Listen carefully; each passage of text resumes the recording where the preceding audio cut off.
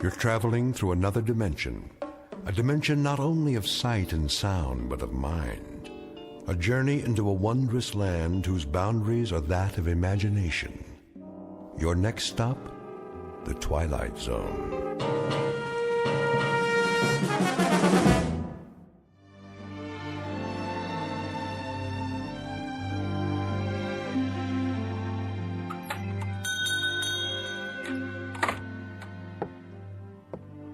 Morning, Mr. Castle. Hello, Ned. Any mail today? Got it right here. Where's my registered letter? Registered?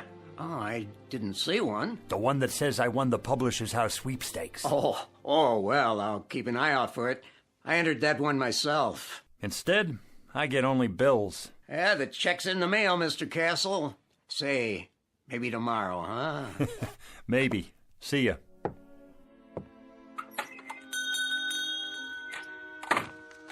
Another bill, and another, and another. Edna, what about the gas and electric? What? The gas and electric bill. How many months is that? 2 months. That's one you'd better pay. That's the one I can't pay. Mr. Castle? How are you, Mrs. Gumley? Just fine, Mr. Castle. Good. Glad to hear it.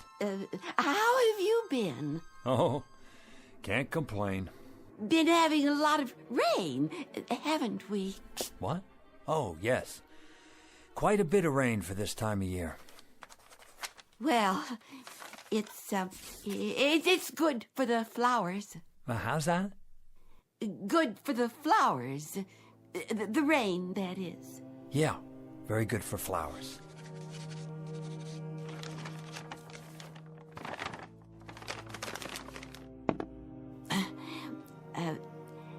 An heirloom today, Mr. Castle. An heirloom, Mrs. Gumley. You don't say. Oh, yes, Mr. Castle.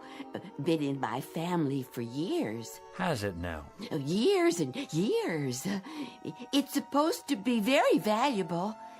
Hand-blown glass is what it is. Mrs. Gumley, it's just a plain old glass wine bottle. Do you know what it's worth, actually? Nothing. Not even a deposit. If you could find the store where it came from, that's what they'd give you. Nothing. I could let it go for $1. Mrs. Gumley, if I could spare $1, I'd give it to you. Believe me, I would. But things have been rough here. The pawn shop business isn't what it used to be. I'm so in debt myself that... I see. Wait a moment. Yes.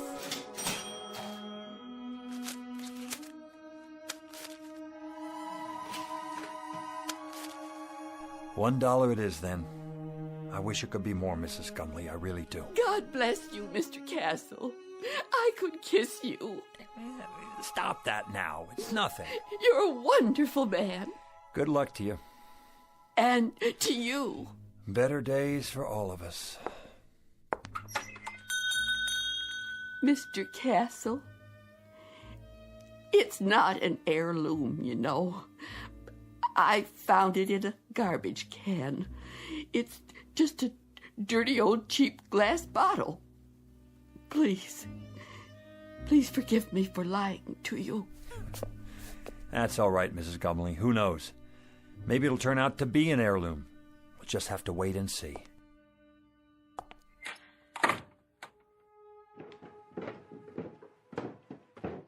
Who was that? No one. It sounded like Mrs. Gumley. Then I heard the cash register. What did you buy this time? Edna. Oh, a bottle. Gorgeous. She said it was an heirloom. Is that right? She has to eat, doesn't she? And you don't? That's not the point. Arthur, we're a couple of weeks away from bankruptcy. Don't you think I know that? Then you'd better start rubbing that bottle and pray, Arthur. Pray that a genie appears, because that's about the only hope we have left. Oh, Edna. Edna, please.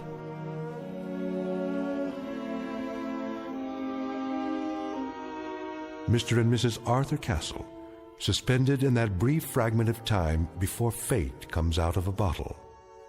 Mr. and Mrs. Arthur Castle, gentle and infinitely patient people whose lives have been a hope chest with a rusty lock and a lost set of keys. But in just a moment, that hope chest will be opened, and an improbable phantom will try to bedeck the drabness of these two people's failure-laden lives with the gold and precious stones of fulfillment. Mr. and Mrs. Arthur Castle, standing on the outskirts and about to enter the Twilight Zone.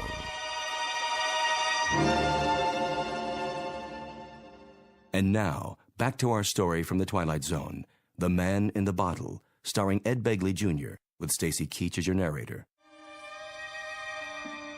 Here, give me the bottle straight into the trash with it.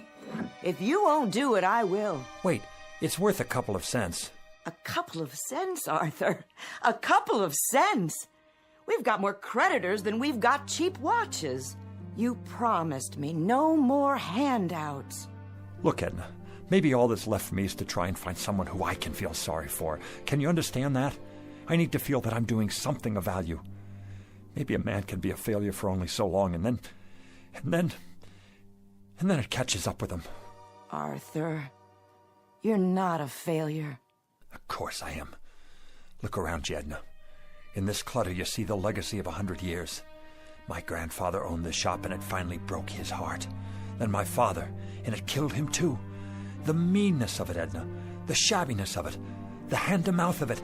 This isn't just a hock shop where you buy the pitiful little residue of other people's failures. It's a shrine to failure. That's what it is. It's a mausoleum, a burial ground for people's hopes. Arthur, please don't talk like that. Edna, what happens to us anyway? What happens to us? Have you ever thought of that? We're not old people, and yet this place is making us old.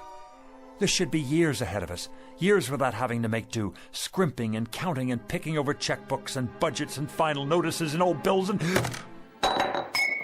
Careful, Arthur, you're knocking things over. I don't care about the bottle. I'm trying to explain... Arthur, what's all that smoke? I don't know, but it seems to be coming from inside Mrs. Gumley's bottle. How do you do? Where did you come from? From the bottle, of course. The bottle? It fell to the floor, the cork popped out, and here I am, at your service.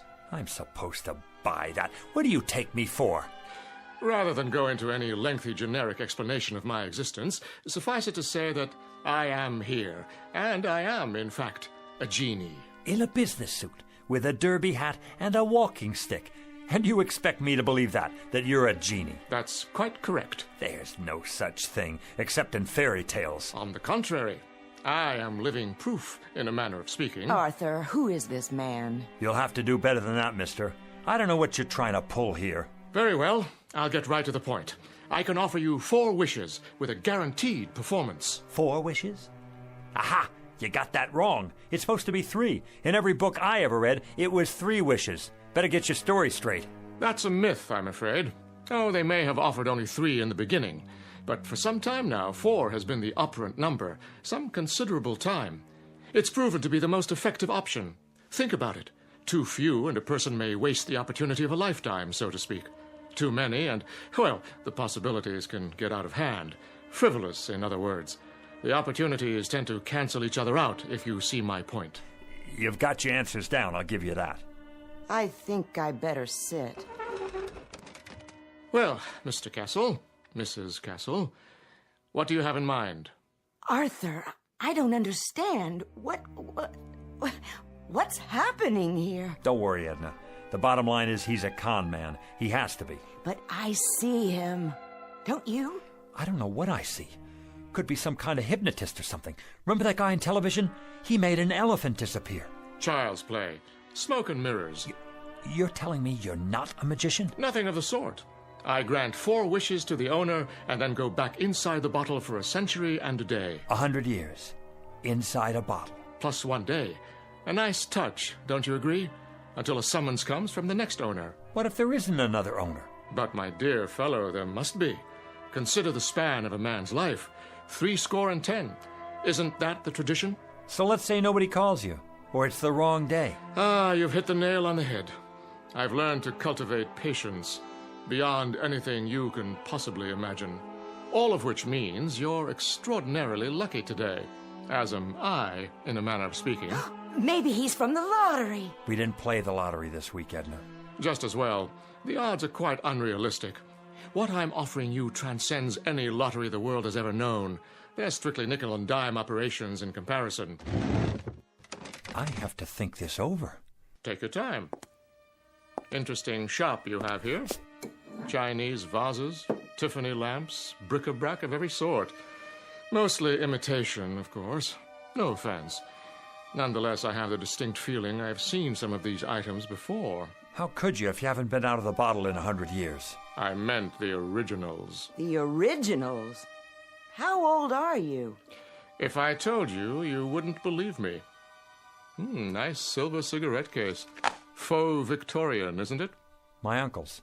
He passed it down from his great-uncle, who bought it in Liverpool in 1914. Is that what he said?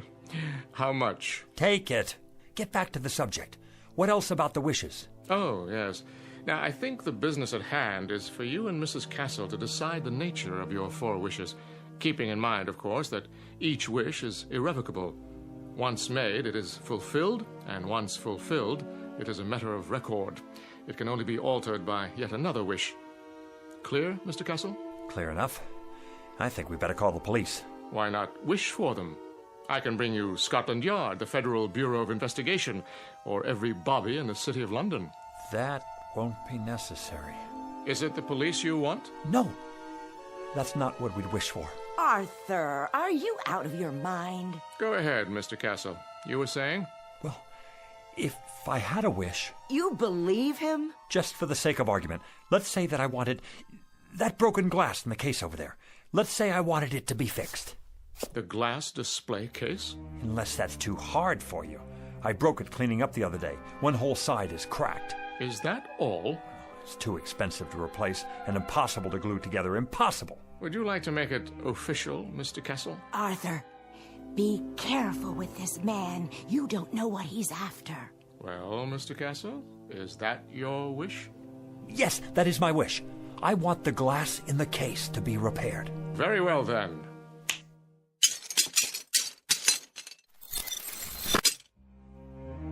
Am I dreaming?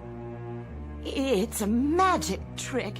It has to be. No, you're not dreaming, Edna. I see it too. It's like new. How did you do that? Next. What? Well, Mr. Castle, you have 3 wishes left. 3 wishes. 3. Edna, 3 wishes. Anything we want. Think, Edna, think. What do we want? Why, I don't know. I asked you to think. I'm frightened. A new shop, Edna. An expensive shop on 5th Avenue. We could have that just for the asking. But Arthur... Or travel. Take trips. We could see the places we could never afford to visit, like Paris or Rome or even the South Seas. We could take a cruise around the world, first class. Surely there's a catch. Or money. $100,000. $200,000. $1 million. We wouldn't have to grub anymore. We wouldn't have to sit here and waste our lives away. Arthur, it isn't right. There's something unholy about it. Clothes, Edna. Expensive clothes, jewels, a beautiful house. No more worries for the rest of our lives. Are you sure? Edna, we don't have to rot away here. We can have anything we want. Anything, Edna. Money. Money? The simplest of all requests, Mr. Castle. Simple. For you, maybe. How much would you like? In what denominations? Edna, how much do we want? I don't know. I just don't know. $1 million.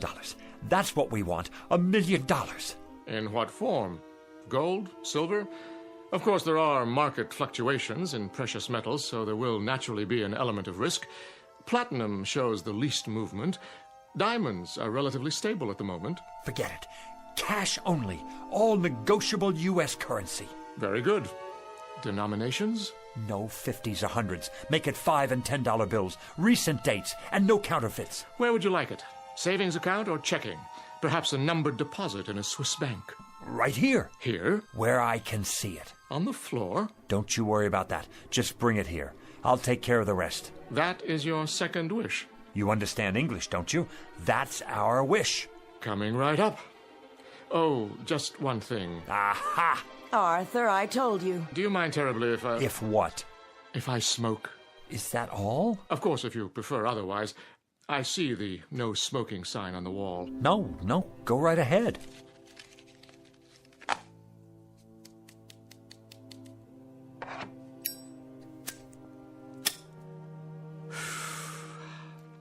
Very well.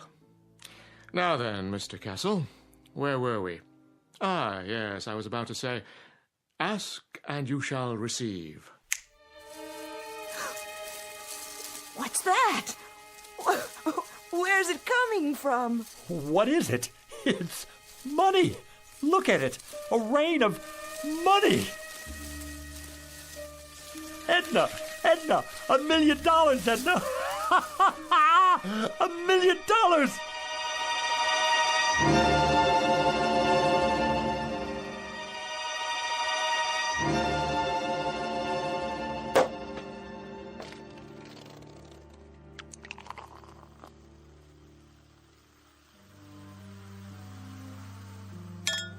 There you are, Edna. Champagne.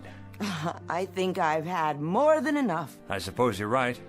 How can I work if I have a hangover? Well, you could take the day off. Edna, you're a genius. Why didn't I think of that? We both could. Close up the store and... And what? I wouldn't know what to do, would you?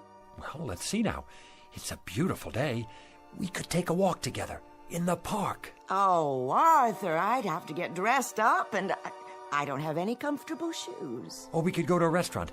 Any restaurant at all. But we've already had lunch. Then we could take in a film downtown, or a play, a musical.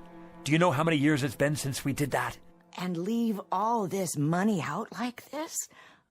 I don't think that would be a good idea. So, we're prisoners here. We can't go anywhere, do anything, for fear that someone might steal it from under our noses. What good is it? Oh, Arthur, we can put it in the bank. That's tomorrow. The bank's closed now. Unless... What are you thinking? Call your brother on the telephone. Tell him to come over here. He needs money for his operation, remember? Oh, I like that idea. And while you're at it, call Avritton, the butcher, and Mrs. Tiola, and the checker at the market. And that nice girl at the bank. And the dry cleaner. And here, look in the book. All our old customers, the ones who can't afford to get their valuables out of hock. Call them all, every one. What will I say? Tell them we need their help.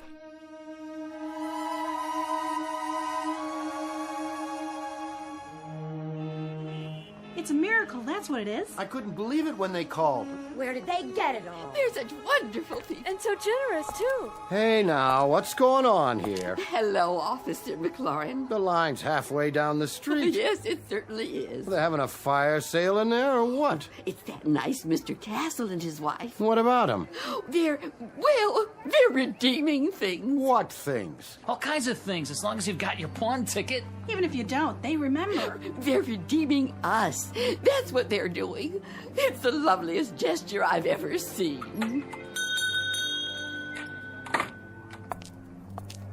Hi there, Mrs. Gumley. Beautiful day. Indeed it is. Your turn, Mrs. Gumley. Go on in. Hold on. Where'd you get that fistful of money? Right inside, officer. From Mr. and Mrs. Castle, bless their souls. What are they doing, running numbers? Nothing like that. Strictly legit. You're telling me they gave it to you? Sure did. Enough to pay off their tab at the butcher shop and then some. Plus the next 10 years in advance. And whereabouts did they get this bankroll? Don't ask me. But their ship sure must have come in big time. The horses, was it? Or the lottery? I heard it was the sweepstakes that came in the mail. No, it was their cousin. He died and left them a fortune. Well, we'll just have to see about that. They're not breaking any laws. I haven't had my turn yet. You're not going to arrest them, are you? Maybe not, but I'll keep a close eye on the situation. In the meantime, I know someone who might be real interested in all this. Don't you people go blocking the sidewalk now.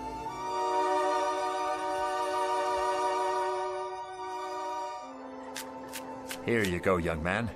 Pay off that mortgage now. I will. And then go have yourself a ball. You and your lovely wife. I don't get it. Why are you doing this? Do I need a reason? Every time I come in your gas station, you look under the hood. Oh, that's nothing. Check the air and the tires, all of it, without my asking. I say that's worth something. It's worth a lot these days. Oh, thanks, Mr. Castle. Bye now. Who's next? Mrs. Gumley, how are you? Very well, thank you. Here, you take this now. I want you to have it. So much. Don't you worry about it, Mrs. Gumley. Anything you need, anything at all, you come to us. There's more where that came from. For you, plenty more. God bless you both. But why are you giving me this money, Mrs. Castle? Why? Because you're so bright and cheery every time I'm in the market. Oh, Mrs. Castle, thank you. You put this in the bank now for when you get married.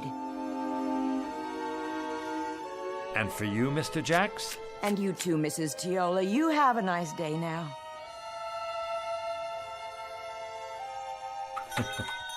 Don't mention it.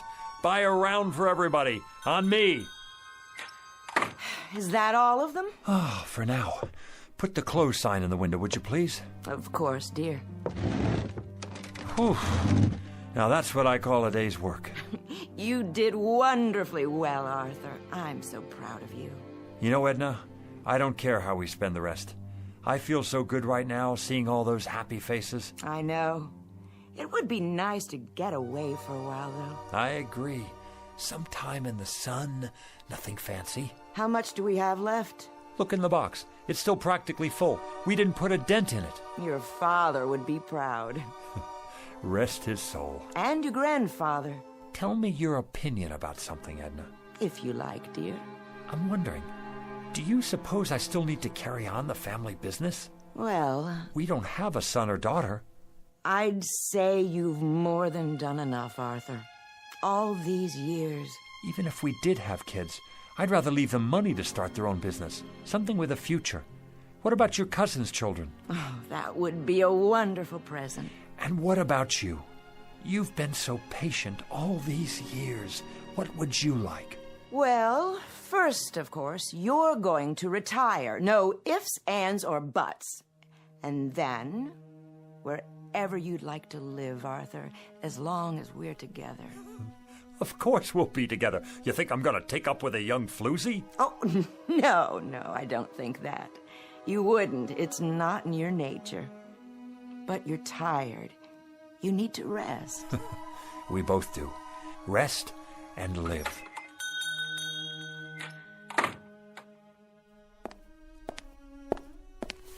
Yes. Good afternoon, Mr. Castle. Do I know you? Let me see. Harry Joy's son. I don't believe we've met before. Wait. Stu Wintner's nephew. That's it. Not quite. Are you from the life insurance company? Because if you are, we've got your payment right here. Just let me count it out for you. In cash. Is that all right? That's not necessary. Or we could write you a check just as soon as we make a deposit. And quite a deposit it will be by the looks of all this. I told you, Arthur, we should have put it away. Let me give you my card. Internal Revenue Service. That's correct. There's a matter of an income tax, Mr. Castle. You just send us the bill and we'll pay it. But send the bill in a hurry, would you please? My wife and I will be taking off for Europe very shortly.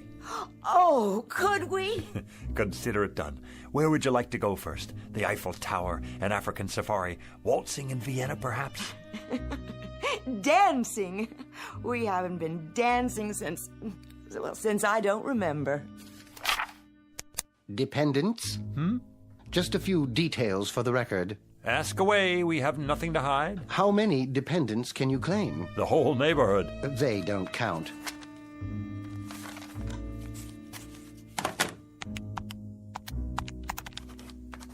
Wait. What's that figure? The one you just wrote down? Beginning with a sum of $1 million taxed on the basis of a husband and wife, using the standard deductions and taking into account unpaid back taxes, approximately $907,000. That's how much I have left? Good. Fabulous. That's how much you owe the government. I beg your pardon? In addition, there's a state income tax involved, which, using thumb rule, would come to a rough figure of $35,000. You mean hundreds, don't you? Then there will be a matter of a 5% penalty. For what? If you fail to file a declaration within 30 days of today's date, but I'm sure you won't let that happen. The whole thing will amount to about, roughly, mind you, let's see here, $942,640. Arthur, we've given away a lot of money already. I'll figure out how much.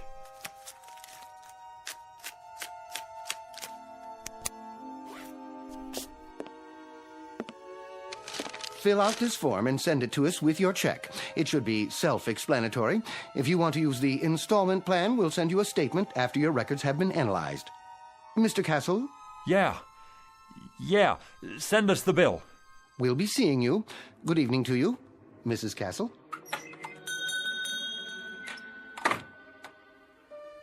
I wonder if we can appeal it. Help me, Edna. You take this pile. 76, 77, 78... Oh, Arthur, where's the genie when we need him? Well, how much is there? $910,535, $910,540. We gave away almost $60,000, and this goes to taxes, leaving us with this. One $5 bill. That's our entire profit, Edna. $5 whole. That was quite a wish, Arthur. Quite a wish. And we haven't even paid the bills yet. If you'll recall, it was my suggestion that you reflect very carefully, Mr. Castle. Very, very carefully. Now he shows up. Had you made a wish that took into account the taxes involved... Look, you. Plenty of sweet talk and promises and the whole thing. And all the time, you're nothing but a con artist, after all. This time, I want the $1 million, but I want it after... Arthur, no more money. You've got to wish for something else. Oh, something else, then. A new store. A chain of stores. They could burn down 1 hour after we get them.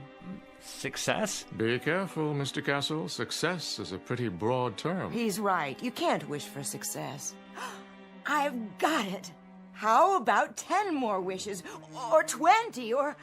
Very clever, Mrs. Castle, wishing for more wishes. But I'm afraid that isn't permitted. Frankly, I'd be afraid to have you try it for fear of the consequences. What consequences? Why do you have to keep losing your temper?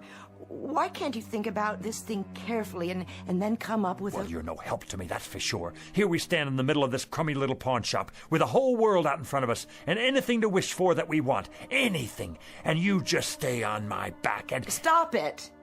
This doesn't sound like you. Not like the man I married. Not at all. Edna, what's happening to us? What's really going on here? Oddly enough, this is the normal pattern that seems to be generally followed.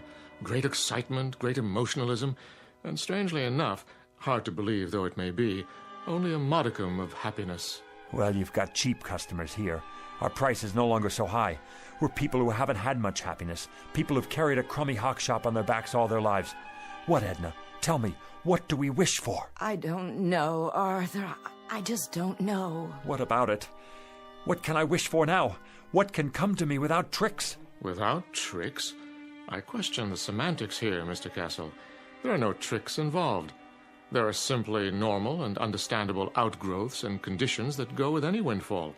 No matter what you wish for, you must be prepared for the consequences. What sort of consequences? Nothing more than cause and effect. Consider, for example, what happens when you throw a stone into a lake. The stone sends out ripples in the water. After a while, these ripples reach the shore. The bigger the stone, the bigger the ripples. And if the stone is large enough, you'll get a wave of water, even a tidal wave that could sweep you off your feet. It all depends on how much you disturb the way things were to begin with. Now do you see what I mean about consequences? That I need something without consequences.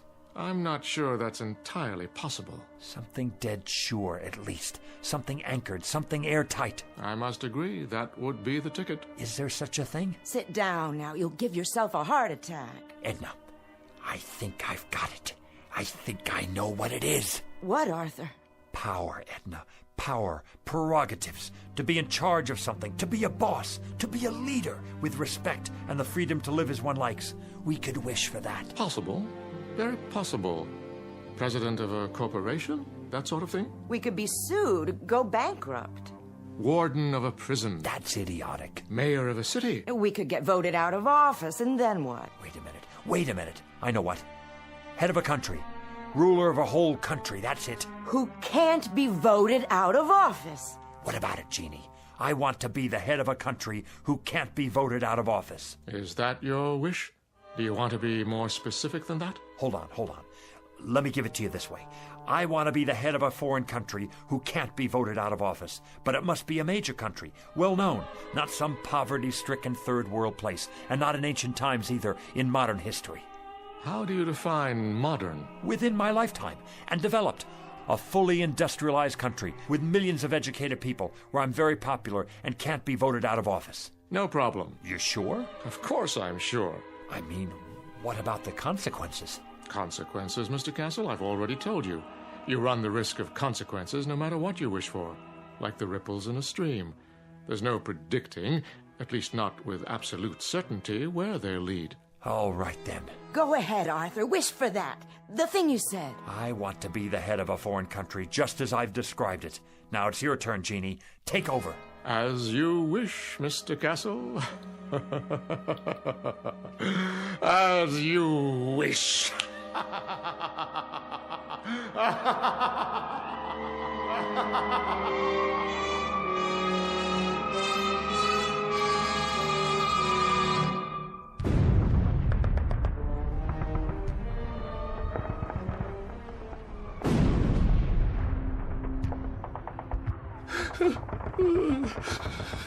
You'll forgive me, sir. Yes? I have not slept in 3 nights now, but the situation is as I described.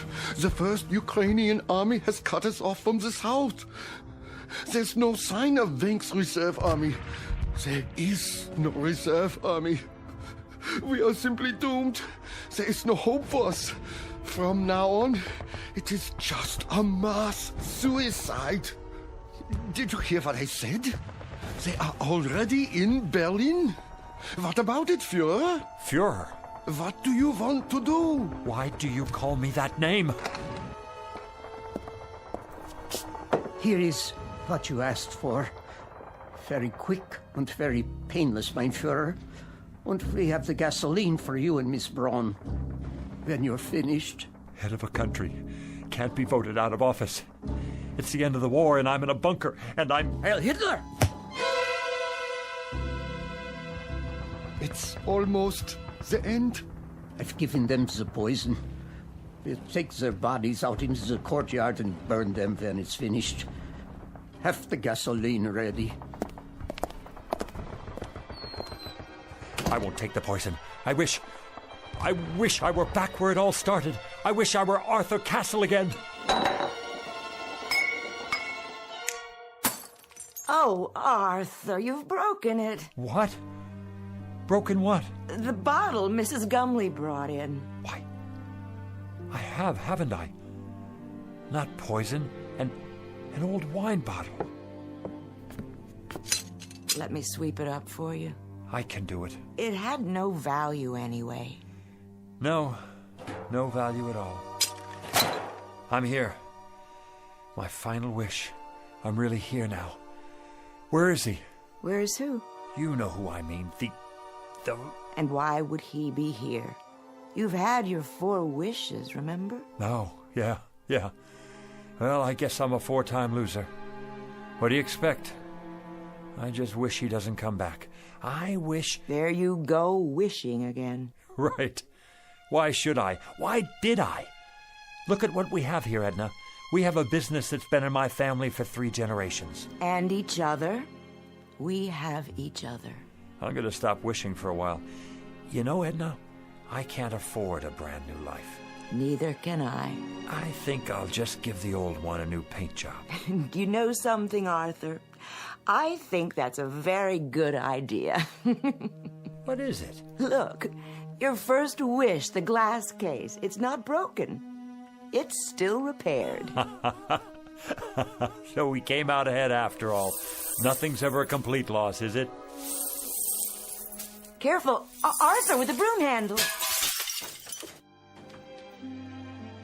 Well, we were ahead. Now you have more glass to clean up. You know something? I don't mind cleaning up any of it. Not at all. In fact, not at all.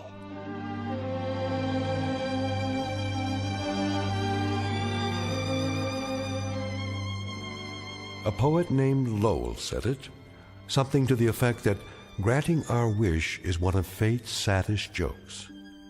Lesson to be learned out of a few fragments of broken glass in a trash can. And a word to the wise, to the garbage collectors of the world, to the curio seekers, to the antique buffs, to everyone who would try to coax a miracle from unlikely places. Check the bottle you're taking back for that deposit, because the genie you save might be your own. Case in point, Mr. and Mrs. Arthur Castle, fresh from the briefest of trips into the Twilight Zone.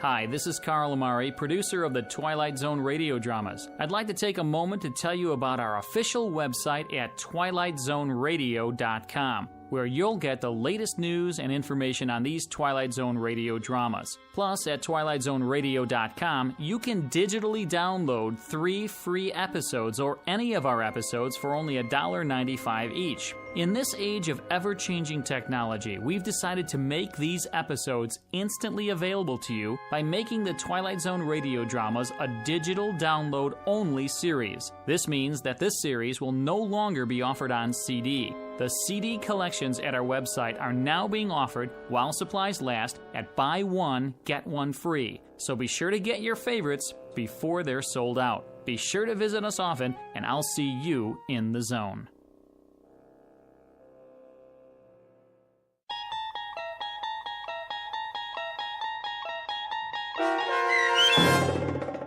The Man in the Bottle, starring Ed Begley Jr., with Stacy Keach as your narrator, was adapted for radio by Dennis Etchison and based on a script by Rod Serling. Heard in the cast were Linda Ryder, David Darlow, Guy Burrill, Rosalind Alexander, Richard Hensel, Rich Komanek, Carl Amari, Diane Trice, Irene Olson, and Richard Shavson. To learn more about the Twilight Zone radio dramas and to obtain audio cassettes and CDs of these programs, visit our website at twilightzoneradio.com. This copyrighted radio series is produced and directed by Carl Amari and Roger Wolski for Falcon Picture Group. Doug James speaking.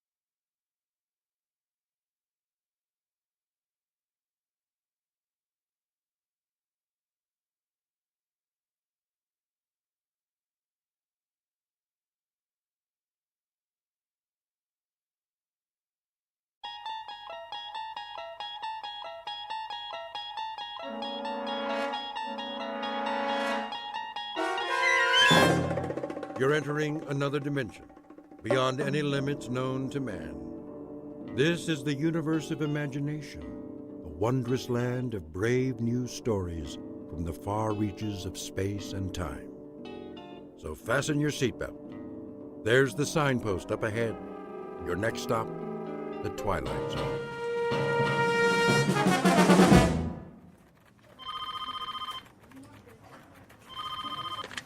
Starlight Magazine. I'm sorry, Mr. Harris hasn't come in yet. Would you care to leave a message? Oh, hi, Christine. Lunch at the Cock and Bull? 12 o'clock. I'll remind him. Paula? Yes? Did you proof the feature story yet? Give me 20 minutes. Make it 10. I need to double-check the whole issue before pickup. Where's the center spread art? Nate's got it. Why isn't he here? He called a little while ago. He's stuck in traffic or something. Well, he can just get himself unstuck. If we miss deadline again... Rennie! Yo! How's the cover coming? Printing it out right now. Good. Don, did you finish the insert? What insert? The new line from Lady Lynbrook? I never saw it. They sent camera-ready copy yesterday. I'll have to repaginate everything. Then do it. They're a huge account. Okay, boss. And Rennie, add a teaser on the cover. Free inside a sample of Tempest Fugit. That's the name of the perfume. Will it fit? I guess it'll have to. That should be everything, except for the color separations. I'm sure Nate's on his way. I'm sure he better find another job. We need him, Cheryl. He's our graphics coordinator. Oh, I can hire interns who will do it for nothing. Well, how well would they do it? You have to admit his work is good, and it makes us money. It's the camera-ready ads that make us money. All the rest is filler. Call the messenger service and reschedule. When's the last pickup? 1 o'clock. Tell them we're running late. Maybe they can stretch it. I'll try. Sorry. I got hung up. Hi, Nate. Do you realize how long you've kept this staff waiting? What time is it? My watch isn't working. Your watch is not alone. You won't believe what happened. I stayed up all night to redo the art. Then the car wouldn't start, so I called the repair shop. You could have called a cab. It took 45 minutes for a jump start. Then, when I finally got here, the elevator quit and I was stuck between floors. I know I said I'd be here an hour ago. Make that 2. But it's not my fault, I swear. You can't beat the clock. The harder you try... Did you bring the disc? It's right here. Load it and print it. You can have your nervous breakdown after we go to press. Here, use my computer. What's the matter with her this morning? Another day in the cackle factory. Look at this first so I can sign off on it. What page? Center spread, the feature story. At night, our fair city glitters like the proverbial Christmas tree. Who wrote this track? Our beloved managing editor. Shirley thinks she's a writer now. That's because she won't pay real writers. Whose phone is that? At least put it on vibrate. Hello? Oh, hi, Chris. Oh, she called before about lunch. Yeah, we're still on... I'll be there, I promise.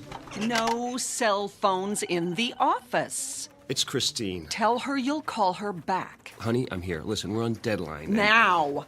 This is a bad time. Can we talk about it later? Give it to me. What did you do that for? So you won't have any distractions. Get back to work. You know what, Shirley? I don't need this. That makes 2 of us. I'm out of here. You can mail my last check. Don't let the door hit you on the way out. Yeah, box up all my stuff and leave it with Paul. If I have the time. Right now, some of us have a magazine to put out.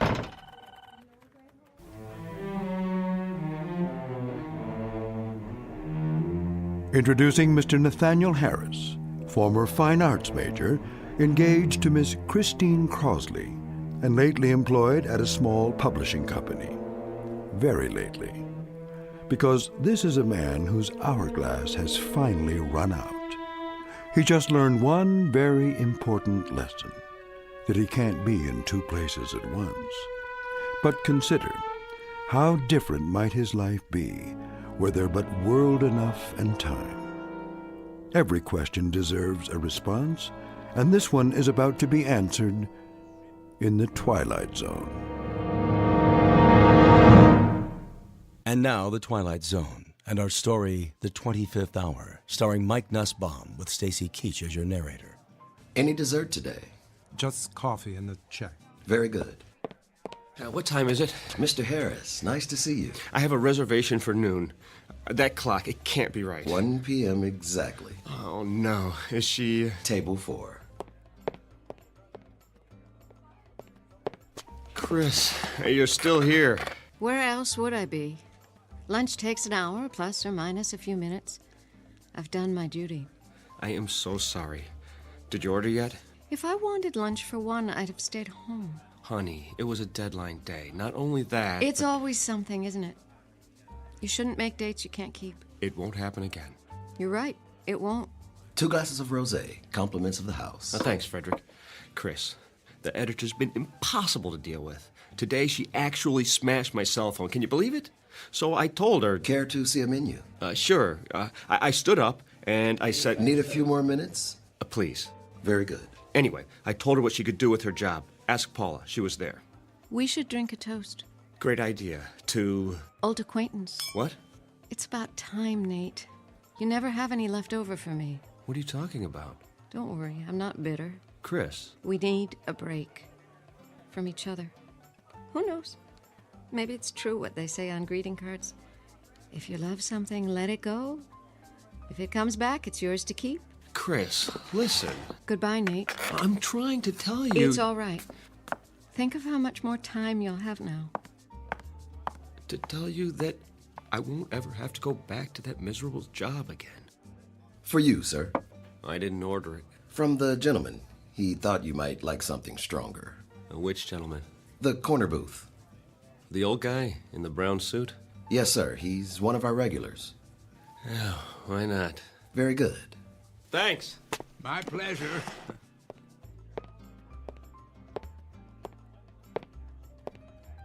Can I buy you one? Oh, dear me, no. Not necessary in the slightest. Have we met? Not that I recall. Then why the drink? I thought you looked a bit under the weather.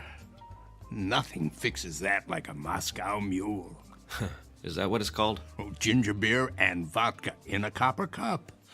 Their signature drink when I first came here. Of course, that was years ago. And Nate Harris, and you are... Blevins is the name. But you can call me whatever you like, so long as you don't call me late for dinner. Please, sit down. I think I've seen you here before. Oh, most unlikely. I'm the type who blends in with the woodwork. Oh, I wouldn't say that. When a man is my age, he becomes invisible, practically speaking. Perhaps because he's no longer in such a hurry. Then I envy you. Oh, you mustn't. I have nowhere to go and nothing to do, unlike yourself. Actually, I don't know what I'm supposed to do now. Something will present itself. It always does. I saw the way you came in. Your features a blur of energy like hummingbird wings. It's nerves. I haven't had a free minute all day. I was like that once. But now I have so much time. Well, I don't know what to do with it. You're lucky. Don't be so sure. You have a schedule to keep, a job. Not anymore.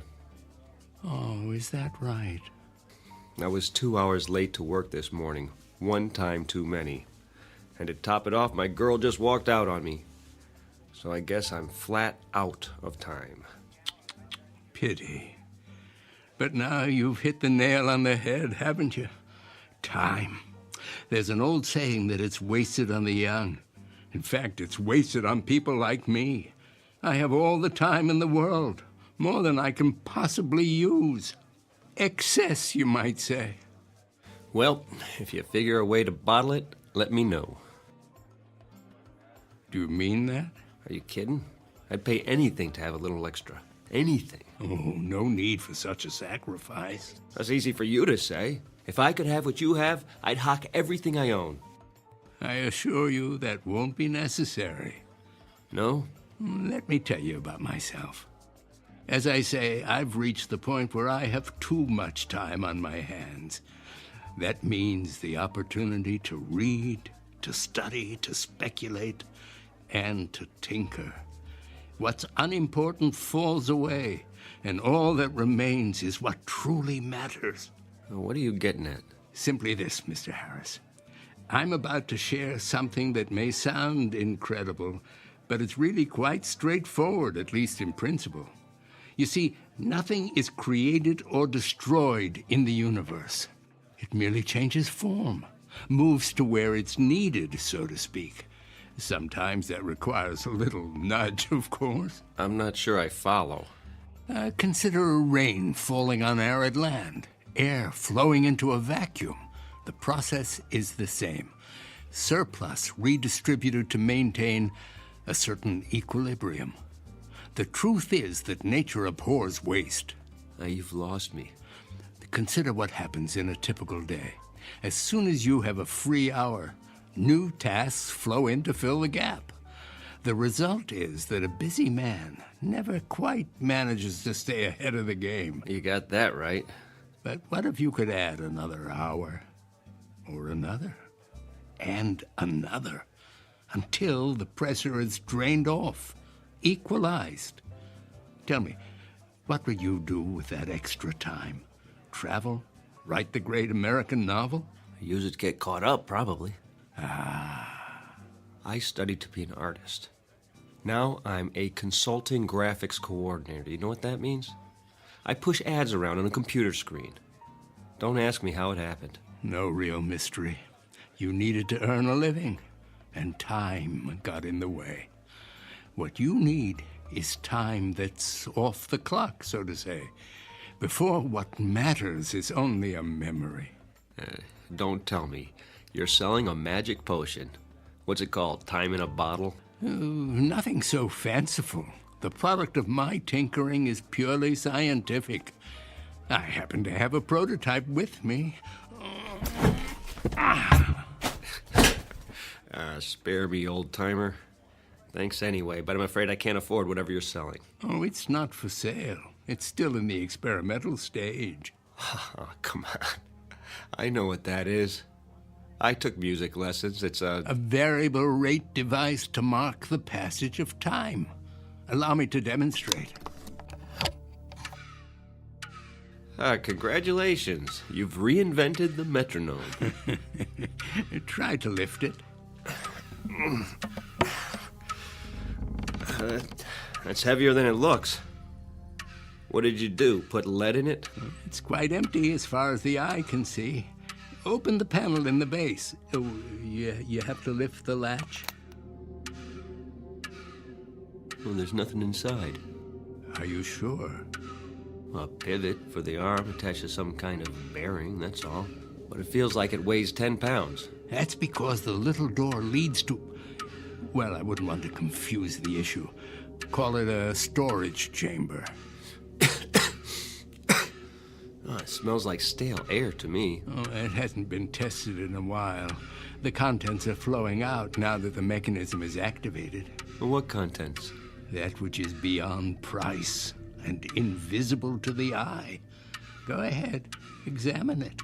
There must be a layer of iron under that veneer. Only the thinnest of plywood. Oh, where'd you get it? From a magic supply company? It took me years of trial and error. This is the 81st and final model. Or is it the 82nd? If my calculations are correct, it possesses certain unique properties. Listed on eBay. You'll find a buyer. As I said, it's not for sale. But it is available on loan. What would I do with a thing like that? Put it on my coffee table? Well, I need someone to field test it. Test it? How? To be sure that it's ready. Think of it as a kind of temporal storage battery, operating on the principle of equalization. I've infused it with some of my time, the excess I told you about. Say you're running late and you need a few extra minutes. Take it out and start it ticking. When you've had enough, one touch stops the arm. Wouldn't that be something? You almost had me going there for a minute. If it were real, you could name your terms. Oh, it's quite real. I suppose you can prove that? If I do, will you agree to a test? Here comes the con. Put it back in the case and take it home. Use it at your discretion. All I ask is that you return 1 week from today and report your experience in detail. And what sort of experience might that be?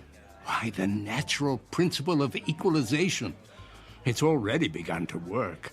You asked for proof, What does the clock on the wall say? Oh, I can't see from here. Then feel free to stand up. Check it carefully. I don't have to. It was 1 on the dot when I got here, so it'll be around a quarter past now, maybe 1:20. My, how time flies. What's the matter? Don't you have a watch? Oh, that might be part of the trick. Go on, walk over to the clock. Take a good look. Now, what will I see? The principle of equalization at work. Temporal redistribution on demand. Proof positive that my time is now your time. You're on.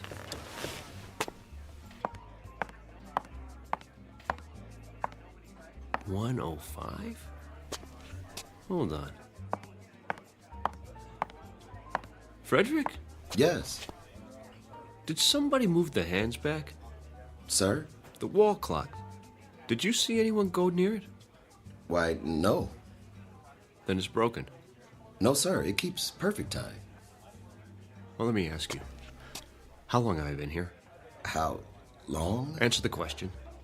You met Miss Crosley very briefly, then the gentleman sent you a drink. And how long ago was that? A minute or two?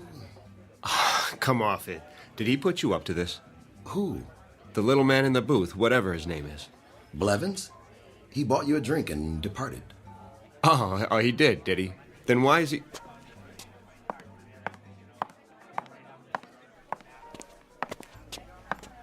Why is he what, sir? Where'd he go? He was here. We had a conversation about time and his theories of... Did he leave that for you, Mr. Harris? Leave what? The leather case. Perhaps he intended you to have it. What in the...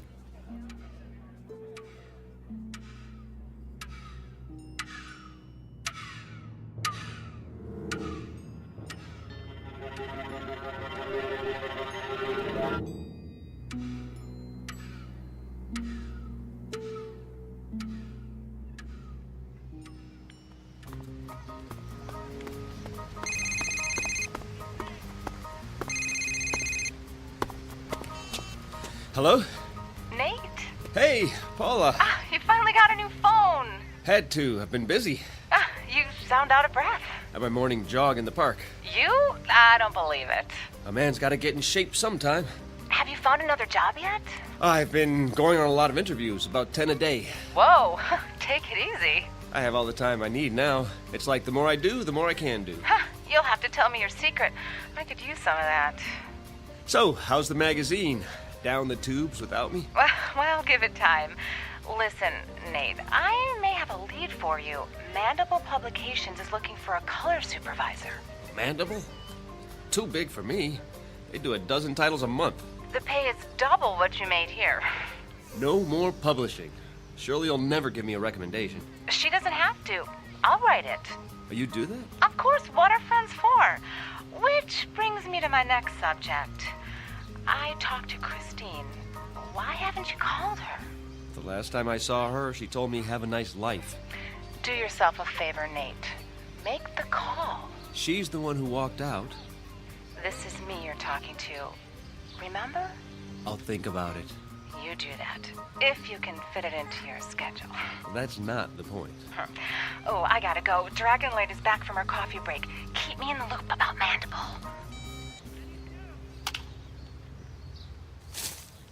Hey! Hey, mister! Can we have our ball back? Oh, where is it? It's over there in the dirt. Sure. Here you go. Thanks. Oh, wait. Yeah? Can I see that bat for a minute? Okay. A nice one. A Louisville Slugger. My dad got it for me. Did he show you how to use it? Nah, he's too busy. Now look, when you hold it, be sure the trademark is pointing up. See the circle where it says Louisville? Otherwise, when you hit the ball, the wood might break. Gee, mister, you know a lot of stuff. And my dad taught me when I was your age. I wish you could show us. You kids play here every day? You don't have time. You're always running. Well, let me tell you something. Time is, well, it's, Yeah? I don't know what time is exactly, but I've learned one thing. We can all do a lot more with it than we do. It's a question of priorities. Okay, I guess, only... Yes? What are priorities?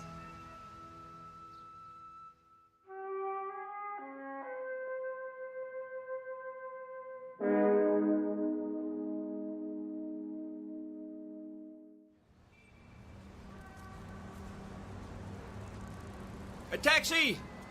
Over here! Where you headed? Uptown, the Mandible Building, and step on it. Sure thing.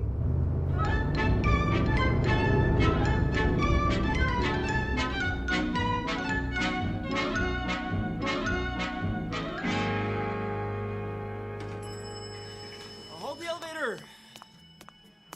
What floor? The editorial offices. Lucky 7 coming up.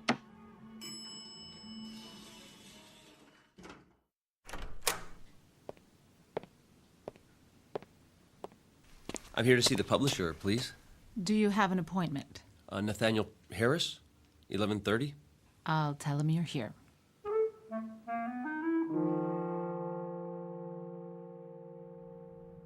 Have a seat. Mr. Harris, is it? Thank you. I appreciate your seeing me. I'm on a tight schedule, so let's cut through the fat. You'll have experience with prepress. 3 years with Starlight over at Maxilla. Before that, I was production coordinator for Carcosa Press. Impressive. Paula told you about the position? Color supervisor. What exactly would that entail? Crunch. Pardon? That's what it's all about. I want our colors to pop off the page. Good enough to eat. The question is, how hungry are you, boy?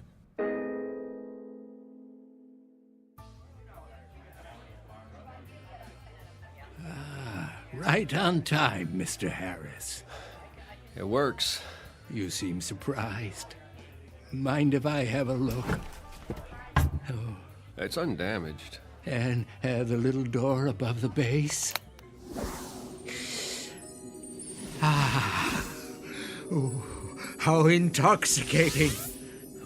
What is?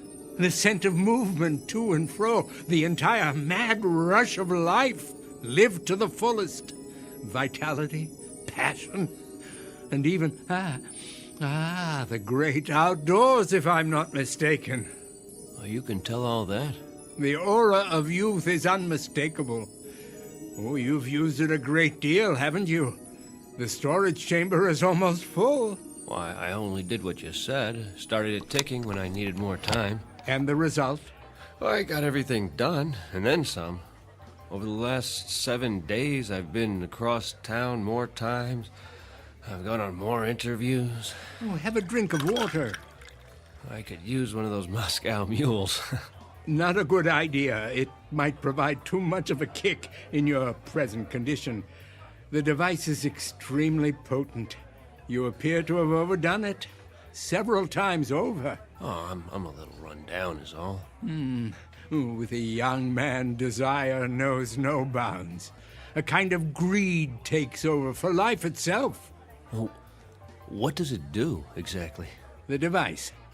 Call it a doorway into the fourth dimension. Within it is stored unused time, which you have been permitted to tap. You're satisfied, I take it? Yes. Excellent. But there's something you haven't told me. What do you get out of it? Oh, I suppose a certain poetic justice, quid pro quo and all that. From each according to his ability, to each according to his needs. Nature's method of redistribution in its purest form, with a little help from the equalizer. Glad to have been of service. Oh, wait. Don't take it yet. You didn't find a job? I start the end of the week. I might need this for backup. Just in case. You're sure? Yeah, only in case of an emergency. I promise. Very well, 1 more week. But heed my warning. Be certain not to overdo it. I'm not responsible for the consequences.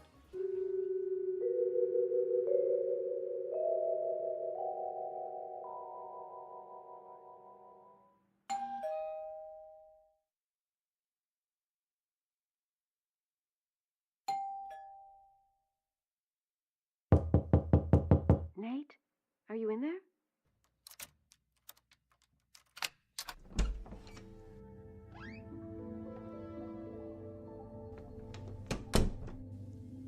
Nate, is that you? Oh.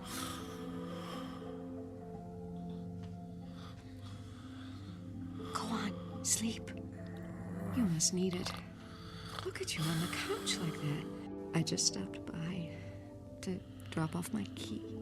Your key. I didn't think you'd be home tonight. Oh, Nate. What happened to us? I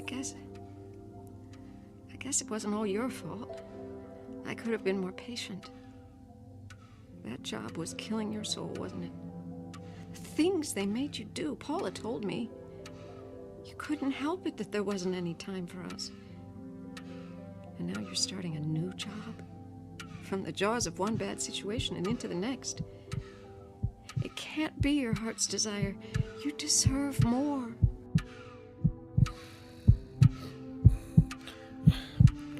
Shh, no.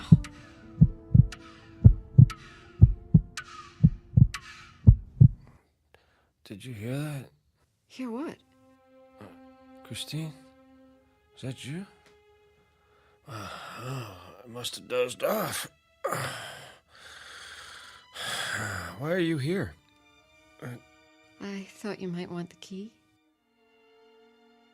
You don't have to do that. I'll leave it on the table. Go back to sleep. Oh, please stay. I can't. Don't. I'll be back. Now sleep. You need your rest. Maybe I'll see you at lunch tomorrow. Our old place. Do you still go there? I'll keep up with you somehow.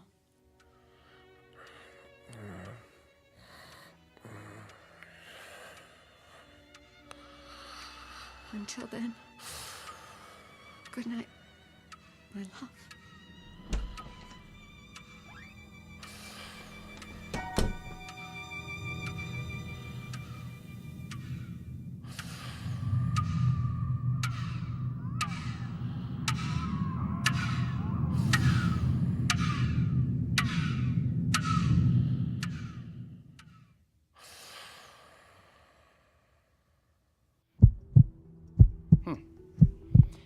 Any chest pains? No. Your pulse is a little fast. How about headaches? I wouldn't call it that. What would you call it? I just ache all over. I've never been so tired in my life. Look straight ahead. Try not to move your head.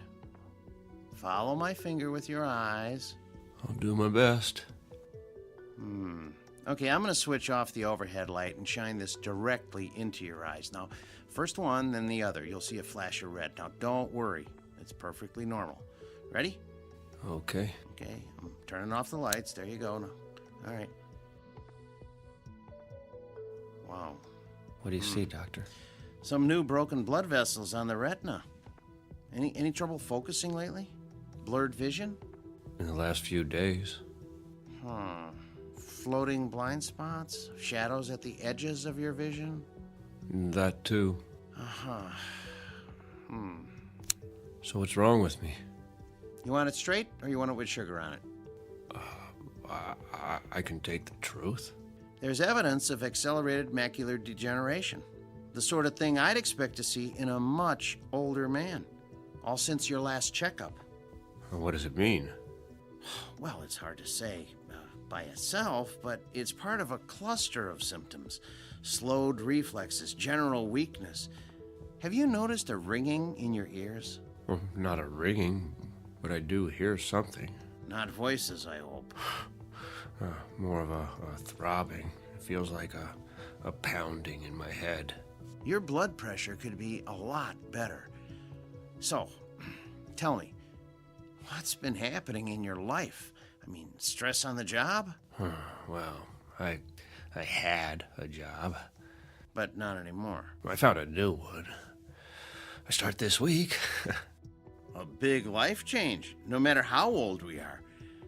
Getting enough sleep? As much as I can. That's a no. You don't leave the window open at night, do you? What?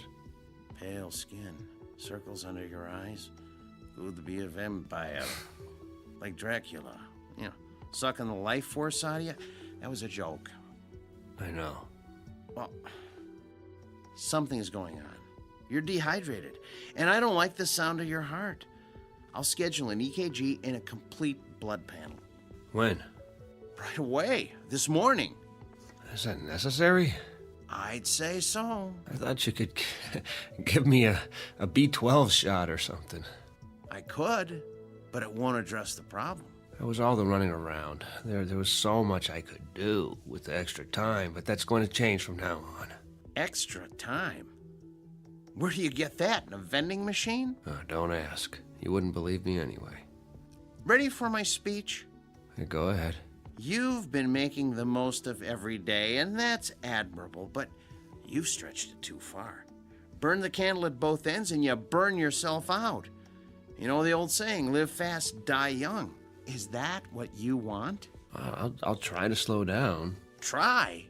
Not good enough. You're exhausted, Nathaniel. After the tests, I want you to go home, take your vitamins, and pull the covers over your head. 8 glasses of water minimum in the next few hours. Now, I'm going to call you when I get the results. Is there someone who can come by and cook you a healthy meal? I'm not sure. Well, let me know if you feel any worse. And cancel your appointments. Don't even think of going anywhere for the rest of the week. Well, that's not possible. You don't have a choice. The new job. You'll end up in the emergency ward. I told you. I'll take it slow. Famous last words. That'll have to do. Then I'm going to check you into a hospital room right now. No. I have something to do first. You're not listening. Do you want a myocardial infarction? How about a stroke? Not common at your age, but it can happen. Life or death, Nathaniel. It's up to you.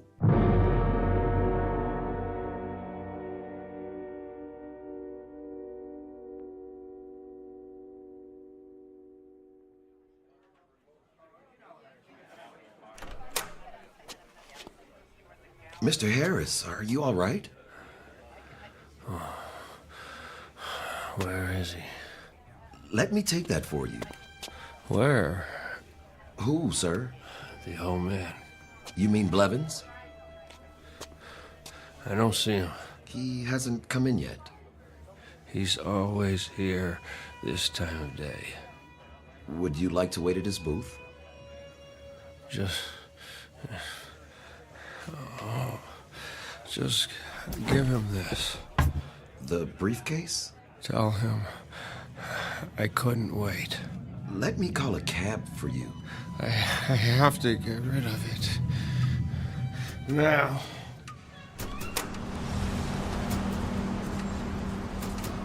Hey, buddy, watch where you're going. I think there's something wrong with him. Sorry. Look, Mommy, that man. I have to get away. Shh, looks like he's crazy. Far away.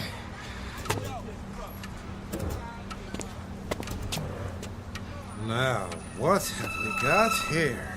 Been drinking, have you? Can you hear it? Move along. You do hear it, don't you, officer? Or I'll be running you in for drunk and disorderly. Where's the case? You'll have a case, all right, in front of the judge. I left it, but it won't let me go.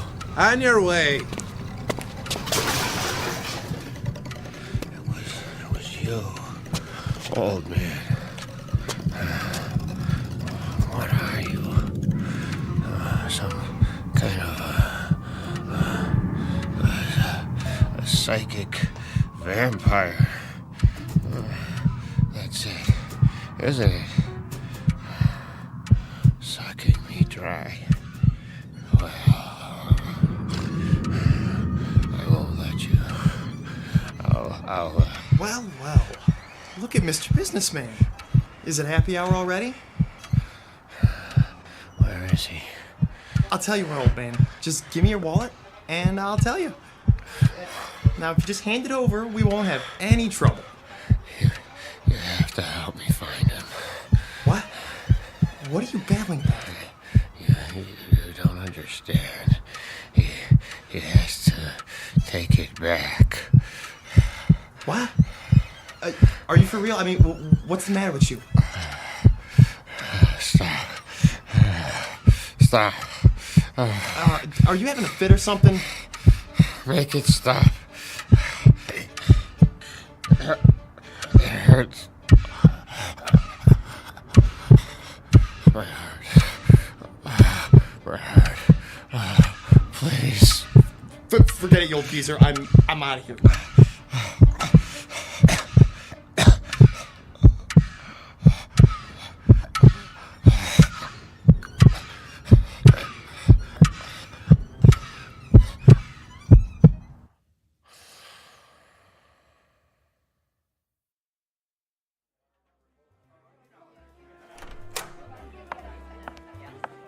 Why, hello, Miss Crossley. Hi, Frederick. Is Nate here? Mr. Harris? He was, but then Where did he go? I didn't see, miss. I offered to call a cab. Why? Did he have lunch already? No, miss, he seemed, Seemed what? Is he coming back? I really can't say. Then I'll wait for him at the table. It needs to be cleared. Oh, take your time. I'm in no hurry.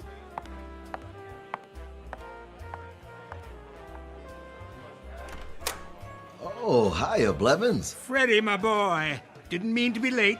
So much to do. Oh, do you like my new sport coat? It's the latest style. They call it hot plaid. I held your booth. Oh, and this is for you. He didn't wait. No, sir.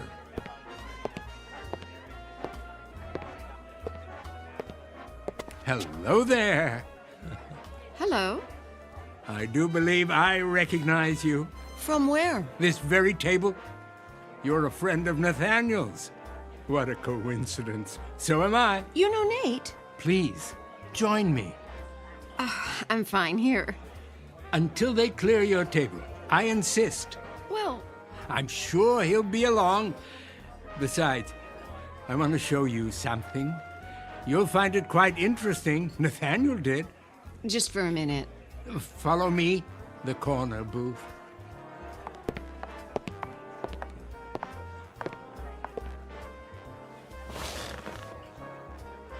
What's in the case? Something very special. I know what that is. It's a metronome. Are you a musician? Looks can be deceiving. This one has a most unusual construction, but I wouldn't want to confuse the issue. What was that? For now, call it a collection chamber. It smells of youth, strength, vitality, the most precious commodities in the world.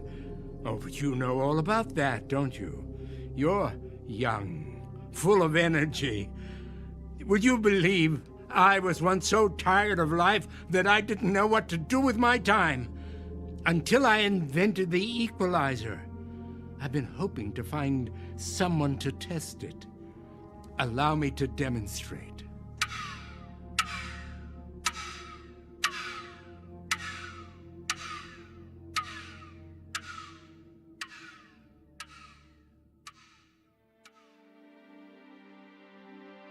A story about a man named Nathaniel, a victim of the adage that it's better to burn out than to rust. Unfortunately, everything has a price, and Mr. Harris learned too late just how steep that price may be. A man whose hourglass ran out to the last grain of sand. But consider, how different might his life have been had he lived it somewhere other than the Twilight Zone.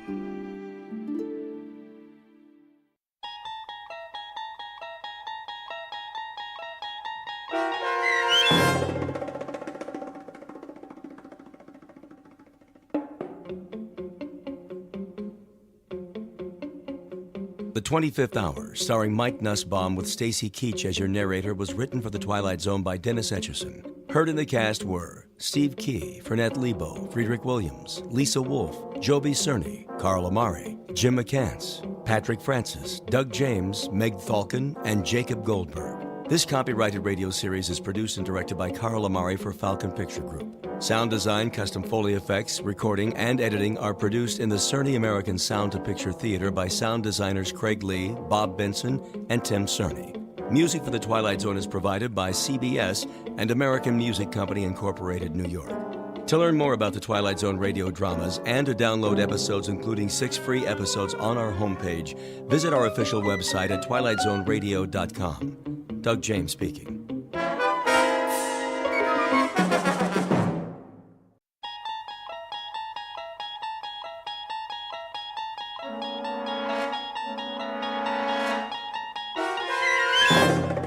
You unlock this door with the key of imagination.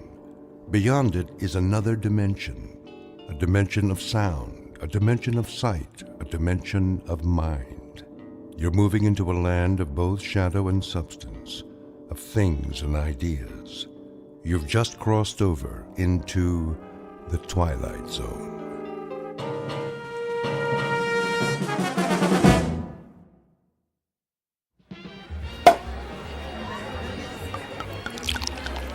Here's to Michael Franklin, in honor of the most stunning, ruthless stewardship of a corporate takeover I've ever seen. Thank you. Thank you, Alan. Thank you, everyone. And may I just say, I absolutely deserve it. I know you've had your eye on that corner office for some time. Well, it's yours. Actually, Alan, I have my eye on the corporate suite. What? That's my office. Exactly. Careful, Michael. Your ambition is showing. Well, my ambition is what made this deal happen. My ambition is what allows our billable hours to skyrocket every quarter. And my ambition is what will eventually lead me to not only your office, Alan, but to your company-paid condo, your company-paid Mercedes, and your company-paid weekly $200 haircuts and manicures. Just kidding. I have to admit you had me going there, Michael. I have no doubt that someday you will occupy my seat in the company. We'll have to wait and see what the future holds. Tut-tut, no harm in celebrating. Speaking of the future, check out that wild-looking old woman sitting behind the table. Wearing that colorful headscarf with all the jewelry? She looks like a contestant for Best Halloween Costume. No, I think she's telling fortunes. See how she's looking at that guy's hand? Let's go see what she has to say. Alan, you don't believe in this stuff, do you? Of course not. It's just for fun. On the other hand, maybe she can give us a hot tip for our next takeover target.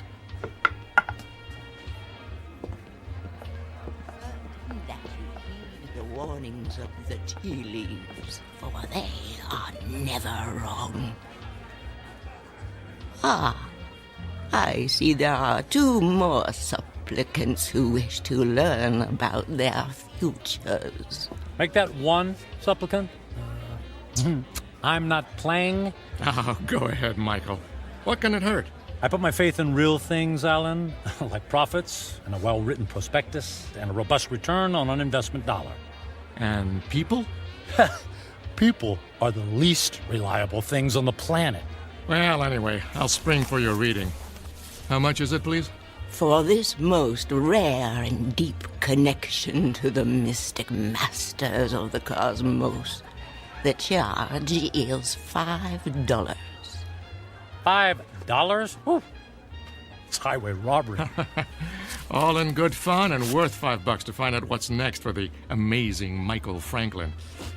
There you are, my good woman. The mystic masters thank you. Yeah, I bet they do. Please be seated and give me your right hand. What's wrong with my left hand?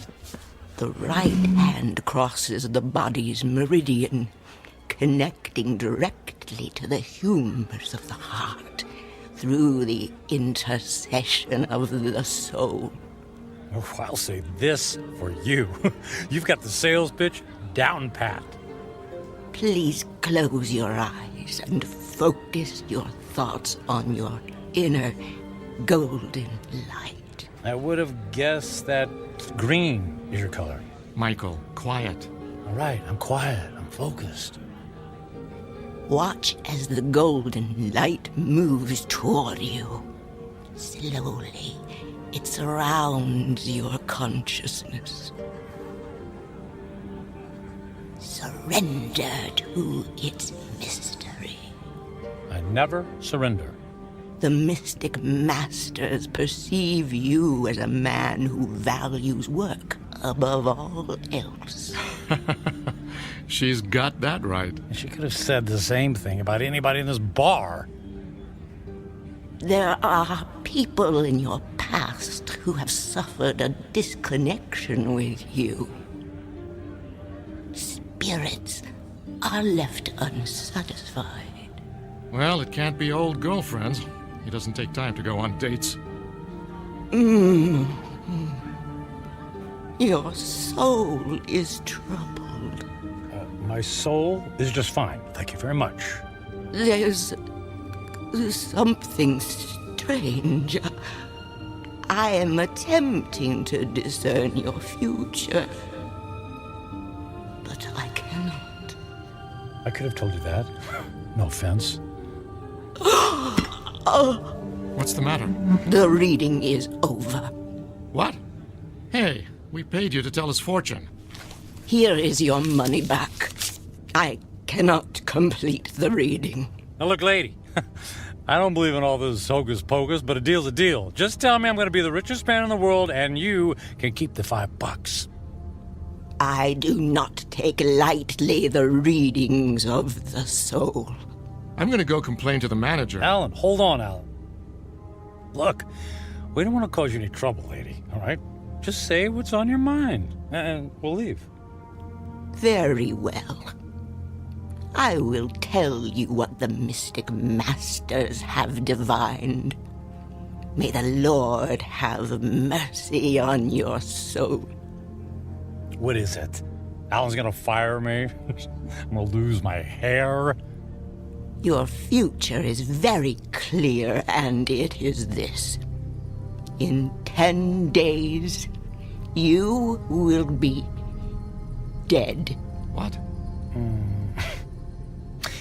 I don't think that's very funny.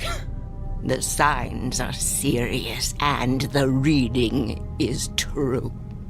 What kind of scam is this? Come on, Michael. Don't let her ruin your night. You know, lady, we were humoring you by coming over here. The least you could do is play along and not be such a downer. I did not wish to reveal your fate. You insisted that I do. When the clock strikes midnight on the 10th day to come, you will be dead. And now what? And no. Don't tell me. Let me guess. I pay you another $5, and you tell me how I can avoid this terrible fate. That is impossible. Your fate is sealed. Let's go get a beer. Come on, Michael. Fine. See, it's been a real pleasure spending time with you, ma'am. Alan, I'm heading home. I got some paperwork to finish anyway. Are you sure? Oh, yeah. Yeah. Suddenly, I don't know, I just lost my desire for celebration. Okay, buddy. See you tomorrow. Yeah, see you tomorrow.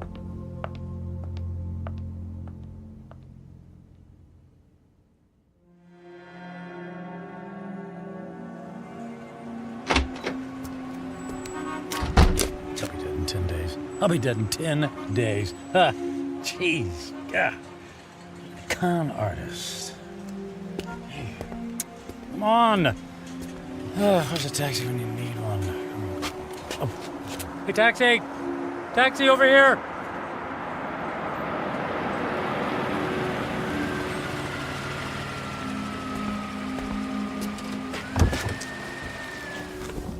Hey, where to, buddy?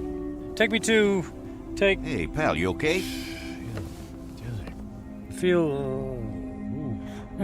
dizzy. You don't look so good. I need... Hey, buddy. Oh my gosh, he passed out. Gotta get him to the hospital.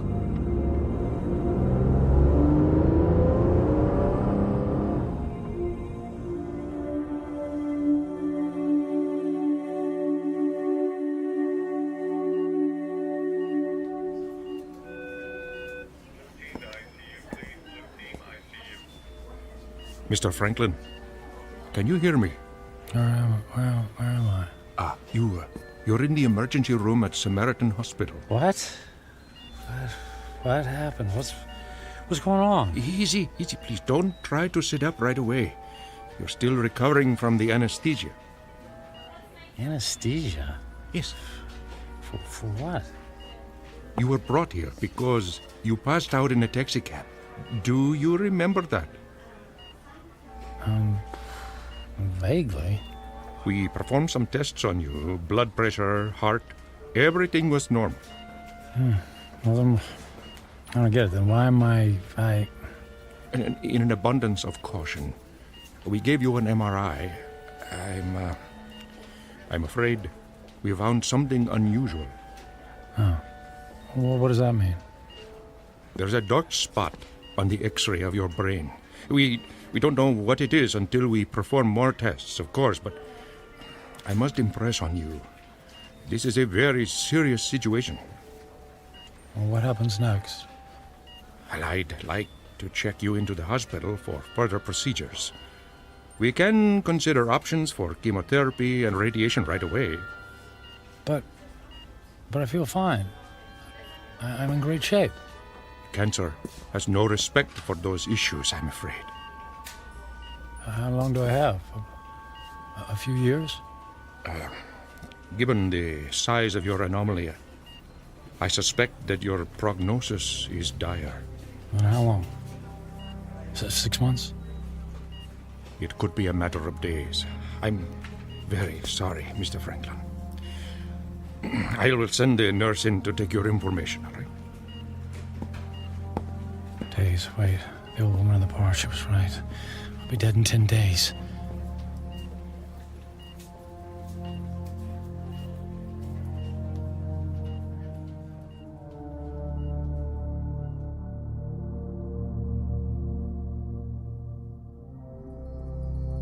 Portrait of a man frozen in the amber of fear. Michael Franklin, workaholic captain of industry, ruthless to his enemies and dismissive of routine human interaction. Given a prognosis that would send a chill of terror down the spine of the most stalwart of men, he is faced with the rising specter of his own mortality. But even worse, he stares into the rear-view mirror of a life only half-lived. Devoid of true friendship, with only a string of consummated business deals to mark his measure, Michael Franklin is about to embark on a frightful journey of self-examination that can only be experienced in the land between regret and insistent memory, a land we like to call the Twilight Zone.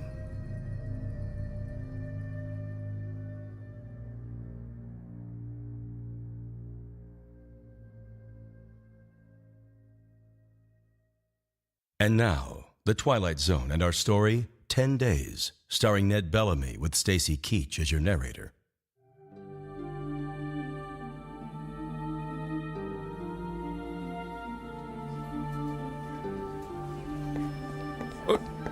Nurse! What happened to the patient who is in this bed, Mr. Franklin?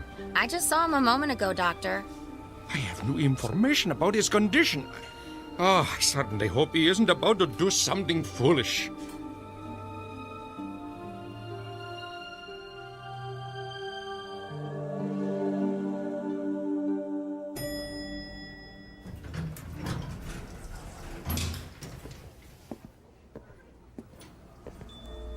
Is Alan in yet? Oh, yes, Mr. Franklin. Are you all right, Mr. Franklin? I'm fine. I don't believe I've ever seen you in the office without shaving or changing your clothes from yesterday. I was in a hurry this morning. Is he in a meeting? He just finished a call. Fine. I'll only need a minute. Oh, but he's got another appointment at... I'll only be a minute.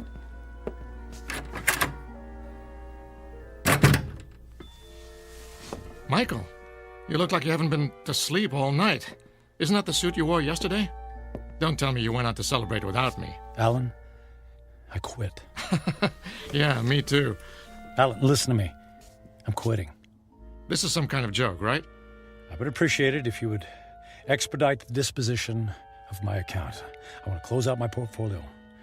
I'm cashing in my stocks. I need my retirement funds and my annual bonus, every bit of it. Michael, you're talking crazy. What are you doing? What's this all about? What part didn't you understand? I mean, you can't just quit. But I just did. What on earth for? Personal reasons. Personal reasons? After all these years of working together, you offer me that? Correct.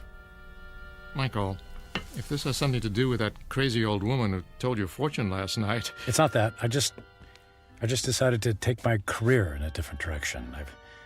I've just been thinking about making this move for a long time. I don't believe you.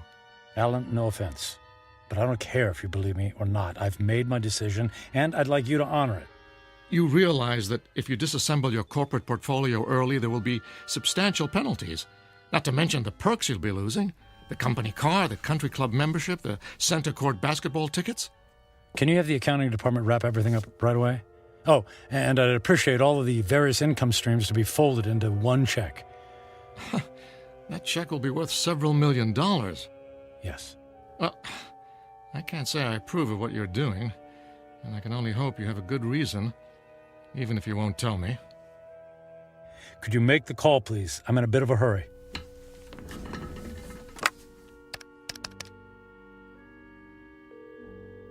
After 12 years, I don't see why there's such a... yes, this is Alan Fisher in corporate. I have it's an unusual request. Michael Franklin has decided to leave the firm, and he wants all of his outstanding monies gathered into one check for immediate pickup. Yes, I understand the amount is substantial. Very good. He'll be right there. All right, Michael. The check is being... Michael? Michael? Where did he go?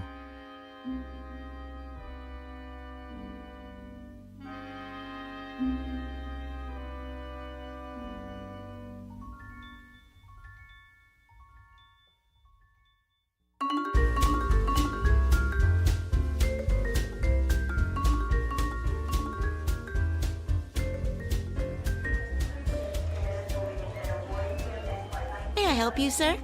I'd like to buy a ticket to Rome, please. Leaving today. Very good, sir. And on what date would you like to return? Just a one-way ticket, please. I just love Rome. The sights, the food, the museums. It's a banquet of... Yeah, I'm in a hurry. Please. If you'll just sign here. Will you prefer a window or an aisle seat? Surprise me.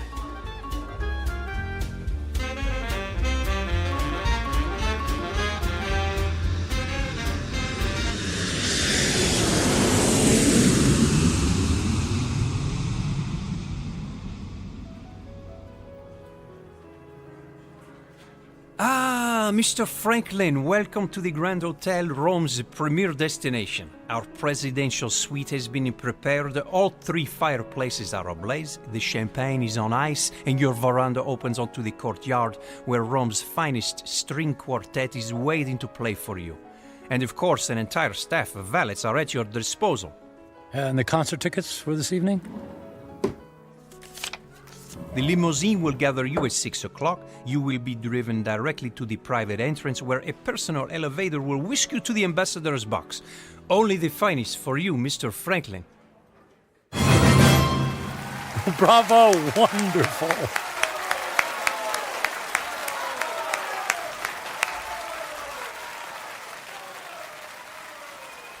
Excuse me, Mr. Franklin. The young lady in the next box I sent this fine wine to you. Well, please ask the lady if she would care to join me. Right away, Mr. Franklin.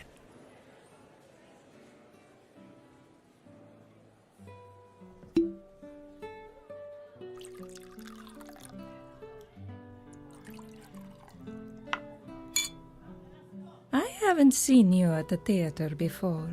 Do you come to Roma very often? Well, you might say this is a once-in-a-lifetime vacation. I want to see and do everything. All the finest foods, all the finest wines. I want to hear the best music and experience all the riches the world has to offer. All at once? Why settle for the ordinary when we can fill our lives with the amazing? Oh, you are a man of action. Speaking of action, would you care to dance? I would love to dance, but not here. There's a fabulous nightclub in the center of the city, very exclusive. The limousine awaits.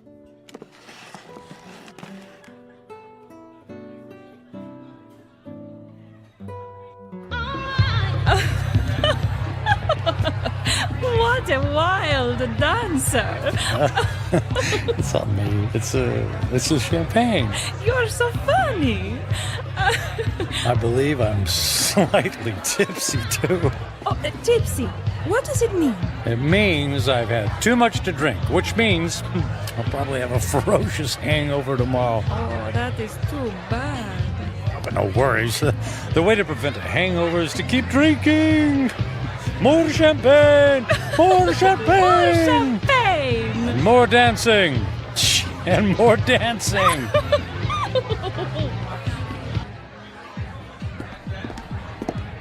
Michael, are you sure you can afford to buy drinks for the whole restaurant?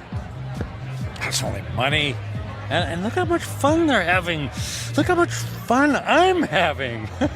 Waiter! Another round for my friends.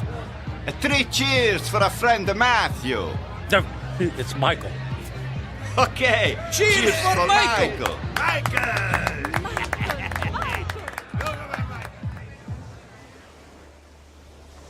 Michael, are you able to walk? It's not me. It's the streets that keep moving. You danced the night away. And we'll do it again tonight. The sun rises over the ocean. If I see 1,000,000 mornings, I never grow tired of seeing that sight. Imagine if you only had a few more to see. I'm sorry, what did you say? I said, would you care for some breakfast? I'm starving. Then let's go to the best restaurant in the city and order everything on the menu. I've never met a man like you, Michael. If you want something, you just take it. Of course. What's that old saying? Eat, drink, and be merry, for tomorrow we die. Michael, what's wrong? You look sad.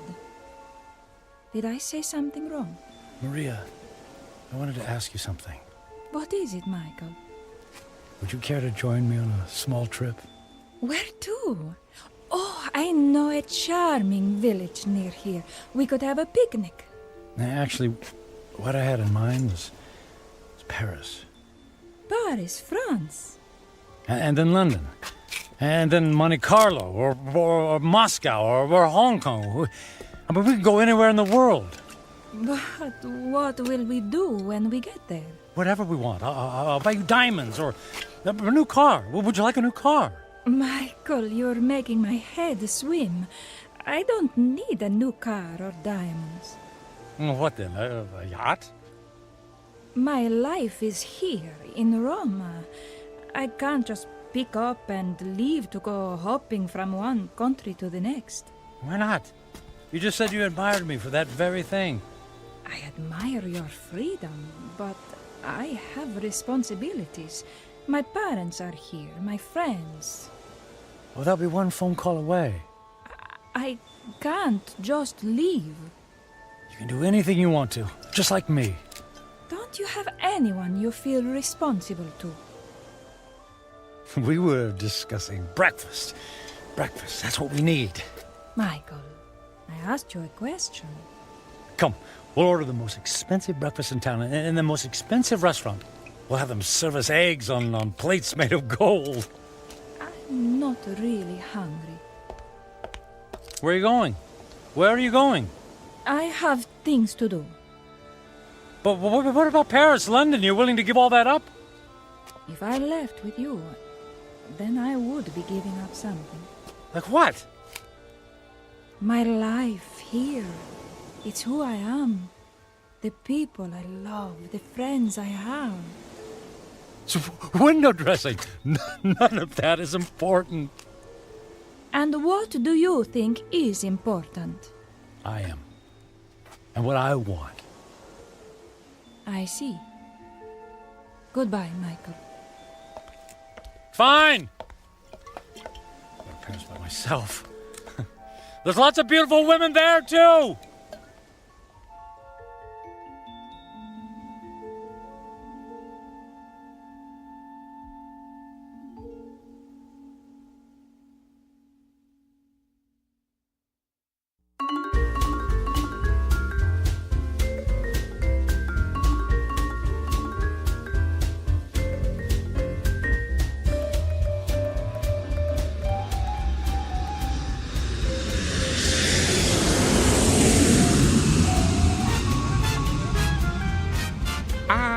Bonsoir, Monsieur Franklin. Welcome to Paris. Your suite is prepared for you with a view of the Seine and a bottle of champagne on ice, right? Mais oui.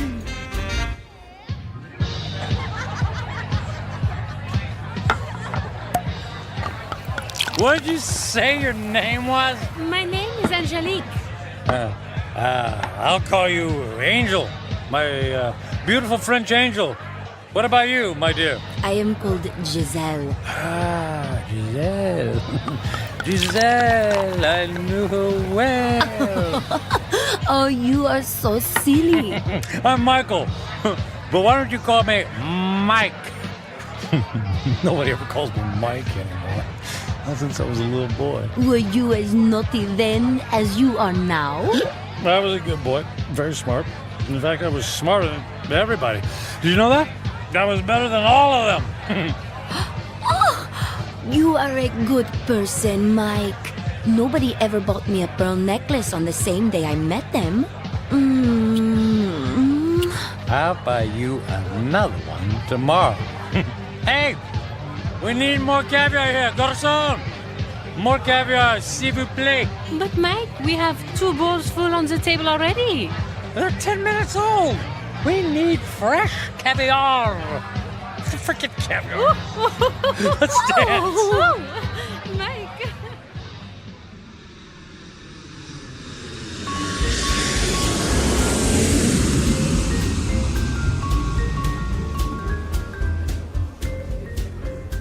Welcome to London, Mr. Franklin. Your suite has been prepared for you and... Bottle of champagne on ice. Got it.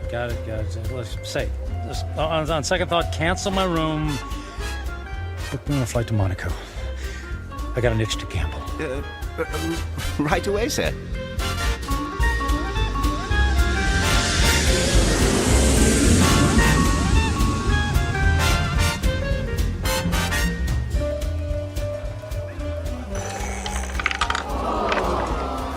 And the number is 29. Red. Don't worry about it. It's only money, and there's plenty where that came from. Another 10,000 in chips, please. Is the gentleman sure he has already lost several $100,000? If the gentleman wanted to hire a babysitter, the gentleman would have done so. You understand? As the gentleman wishes.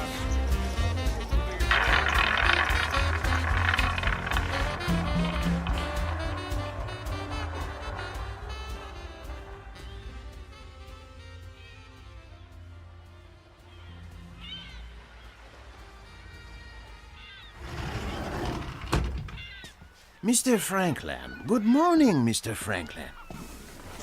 Mr. Franklin? Hello? Mr. Franklin, your branch is here, sir.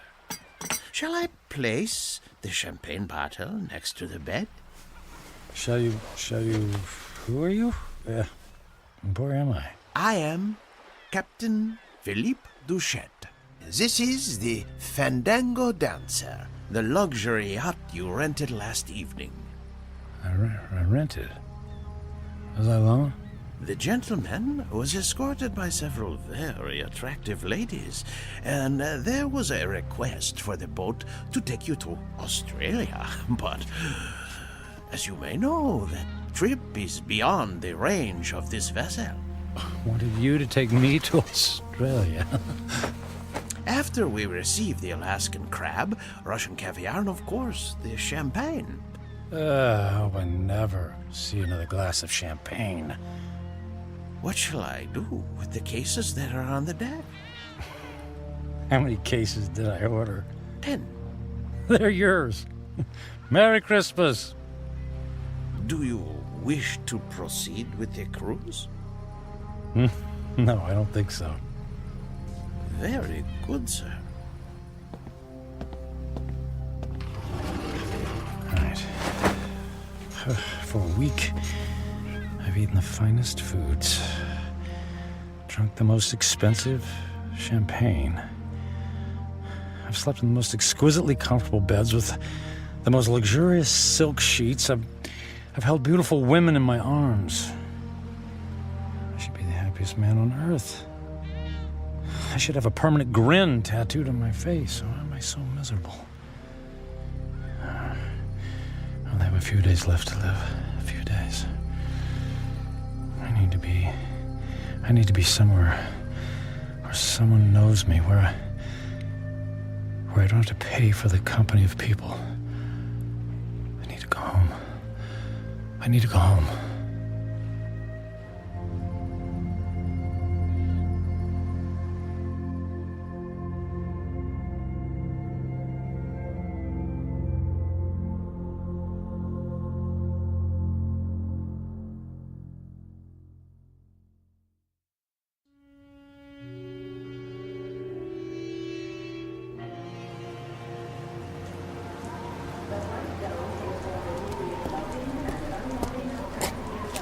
Taxi! Taxi, over here!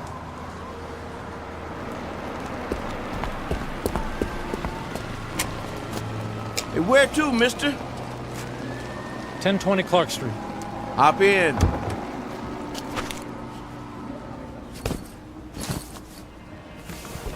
Looked like that wind was gonna take you away, mister. We flew in through the storm. It was quite a bumpy landing. Well, it'll probably blow over soon. Say, I don't think I've seen you around here before. I haven't lived here for quite some time. That must be it, then. Oak Grove being such a small town and all, I know just about everybody around. Yeah, well, as I said, it's been a few years. Just visiting? That's right. Family? Not really. What'd you say your name was? I didn't, but it's Michael Franklin. Your dad was the high school teacher. That's right. Oh, I don't think I remember seeing you at the funeral. What was it, 4 years ago?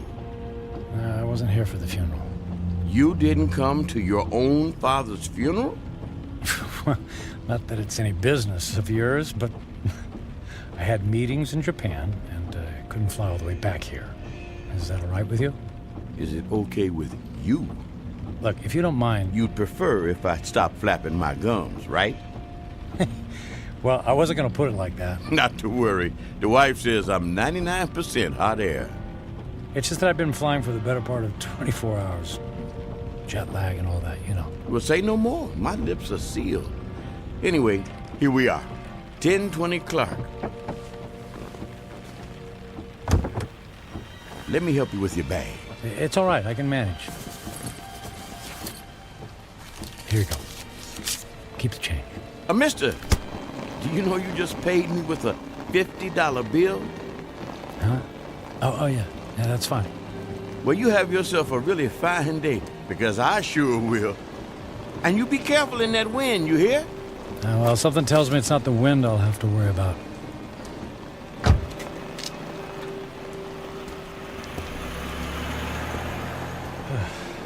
Here goes.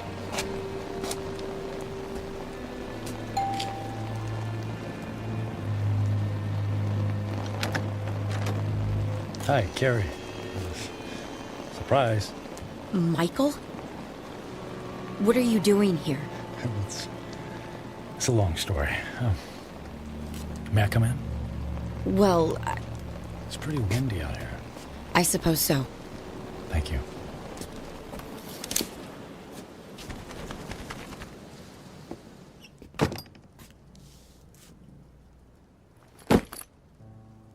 Michael, what's going on? You just show up on my doorstep after 4 years? Well, you know me. Spur of the moment. You are not a spur-of-the-moment person. You plan everything in your life. I wouldn't be surprised to find that you plan how many times you blink every day. Well, the truth is, I don't have any place else to go. That sounds dramatic. It's true. What about the penthouse? It's gone. The beach house? Gone. They're all gone. I sold everything. I thought you went through your midlife crisis when you left me. Apparently, it's still going on. Please, Carrie, I don't want to fight. Then what do you want? I just wanted to see you again. You just wanted to see me. Okay, you see me. Now what? Do you mind if we sit down? Michael, I have to be at work in an hour, and I'm in the middle of a term paper. You went back to school. I'm getting my master's. That's wonderful. Congratulations. Thank you. I mean, you planned it for years. It's great that you finally decided to do it. Yeah, well, if there's nothing else on your mind... So, how have you been? Busy. I don't have a lot of downtime, but that's how I like it. You redecorated things here. You redecorated the house. I needed a fresh start after you left. Oh, well, Carrie, about that, I'm so... If you're about to apologize, please don't. I've already more than paid you back by thinking the most horrible thoughts any person could think about another person. I guess I deserve that. Oh, you have no idea. How could you just walk away from a marriage, Michael? What was so terrible that you couldn't stand up like a man and fight for me? For us? It wasn't about you, Carrie. Oh, that's good to know. Because when I was picking up the pieces, when you left, it sure felt like it was about me. What I mean is that I wasn't a good husband. True. You were always working. And I knew that I wouldn't be a good father.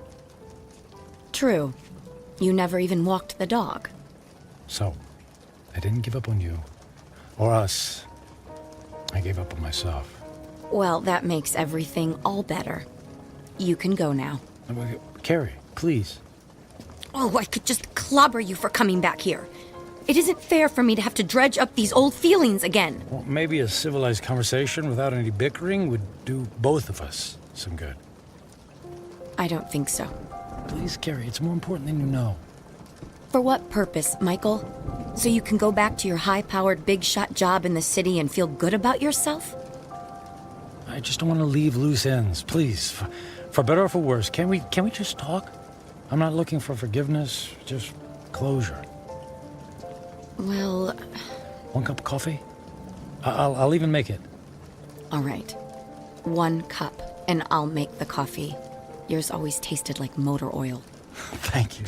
Thank you so much. Thank you.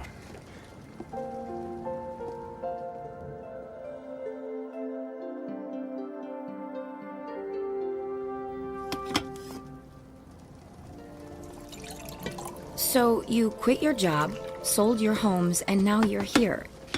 It doesn't make sense. Yeah, about that. I guess I just realized that being a workaholic isn't very much fun, after all. But that's all you know. When we were married, you barely slept at night. You were up early to track the Asian stock market. You stayed up late to finish paperwork. I can count on one hand the number of times we actually went out on anything resembling a date. And even when we did go out, you acted like it pained you to be away from your business calls. That is all over now, Carrie. Money doesn't mean a thing to me. I find that hard to believe. Believe it. It's true. So, what? You're gonna take up oil painting? Or become the stand-up comedian you always wanted to be? Nothing like that. Actually, Actually, it's quite serious. Last week, What was that? It came from the living room. Oh, the tree! The wind knocked the tree into my house! Carrie, wait a sec, Carrie, don't go over there. It might be dangerous. That's a tornado warning! Oh my god! The house across the street! The roof just caved in! All right, look, let's get into the basement. The power just went out! I have flashlights downstairs. Wait, outside, look. What? Michael, come on, there's no time! Oh, look, in the street, there's a kid in a bike. Oh no! That's Jimmy from next door! He doesn't know which way to go. Oh, Michael, he's going to be hurt. I'll get him. Michael! What are you doing? Michael! Jimmy, keep your head down. Jimmy, I'm coming for you. Help me! I'm right here, buddy. I'm right here. I'm gonna carry you into the house, okay? What about my bike? I'll get you a new one. Let's get out of the storm, okay? Okay. Put your arms around my neck and hold on. I'm trying. Squeeze real tight, Jimmy. I'm scared. And I'll be brave for the both of us, Jimmy. Okay? Got to get this door open. Michael, I can't budge it. Carrie, push. Push as hard as you can. Carrie, push. Pushing. Harder. As hard as you can. There, you got it. We made it. We made it. Into the basement. Come on. Come on, Jimmy. That's it. Let's go get safe. Okay.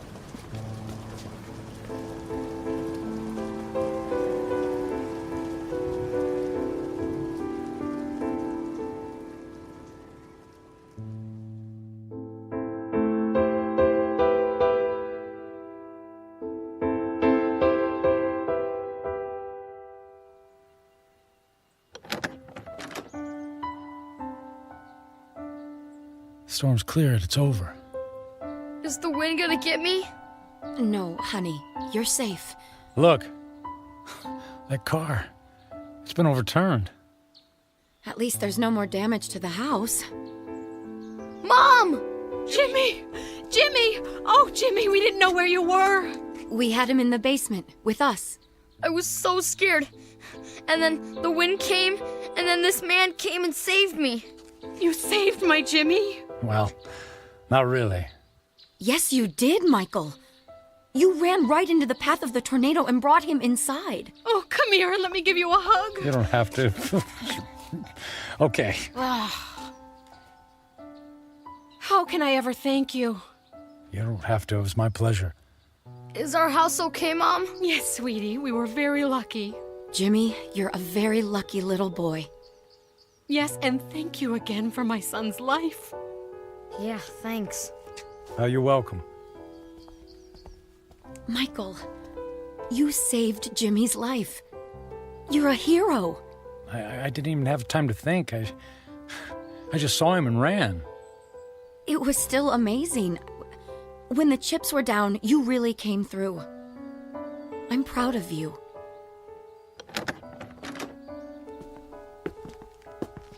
Oh, look. Look at the damage in your living room. No, it's okay. All of that can be fixed. The main thing is that we're all safe and healthy. Right. Listen, Carrie. Those repairs, they're going to be expensive. I have insurance. Yeah, but that will only cover the basics. Let me take care of the costs. Michael, you don't have to do that. No, but I want to. And I can afford it. But you can't just drop that kind of money on a problem that isn't yours. And listen, all I know is that when I helped Jimmy just now, it felt good. It felt better than anything I've done for a long time. And the idea of helping you out with bills feels good, too. So please, just let me do this. Well, I'm not in a position to turn down a gift like that. But what about you? Before the storm hit, you were about to tell me something. You said it was serious. It doesn't matter now. Are you sure? Yes, I'm sure. Here, let me write you a check before I leave. Are you going so soon? You just got here. Yes. Yes, I think I got what I was looking for. Here you go. Now listen, don't you look at it until I leave, okay? I promise. Where are you going? I have some business to finish. Goodbye, Carrie. Goodbye, Michael.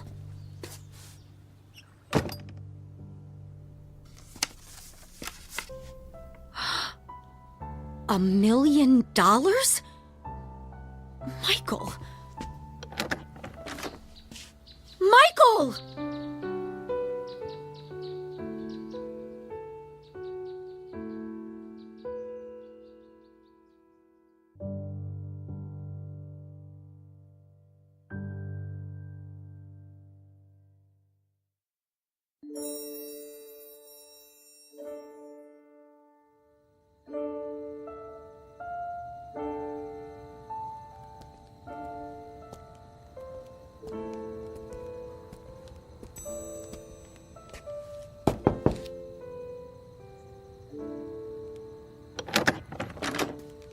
Yes? What is it? Forget the late hour, Reverend. I realize it's nearly midnight, but I wanted to visit the chapel and the door's locked. Unfortunately, in these times, we must protect ourselves against theft. The doors remain locked overnight. Is there any way I could just go inside for a few moments? No, I'm sorry. If you can come back in the morning, yeah. But you see, tomorrow morning will be too late. I only have tonight. Mm-hmm. It always seems that way, my son. But have a little faith. Please. Go home. Get some sleep. I don't have a home anymore. I've just come in from the airport. I came straight here. Please, it's more important than you know. All right. You seem to be in great need. Thank you. Thank you, Father.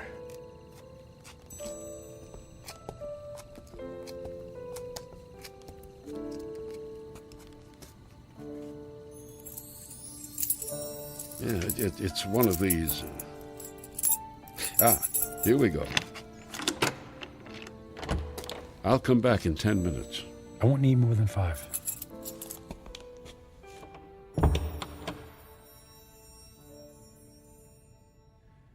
Now that I'm here, I don't know what to say. It's been a long time since I've set foot in a place like this. In fact, I can't remember the last time. I suppose it's true. People come back when they're in trouble, but I'm not exactly in trouble. In fact, all my troubles will be over in just a few minutes. Then why am I here? Maybe I just wanted to see if I could find a moment of peace before everything ends. Just a single solitary moment when I don't have to feel so alone. The truth is, I'm alone because of my own actions, by the selfishness of the man I've become. I was given love, but I turned away from it in favor of my career. I gave up friendship in favor of business colleagues who couldn't care less if I lived or died. So what did it all mean? What is the sum total of my life? I have no job, no home. I'm going to die without a single friendly voice in my ears. I did have some good times with Carrie. Thank goodness for Carrie. I don't blame her for being angry.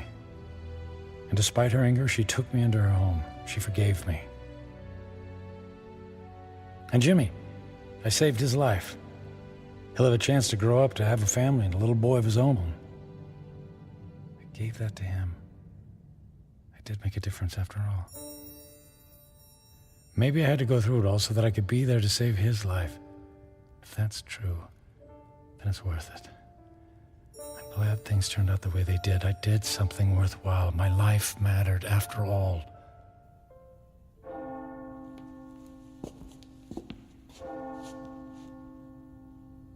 Nearly midnight on the 10th day, just like the old lady said. When the clock strikes midnight on the 10th day to come, you will be dead.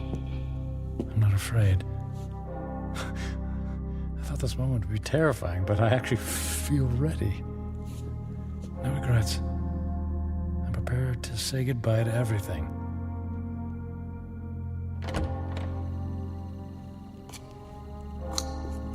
Excuse me, sir. I'll have to ask you to leave now. Yes, I'll go, and thank you. From the bottom of my heart, thank you. No, may I ask one favor? What is it? If anyone asks, can you tell them I was ready and that I was grateful? Grateful? For what? For everything. It was all a gift.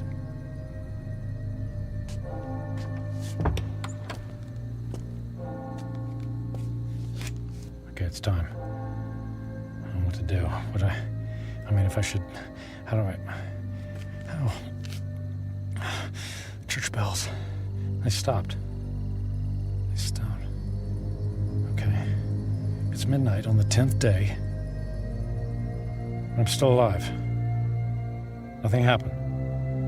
Okay. Nothing's happening. The old woman said I had 10 days to live, that I would die at the stroke of midnight. She lied. She lied.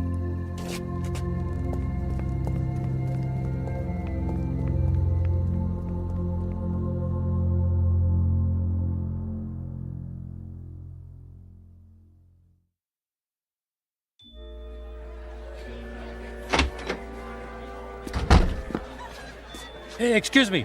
The old lady, the one who reads fortunes, is she here? She just left a few minutes ago.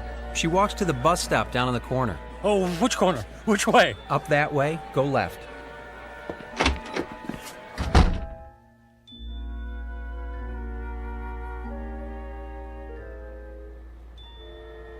Where is she? I don't let her be. Ah, there she's. Hey, don't get on that bus. Wait. What is it? Who's calling? You lied to me. Who is it? Who are you? What do you want? Look, I'll stand in the light so you can see my face. Now, do you remember me? Ah, yes. The angry man. And I'm still angry. You told me in 10 days, at the stroke of midnight, I'd be dead. 10 days are now over. I sold my home. I shut my life down because I believed in you. Yes.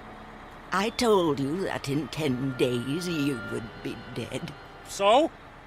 And I was correct. The man I spoke to 10 days ago is dead. What? What do you mean? That man was selfish and cruel.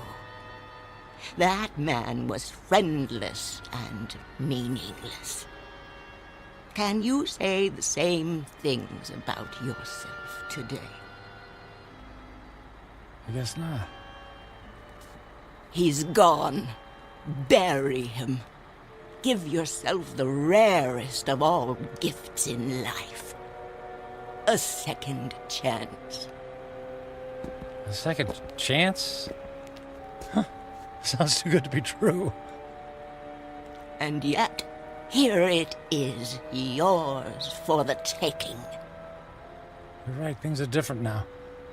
I don't know how to thank you. Live for someone other than yourself. That's the best thing any of us can do. Actually, there might be someone willing to let me try. And her name is Carrie. Thank you. Thanks for the second chance. Thank you.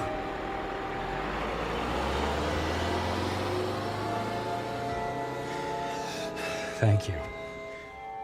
Thank you so much.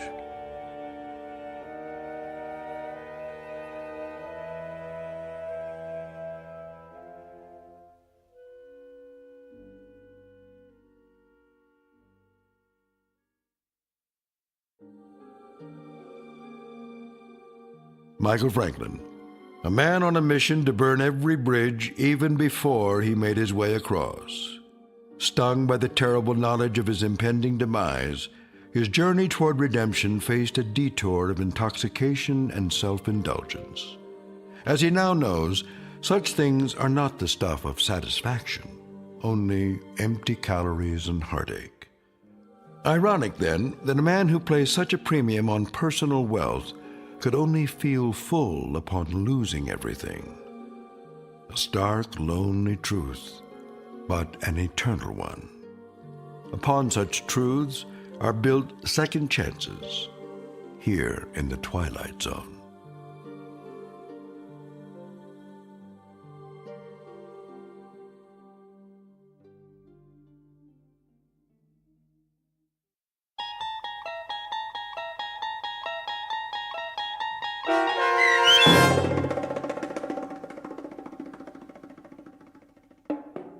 "10 Days," starring Ned Bellamy with Stacy Keach as your narrator, was written for The Twilight Zone by Mark Valente. Heard in the cast were Linda Ryder, David Darlow, Ernest Berry Jr., Roger Mueller, Tony Makis, Saskia Balori, Joby Cerny, Elizabeth Lido, Martin A. Strope, C.J. Amari, Molly Glynn, and David Pasquesi. The producers of The Twilight Zone wish to thank CBS Enterprises and the Rod Serling estate for making this series possible. This copyrighted radio series is produced by Carl Amari and directed by Joby Cerny for Falcon Picture Group. Sound design, custom Foley effects, recording, and editing are produced in the Cerny American Sound to Picture Theater by sound designers Craig Lee and Todd Beyer. Music for The Twilight Zone is provided by CBS and American Music Incorporated, New York. To learn more about the Twilight Zone radio dramas and to download episodes, including 6 free episodes on our homepage, visit our official website at twilightzoneradio.com. Doug James speaking.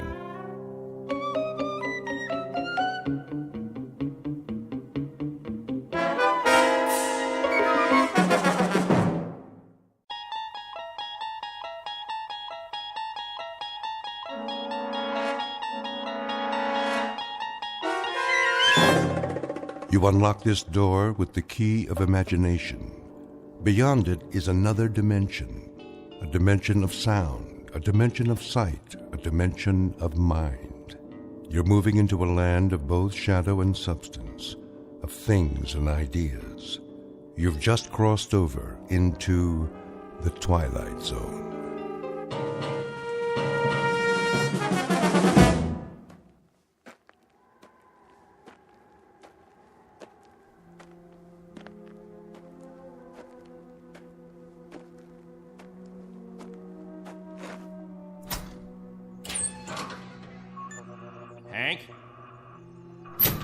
Hank! Oh, morning, Captain. Anything on the radar? Not yet. No signal at all. Try 4.0, true. It'll probably come from that direction. I had her on that all morning, sir. Still nothing. You're past your time, aren't you? Who's your relief? Al Baines, Captain. Baines? I'll see what happened to him. Yes, sir.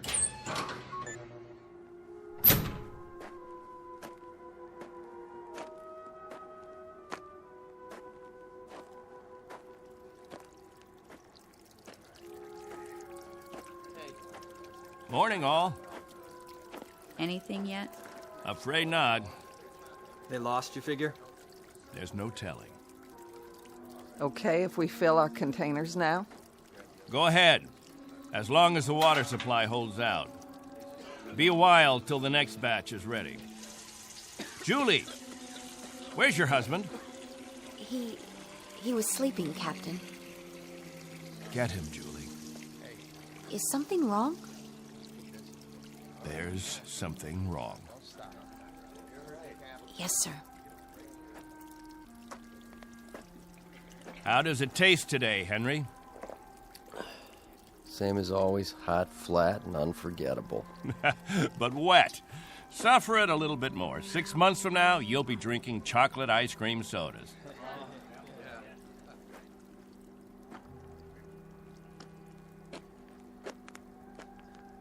You want to see me, Captain? There's a man in the radar tower who'd like to see you, Al. He would have liked to see you 2 hours ago when you were supposed to relieve him. I overslept. Tell that to Hank Parker up there in the tower. Tell him you overslept, and then be good enough to tell him, Al, that you'll stand his watch all day tomorrow. That's not fair, Captain. It doesn't happen often. Once is too often, Al. More than once is intolerable. And many more than once is a case history of Albert Baines who likes his sleep. I prefer it to a stupid game in the hot sun, both of them. A game, Al? What are we listening for? 30 years of 2 shifts a day. What have we ever heard? Wind noise. And what have we ever picked up on the radar screen? Dust particles? But anything to make you happy, Captain. You listen to me. There's a ship on its way, and when it reaches this atmosphere, it may want to be vectored in. They may want landing instructions, wind direction, ground temperature. And if Al Baines is in the sack, we may spend the rest of our lives here. Is that what makes you happy, Al? How do we know there's a ship out there, Captain? A lot of garbled static 2 months ago that you told us was a message, and then nothing. 2 whole months, and you decide there's a ship coming here to take us back. You make the rules and set the watches and plan the days, and now you tell us the Messiah is coming. And you tell us to pray? The difference between you and me, Captain Benteen, is that I do my dreaming when I'm asleep. You do yours on your feet. There's a ship coming, Al. All of us believe it. Because he tells you to. And we believe him. Whatever Captain Benteen says, that's what will happen. Sure you believe him. He tells you this is the best of all possible worlds, and by God, you break into song. You're sweating your lives away on this rock, but the captain says it's paradise, and we have to clap our hands. Rule by hypnosis. Al, there's a ship coming. This happens to be a fact. There's a ship coming. Believe it. I tell you, it'll happen. And you know it's real, just as you know this is real. You haven't forgotten our ship, have you? The Pilgrim 1? The first spaceship sent up to colonize the outer regions? And this plaque, placed here by the 130 men, women, and children who established the first off-Earth colony. We owe them our belief, because they had faith. Don't ever forget that. Now, if you'll excuse me, I'd better go check on the generator.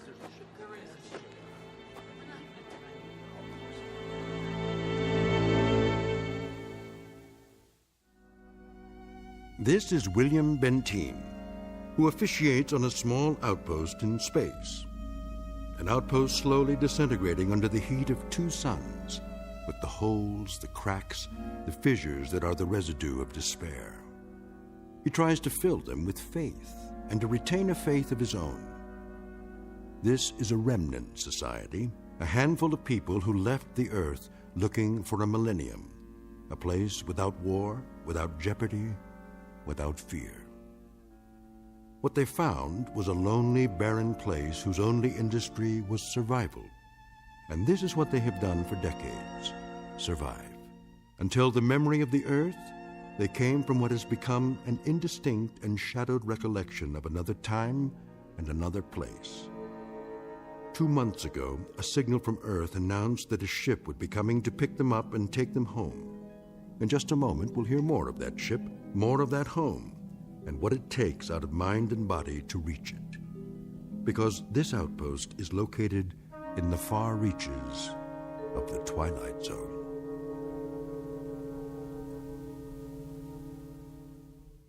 And now, The Twilight Zone and our story, On Thursday We Leave for Home, starring Barry Bostwick with Stacy Keach as your narrator.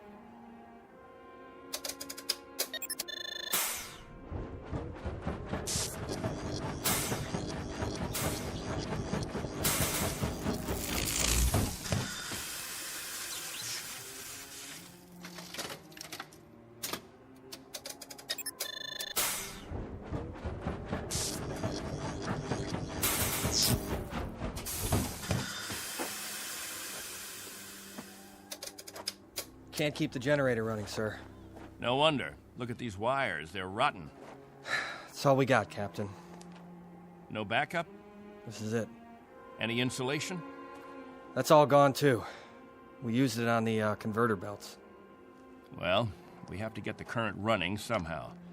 If that refrigeration unit stays off, the temperature in the underground rooms will go up 50 degrees. Well, we could stop the saltwater converter for a day or so, switch the parts. Then we'll have to do that. Tell the people to fill up all the jugs they have. We'll be shutting off the water in 6 hours. Yes, sir. Captain, what about the ship? It's on the way. We know that much. Then everything will be different. When we get back, the things that are old and worn out, we'll throw them away. Just throw them away. Captain Benteen. What? The main square. Come quick.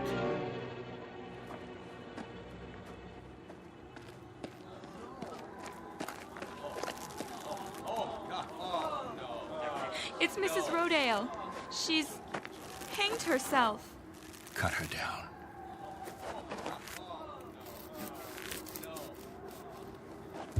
Oh! Mommy, what happened? Is that lady all right? Get them out of here. Come, children. God have mercy on her. You men there prepare her. We'll bury her in an hour.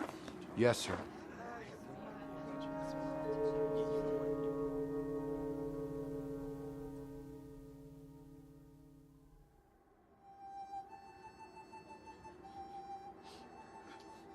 We now consign to this planet the remains of Mary Rodale.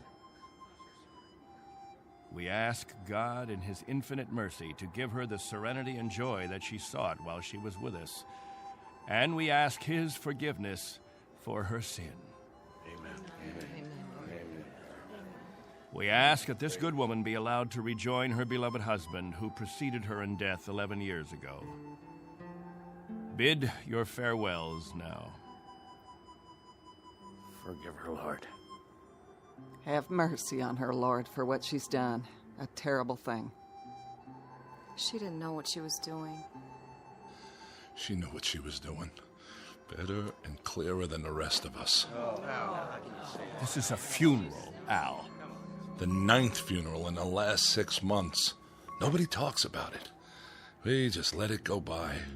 But there have been 9 people who thought that maybe heaven is a place where they can get a drink of water without salt in it, where they'll be able to breathe air without choking on the heat of it. If you want to talk blasphemy, Al, take it away from here. I'm talking truth, Captain Benteen. I'm saying that this woman and the others, they took their own lives because living became intolerable. And I say that dying was their right. Anything else? Just this question. I put it to everyone here. Al, please. No! Isn't living tough enough that we don't have to do it by the book? Isn't it hot and blinding and miserable enough that there shouldn't have to be rules? So that we shouldn't have to suffer by the numbers? Will anyone make the simple observation that there's far more happiness going into that hole than what's left above ground? There's more peace of mind in that dead body than in all you mourners put together. All we've got here is anguish. Captain Benteen, let us live with it or die from it in our own way. Young Mr. Baines here wants us to lie down in the sun. Young Mr. Baines would have us given to death when there is still life. He would end all the rules. He'd throw away the regulations. There'd be no standing in line for water. Let the strong take it away from the weak. No rationing of food. Let the young steal it from the old. And when that ship comes down to take us back to Earth, it won't find a society. It will find only a pack. There'll be no human beings left. Only animals. There's a ship coming. It's winging its way in now. It's on its way. Say it. Say it out loud. Let me hear you say it. There's a ship coming. There's a ship coming. There's a ship coming. There's a ship coming. There's a ship coming. There's a ship coming. That's right. There's a ship. A ship. Yes. A ship that's coming to take us. What's that? Hear that? Can you hear that, everyone? Do you hear? It's the... Meteor storm! It's a meteor storm! Find shelter! Get inside! Up to the cave! Get up to the cave!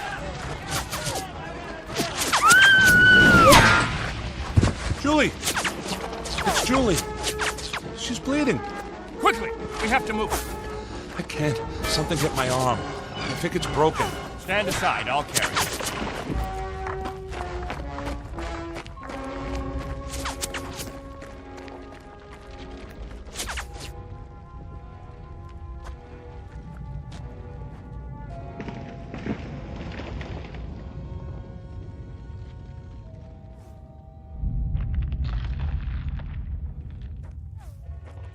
How is she?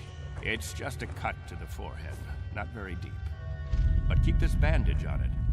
Julie? Julie, honey? Can you hear me? Al?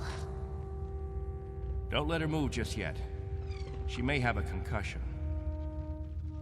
How's your arm? It's not broken. Must have been a rock that hit it. Captain, thank you. For a little first aid. No thanks necessary. I deliver babies, too. You might want to keep that in mind. Now, I'd better go see to the others.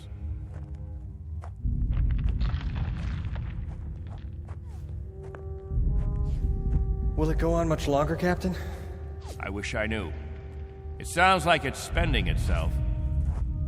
I've seen meteor storms before, Captain, but nothing this size. What about the damage, Henry? 2 underground cells destroyed. At least, that's what it looked like from out front. Everybody accounted for? I think we're all here, Captain. I've checked. Nobody's missing.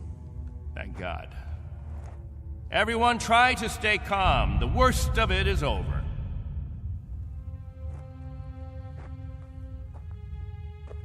Jojo? Yeah, Captain? You're not scared, are you? Well, kinda. Now, we can't have that. Mind if I sit for a minute? We'll talk, you and me. Captain, tell me about the Earth. Would you, Captain? Tell us what you remember. Yes, do. Well, all right, I guess I can do that. We'd like to hear. You, over there, is that you, friend? Yes, Captain. And you, Buck. Yes, sir. You fill in the holes if I leave out anything. Straighten me out if I'm wrong about any of my recollections. Jojo, I was a boy of 15 when we arrived here. But I remember Earth. I remember it as a place of color. I remember that in the autumn, the leaves changed. They turned different colors, red, gold, orange. And I remember streams of water that flowed down hillsides, and the water was sparkling and clear. And I remember clouds in the sky, white, billowy things that floated like great, majestic ships. They looked like sails. What are sails? Don't you know what sails were?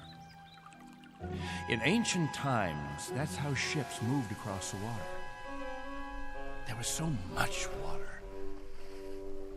The men unfurled large sheets of canvas against the wind, and it was the wind that moved them. And I can remember night skies. Night. Endless black velvet with stars. And sometimes a moon that seemed to hang there as big as the face of an old man, looking down on us all. Captain, what's night? Why, that was the quiet time, Jojo. Night was when the earth went to sleep. It was the cover it pulled over itself, Not like here, with two suns always shining, always burning. It was a darkness that felt like a cool hand brushing over tired eyes. And there was snow on winter nights, gossamer things that drifted down and turned the earth all white. And we could build snowmen the next morning and see our breath in the air. And it was good then. It was right. So, why did you leave there? Oh, we thought we could find another Earth, Jojo. Then we found this. We thought we could escape war. We thought we could build an even better place. And it took us 20 years to find out that we had left our home 1 billion miles away, only to be stranded, like visitors, transients, that no roots could take hold in this ground. But it was too late. So we spend the next 30 years watching a clock and a calendar and waiting. But we can't wait any longer. Not a day, not an hour. We have to get back home. There's no more time. I'll go outside and survey the damage.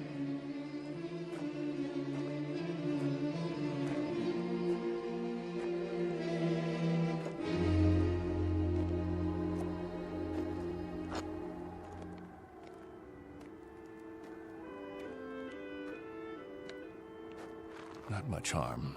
Radar tower's still standing.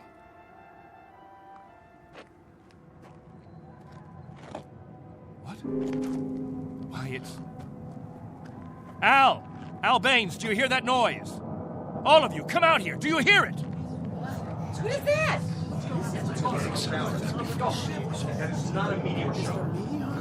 That's not a meteor, and it's not wishful thinking. Not this time. Those are rocket engines. Look, I remember the sound of it. That's the ship. The ship has come at last.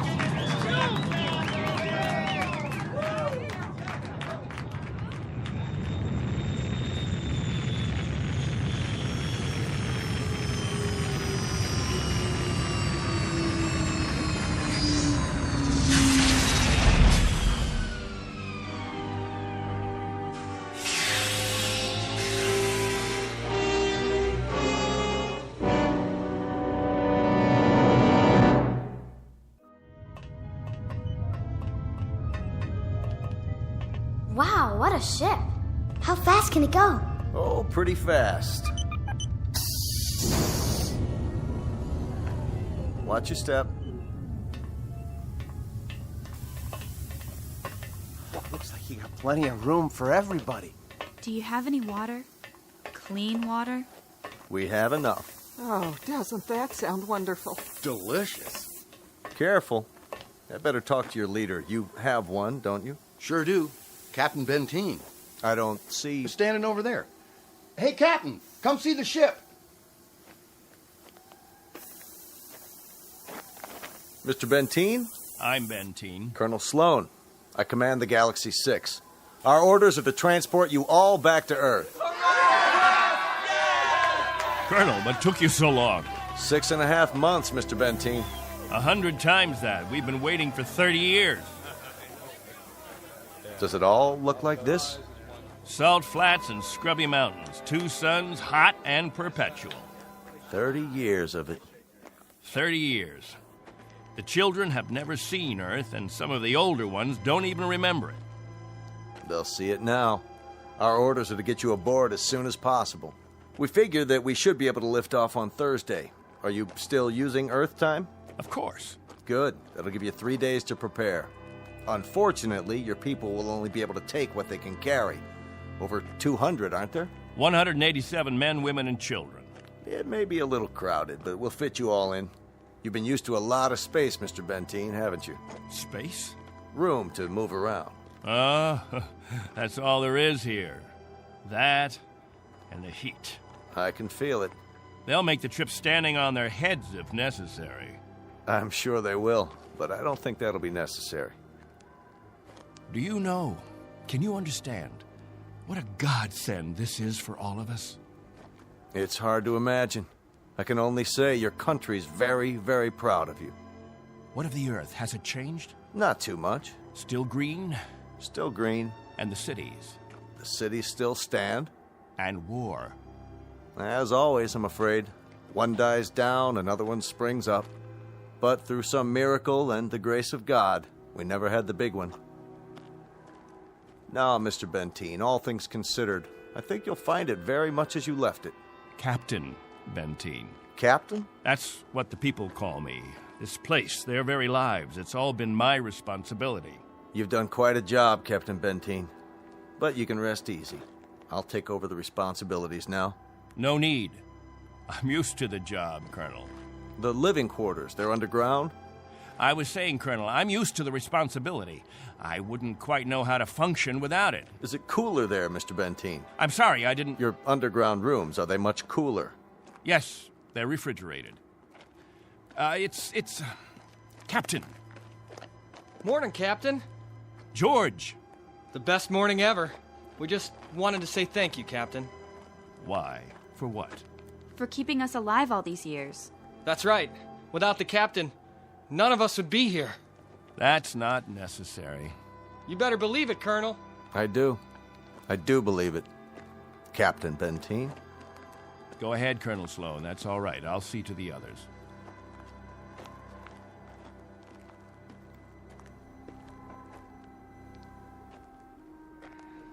You know, I don't need this. I'm not gonna take this. Hi, Captain. Julie, where's your bandage? Oh, I don't need it anymore. But we put one around your head so the cut would heal. What's this? Isn't it incredible? It's called a medicinal patch. You wear it for 24 hours. It accelerates the growth of new skin. Look at her forehead, Captain. You can hardly see the scratch. Better put the sling back on your arm, Al. I don't need a sling.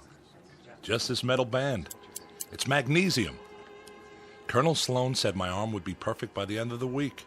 Well, I seem to have had my practice taken away from me. But while we're here, I'd use that sling.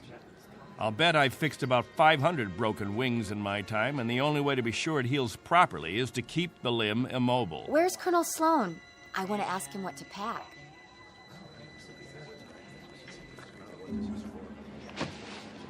Eleanor, let me help you with that bundle of clothing. Thank you kindly, Captain. I'll carry it for you. No, thank you, crewman. I've got it.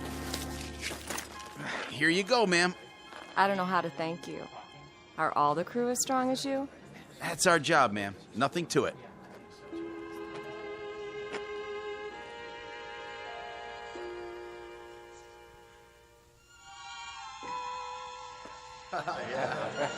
Hello there, Captain. Will. I'm so excited. How much longer? Not long. Be patient. May I have your attention, everyone? Good question. Quiet, please. What is it, Captain? As all of you know, we have less than 36 hours before we depart. And as I told you earlier, there is a maximum allowance of 14 pounds per person. Soon we'll begin weighing your belongings, and if we're over the limit, I'll make up a list of necessary items. I hope I'm not intruding, Captain. I was just telling them about the weight requirements. We'll handle all that tomorrow. I heard you'd called a meeting here in the cave, so I brought Lieutenants Engel and Rafferty with me. Everyone has so many questions about Earth, I thought perhaps this would be a good time. Actually, Colonel, the purpose of this meeting is simply to make some last-minute arrangements. Colonel, I used to live in San Diego. Is California still the same? Sunny and warm most of the time, but not this warm. Los Angeles has become the biggest city in the world. These kinds of questions, we could just as well handle them when... Colonel Sloan? Are there still major leagues? My dad used to tell me about baseball and the World Series. The leagues are just as before, American and national. What about the Dodgers? They came in 10th last season. I'm told they need pitchers pretty desperately. I'll tell you what, when we're finished here, we'll improvise a ball and bat and have ourselves a game. How does that sound? Yeah, that'd be great. Let's do it. I think it's a little hot for that kind of activity. What we could do is have some group singing. We haven't done that for a while. I got an old sack. That'll be the ball. Who's got a stick? What are we waiting for? Let's go. Please, wait. We haven't finished yet.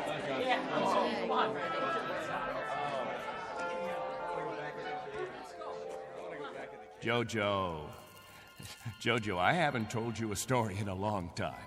How would you like to hear a story about... What have you got there? This is what they call candy. One of the spacemen gave it to me. It tastes... Sweet, Jojo. It tastes sweet. Yeah, sweet, Captain. Want a bite? Oh, thank you, Jojo. Back on Earth, we can get all we want. Something, Captain? I'm not sure. I'm not at all sure. You've promised them all candy. You've made it sound as if that was what the Earth is made of. Sugar and spice and everything nice. Maybe they ought to be told the truth.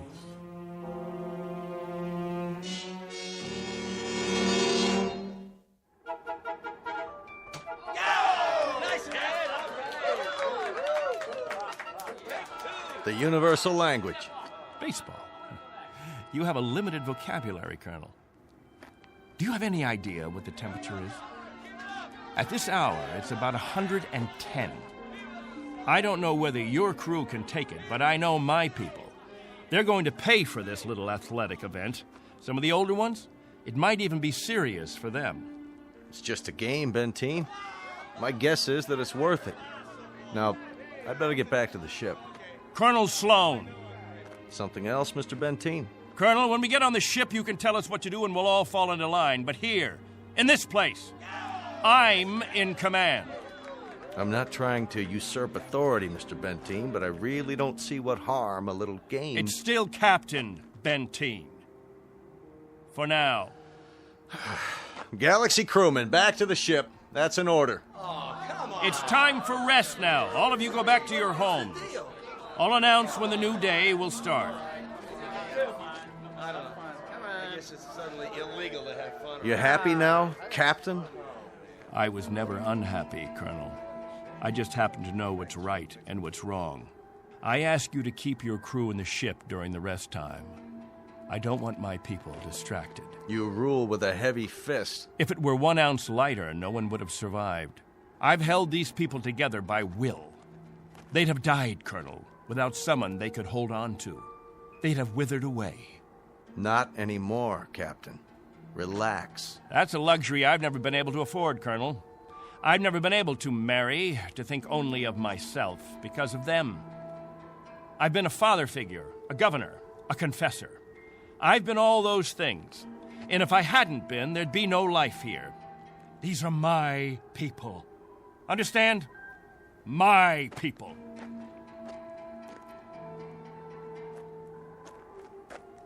What's with him, Colonel? I'll bear with him a little bit longer, fellas. He's really quite a man. He's got just one minor aberration. And what's that? He believes he's God. As far as he's concerned, we're booting him out of heaven.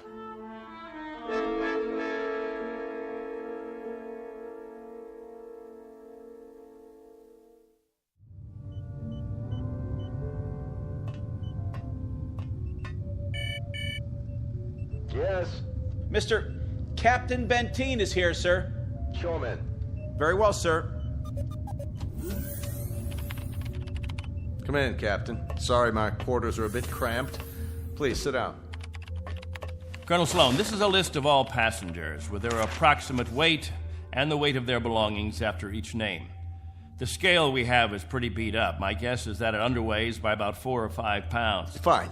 All I wanted was an approximation. We'll weigh them in on our own equipment before blast off. This is Wednesday, 12 midnight? I keep getting confused with the constant light. When do the people get up? About 2 Earth time. The hours from 7 until 1:45 are the hottest. That's when we try to stay indoors. Then we have our meetings at the cave about 2 hours afterwards. We've had to improvise our own schedule. You've improvised very well, Captain. I looked at the saltwater converter, your electro plant, the sun shields you put up over the crops. Very inventive. Necessity hasn't been the mother of invention here. It's been the father and the whole family. Well, you'll be able to give way to progress now. Though I wonder if all of it'll be to your liking. The way you'll be lionized when you get back to Earth. You're referred to in the press as the Lost Pioneers. They're gonna make quite a thing of you when we land. Oh? Wherever any of your people settle, there'll be keys to the cities, brass bands. I expect they'll scatter all over the U.S. The government's had inquiries by, well, it must be thousands of relatives. My guess is that they'll just about have time to look into a television camera and then get whisked off. Well, they won't be scattered, Colonel. They'll go as a group. We'll find a place where we can settle, and that's where we'll stay. I'm talking about when we get back to Earth, Captain. That's what I'm talking about. They won't be splitting up. Not my people. Captain, as a point of interest, did you ever ask them? Ask them what? Whether they'd want to stay together. That would be a ridiculous question, like asking a child if he wants some more ice cream. They're children, you see, Colonel. Oh, chronologically, they range from 6 months to 60-odd years, but socially, psychologically, they're children. I've kept them alive and functioning all this time. Once we're back on Earth, I'll simply continue the process. Captain Benteen, have you told them that? Have you told them that after 30 years of waiting, 30 years of living in a compound, they're going to travel 1 billion miles just to walk into another one?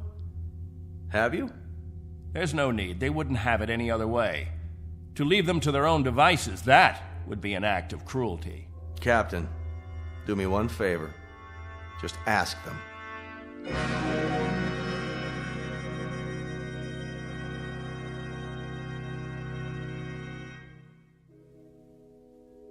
Naturally, we won't have to concern ourselves with the colder climates, the northeastern states, the upper regions of the Great Plains. We'll find an area much farther to the south, perhaps Florida or Texas.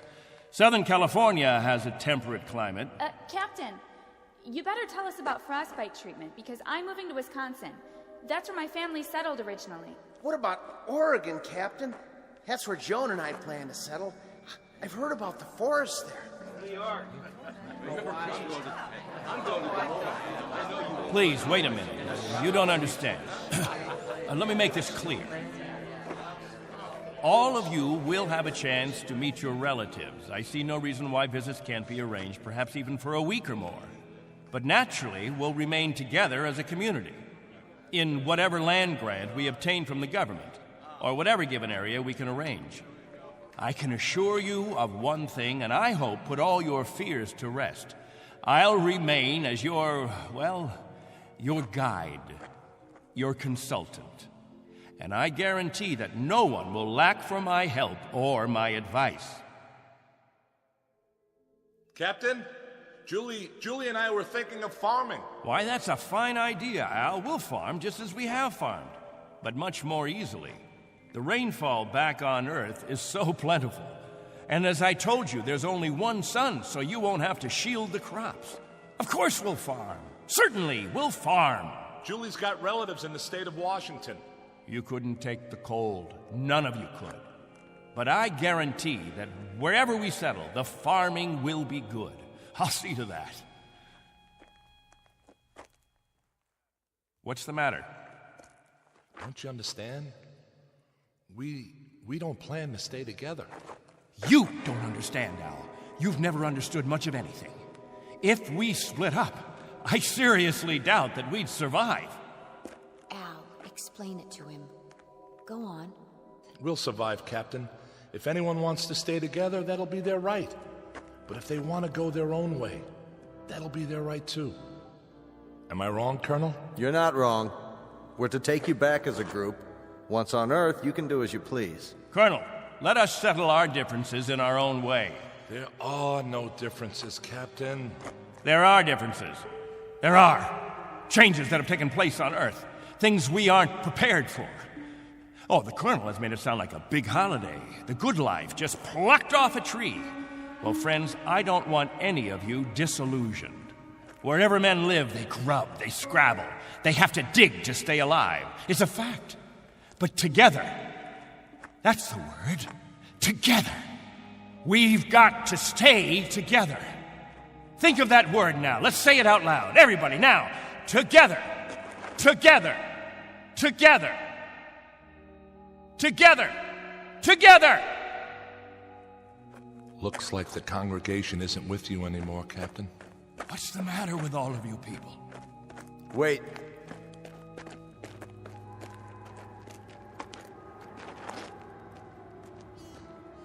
I've made the compartment assignments. I'd like to go over them with you. Assignments? There's not much time, and there's some things we have to check off. There's a decompression problem that we've got to tell them about, and a moment of weightlessness shortly after we leave the atmosphere that I want to explain to the children. Do you know what we called you while we waited for you to come? We called you the Messiah. Did you? You were supposed to bring freedom, but that's not what you brought. You brought selfishness, dissatisfaction, divisiveness. With all the misery we've had here, those germs never infected us. I brought nothing but a ship and a crew and a means of escape. You've had no diseases, no viruses. Did it ever occur to you why? You've lived in a test tube, Captain. Antiseptic and germ-free and sterile. Sure, you're a group, a cell, but that's all over with. Now it's time for you to be what God meant you to be, individuals. Time to break the test tube. Time to rejoin the human race. What I'd like to know is, why in the name of God you're so reluctant about it? Because I remember the human race. This is incredible. Oh, it's really incredible. I was wrong, Colonel. I've been telling them about an Earth that doesn't exist. An imaginary garden. No. We can't go back. It's too late. Captain, really?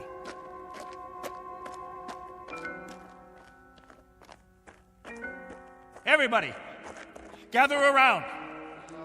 I've got something to tell you. Listen to me, all of you. I want to tell you all. Listen to me, all of you. I want to tell you about the real Earth. Captain, are you all right? Let's talk about the diseases. What? The viruses, the cancers, the floods and the freezing, the wetness and the cold. And there are other miseries, worse than anything we've experienced. Hatred, jealousy, violence. Listen to me. It's an Earth we don't know. We can't leave here. We'd be committing suicide. We'd die of things we've never been exposed to before. We'd die of the loneliness that animals get in a zoo. Because we don't belong. We don't belong to his kind. Do you understand me? We don't belong there. Captain Benteen, why don't you let your children vote on it? Only if they know what's waiting for them. Only if they understand that Earth isn't any garden. It's never been, and it never will be. That's fair enough. I'll tell you what Earth is. The same as it's always been. It's a race struggling to survive, just as you have survived. Captain Benteen is right when he tells you that it isn't all a place of beauty. There may still be wars and prejudice and strife. I suppose there will always be jealous men and angry men and unforgiving men. But it has one thing you don't have. Every man is his own master. There won't be anyone telling you when to eat and when to sleep and when to meet, what to sing and how to play. Instead of heat, you may feel cold, and instead of thirst, you may feel hunger. But you'll be men and women. You won't be sheep. You won't be a kindergarten. And when you pray to God, his name won't be Benteen.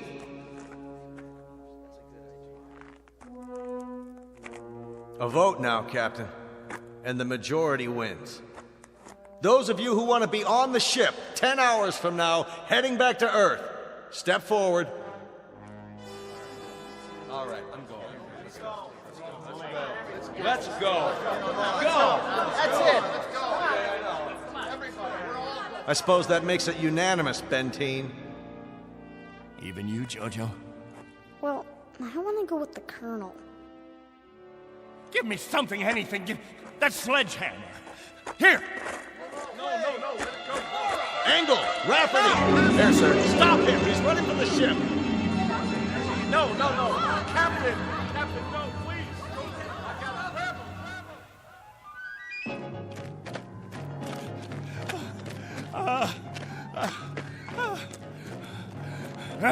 We'll see how far you get. Without a tail fin. Put it down!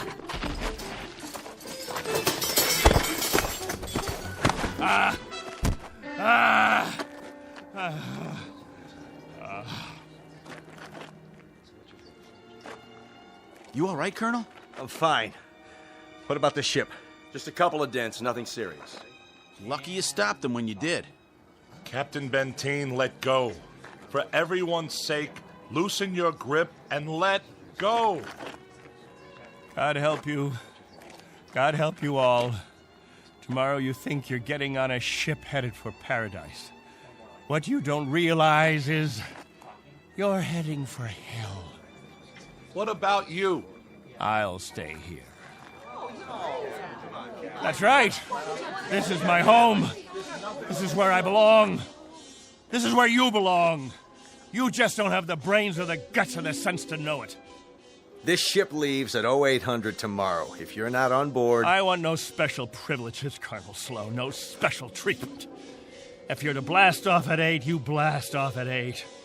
As for the rest of you, you can go on the ship or you can remain here with me. I'll be at the cave. Any who want to remain can meet me there.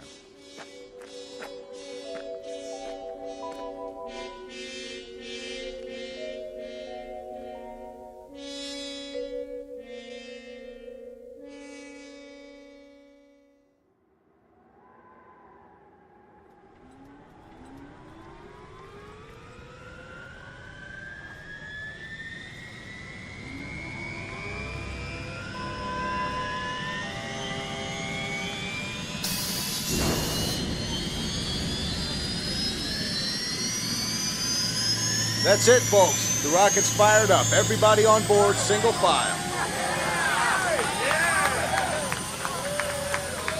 What about the captain? I'll give it one last try.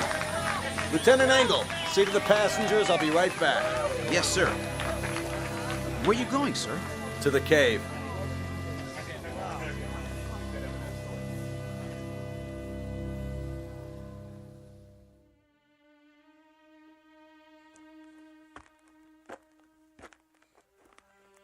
Captain?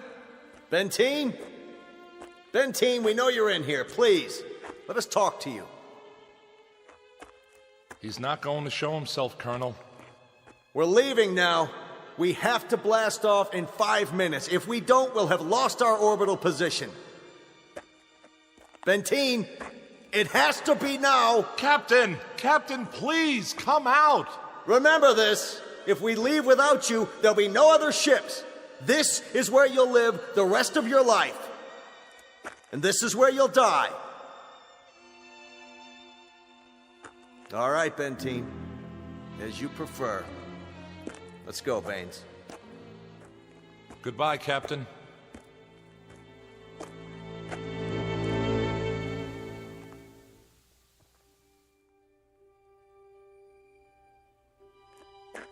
Hello, friends, all together at the meeting place. Any new business today? No? Jojo, I'll bet you want to hear about Earth. About the rivers and the seas, the blue skies, or the night, the stars and the moon. Which do you want to hear about this time? There's color on Earth, the change of seasons. And the wind brings the smell of the ground, the plants, the seeds, the roots, flower petals, sap from the trees, and the smell of the weather, the rain or the mist or the fog. And on the earth, there's green, the color green, the feeling green. There's something fresh about it, something living. Earth. It's called Earth.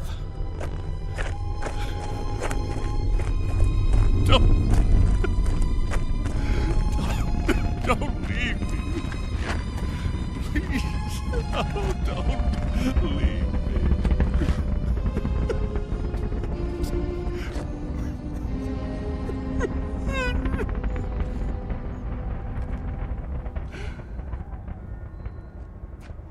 No! Don't leave me behind! Don't leave me.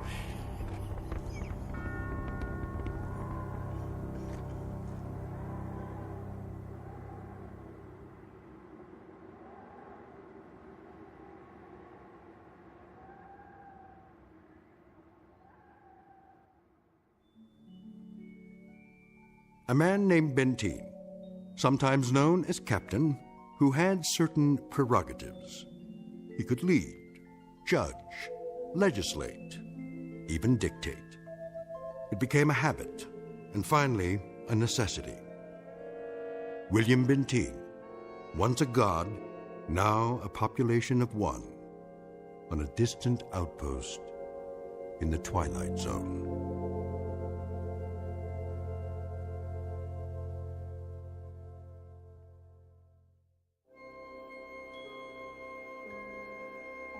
Hi, this is Carl Amari, producer of the Twilight Zone Radio Dramas. I'd like to take a moment to tell you about our official website at twilightzoneradio.com, where you'll get the latest news and information on these Twilight Zone Radio dramas. Plus, at twilightzoneradio.com, you can digitally download 3 free episodes or any of our episodes for only $1.95 each. In this age of ever-changing technology, we've decided to make these episodes instantly available to you by making the Twilight Zone Radio Dramas a digital download-only series. This means that this series will no longer be offered on CD. The CD collections at our website are now being offered while supplies last at buy one, get one free. So be sure to get your favorites before they're sold out. Be sure to visit us often, and I'll see you in the zone.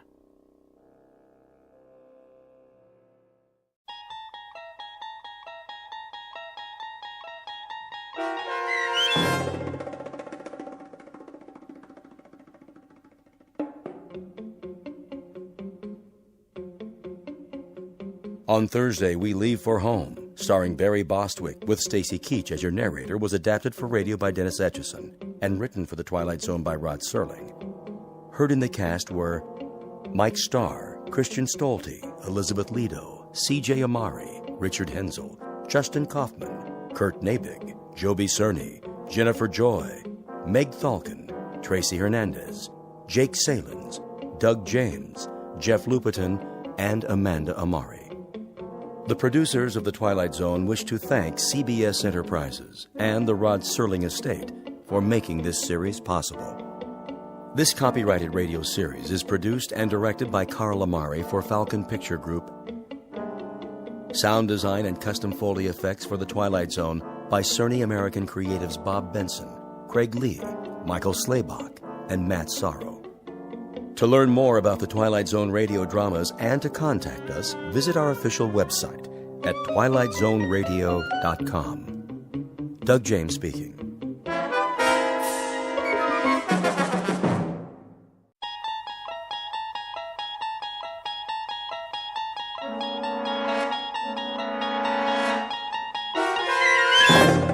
You unlock this door with the key of imagination. Beyond it is another dimension, a dimension of sound, a dimension of sight, a dimension of mind. You're moving into a land of both shadow and substance, of things and ideas. You've just crossed over into the Twilight Zone.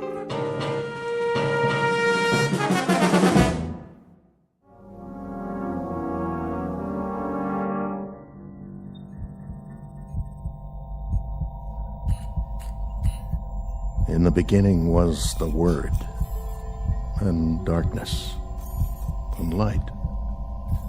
I have trouble remembering light.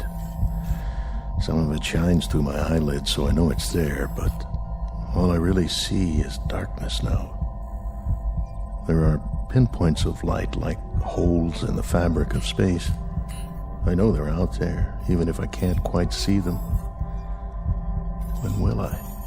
Time no longer has meaning, as if it has stopped for me.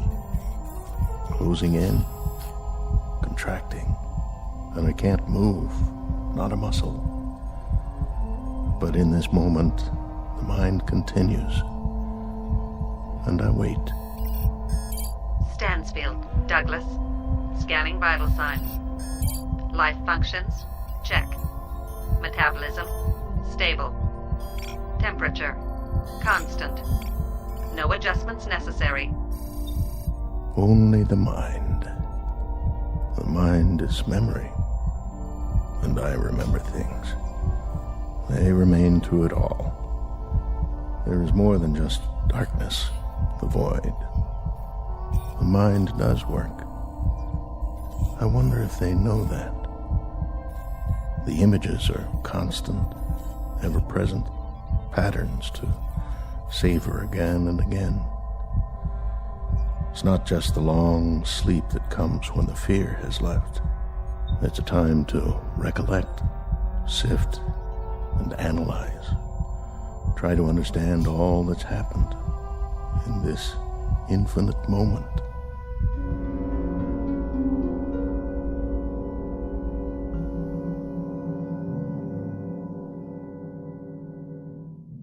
It may be said with a degree of assurance that not everything is as it appears. Case in point, the scene you're witnessing. You are not in a hospital. You are in the belly of a spaceship. It is currently en route to another galaxy located an incredible distance from the Earth.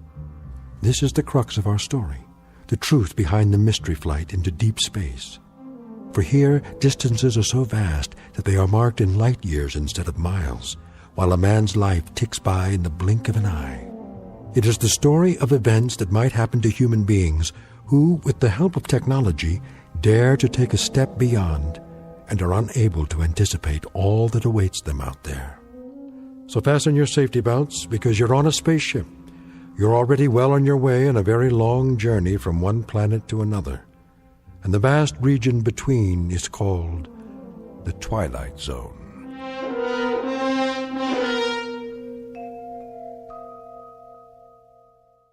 And now, The Twilight Zone and our story, The Long Morrow, starring Kathy Garver with Stacy Keach as your narrator.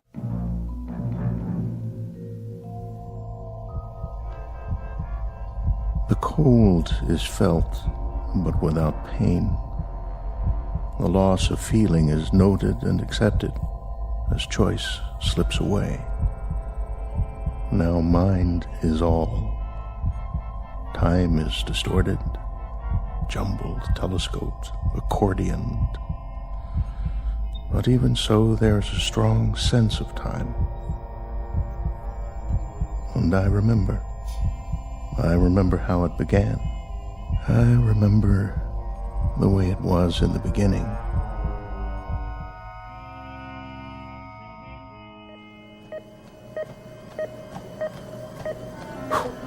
How am I doing? Heart rate 84, 88, 90, and holding. Speed 5 miles an hour. That's excellent, Commander. Let's see how long I can sustain it. That's enough treadmill. I can keep going for as long as you want. We know you can. Give it a rest, Commander. You're not a hamster in a cage. I can beat any hamster you've got.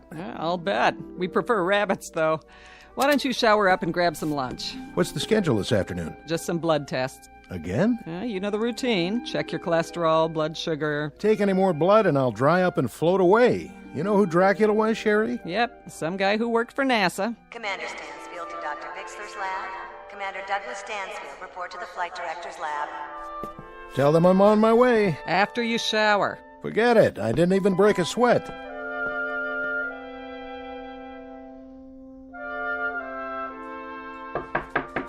Come in. Dr. Bixler? Hello, Commander. Glad to meet you, if somewhat belatedly.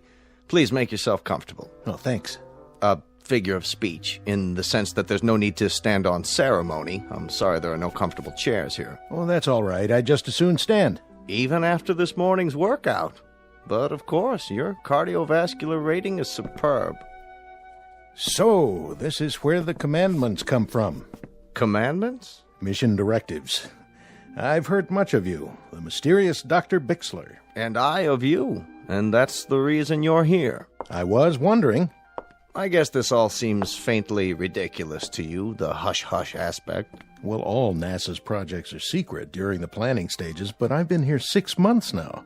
In the past, I knew what I was training for. Is there a reason I've been kept in the dark so long? Perhaps so you wouldn't hand in your resignation. Not likely.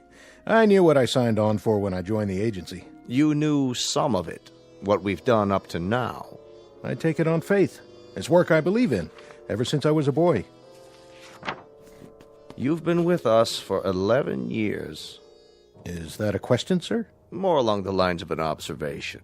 Should you not have realized it, you've been the object of considerable observation over the past several months. I'm well aware of that, but if I may say so, I've never been the subject of so many tests.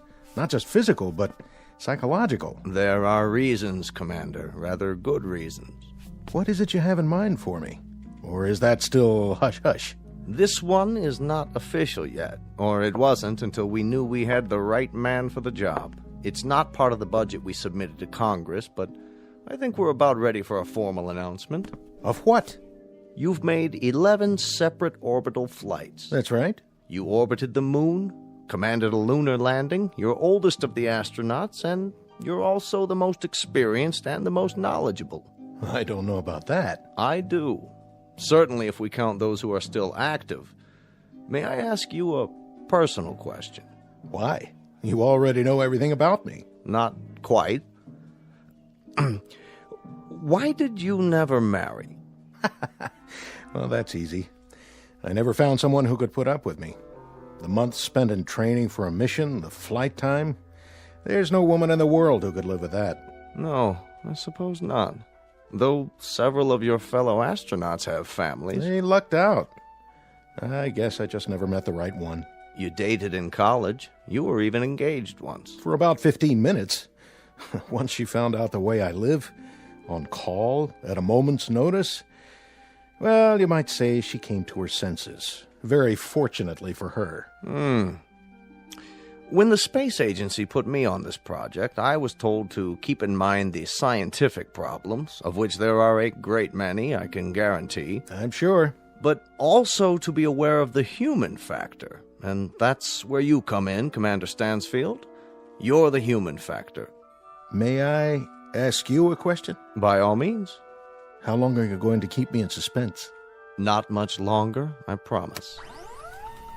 You recognize this, don't you? A chart of the solar system. That's right. The Sun, the Earth down here, our neighbors, Venus, Mars, Jupiter, and so forth, and the moons that orbit them. A lot of places I haven't been to yet. What do we know about our neighbors, Commander? More than we knew a few years ago. Oh, yes, thanks to men like you. Nonetheless, what it boils down to is this. The moon is barren. Mars is a vast, scrubby desert with an unbreathable atmosphere. Venus and Jupiter, both gaseous and poisonous. Pluto and the outer planets are volcanic. In short, our neighbors have only one asset to offer us. They're accessible. They can be reached using current technology. Beyond that, they offer us nothing. Scientific, social, economic, by any standards. They're the Mount Everest of near space. You go to them because they're there. But the accomplishment is in the climb, and once climbed, there are no more challenges. So, where's the next Mount Everest, Doctor? That may be the wisest question you've ever asked, and the most pertinent. Why do you say that? Take a look at this chart. It's a star system in a galaxy well beyond our reach. To date, seen only through the lens of a telescope. We know nothing of it with absolute certainty, except that there is a cluster of 6 planetary bodies. Where? Here, toward the edge of the picture. The small, extremely bright object at the center is a sun, very similar to ours. It's flaming and gaseous and almost exactly the same color temperature. It provides heat and light for these 5 objects here. The ingredients of a solar system like ours, only a bit smaller. The planets run in roughly the same paths as we do around our own sun. Yes, I see. The equivalent of our 5 inner planets. But the rest? You can tell all that? Our astrophysicists can. The distances bear approximately the same relationship to each other as Mercury, Venus, the Earth, Mars, and Jupiter. And given that relationship, this is the most likely system we've found yet that might support life. Are you telling me we've made contact? Not yet. The distances are too vast. Even if they've sent out an intelligent communication, it would take a very long time for it to reach us, assuming we could pick it up on our frequencies and decipher it. You and I would be dead and gone by then, or they would. There are too many variables. This system, does it have a name? Only a number. We've nicknamed it Sol 2 for purposes of identification, but for now, you can call it anything you want. For example, Stansfield's Everest. That's where I'm going. That's where you're going. When? In about a month. The ship is under construction now. It's off the drawing boards, and the keel, so to speak, is being laid. It must be the size of a skyscraper. Not necessary. It'll only carry a crew of 1. 1? That's because of the weight, the extra equipment on board. What kind of equipment? I'll get to that in a moment. For now, I believe the man who flies her should be right there while she's being built to watch every bolt, every rivet, every screw, every piece of metal and circuitry going into it. And that man is you, Commander. You'll be its pilot and its only occupant. You'll truly be the captain of your fate. Not that it matters at this point, but I want you to know I like this assignment. I like it very much. That's not surprising, considering your profile. It's precisely why you've been chosen. I've put together a manual of projections and probabilities. I think you ought to see it. I'll read it tonight. There are the usual dangers, the usual unknowns. It was ever thus. No, Commander, it was never thus. How so? In the past, you've had meteor storms to contend with. You've had the usual calculated risks of mechanical failure, landing difficulties, ejection troubles, all the rest. Well, you'll still have those, compounded. There's another factor here, another problem. Distance. Distance, in time and in space. How far? This cluster is approximately 141 light years away. But that means the ship would have to... An ordinary ship. This one will have interstellar drive and an anti-gravity device. It'll be the fastest man-made object ever conceived and launched. Its speed will be like nothing ever dreamed of before. But in terms of the space you have to conquer, it might just as well be an ant crawling across the Sahara. It's a high mountain, isn't it, Dr. Bixler? A very high mountain. The highest, the longest trip in the history of mankind. How long? Your trip there and back will take approximately 35 to 40 years.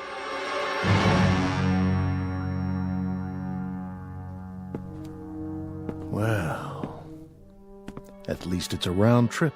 Consider it carefully, Commander. When you return from this trip, the Earth will have aged almost half a century. Oh, that's something to contemplate, isn't it? I'll be 60, 70 years old. I'll have lived the better part of my life out in space. Alone. You'll have lived the better part of your life, but you'll not have aged. We intend to try something different. Also a risk, also decidedly calculated. That's where the extra equipment comes in. Freezing. An extension of cryonics, but considerably more complicated. It will be suspended animation in its purest form.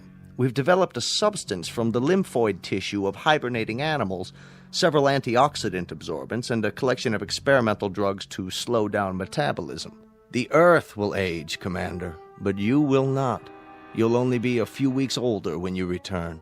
Sort of like dying, and then coming to life again. After a fashion, coming to life again in the sense that there'll be very few people here you'll know or who'll know you. Life will have changed in many ways, Commander, and you'll have to begin living it all over again, as a stranger, as an anachronism, if you will. If you'll forgive this degree of candor, it's one assignment I don't envy very much. That's pretty much been the story of my life, Dr. Bixler. Assignments that not very many people would envy. When do I begin? You already have begun. If you're free this afternoon, I'd like to go over the preliminaries. Tomorrow there's a chartered jet to the Cape where you'll begin your briefing and have a first look at the ship. Unless you care to reconsider. I'll be there. I'm on the payroll, aren't I? When I checked in, it was all the way. Good. That's good, my boy. Glad to have you aboard.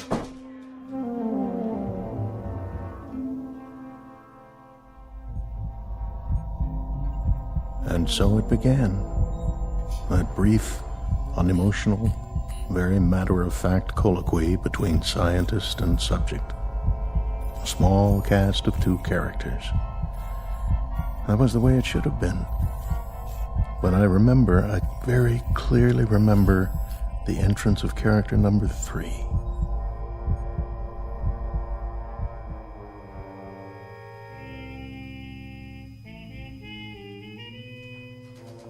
Will Communications Team B8. Communications Team B8, report to Central Control. B8 to Central Control. Oh, excuse me. Oh, my fault. You've dropped your papers. Here, let me help you. Commander Stansfield?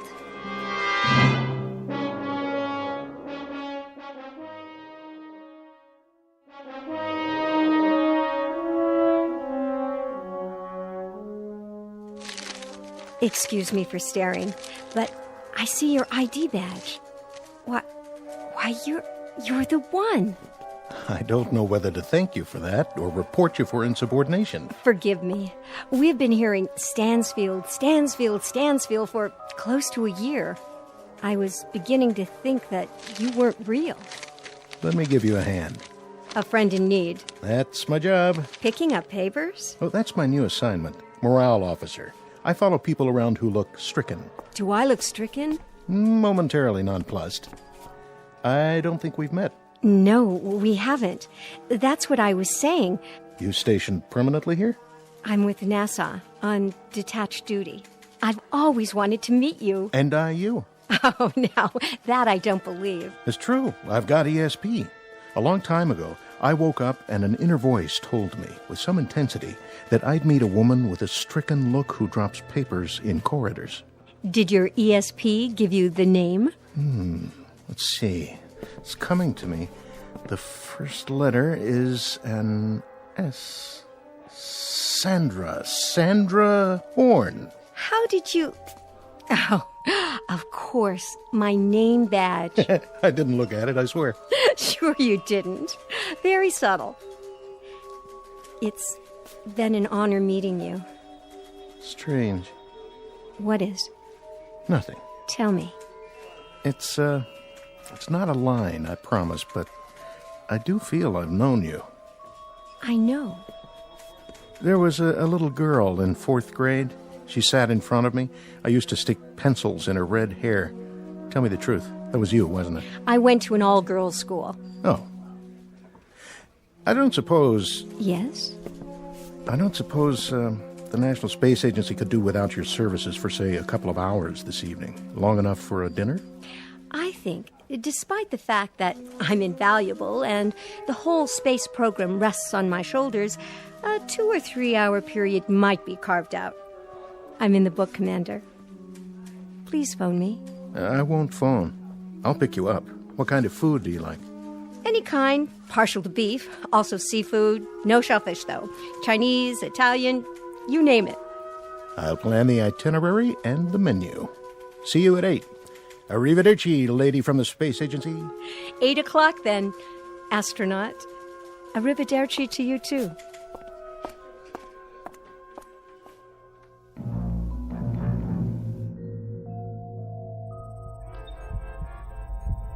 I stood there and watched her walk away. I thought we talked for an hour, not minutes. And I knew everything I needed to know about her, even then. The only time in my life it had ever happened to me. And now I return to these things, these simple things. Now in the darkness, and the cold, the solitude, the stillness without measure. I remember music, colors, and a voice.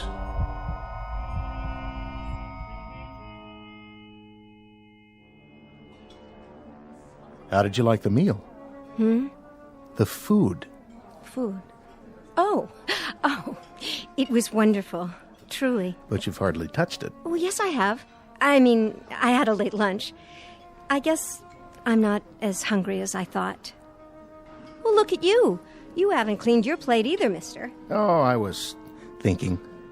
About what? Do you dance? No, not really. Neither do I. Never learned how. Oh, come on. I missed all the dances at school, even the prom. I don't believe that for 1 minute. Would I lie to you? I really don't know. You can teach me. What? Just the basic two-step or whatever they call it. You're asking the wrong person. Am I? Besides, they wouldn't let us dance in here. They wouldn't notice. A couple of duffers like us.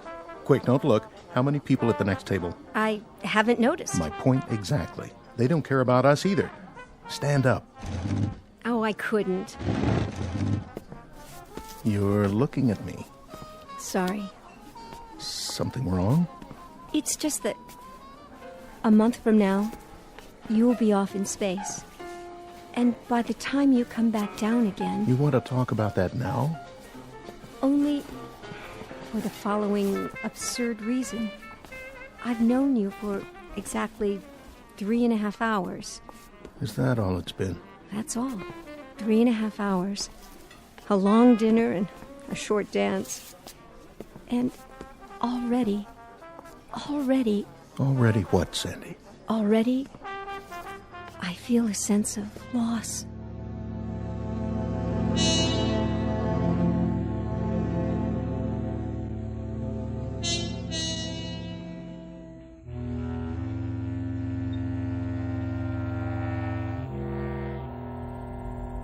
My life had been in the military. Always first aircraft, then space vehicles. And it had been missions, projects, and expeditions. There was no time for another kind of life.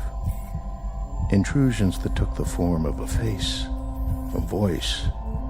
A short month lived by a man and a woman drawing closer and closer together, and finally becoming a part of one another. There's so little time for such a thing, for such a small thing. And then what time we had ran out and slipped away.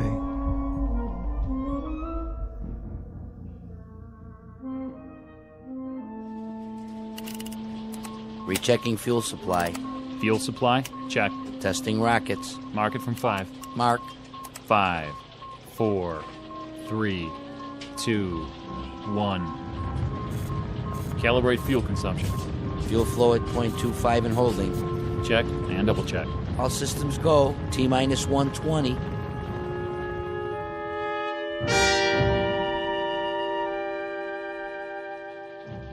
Setting countdown, Dr. Bixler. Only 2 more hours.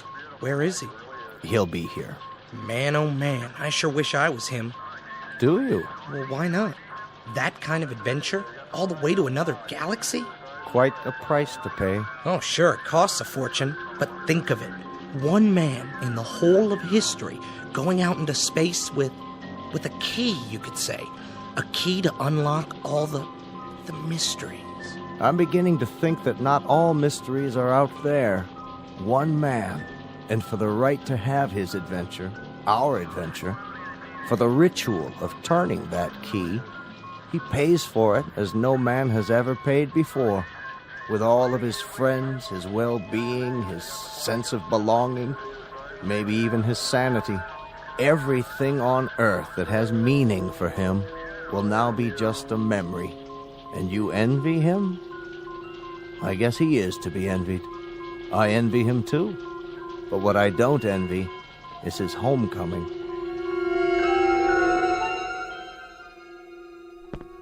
Sandy? Hello, Doug. I thought we agreed. I know, but I had to see you. It only makes it harder. I wanted to give you something. A small unofficial gesture from one of the lesser bureaucrats of our good, gray, respectable government. Sandy. Unofficial, and very much apart from protocol. But I couldn't let you leave, Doug. Not without saying goodbye. Not without telling you that I loved you very much. That I shall sorely miss you. That my life, whatever is left of it, will be a strangely meaningless, dull, and empty place without you to share it. No. Shh. And this last paragraph. I wouldn't say this to you if I didn't know you were the kind of man you are. If I thought it would even remotely affect you, or at least what you plan to do. I wouldn't say any of this. But I know you. I know that you're built out of a very strong alloy, and you may bend a little, but you'll never break. It's a very odd thing, Sandy. Very odd. But when I come back, when I touch this ground again, I know the first thought I'll have. I know the first thing it is I'll want to see. The first thing I'll want to touch. I'll be the little old lady in the lace shawl, the one waving the welcome home sign. So look for me, Doug, will you? Look for me on the fringe of the crowd. I'll be the one carrying the sign.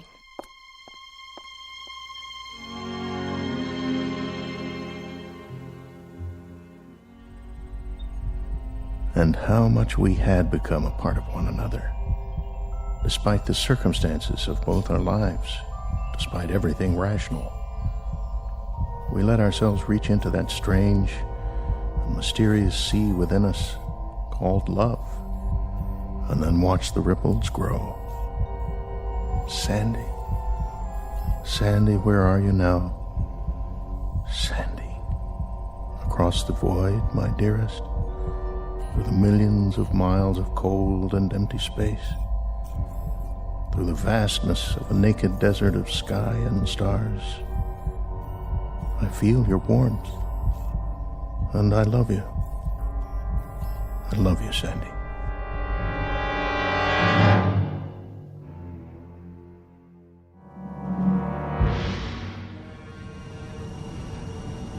Final countdown. Mark it. All systems 1/2, 3/4. We have full ignition. Blast off.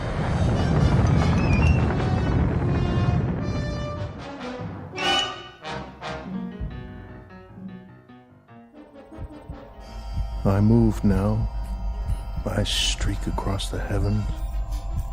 I leave behind an earth that changes even now beyond my closed eyes. This, then, is the hero's journey. From a warm place of leaves and trees and summers full of dreaming to a cold orb hanging in a dark sky, and a place I do not know. To return one day with stories to tell my tribe on the rock they call home. I feel it growing smaller and smaller and smaller, and time passes inexorably and eternally, and I can do nothing about it. Nothing at all. Commander Stansfield, Douglas, scanning vital signs. Life functions, check. Metabolism, stable. Return mission, on course. Re-entering Earth's solar system. Prepare for approach. Initiate signal transmission. And now it ends where it began. Time without measure, reduced to a single point of light. I see it. The blue seas, wrapped in clouds, a flash of green showing through, where humankind sits on a rock and waits for the word from above. Or perhaps they do not wait. Perhaps they have forgotten. But I have not. I am he who waits, like a rock. Earth, I feel you near me. As this comes in, so much loneliness will go anywhere. And something else, old and yet new, returns to fill the void. I feel you. I feel her. Mission Control. Mission Control. Come in.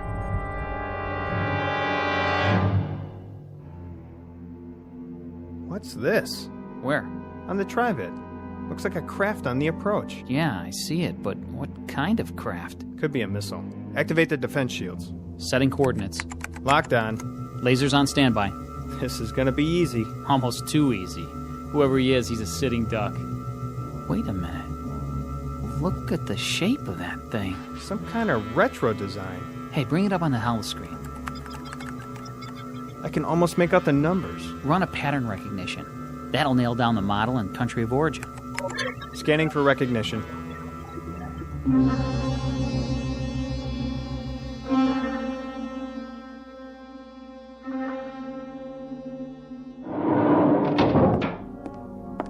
Yes? General Walters, spacecraft reentry, sir. Satellite of origin? That's just it, sir. It wasn't launched from orbit. Then from where? Unknown. It's spiraling into the atmosphere. Spiraling? Patch me into visual. Yes, sir. Good Lord. What, sir? I've seen this one before. Running a configuration ID, it's definitely one of ours. By the markings, it's a ship called... The Sol 2. The prototype is at the Smithsonian, commanded by... I've got the stats. Somebody named Stansfield. Douglas Stansfield. Yeah, this is a real odd one, sir. A date of departure was 40 years ago. 41 to be exact. You're not going to believe this, but he was a hero of mine when I was a boy. Send in Vogler. Tell him to search everything we've got in the files. Right away, sir. It's downloading now, General. Who is he, anyway? One of the pioneers. Been in space several decades. Really? Presumed lost a long time ago. Put it on the screen. Here's a report. He's been out of contact.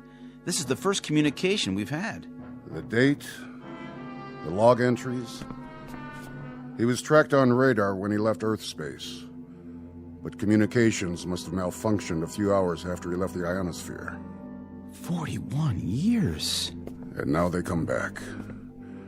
Every month. Every year. They keep coming back. Like aging birds returning to a nest. For what? That's the question.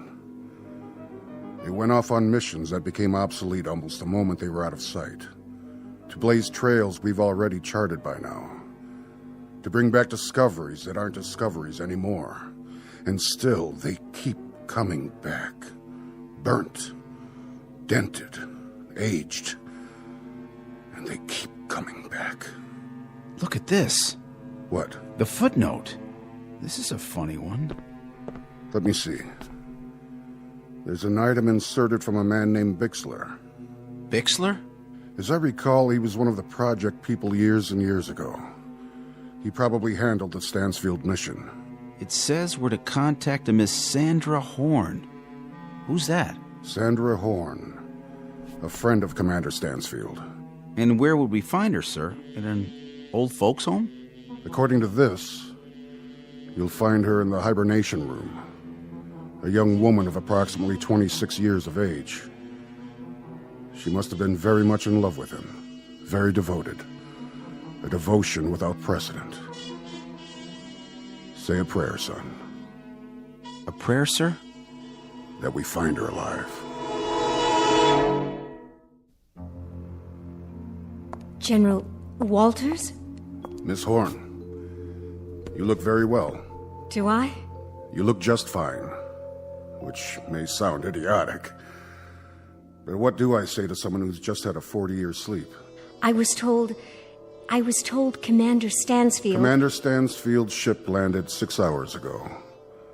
I asked to see you first. What about Commander Stansfield? In good health. Naturally very tired. I want to see him. I must see him. You shall see him. But I had to talk to you.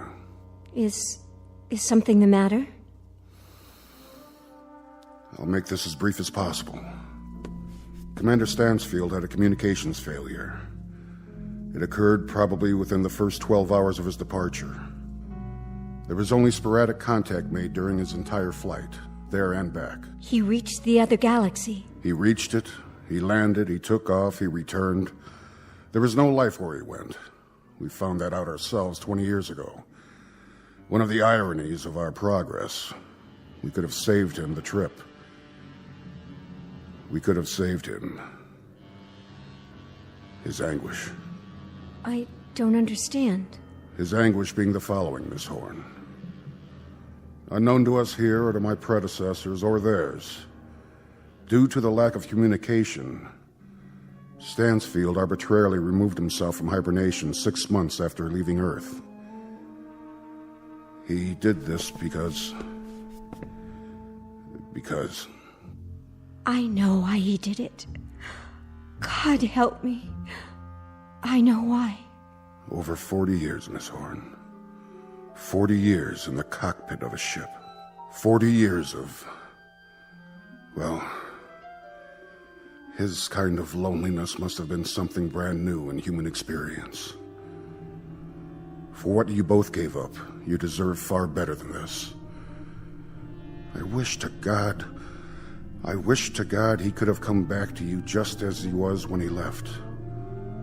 But as it is, I'll leave you alone now.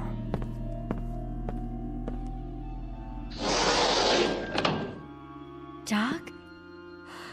Dear Doug. You remember me, don't you? Remember you? I've spent 40 years remembering you, Sandy.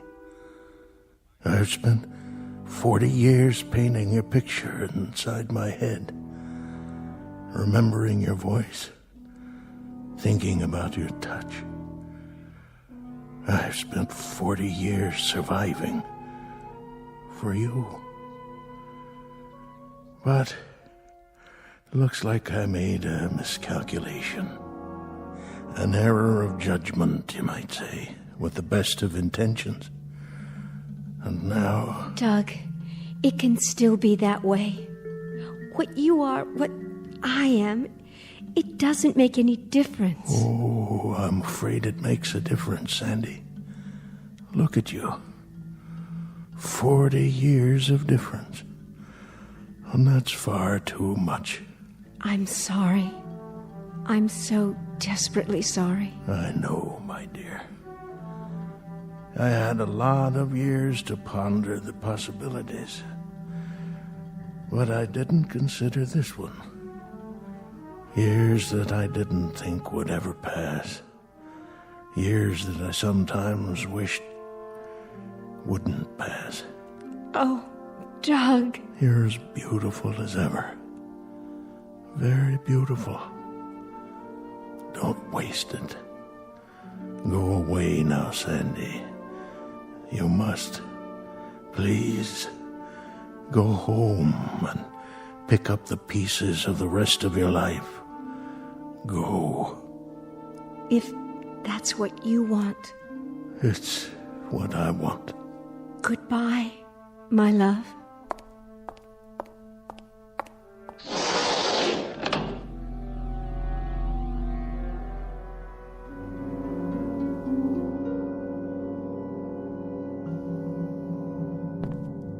Stansfield, if I may say so, you're an incredible man. Really, quite an incredible man. It may be the one distinction I can point to in my entire life. That I knew you. That I knew a man who placed such a premium on love. Truly, truly, Stansfield. Quite a distinction. Goodbye, General.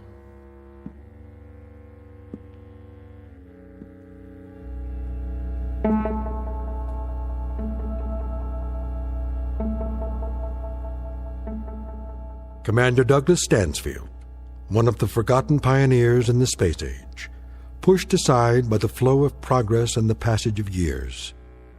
Our tale of irony and the ionosphere and the ferocious travesty of fate that could only happen in the Twilight Zone.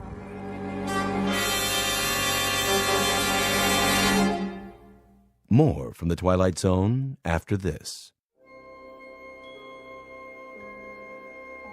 Hi, this is Carl Amari, producer of the Twilight Zone Radio Dramas. I'd like to take a moment to tell you about our official website at twilightzoneradio.com, where you'll get the latest news and information on these Twilight Zone radio dramas. Plus, at twilightzoneradio.com, you can digitally download 3 free episodes or any of our episodes for only $1.95 each. In this age of ever-changing technology, we've decided to make these episodes instantly available to you by making the Twilight Zone radio dramas a digital download-only series. This means that this series will no longer be offered on CD. The CD collections at our website are now being offered, while supplies last, at buy one, get one free. So be sure to get your favorites before they're sold out. Be sure to visit us often, and I'll see you in the zone.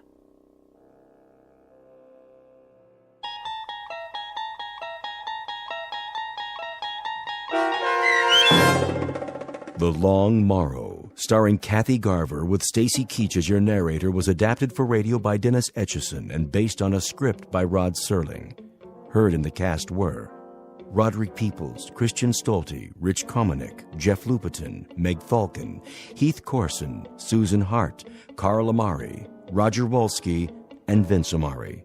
To learn more about the Twilight Zone radio dramas and to obtain audio cassettes and CDs of these programs, visit our website at twilightzoneradio.com.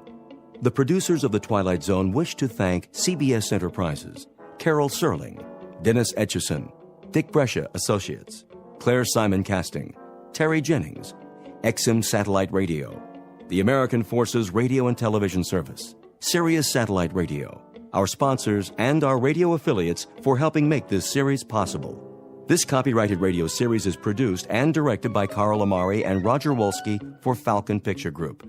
Doug James speaking.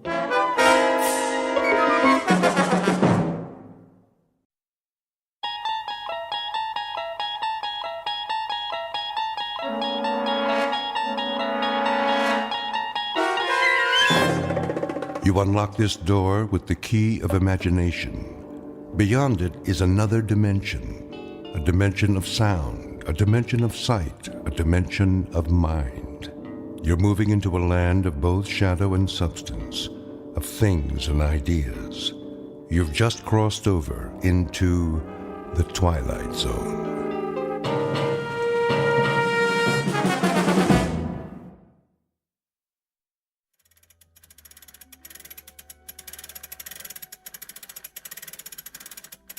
There. That should do it. Alex? In the living room, honey.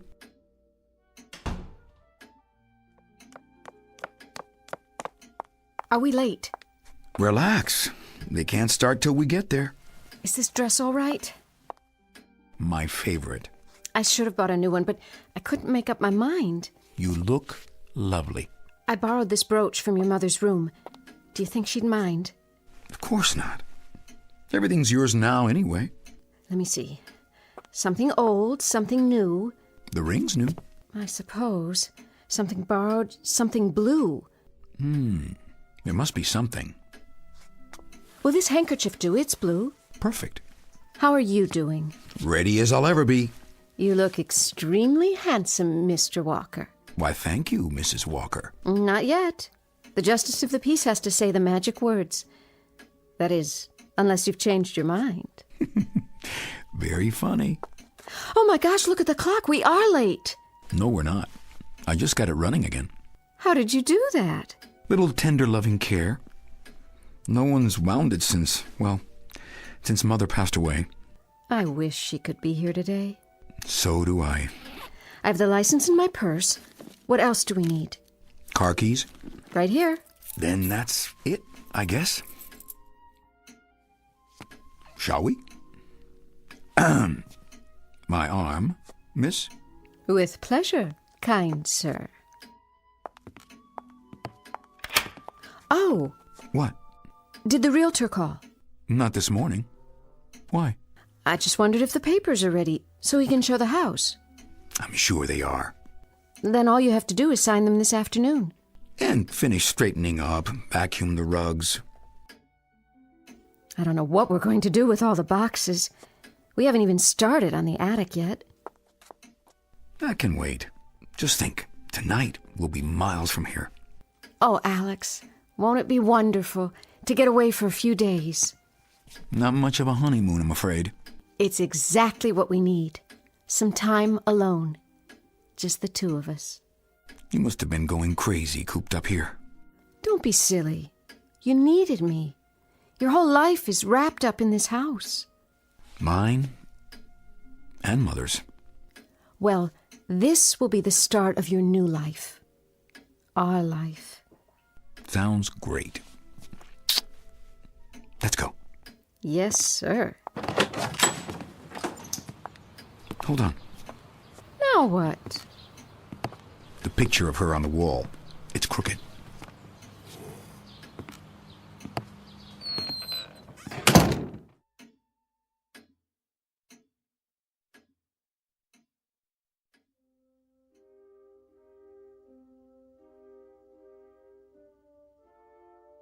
This is the house of the late Henrietta Walker.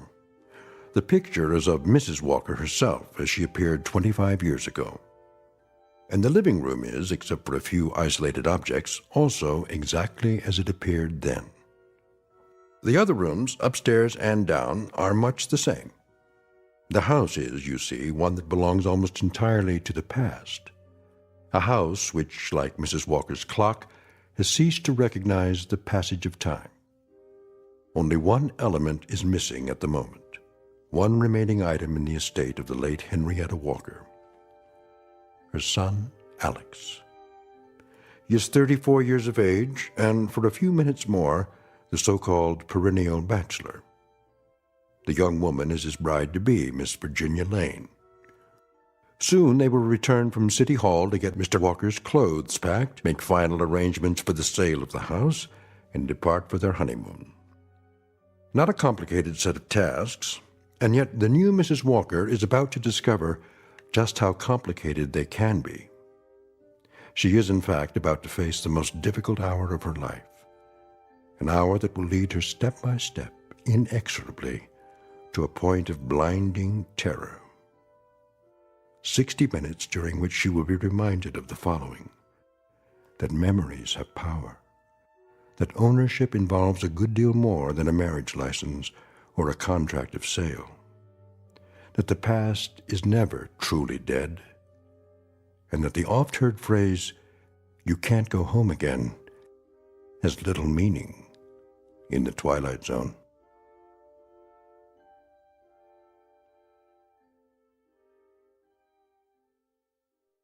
And now, The Twilight Zone, and our story, Young Man's Fancy, starring Tony Plana, with Stacy Keach as your narrator.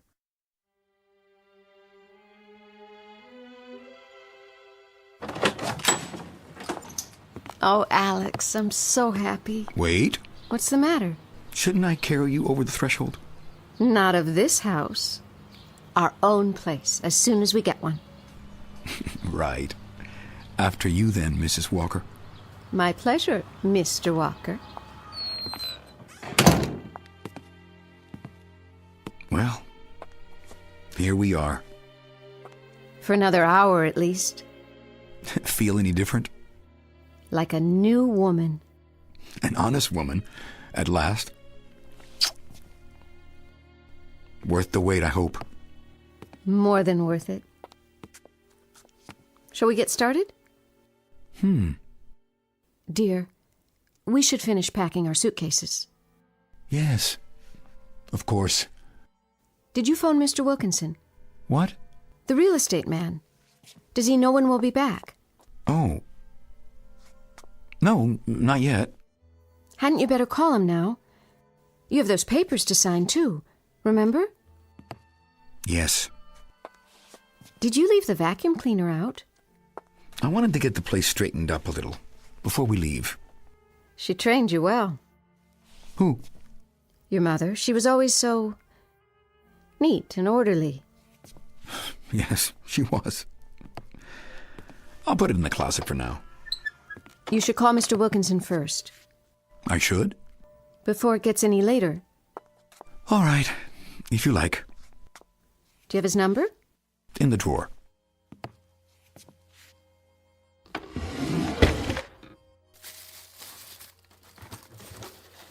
Is it there?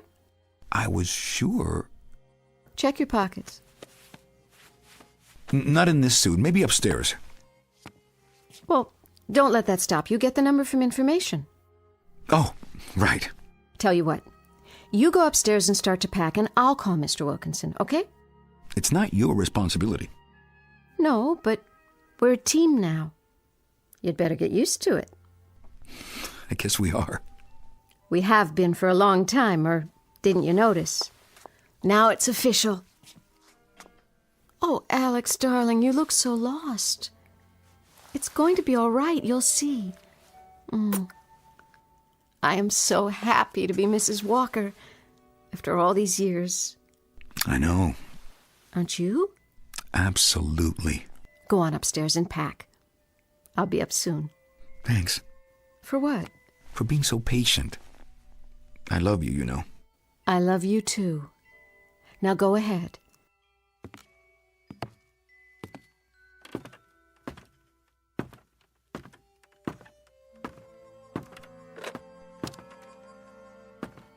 Operator? Yes. Would you give me the number of Wilkinson Realty, please? Thanks.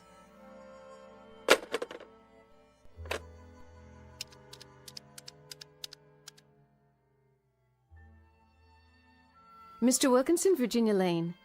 Oh, I mean, Virginia Walker. Yes. Yes, just a little while ago. Thank you, Mr. Wilkinson.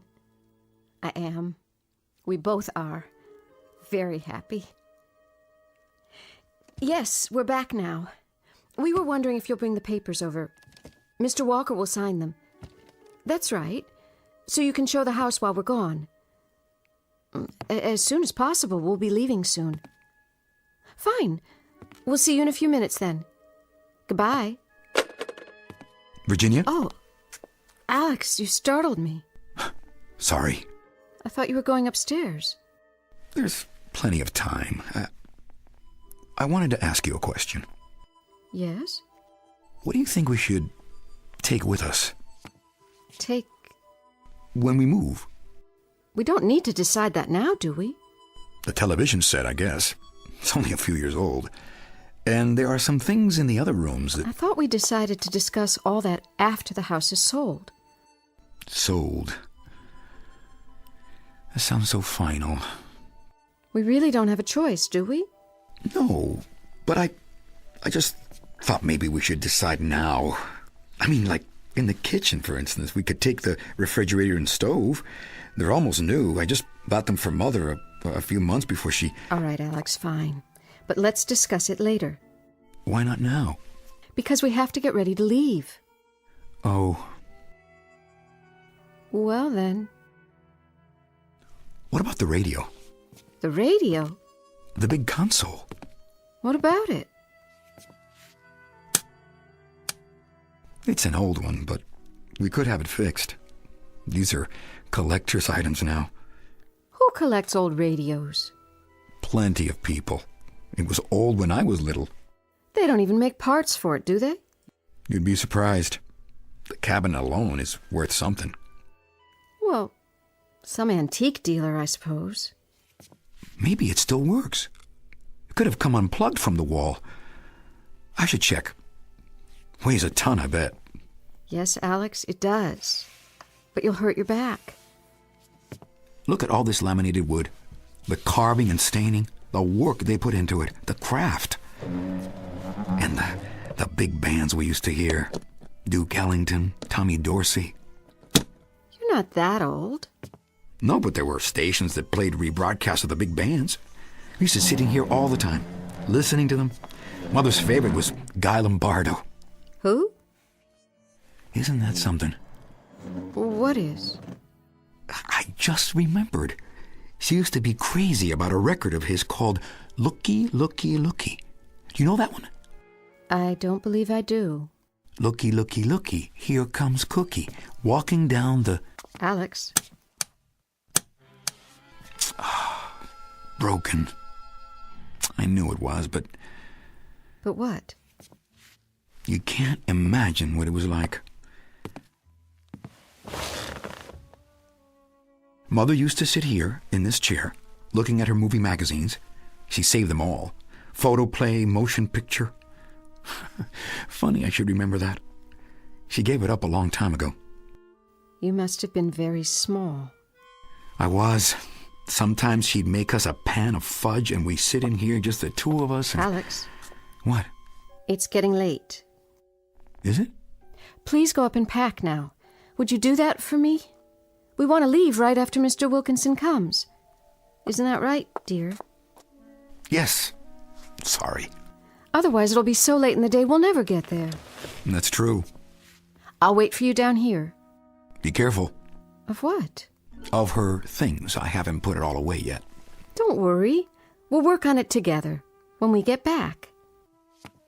Some of it is very fragile. You know, maybe I can find someone to fix the grandfather clock, too. Did you notice? It stopped again. We'll talk about it later, Alex. All right, then. Later.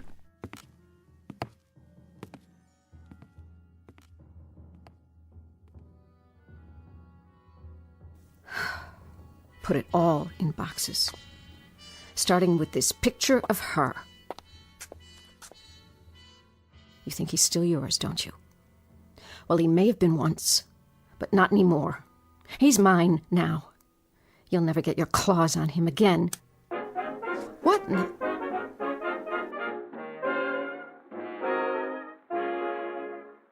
And that was Looky, Looky, Looky, performed by Guy Lombardo and his orchestra on our program of vintage favorites from the big band years. Next up on our hit parade from 1930. How can this radio work? It's broken. No, where... Alex? Alex, what's going on up there? Are you playing records? That man, we're never going to get out of here.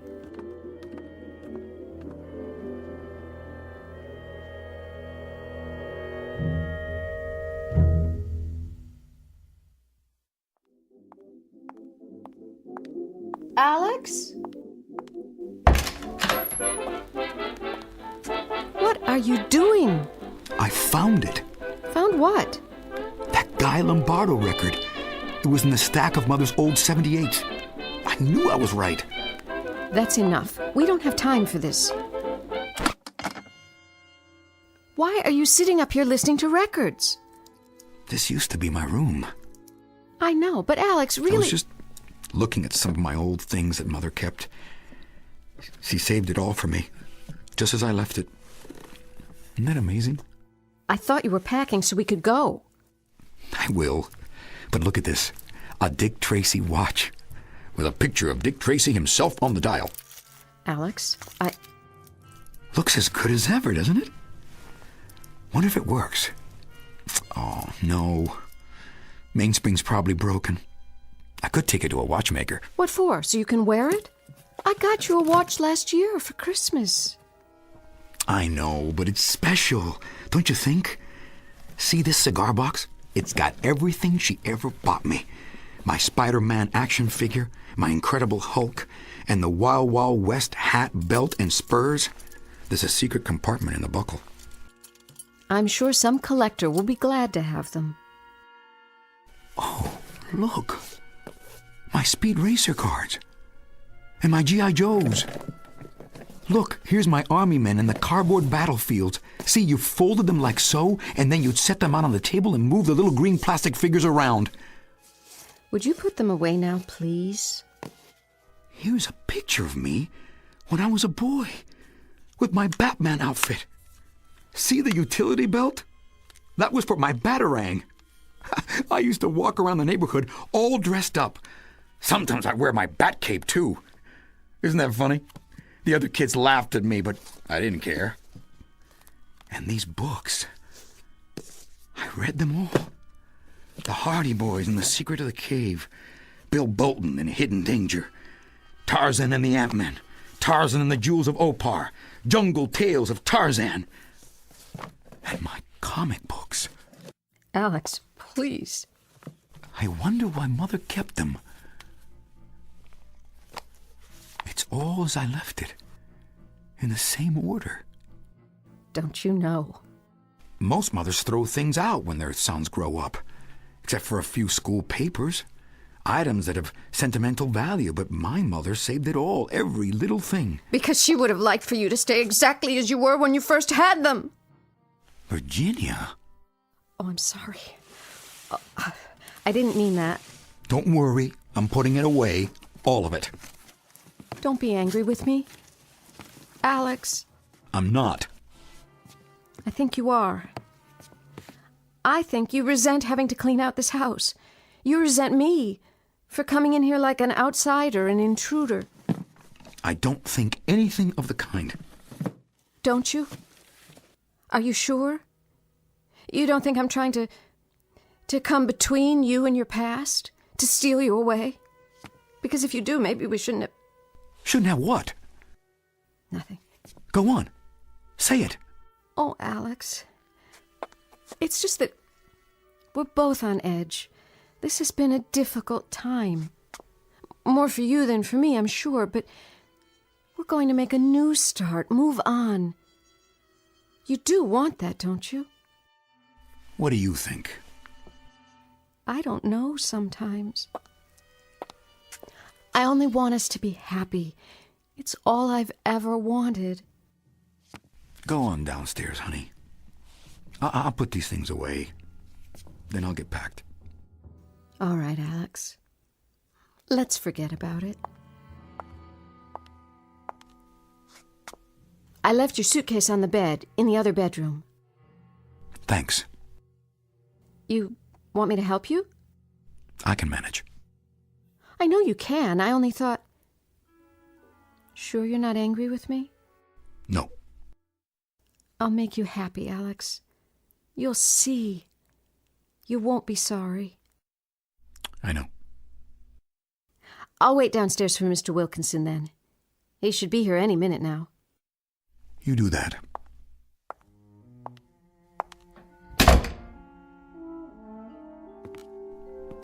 Oh, Mother.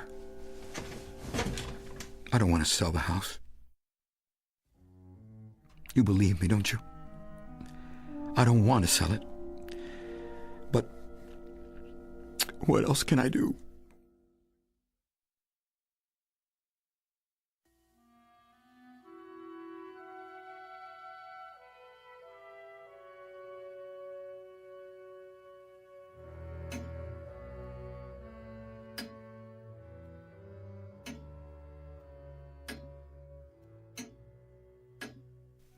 Clock. But no one touched it. Oh!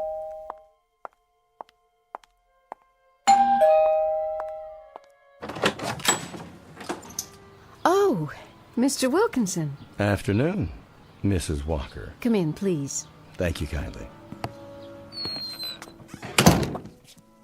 I appreciate your making the trip. Oh, no problem. It's only a few blocks. Would you mind waiting in the living room? Mr. Walker will be right down. Fine and dandy, ma'am. Is everything in order? Ma'am? The papers about the house. Oh, yes. All drawn up. I have them right here. Good, that's good. So there won't be any delay. None that I can see. Alex? Alex, dear? Yes? Mr. Wilkinson is here with the papers. Be right down. A lot to do, huh? You wouldn't believe what to save, what to get rid of. Oh, it's always that way. But it'll get done. Shouldn't be too hard, in this case. Why? The house. It's neat as a pin. Mrs. Walker was like that. The other Mrs. Walker, I mean. Everything in its place. Yes, that's Certainly true. Ah, here's the man of the house. Mr. Wilkinson. Afternoon, Mr. Walker. I understand congratulations are in order. Thank you. Won't you sit down? Mr. Wilkinson has everything in his briefcase. That I do. But first, I wonder if I could trouble you for something. What's that? The use of your telephone. Sure. You see, I forgot to tell my secretary where I'd be, and I'm expecting a pretty important call from out of town. Phone's right over there. I can call for you. I'll tell her where you are. Would you do that? Meanwhile, why don't you use the dining room table? Fine and dandy. Right this way. After you, sir. Make it as quick as possible if you can, dear. We really have to leave. Now then, as you can see right here, we're going to be signing this person here. Where? That ridiculous clock.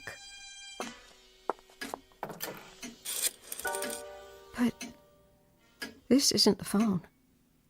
It can't be. It's ancient. Where did it come from? Excuse me, did you get through? What? The phone call. I... Maybe I'd better do it after all. I have to tell my secretary something else anyway. I'm sorry, but the phone... Something wrong? No. I mean... Let me try. What did you do? Do? That phone. Just a minute ago, it was... Hello, Maggie? Jim. I'm over at Henrietta Walker's house. That's right. I just wanted you to know. If that call comes through in the next 10 minutes, would you forward it to me here? Alex? The phone. What about it? Describe it to me. What? When you were a boy, what kind of phone did you have? Does it matter? Just tell me. It was a long time ago. Let's see. One of those old two-piece units, I think. Yes, with the earpiece on a separate cord. Really ancient. I wonder what happened to it. But that's not the phone you've had in recent years. You're sure? Sure, I'm sure. What's the big deal? I thought I saw it in the living room just now. I must have been mistaken. And would you call Charlie Fisher? Tell him that escrow's been approved for 60 days. We have the form for him to sign. He can come by the office or we'll mail it out. Right. Fine and dandy, Maggie. See you. Bye.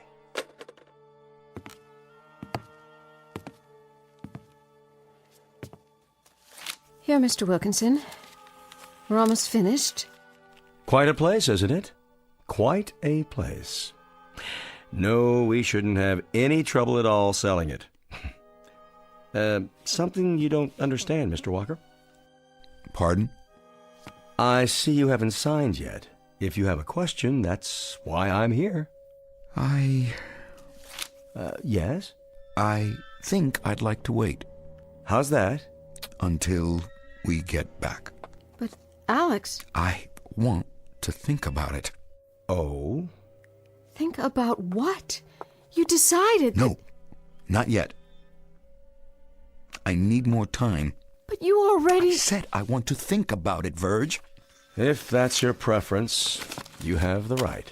I'm sorry to put you to all this trouble, Mr. Wilkinson. I'm not quite ready yet. I understand. Do you? My mother said never to rush into anything. Always think it through. Good advice. You're positive? I could line up a buyer right away, you know. Alex, please. I'm positive. Uh-huh. I'll get in touch with you on your return then. Please. I think that would be better. Well, have a nice honeymoon, and don't bother to show me to the door, Miss Lane. Mrs. Walker.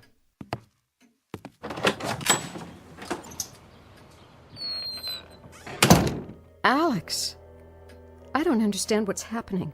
Shh. He's gone. You'll have to explain it to me because... Quiet. Listen. To what? The grandfather clock. It's running again.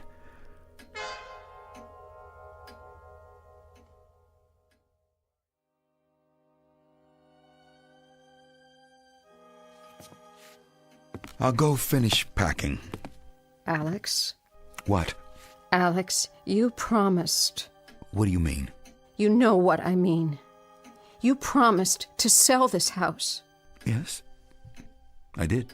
And now you're backing down? I'm not backing down from anything, Verge. I just want a little time to think, that's all. I must be missing something. Can you explain it to me? What's there to think about? Well, I just don't like the idea of... Of what? You know, people tramping in and out when I'm not here. Touching things, handling them, stealing them. With a real estate agent standing right there. It could happen. That's an excuse, not a reason. Maybe it is, Verge. What do you want me to say? Never mind. No more talk, just pack and we'll get out of here. All right. Virginia? What is it now? I was thinking, couldn't we... Couldn't we what? Couldn't we live here? What did you say? I know how it sounds, but it's a perfectly good house. Plenty of space, new roof, new appliances in the kitchen. We could... No. No, Alex, no. Don't say no like that, without even considering. I don't have to consider it. It's out of the question. We could do whatever you want with it. Even redecorate the rooms to a degree, if that would make you happy. I want to leave, Alex. Do you hear what I'm saying? I want to leave right now. But Virginia... You promised me you'd sell this house after your mother died. Well, she's dead, Alex. Dead. Don't. I've waited for you. All these years. Long years, Alex. Now I want my own home. I have a right to it, don't you think? Or am I being unreasonable? I hate it when you talk this way. And I hate it when you look at me this way. How? As if you don't even know me. I'm sorry. I don't mean to hurt you. Then don't. Oh, Alex, please. Don't do this to us. I'm not doing anything. I'm only trying to figure it all out, but there are so many considerations. Like what? I'm not sure anymore. I only know... Do you know how much I love you? I want to take care of you, make a home for you. But our home, not hers. We've waited so long, darling. So very long. It wasn't my fault. I thought you understood. I do. Your mother was sick and you couldn't... She lost her health raising me, taking care of me in this house for more than 20 years. And now you feel guilty? My father deserted us when I was only 2 months old, Verge. 2 months old. And she had to make do as best she could for the both of us, and... All right, Alex, all right. Please, let's go before it's too late. Before something else can happen to... Like what? I don't know. I only know that I'm frightened. This house has some kind of hold on you. It's as if your mother still... Still what? I don't pretend to understand, but we've got to move on now, or we'll never get away.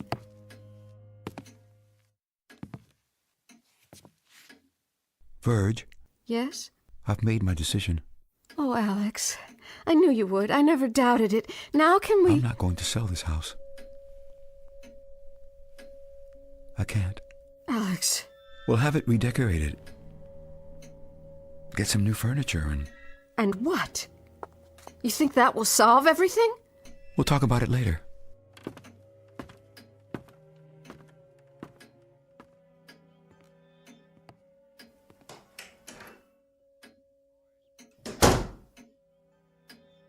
No, Alex. I won't let you throw your life away like this. I won't. We'll get out of here now. I'll drive, and you're coming with me. Where's my purse?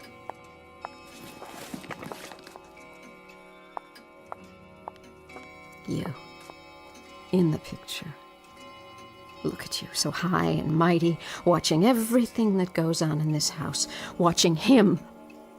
Well, you won't watch him anymore. I won't have it!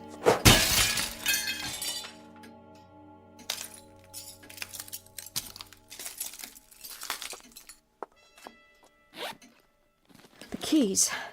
They're not in my purse. Where? Oh, on the table. Who put this magazine here? Movie World, March 1936. Special Shirley Temple issue.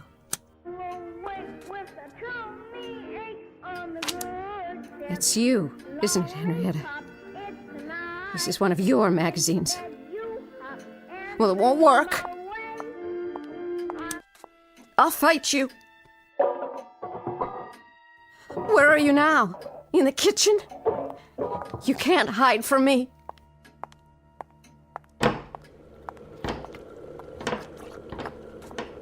Where did this old stove come from? What are you cooking, fudge? Well, forget it. He doesn't need it anymore.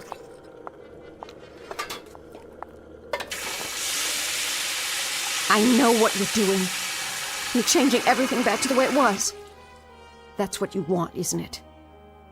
For time to go backwards, to stand still. Well, it'll take more than that, old woman. He's not a child anymore.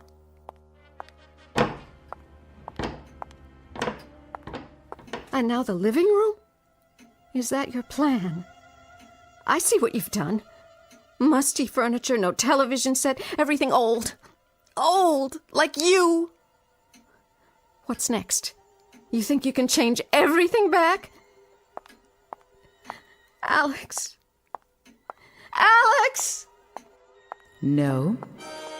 You. Get out of my house. Get out of my way. You can't come up here.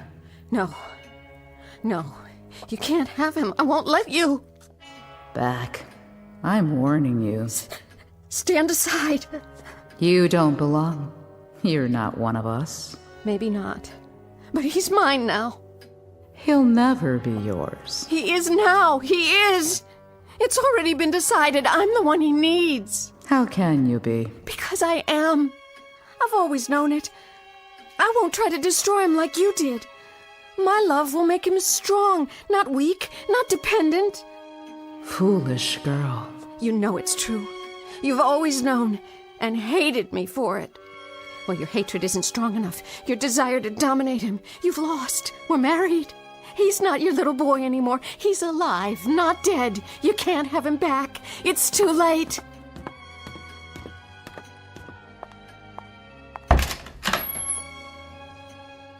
Alex? What do you want? Alex. Mother, come back. Are you sure? Yes, Mother, I want you to. Alex! If that's your desire. It is. I'm never gonna leave you. I promise. Very well, son. Goodbye, lady. Alex! You can go now? Alex!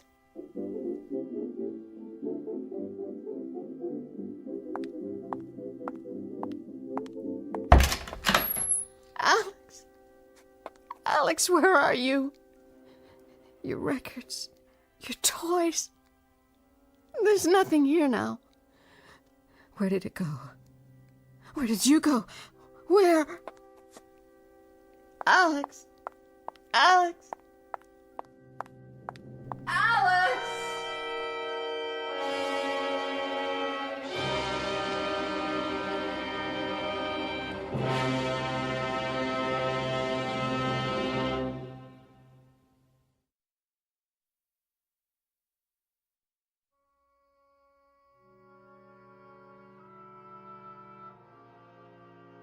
The contest is ended now. A contest fought not only in space, but in time. Mr. Alex Walker is gone, no longer in this house as it exists today. He has returned, in flesh and in mind, to that period of his life from which, emotionally, he had never really departed. Mrs. Henrietta Walker has also gone back to that same era, forced to return there by a little boy whose will to remain forever a child is so powerful that time itself fell prey to it. As for the short-lived Virginia Walker, now once again Miss Virginia Lane, she finds herself in an empty house, excluded and alone, the victim of a tragic warp in mind and time. as recorded in the Twilight Zone.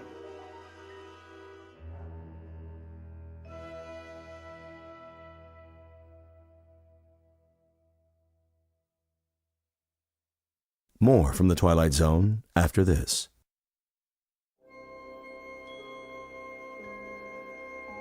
Hi, this is Carl Amari, producer of the Twilight Zone Radio Dramas. I'd like to take a moment to tell you about our official website at twilightzoneradio.com, where you'll get the latest news and information on these Twilight Zone radio dramas. Plus, at twilightzoneradio.com, you can digitally download 3 free episodes or any of our episodes for only $1.95 each. In this age of ever-changing technology, we've decided to make these episodes instantly available to you by making the Twilight Zone radio dramas a digital download-only series. This means that this series will no longer be offered on CD. The CD collections at our website are now being offered while supplies last at buy one, get one free. So be sure to get your favorites before they're sold out. Be sure to visit us often, and I'll see you in the zone.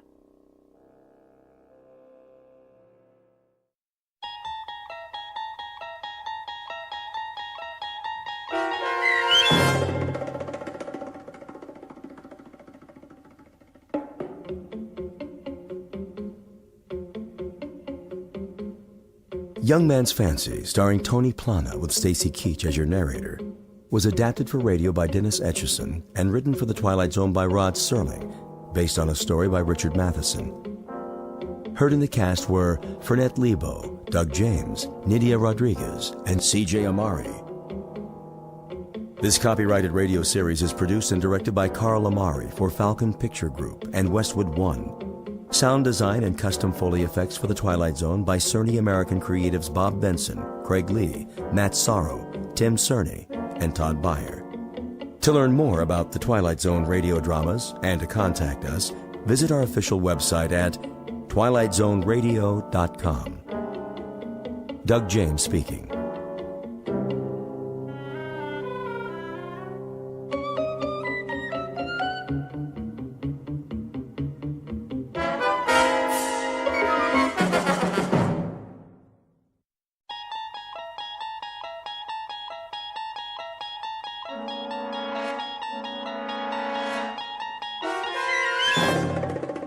You're traveling through another dimension.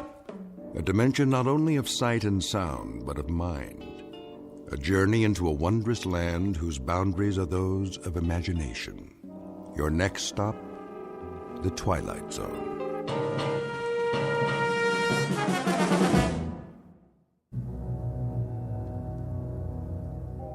There are only 3 questions worth asking. 1, where did we come from? 2, what are we supposed to do while we're here? And 3, what happens next? All the rest aren't important. It took me a while to figure that out. I didn't get it at first. None of us did. But then, who does? What? Where am... Wait! Oh. What in the... Hey! Can anyone hear me? Is anybody up there? Hey! Can you hear me? I had no idea how I got there. I must have blacked out on the way down because all of a sudden I couldn't remember anything, not even my name. There wasn't much light at the bottom, just a steady, even gray, like fog with the sun behind it, only very far away. The wall was curved a little and made of some kind of smooth metal. At least, that's what it felt like. There was only one thing I could think of. If I was a prisoner, I had to get out.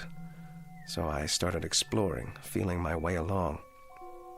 But I couldn't find a door, not even an edge to grab onto, nothing. I stopped to get my bearings, and then I heard it. Hooray! The fleet's in! Who are you? Oh, but it isn't the fleet, is it? It's the army. Then the army's in. Why are you dressed that way? What way? The makeup, the clothes. You look like a clown. You don't like my uniform? Oh, well, Can't please all the people all the time. Nice uniform you have there. Hooray for the army! Tarara-boom-dee-ay! Attend hut! At your service. What are your orders, Colonel? General? Whatever you are? I'm a major. Oh, yes, I see that now from your collar. But don't fret about it. You can always advance, even in a peacetime army. Today a major, tomorrow a brigadier. I wouldn't mind having you on the general staff. From major to brigadier, not bad. There's light colonel and colonel in between. You're generous, old sport. You're certainly Problem? No problem. It's just that, Just that what? A couple of small items seem to have eluded me for the moment. Such as? Such as who I am. Why, you're a major. According to your uniform, that's what you are. And that is what you said. Or are you impersonating an officer? That's a very serious charge, you know. Impersonating an officer. No, I am a major. Here's the insignia, so I know that much. But that's all I know. I must have been wounded or something. You seem to be intact. Then why can't I remember my name? I have no idea who I am. I don't remember my outfit or the action. Action? Which action was that? The engagement, the battle, wherever it was I got hit. Who says that happened to you? I must have been wounded. Or at least I took a bump to the head. Did you hear cannon fire? Troops marching? Nothing like that, dear boy. It's been quiet as a tomb in here, which is restful after a fashion. Though it does get boring. Well, something happened to me. I've got to figure this out. Wait a minute. What about you? That's a clue.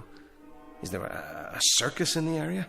A circus? What's with you? Look at yourself. The costume, the clown hat. Oh, I see. There must be a circus because I'm a clown. And clowns go with circuses. Everyone knows that. I guess it figures, doesn't it? Or it should figure. A clown, a circus, an officer, a war. That's logical. Except that it doesn't figure. Not at all. Why not? Because, dear boy, there isn't any circus and there isn't any war. Then what are we doing here? Don't rack your brain. Accept it. The truth is, you're just like the rest of us. You wake up and here you are. No reason, no explanation. You just wake up and here you are. Did you say the rest of us? See for yourself. See what? Come with me. I should have introduced you right off. Meet my friends, such as they are. This one we call the bagpipe player, for obvious reasons.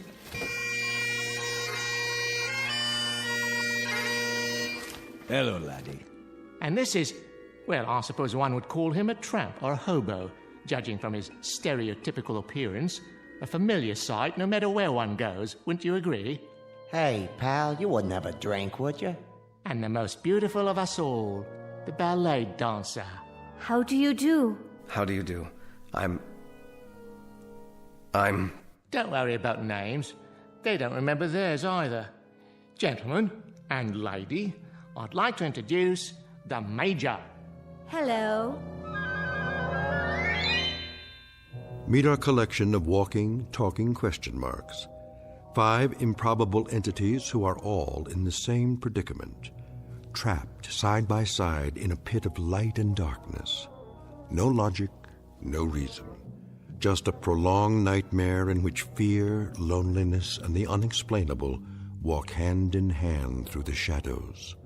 In a moment, we'll start collecting clues as to the whys, the whats, and the wheres. We will not end the nightmare.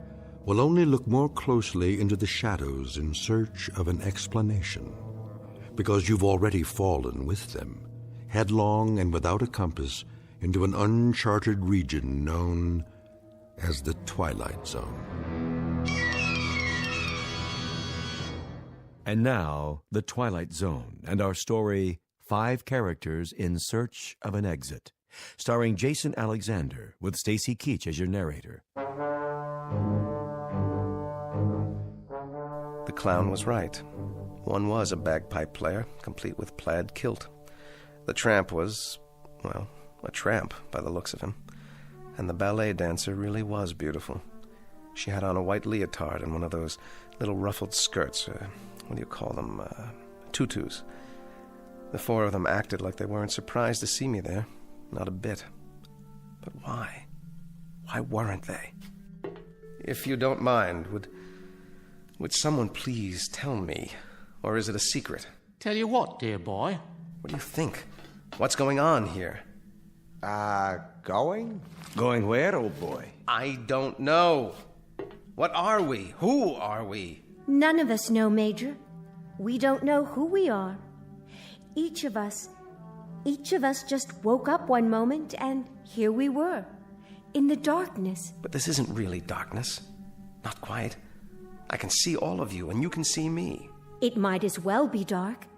The light, whatever it is, wherever it is so far away. I can't tell anymore if it's real or just something I'm imagining, because I need it to be there. Instead of what? Of nothing. That's absurd. Is it? Each of you woke up, just like that. Correct again. Give the man a cigar. But how did you get here? What were you before? Who put you in this place? You sure got a lot of questions. I told you, Major. We don't remember. Are you sure you didn't fall? We may have. The memory fades after a while. Well, that's how I got here. Did you? Yes, he did. He did indeed. I saw him. A nice pratfall, as a matter of fact. Quickly, before it fades. What's the last thing you remember before you fell? I don't know. I must be suffering from amnesia. Oh. Then you're like us. Time to join the big parade, Major. If you could find your hat and sword, you could lead us. Oh, what a splendid drum major you'd make. Followed closely by the clowns and acrobats, of course. This is incredible. Oh, isn't it? What a troupe we've put together. The crowd will love us. But how did this happen? How could it? That's the same question we asked ourselves. How could it happen? A question with no answer, Major. A question with no hint of an answer. At least, not a rational one. Nonsense. Everything has an answer. You just have to find it. Consider all the evidence, sift through the clues. Oh, isn't this exciting? Where do you want to look first? It doesn't matter. Of course it does. Please, try to understand what I'm saying. It will be easier for you that way. We're things with no memory, no knowledge of what went before, no understanding of what is now, no knowledge of what will come. How long have you been here? Hey, it's part of the mystery, too. We don't know nothing. At least I don't. You got any ideas? No idea at all. Then don't fight it. Live it or live with it. Know what I mean? Whoever left us here must have a plan. How long will we be here until the next phase? Now that's a very good question. The best question of all.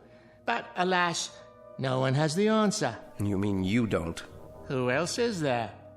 We've discussed it like a proper committee, and we're no further along than we were at the beginning. Talk, and more talk. So I ask you, man to man, clown to officer, what's the point? Sit down, Major. Conserve your energy. For what? For whatever the fates have in store. I suggest you listen to the beauteous ballerina and fasten your seatbelt, because we may be in for a very bumpy ride. Or then again, perhaps not. Perhaps what will happen is only more of the same. Perhaps we're all doomed to die of terminal boredom.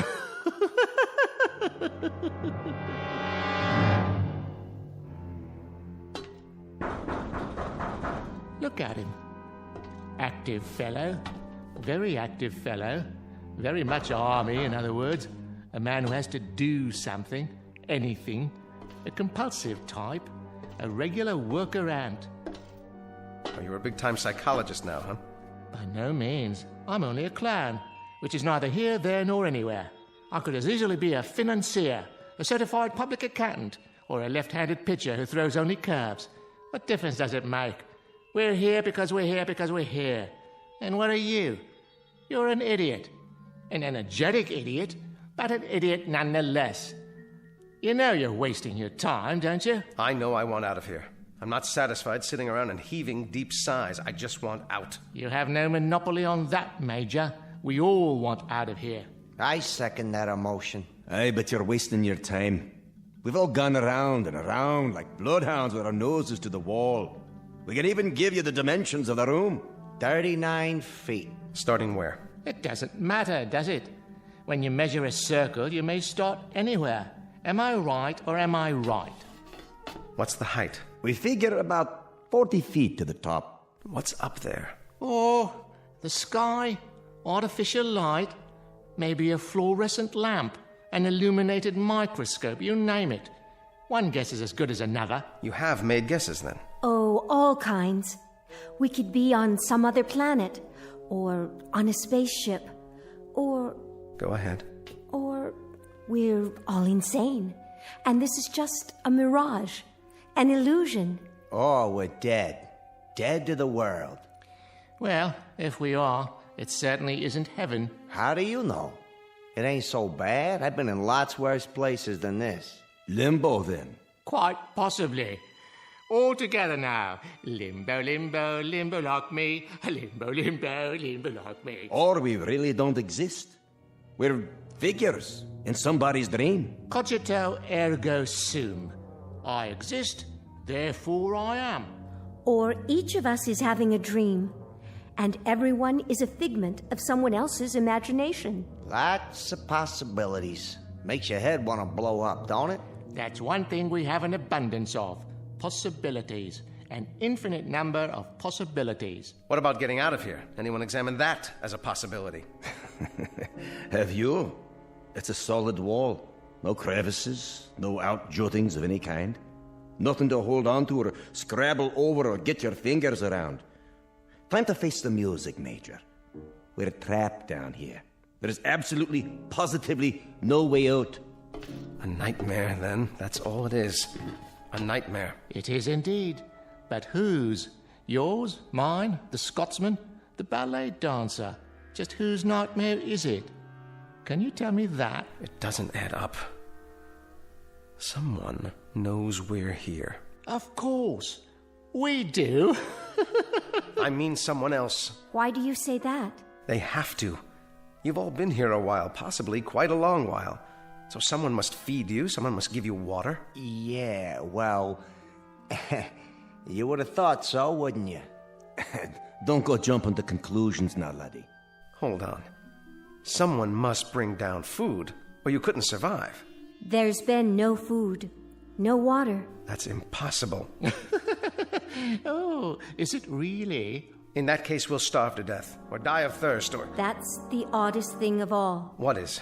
Don't you understand yet? No, I don't understand. Why don't you tell me? Do you feel hunger, Major? Or thirst? Or heat? Or cold? Or fatigue? Discomfort of any kind? Or anything? Do you feel anything at all? No. No, I don't. But that doesn't prove anything. This has been a trauma. It's natural that I don't feel thirsty or hungry, not yet. I'm in a state of shock. Close, but no cigar. You were born in a state of ignorance, educated in the school of hard knocks, and got your degree at the street corner university.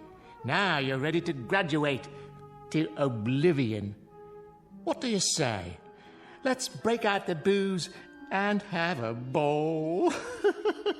None of us have felt thirst or hunger or anything else since we've been here. And we've been here for an endless time, Major. I can tell you that. Time without measure. What's wrong with you people? Have you tried shouting, calling for help? Endlessly. Well, then have you pounded on the wall like this to get their attention? I mean loud. I'm talking about taking off your shoes and really pounding. Have you done that? Often. Well, have you looked all the way around? Have you felt every square inch of the wall? Maybe there's a control button or a panel of some kind, a hidden panel, or a lever, something. Yeah, sure. At the start, that's all we did. Hunted and searched and peered and felt with our hands. And you know what we found out? Sure you do. We found out that this right here is the whole shooting match. This little room. What you see is what you get, Major. There ain't no more.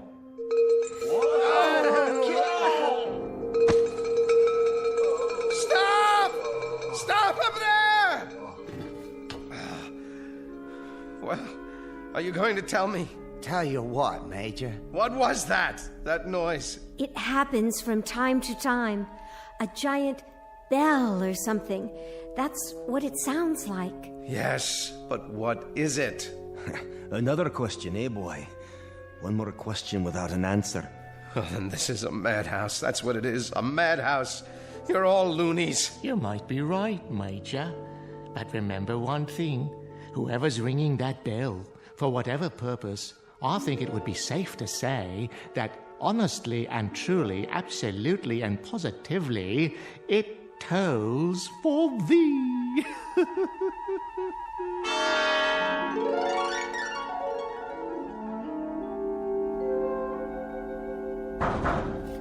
Hey! Hey up there! It's no use. Let us out! Let us out of here! What do you want from us, please? Just let us out!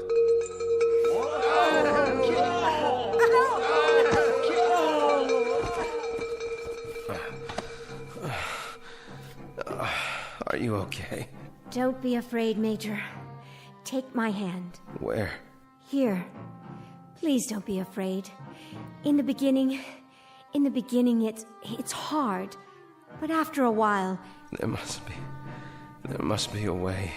Something we can do. There has to be. This sort of thing just doesn't happen.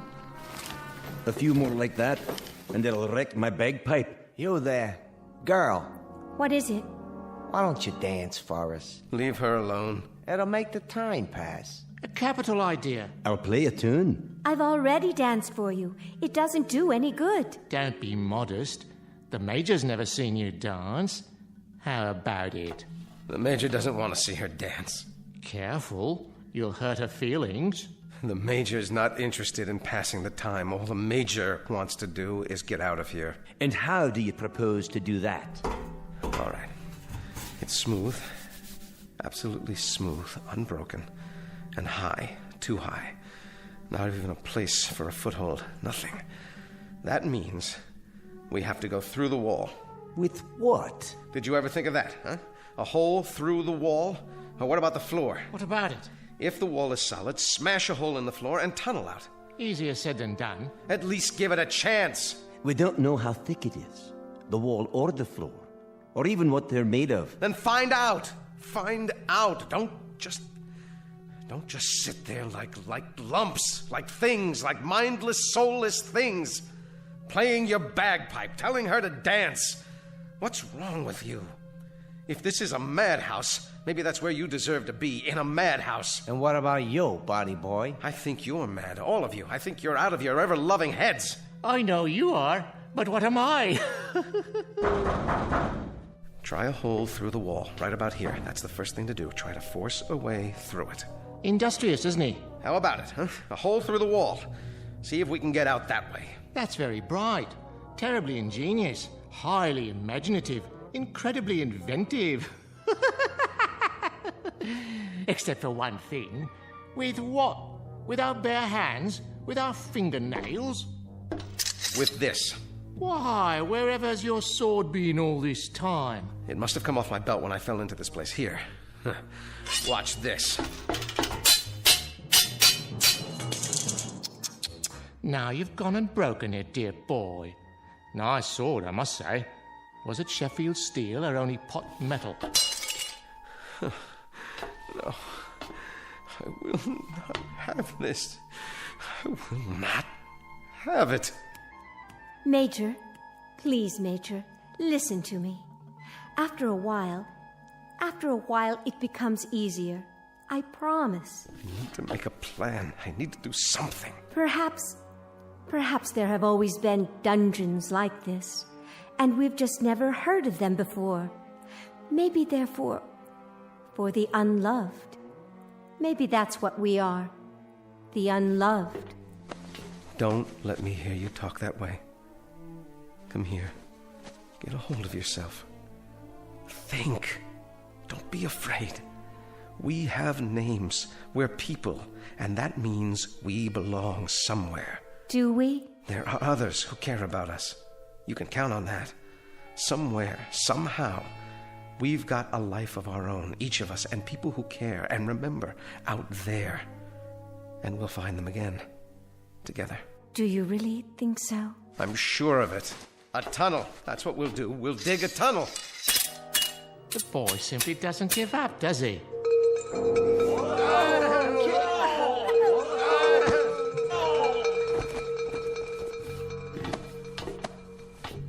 I've got it. Got what, pal? I know where we are. It suddenly occurs to me.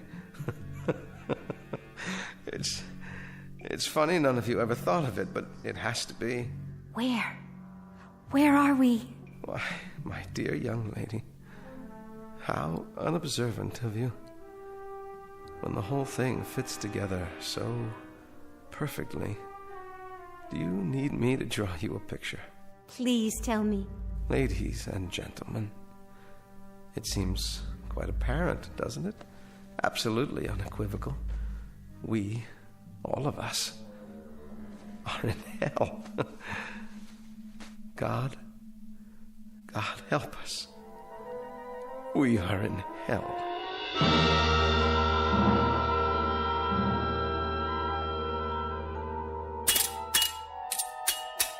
Never say die, that one.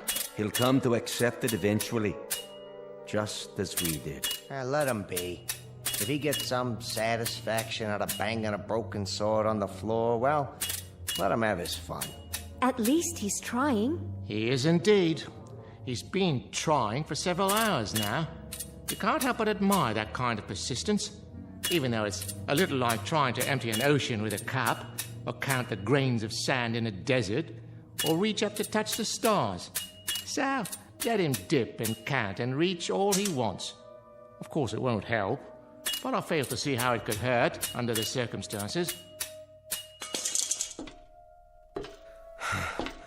It's metal, or the hardest wood I've ever come across. Circular, perfectly smooth, with no breaks anywhere. All of which we could have told you some hours ago. Which we did tell you, if you'd bothered to listen. We've got to figure out something else. Oh, do. Maybe we could wish it all away using the power of positive thinking. That's enough. Or bore through it with our X-ray eyes. Anyone have a laser beam handy? I said that's enough. Or make believe we're acrobats. You know all about that, right? Clowns, acrobats? Most definitely. Alley-oop and over the top to freedom. Now you got it. Yeah, you got it all right. Dreaming and wishing, wishing and dreaming. Hold on. Listen to the man. Oh, come now. In the final analysis, this is all rather idiotic. Is it? It only requires a moment's reflection to see... Why not? Why not what? What you said. Acrobatics. A figure of speech, my dear, not meant to be taken seriously. Isn't it? I will grant you that we have somehow forfeited some of our human dignity, but we are nonetheless governed by human frailties, not the least of which is gravity. You may know some advanced acrobatics that I'm quite unaware of, but for the moment, unless you can find a circus gun big enough to launch one of us skyward like a human cannonball... I see what she's getting at. Well, kindly elucidate, if you please. Don't any of you see? Yes, of course. One on top of the other, standing on each other's shoulders. What about that? It's the way they do it in the circuses, isn't it? Is that query directed at me? You're a clown, aren't you? I'll ask one if I see him. I can assure you I may wear the costume of a clown, but I have no recollection whatsoever of having been one, if ever I was. Then the only thing you ever were was a coward. That's uncalled for. Consider the consequences. We may not feel thirst or hunger, but the pain of a broken bone is quite another thing. We might very well feel pain. And a fall from, 10, 15 feet up, down to this hard floor, well, that's a sensation I'd as soon do without. It's a chance. With all due respect, miss, no thank you. She's right. It is a chance. Consider the consequences of not trying. It won't work. The weight will be on the first person, so I'll bear the brunt of it. That light's too far away. Come on. The clown on top of me, then the tramp, then the bagpiper, then the dancer. What do you say? We'd never reach it. Well, never say never. We don't know how high it is. That's the point. We'd be exerting ourselves for nothing. It could be 100 feet up there for all we know, or 200 or 300. But we got nothing to lose, right? Why don't we sit down and have some entertainment instead? A much safer course of action. Why don't we go for it? Come on, clown, up on my shoulders. Oh, observation. Things were far simpler before you arrived. However, I suppose I must go with the majority. Get a foot on my shoulder. I'll boost you up. Careful now. That's it. My turn? Not yet. The bagpiper next. Give me a hand, laddie. Use the wall for leverage. I can barely manage. But it's holding. All right, miss. It's up to you. How high is it? Can you see an edge or anything yet? I'd guess 7 or 8 feet to the top. Maybe more. Maybe less. Come on. I can't hold this weight forever. Go very carefully, one step at a time. You'll make it. Thank God she's so light. Whoa! That's my nose you're stepping on. Now stretch. I am stretching. All the way up. Now, what do you see? I can't quite reach it. It's still, about 8 or 10 inches above me. Up on your toes. That's it. I'm almost there. Everybody straighten. All I need is a few more inches. No!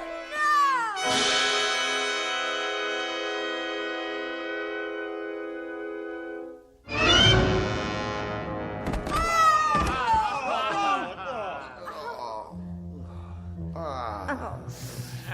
We were so close. Yes, I think we were. We'll try again. Nonsense. We could have broken our necks. But we didn't. I, for one, am not trying it again. How much farther? How much more would it have taken? Only a few inches. I could almost feel it. What if... What if what? I respect persistence as much as the next man, but stupidity, that happens to be a waste of time. A useless expenditure of energy. If we were just a few inches shy, if that's all it took, I could straighten up more on the bottom. We could each straighten an inch, 2 inches. That would give her the height she needs. Let's go. One more time. My dear young warrior, would that you had not arrived. Things were so much more peaceful before. Why not? We got something else to do? Not that I can think of. Please, I was so close. And heaven help us all. Leave us give it the old college try. Come on. Right, steady now. Steady. Okay. Easy.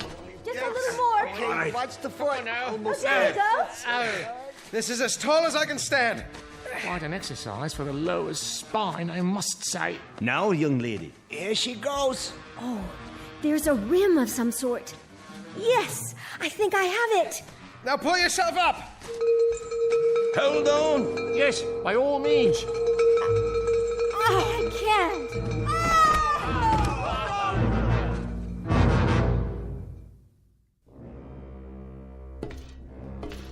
How's the leg, miss? The knee's twisted, I think. But it'll be all right. You were almost there. You had your fingers over the ledge. A miss is as good as a mile. Not in this case. A miss by about 2 or 3 inches? That's hardly a mile. This is what we do next. Oh, share your plan, pray tell. The same thing, without the dancer. Then we'll be several feet short. No, we won't. Hear me out. The clown, the tramp, the bagpipe player, and then I'll climb to the top. I'll tie a rope to the haft of this sword, fling it over the edge. Let it catch there like a grappling hook. Now that's thinking. Ingenious. But first, hadn't one of us better run over to the hardware store and pick up the rope? He's right. There's no rope around here. Strips of cloth. Torn from what we're wearing. You mean tear our clothing? It's a chance, and a good one. Yours has the most material. You said yourself you don't feel the cold. So give me those balloon sleeves. The things we do for a man in uniform. 6 feet of excellent material, courtesy of Pagliacci, or whoever I am. Good, but I need more. Twist it and start tying it together. Big knots. That's it. Takes me back to my Boy Scout days. Were you a Boy Scout? Who knows? I might have been. I got one question for you. Aye? What the heck is a Boy Scout? Anybody remember? We're almost ready. Now this time, we make it. The rope tied to the sword and over the top of the ledge. It catches, and I'm up and out. And then what? We'll worry about that when it happens. Somehow, I will get you out of here. All of you. But nobody gets out until one of us does. Now that's logic you can live with, right? If we live. You, tramp. It's time. Indeed. Leave us get on with it. I can't take this much longer. Good luck, Major. Thanks. I'll need it. All right. Now swing that rope, man. You can do it. Ride him, cowboy. You got it. Almost. Watch out below. One more time, Major. I believe in you. Second time's the charm. Good show. I believe he's done it. How does it feel? Tight. I think it'll hold. Then go. Major, you don't know how spectacular you look. At least the weight's off. Quick, everybody down before we fall down. Got the ledge. There. Yes. If I can pull one leg up. No. Well, what's there? What do you see? Major, you've got to tell us. Where are we? No.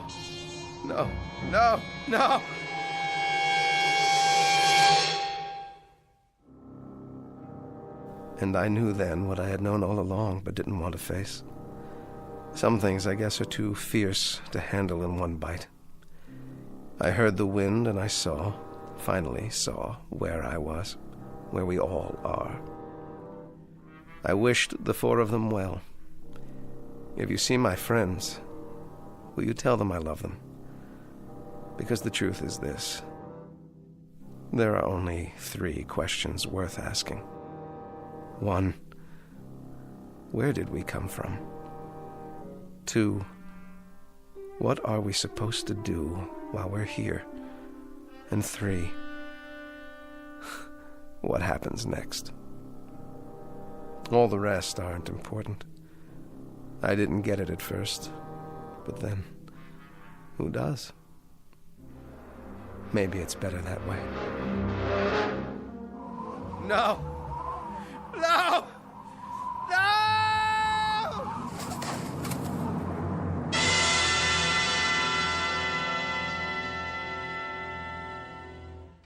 He made it. I don't believe it. I do. A brave man. Very brave. But not a very bright one. I wonder if we'll see him again. He'll be back. I know he'll be back. And then what, dear lady? He'll come and get us. You think so? He may be back, but it won't be to get us. How can you say that? I'm beginning to get a feeling, and not a very nice one, I'm sorry to say. All the little details, they're starting to fit together. This place, our costumes, the bell.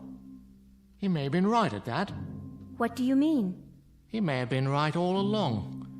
This may very well be a kind of hill. At least for us. One from which there really is no escape. No escape at all.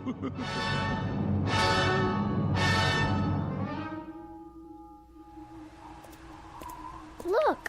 What do you have there? I found it in the snow. Someone must have dropped it. Oh, thank you, dear. Just drop it in the barrel there, would you? He looks like a soldier, but his coat's all torn. That's all right. Someone will sew him a new one. I'm sure he'll make some little boy very happy. Wow, you got lots of dolls in there. Not as many as we'd like. They're for the orphans, you know. But it's early and we've just started. Can I have one? Are you an orphan? Well, no. But I like the ballerina. She's so pretty. Oh, yes, she is, isn't she? What's that on her face? See? On her eye. It looks like a real tear. Is she crying? Now, why would she be crying? It's just a snowflake that started to melt. I suppose you could have her, if you promised to give her a good home. No. I think I better leave her here. Are you sure? She doesn't want to go. See? She's holding hands with that soldier doll. Why, aren't you the nicest little girl? Toys for Christmas! Toys for Christmas! Open your hearts, friends, and bring in your old dolls so the underprivileged little ones can have a happy Christmas, too. Help the Salvation Army. Dolls for Christmas! Dolls for Christmas! Dolls for Christmas!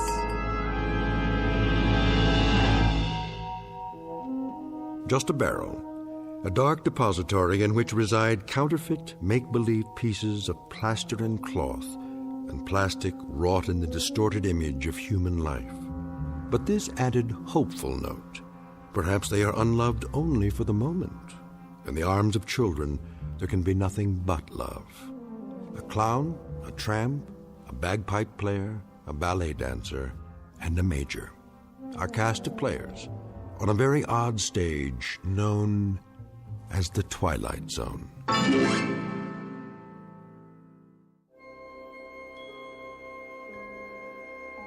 Hi, this is Carl Amari, producer of the Twilight Zone Radio Dramas. I'd like to take a moment to tell you about our official website at twilightzoneradio.com, where you'll get the latest news and information on these Twilight Zone Radio dramas. Plus, at twilightzoneradio.com, you can digitally download 3 free episodes or any of our episodes for only $1.95 each. In this age of ever-changing technology, we've decided to make these episodes instantly available to you by making the Twilight Zone Radio Dramas a digital download-only series. This means that this series will no longer be offered on CD. The CD collections at our website are now being offered, while supplies last, at buy one, get one free. So be sure to get your favorites before they're sold out. Be sure to visit us often, and I'll see you in the zone.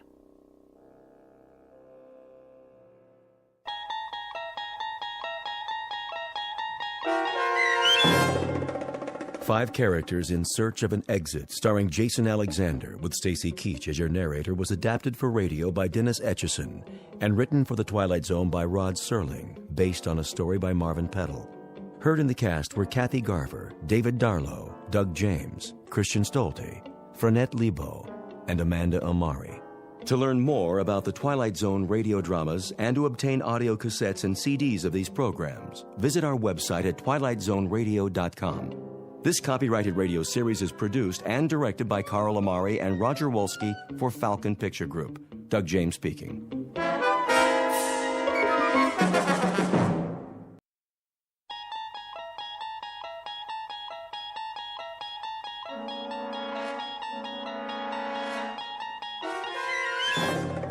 You unlock this door with the key of imagination. Beyond it is another dimension, a dimension of sound, a dimension of sight, a dimension of mind. You're moving into a land of both shadow and substance, of things and ideas. You've just crossed over into the Twilight Zone.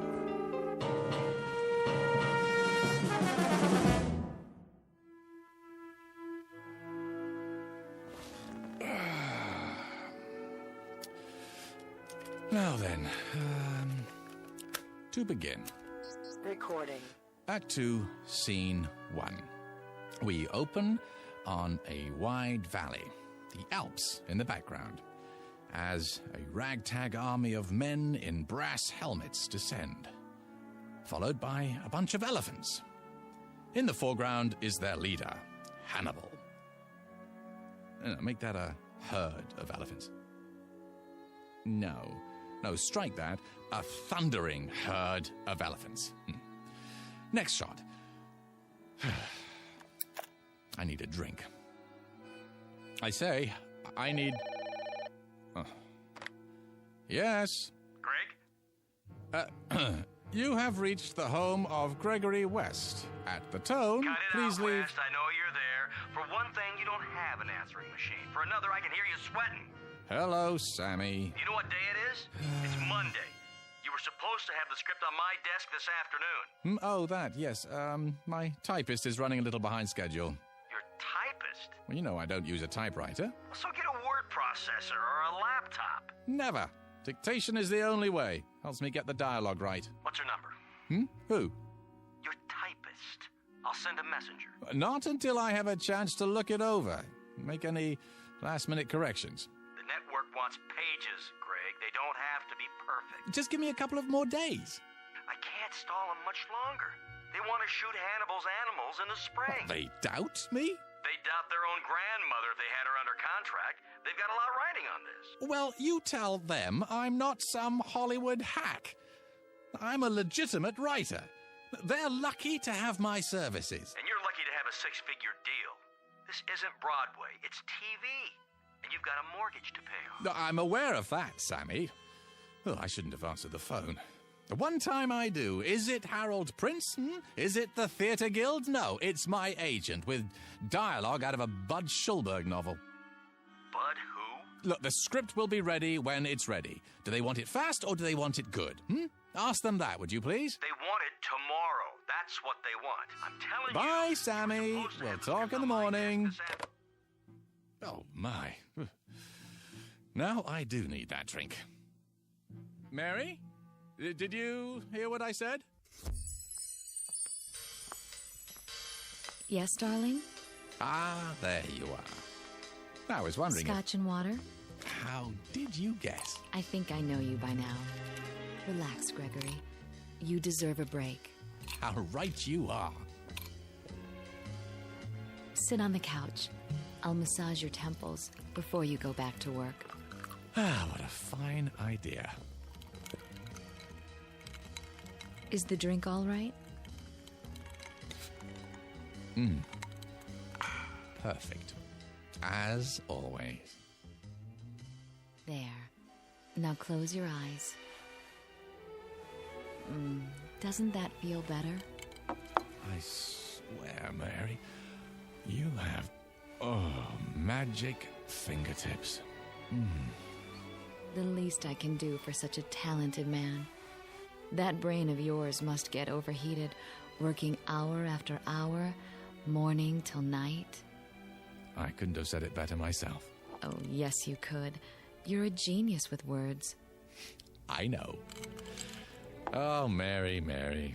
Yes, Gregory? Hold me. It would be an honor.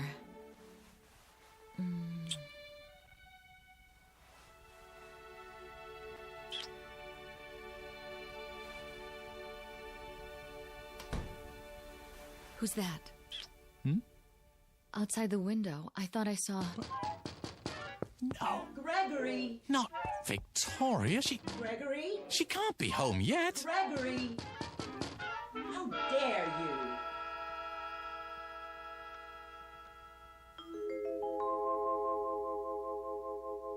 The home office of Mr. Gregory West, noted playwright, and now a resident of the Hollywood Hills. A quiet, thoughtful man, even a bit shy, and at the moment, very happy, despite the fact that he is over deadline. His latest project? A script assignment taken to ensure that his household remains secure, despite the occasional fickleness of drama critics. The other ingredients of that household? There's Mary, warm, affectionate, devoted, the ideal companion for someone who values peace of mind. And the final ingredient, Mrs. Gregory West. In a moment, she's going to learn the secret of her husband's success. A method of creative writing taught only in the Twilight Zone. And now, the Twilight Zone, and our story, A World of His Own, starring Charles Shaughnessy, with Stacy Keach as your narrator. Gregory! Oh!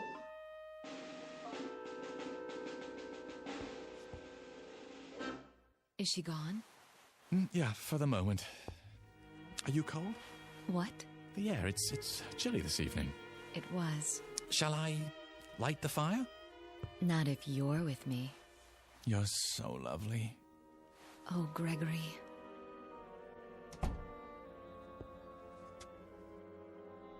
Don't worry just yet. Oh, Mary. Gregory! Unlock this door immediately. I'm sorry. Greg, not again. I have to, Mary. But why? You don't know what she's capable of. I know you have a woman in there. Open up. No, Greg. What else can I do? I warn you, Gregory. Oh, my. Are you so frightened of her? She can make my life miserable if she chooses. All right, then. If you must. Do you hear me, Gregory? Are you deaf? Be right there. Don't think you can hide her from me. What's that, dear? Don't think you can let her out the window either. Gregory!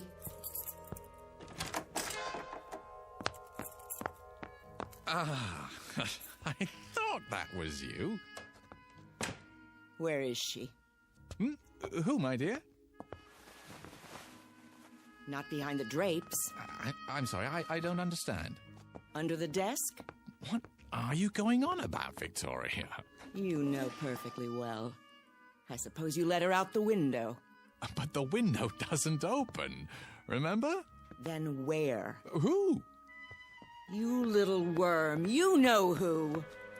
What have you done with her? Where did she go? Where? Please, stop. My glasses. A cozy fire. Your smoking jacket. Oh, only because it's comfortable. You know I don't smoke. Of course you don't.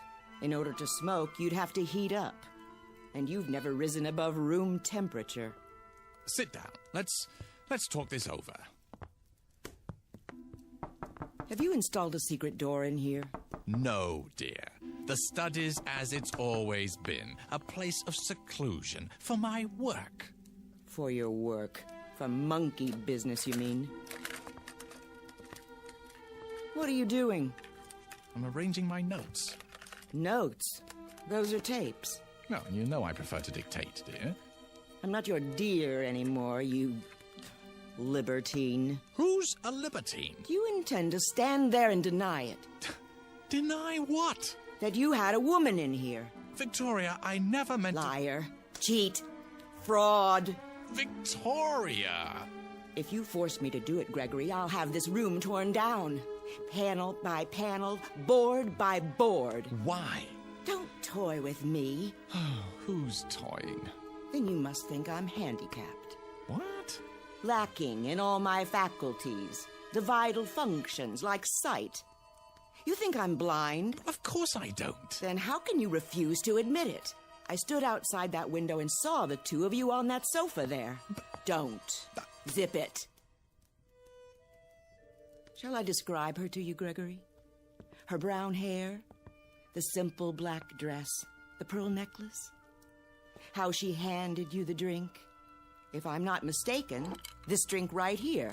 I don't recall who made that. You don't? Your private bartender, maybe? In our own home, Gregory. Our own home. That drab, ugly little creature. She's not. Aha! How was your day, dear?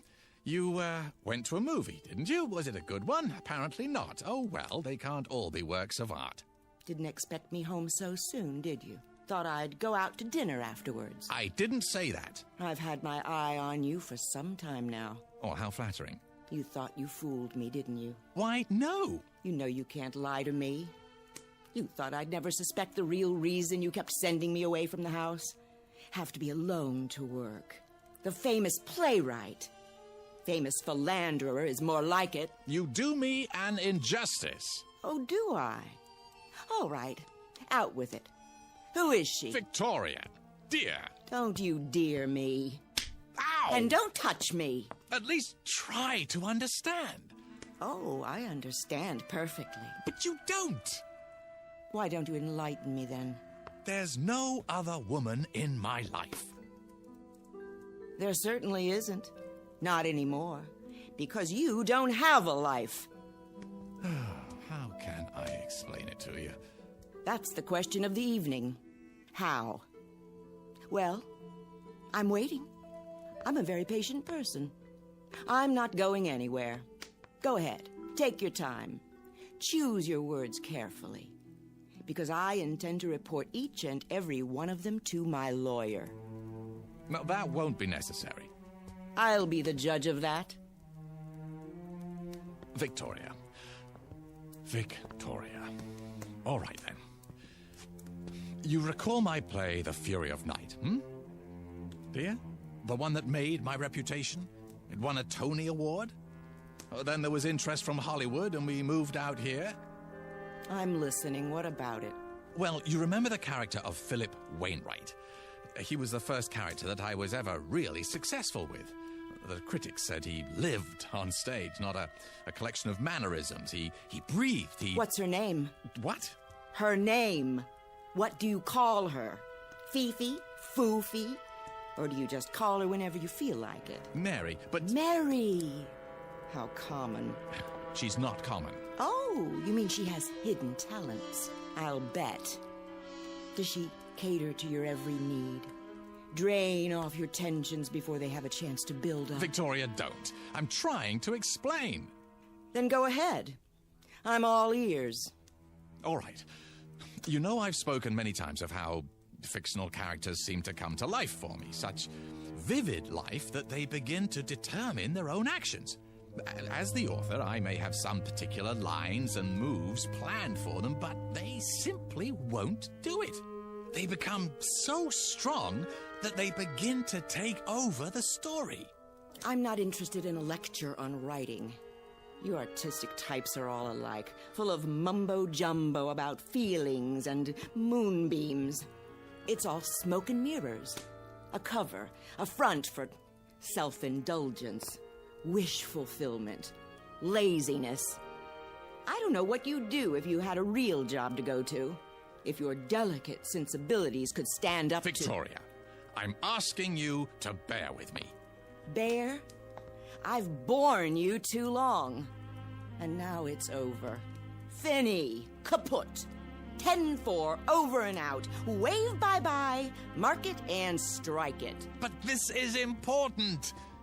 Philip Wainwright. He was the first one of my characters ever to behave like this. Like what? Like you? With a complete lack of morals?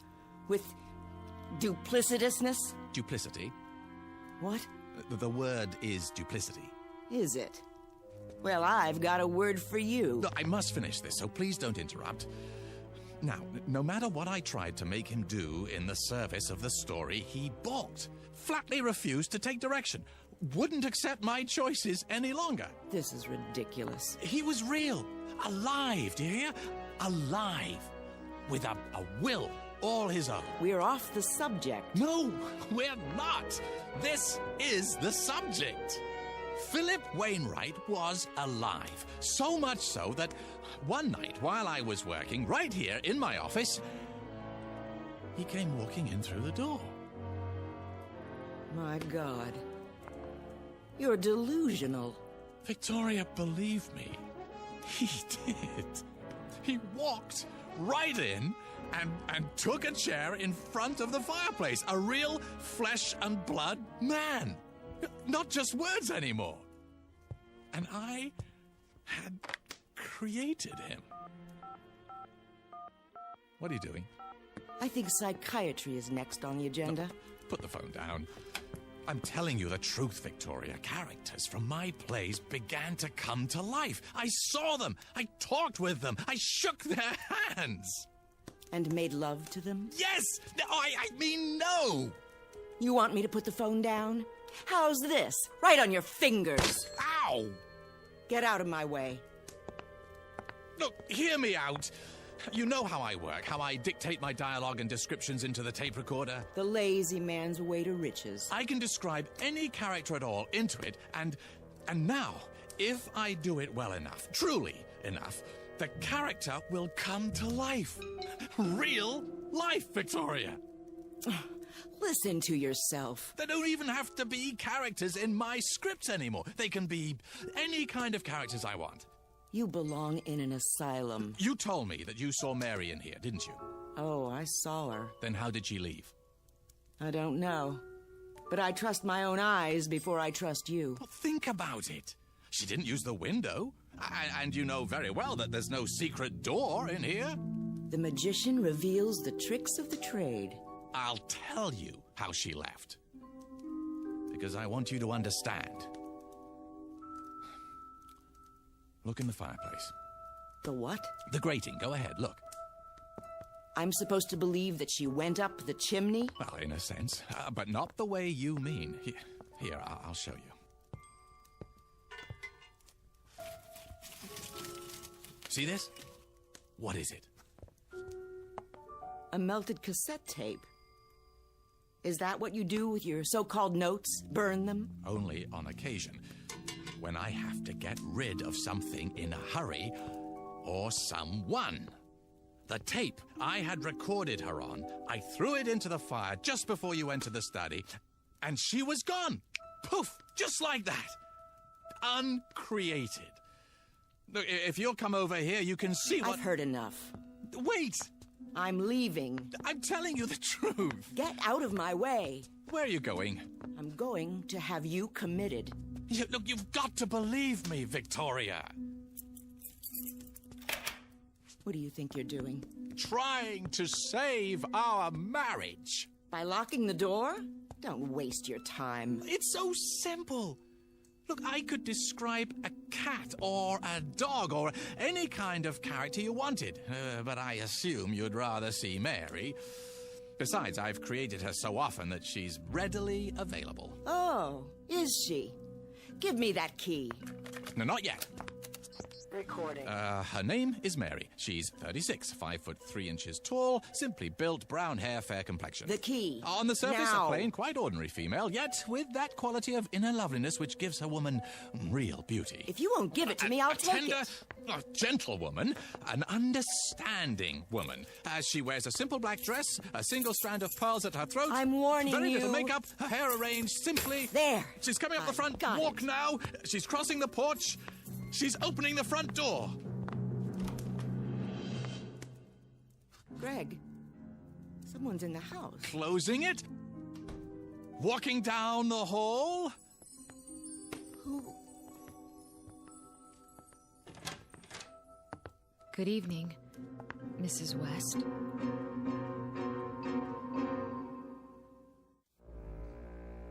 Well? She's real. How did you do that? Do what? Bring her here. On cue. Don't you understand? I described her on the tape. You heard me. But why, Greg? Why do you bring me here now? Because... it's a bit tricky to explain. Try. Come in, Mary. Thank you. I'd love to. She asked you a question. I'm trying to think of the best way to put it. Give me a moment, Mary. You do know each other. Oh, yes. Your husband's a wonderful man. What do you want here? There's nothing to be afraid of, Mrs. West. I'm here because it's Gregory's wish. It's not mine to doubt him. Doubt him? You mean you don't? I'm sure he has his reasons. There. See? Well, Victoria?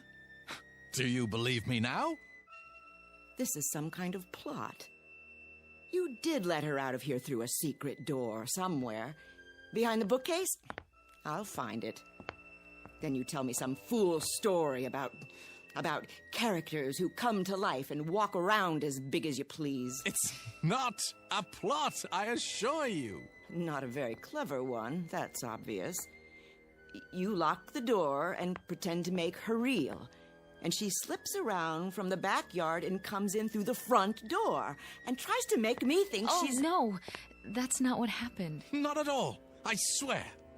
You're trying to drive me insane. You want to have me committed. I only did it because you said you were gonna have me committed. Oh, no.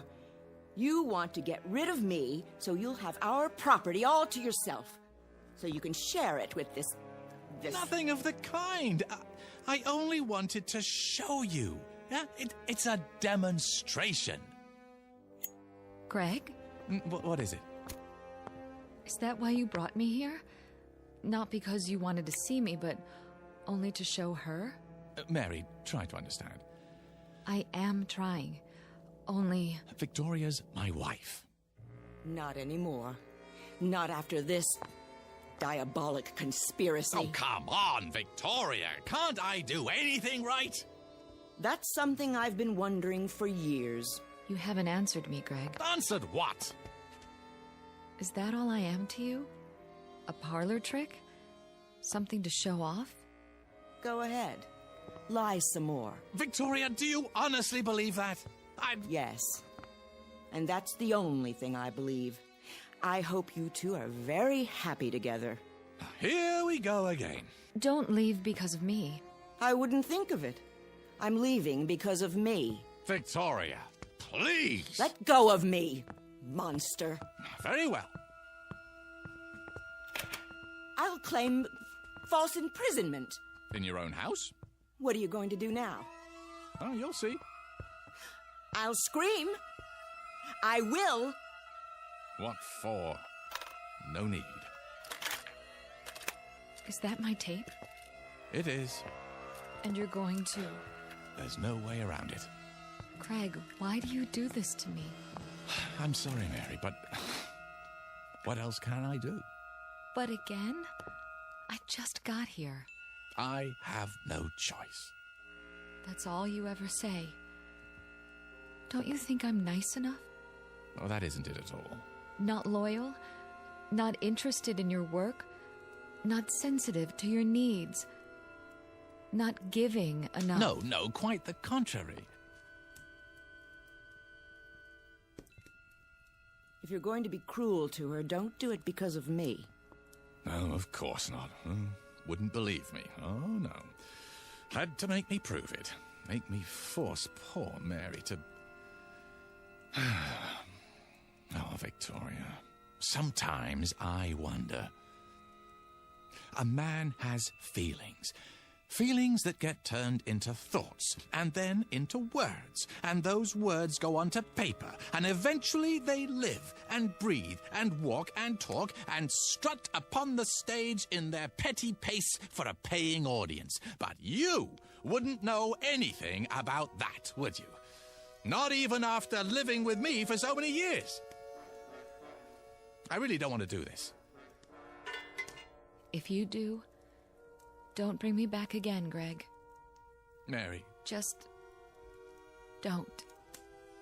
I can't stand it any longer. You're a part of me. You know that, don't you? I'm not speaking figuratively. I give you my word when I say, this hurts me more than it hurts you.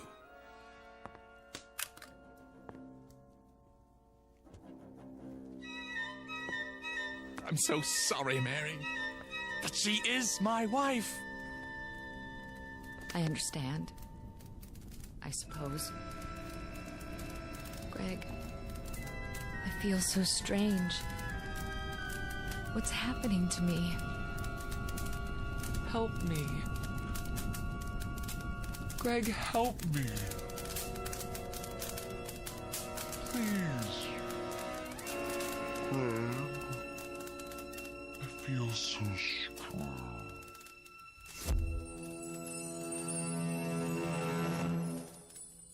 What happened to her? She's burning brightly. Where is she? I've told you.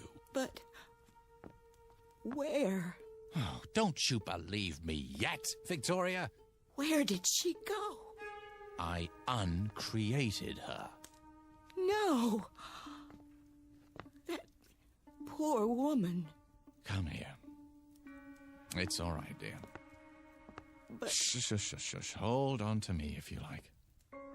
What have you done? It won't happen anymore, I promise you. I'll never do it again. I never would have done it in the first place if I hadn't been so lonely. It's just that you're so perfect, Victoria, in so many ways. So impeccable, so flawless. You make me feel inferior. Really, Gregory? I can't help what I am. Well, maybe not, but that's why I created Mary. I didn't do it to insult you. I just wanted a little company, that's all. Someone who wouldn't judge me and find me wanting. Someone I could talk to, someone I could feel comfortable with, instead of like a worm. You do understand, don't you? This has been a small sacrifice for me, and a giant step for the institution of marriage. What are you doing now? What else can I do? Return to work. Burn the midnight oil. And all for a paycheck to maintain the lifestyle you so richly deserve. Another tape, another dollar. We'll work it out, Victoria. You'll see. Somehow we'll work it out. Realize that I'm inadequate compared to you, and at least in some ways it's my fault. I should have been a pair of claws scuttling across a... Victoria? What do you have there? Got your keys out of your pocket. Well, but I thought... Don't try to stop me. Well, where are you going? To the nearest lawyer. What? I'm going to have you put away for the rest of your unnatural life. Away from tape recorders. I'm going to live in this house alone from now on. In peace. Free of your diseased mind. No, Victoria. Yes, Victoria. Wait! No, wait! I can't let her go. I can't. I have to stop her. But how? Recording. A giant red-eyed elephant is standing just inside my front door, and he's mad. He isn't going to let her pass.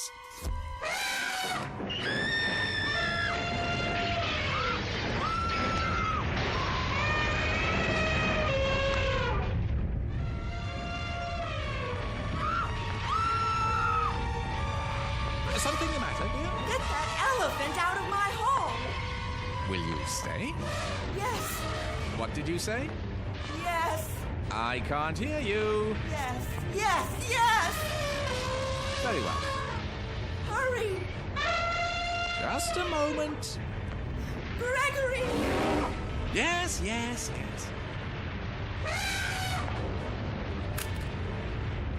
I can't hold the door. He's drunk. He's grabbing my hair. Another second or two.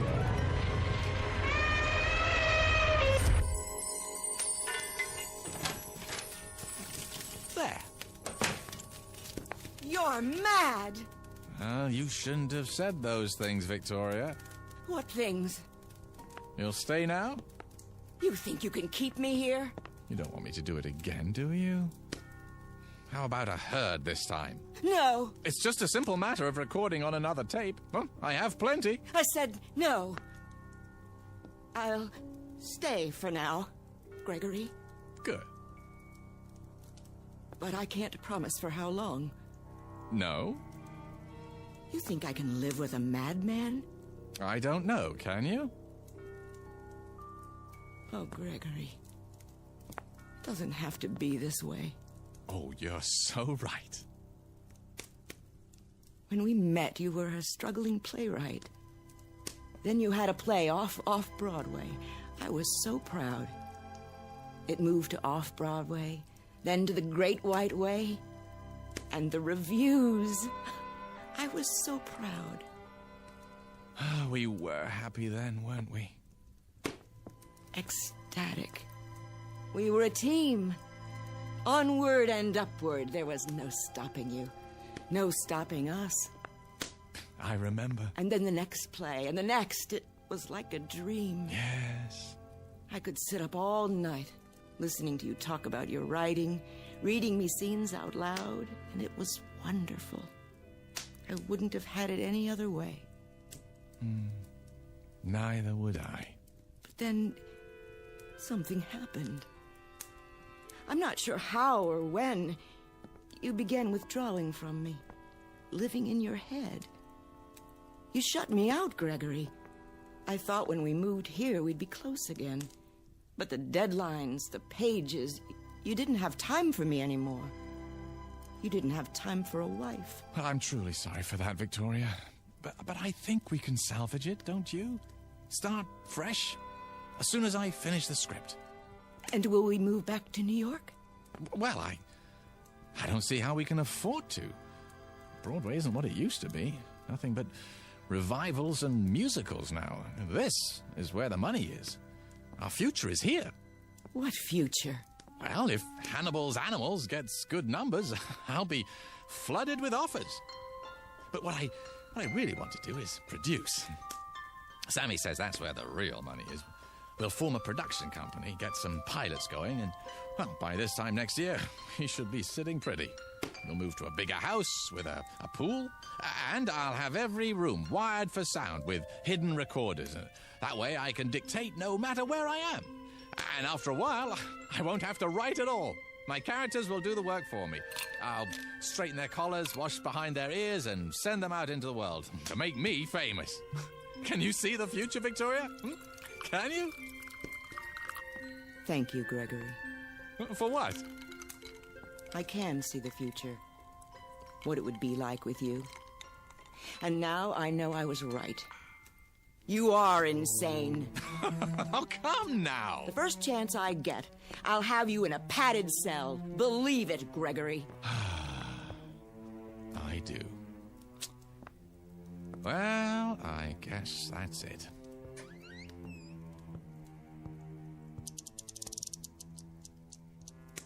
How long have you had a safe in the wall? This one? Oh, only since we moved here. Before that, I had a safe deposit box. From the time we were married.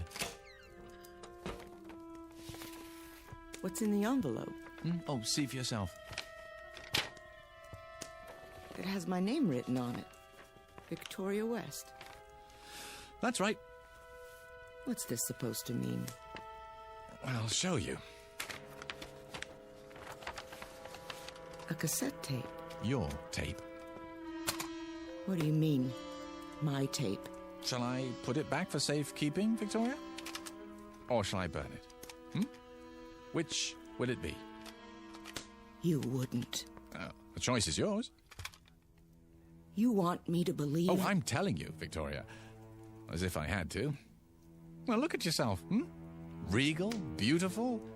You could have had any man you wanted. Haven't you ever wondered how you got stuck with me? That's absurd. I know who I am. I have a lifetime of memories. Oh, I know you do. I gave them to you myself. It's all here on the tape. Didn't I just tell you you're impeccable? Flawless? Exactly the sort of wife that I used to think I wanted more than anything else in the world. This is another of your tricks. Why do you suppose I was so upset when you came back before, No, not because of Mary, but because it was the first time you'd ever come back against my will. The first time... Do you think you're frightening me? No. No, I guess not. You're beyond that, aren't you? I made you too strong. I forgot to give you human frailty. Well, I guess I deserve it. It's what I asked for. I'll put it back in the safe. Give me that. Oh, you want to be careful, Victoria. Very, very careful. You tedious little bore. How could I ever have believed I loved you? Here's what I think of your childish trick. Victoria! Do you know what you've done? I feel strange. Well, I'm sure you do. It's too late. I can't pull it out of the fire. I think I'd like to lie down. You don't mean to tell me it's true. No.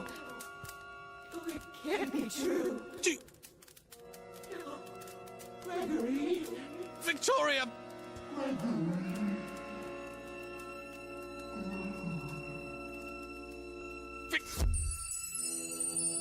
Oh.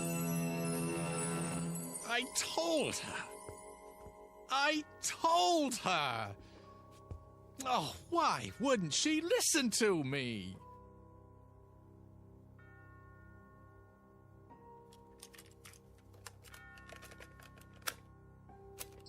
Recording. Her name is Victoria West. She...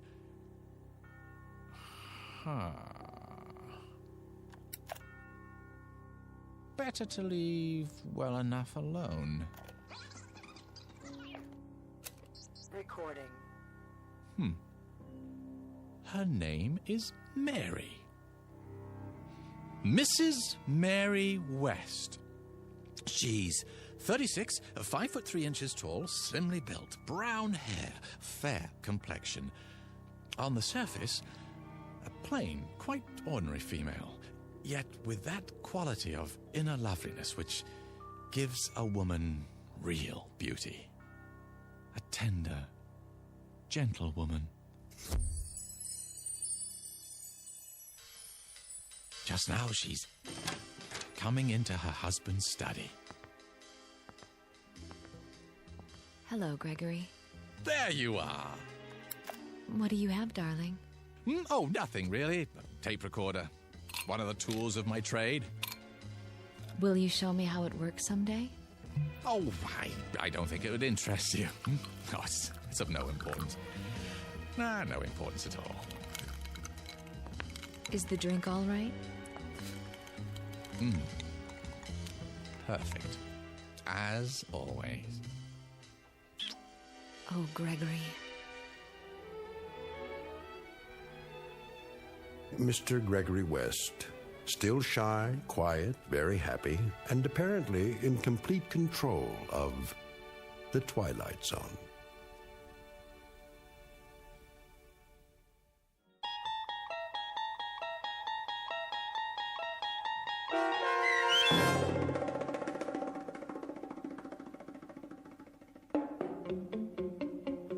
A World of His Own, starring Charles Shaughnessy with Stacy Keach as your narrator, was adapted for radio by Dennis Etchison and written for The Twilight Zone by Richard Matheson. Heard in the cast were Linda Ryder, Alyssa Fraden, and Doug James. The producers of The Twilight Zone wish to thank CBS Enterprises and the Rod Serling estate for making this series possible. This copyrighted radio series is produced and directed by Carl Amari for Falcon Picture Group. Sound design and custom Foley effects for The Twilight Zone by Cerny American creatives Bob Benson, Craig Lee, Michael Slaybach, and Matt Sorrow. To learn more about The Twilight Zone radio dramas and to contact us, visit our official website at twilightzoneradio.com. Doug James speaking.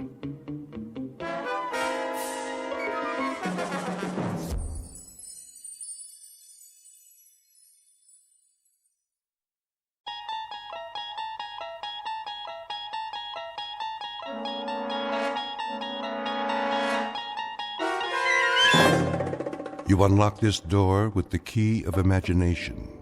Beyond it is another dimension, a dimension of sound, a dimension of sight, a dimension of mind. You're moving into a land of both shadow and substance, of things and ideas.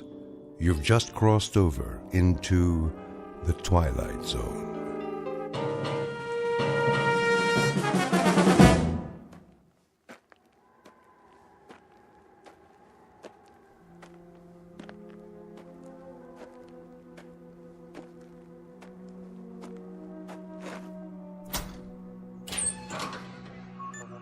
Hank?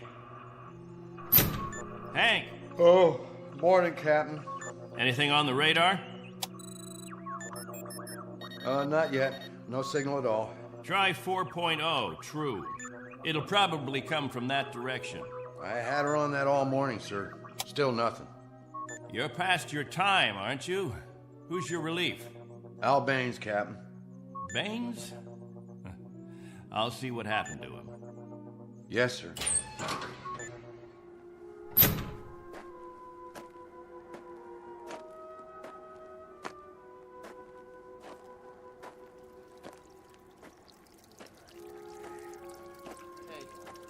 Morning, all.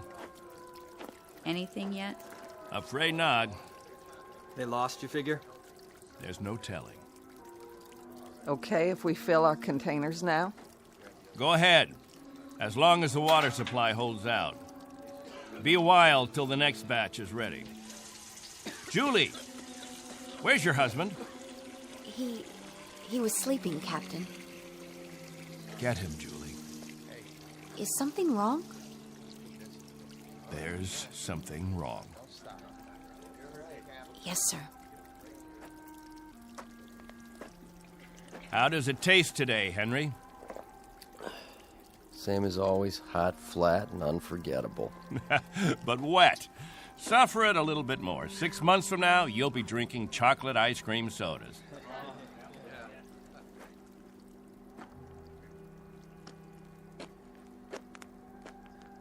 You want to see me, Captain?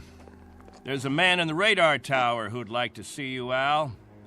He would have liked to see you 2 hours ago when you were supposed to relieve him. I overslept.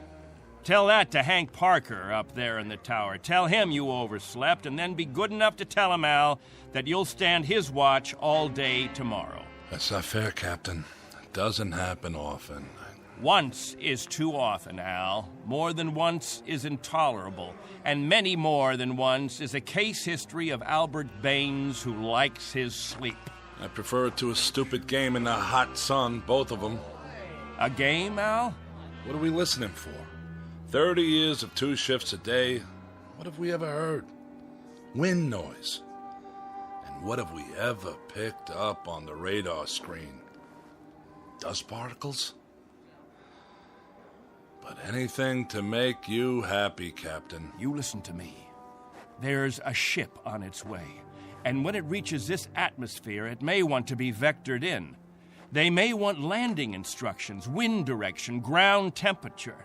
And if Al Baines is in the sack, we may spend the rest of our lives here. Is that what makes you happy, Al? How do we know there's a ship out there, Captain? A lot of garbled static 2 months ago that you told us was a message, and then nothing. 2 whole months, and you decide there's a ship coming here to take us back. You make the rules and set the watches and plan the days, and now you tell us the Messiah is coming. And you tell us to pray? The difference between you and me, Captain Benteen, is that I do my dreaming when I'm asleep. You do yours on your feet. There's a ship coming, Al. All of us believe it. Because he tells you to. And we believe him. Whatever Captain Benteen says, that's what will happen. Sure you believe him. He tells you this is the best of all possible worlds, and by God, you break into song. You're sweating your lives away on this rock, but the captain says it's paradise, and we have to clap our hands. Rule by hypnosis. Al, there's a ship coming. This happens to be a fact. There's a ship coming. Believe it. I tell you, it'll happen. And you know it's real, just as you know this is real. You haven't forgotten our ship, have you? The Pilgrim 1? The first spaceship sent up to colonize the outer regions? And this plaque, placed here by the 130 men, women, and children who established the first off-Earth colony. We owe them our belief, because they had faith. Don't ever forget that. Now, if you'll excuse me, I better go check on the generator.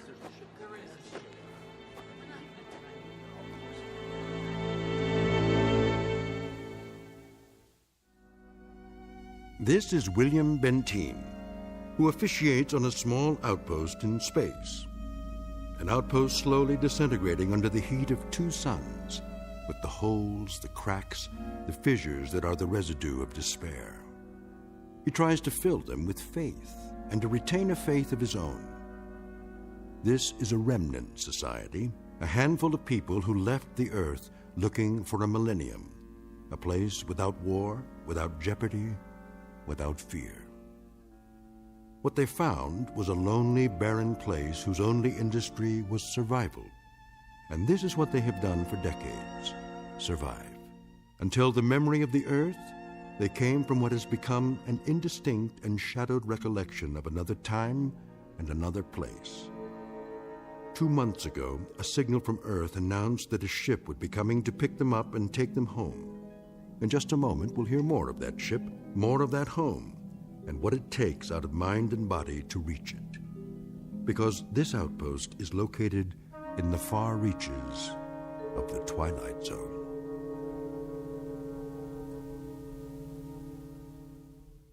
And now, The Twilight Zone and our story, On Thursday We Leave for Home, starring Barry Bostwick with Stacy Keach as your narrator.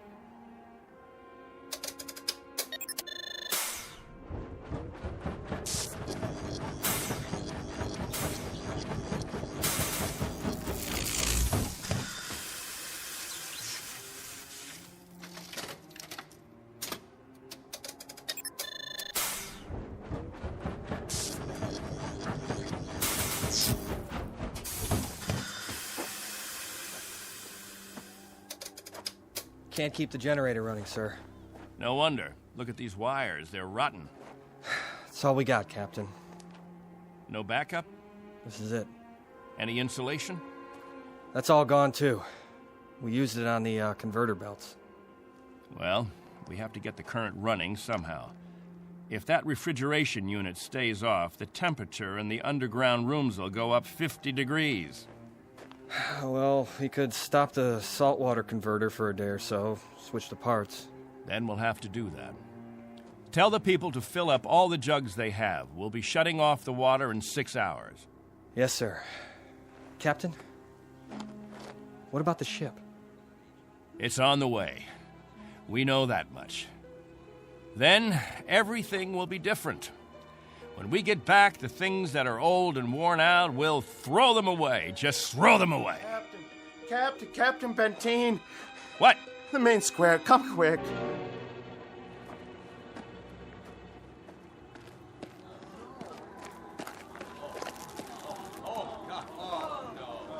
It's Mrs. Rodale.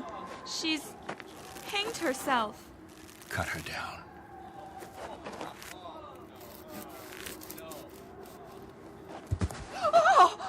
Mommy, what happened? Is that lady all right? Get them out of here. Come, children.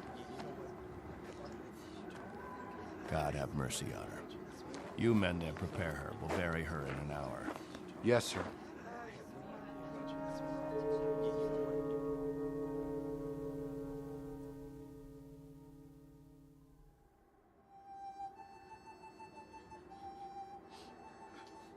We now consign to this planet the remains of Mary Rodale.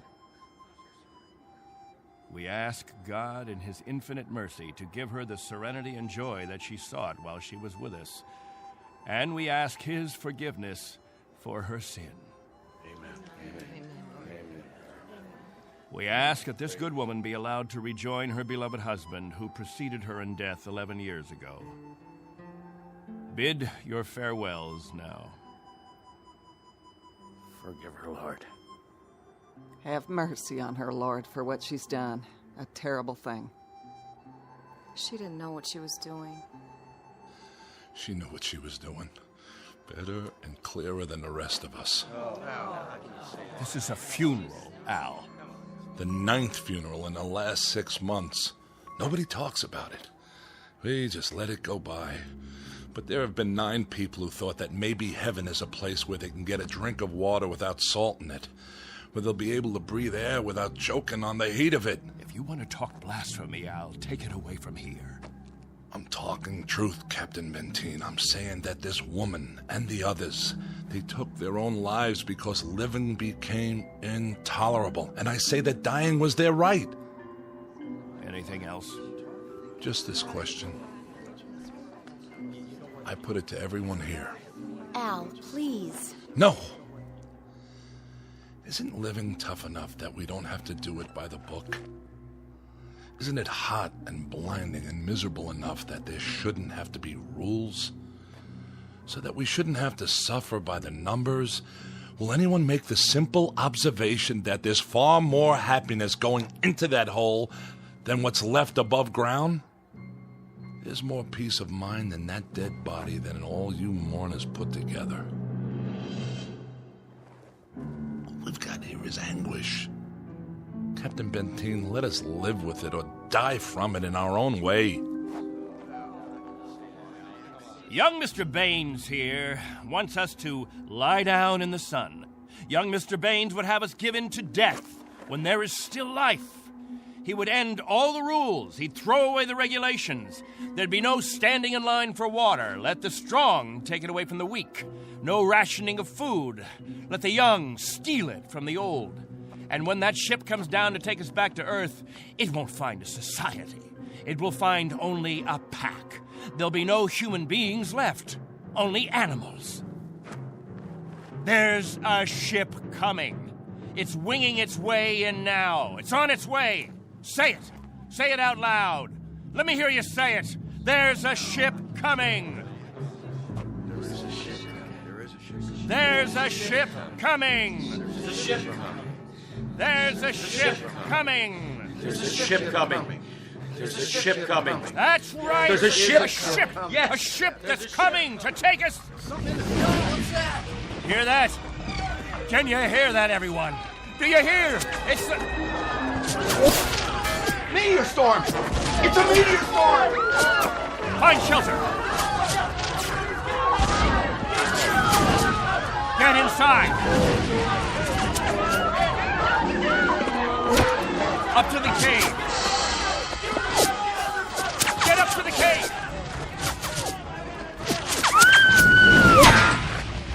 Julie! It's Julie. She's bleeding. Quickly! We have to move. I can't. Something hit my arm. I think it's broken. Stand aside. I'll carry it.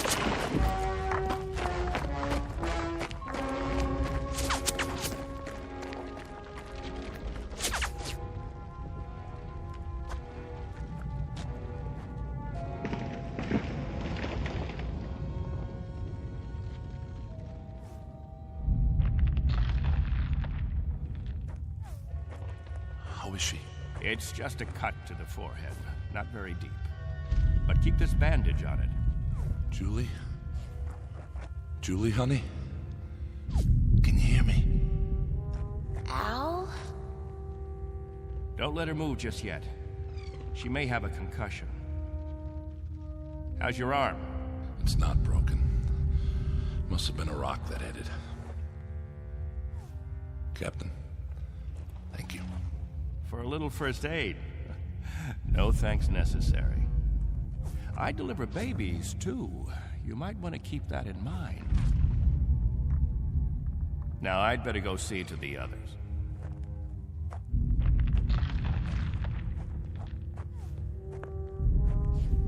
Will it go on much longer, Captain? I wish I knew. It sounds like it's spending itself. I've seen meteor storms before, Captain, but nothing this size. What about the damage, Henry? 2 underground cells destroyed. At least, that's what it looked like from out front. Everybody accounted for? I think we're all here, Captain. I've checked. Nobody's missing. Thank God. Everyone try to stay calm. The worst of it is over.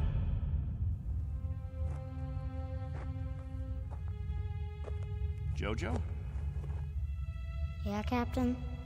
You're not scared, are you? Well, kinda. Now, we can't have that. Mind if I sit for a minute? We'll talk, you and me. Captain, tell me about the Earth. Would you, Captain? Tell us what you remember. Yes, do. Well, all right, I guess I can do that. We'd like to hear. You, over there, is that you, friend? Yes, Captain. And you, Buck. Yes, sir. You fill in the holes if I leave out anything.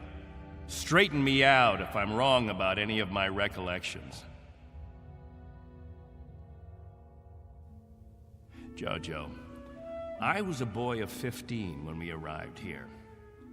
But I remember Earth. I remember it as a place of color. I remember that in the autumn, the leaves changed. They turned different colors, red, gold, orange. And I remember streams of water that flowed down hillsides, and the water was sparkling and clear. And I remember clouds in the sky, white, billowy things that floated like great, majestic ships. They looked like sails. What are sails? Don't you know what sails were?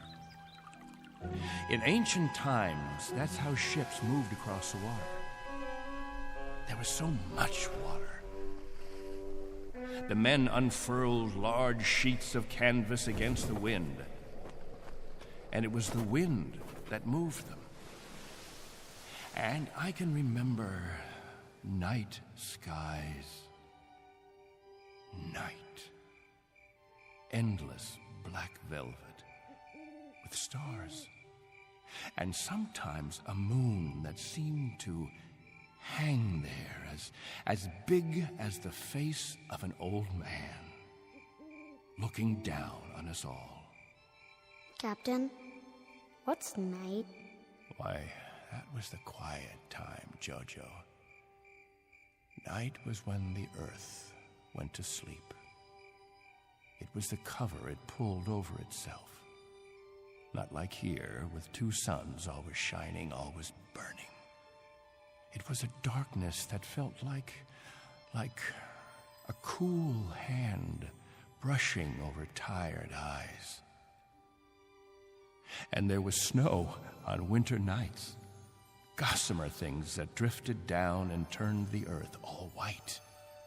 And we could build snowmen the next morning and see our breath in the air. And it was good then. It was right. So, why did you leave there? Oh, we thought we could find another Earth, Jojo. Then we found this. We thought we could escape war. We thought we could build an even better place. And it took us 20 years to find out that we had left our home 1 billion miles away, only to be stranded, like visitors, transients, that no roots could take hold in this ground. But it was too late. So we spend the next 30 years watching a clock and a calendar and waiting. But we can't wait any longer. Not a day, not an hour. We have to get back home. There's no more time. I'll go outside and survey the damage.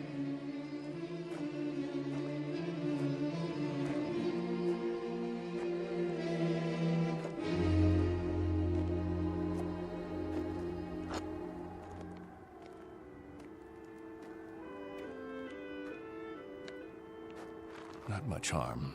Radar tower is still standing.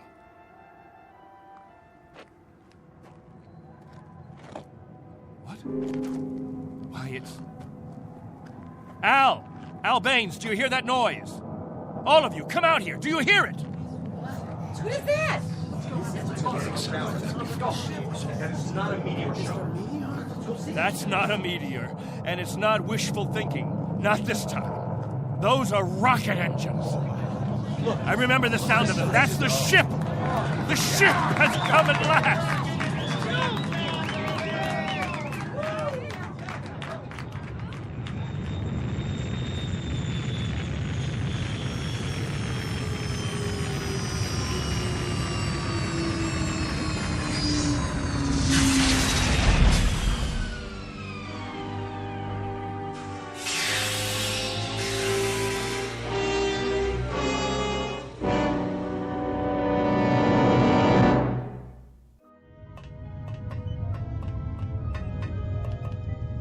Wow, what a ship. How fast can it go? Oh, pretty fast. Watch your step. Looks like you got plenty of room for everybody. Do you have any water? Clean water? We have enough. Oh, doesn't that sound wonderful? Delicious. Careful. I better talk to your leader. You have one, don't you? Sure do. Captain Benteen. I don't see... He's standing over there. Hey, Captain, come see the ship. Mr. Benteen? I'm Benteen. Colonel Sloan. I command the Galaxy 6. Our orders are to transport you all back to Earth. Colonel, what took you so long? 6.5 months, Mr. Benteen. 100 times that. We've been waiting for 30 years. Does it all look like this? Salt flats and scrubby mountains. 2 suns, hot and perpetual. 30 years of it. 30 years. The children have never seen Earth, and some of the older ones don't even remember it. They'll see it now. Our orders are to get you aboard as soon as possible. We figure that we should be able to lift off on Thursday. Are you still using Earth time? Of course. Good. That'll give you 3 days to prepare. Unfortunately, your people will only be able to take what they can carry.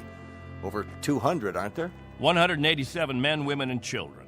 It may be a little crowded, but we'll fit you all in. You've been used to a lot of space, Mr. Benteen, haven't you? Space? Room to move around. That's all there is here. That and the heat. I can feel it. They'll make the trip standing on their heads if necessary. I'm sure they will, but I don't think that'll be necessary. Do you know, can you understand what a godsend this is for all of us? It's hard to imagine. I can only say your country's very, very proud of you. What of the Earth? Has it changed? Not too much. Still green? Still green. And the cities? The cities still stand. And war? As always, I'm afraid. One dies down, another one springs up. But through some miracle and the grace of God, we never had the big one. Now, Mr. Benteen, all things considered, I think you'll find it very much as you left it. Captain Benteen. Captain? That's what the people call me. This place, their very lives, it's all been my responsibility. You've done quite a job, Captain Benteen. But you can rest easy. I'll take over the responsibilities now. No need. I'm used to the job, Colonel. The living quarters, they're underground? I was saying, Colonel, I'm used to the responsibility. I wouldn't quite know how to function without it. Is it cooler there, Mr. Benteen? I'm sorry, I didn't... Your underground rooms, are they much cooler? Yes, they're refrigerated. It's... Captain. Morning, Captain. George. The best morning ever. We just wanted to say thank you, Captain. Why? For what? For keeping us alive all these years. That's right. Without the Captain, none of us would be here. That's not necessary. You better believe it, Colonel. I do. I do believe it. Captain Benteen. Go ahead, Colonel Sloan. That's all right. I'll see to the others.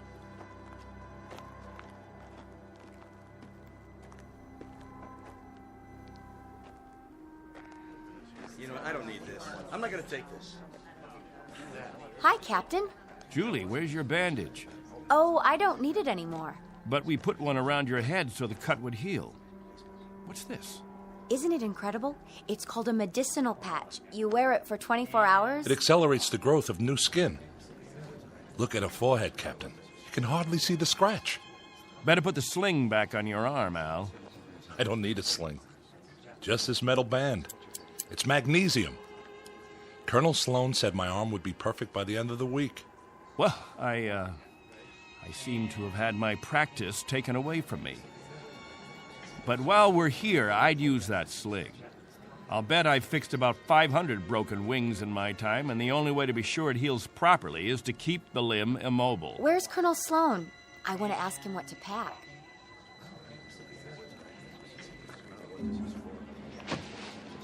Eleanor, let me help you with that bundle of clothing. Thank you kindly, Captain. I'll carry it for you. No, thank you, crewman. I've got it. Here you go, ma'am. I don't know how to thank you. Are all the crew as strong as you? That's our job, ma'am. Nothing to it.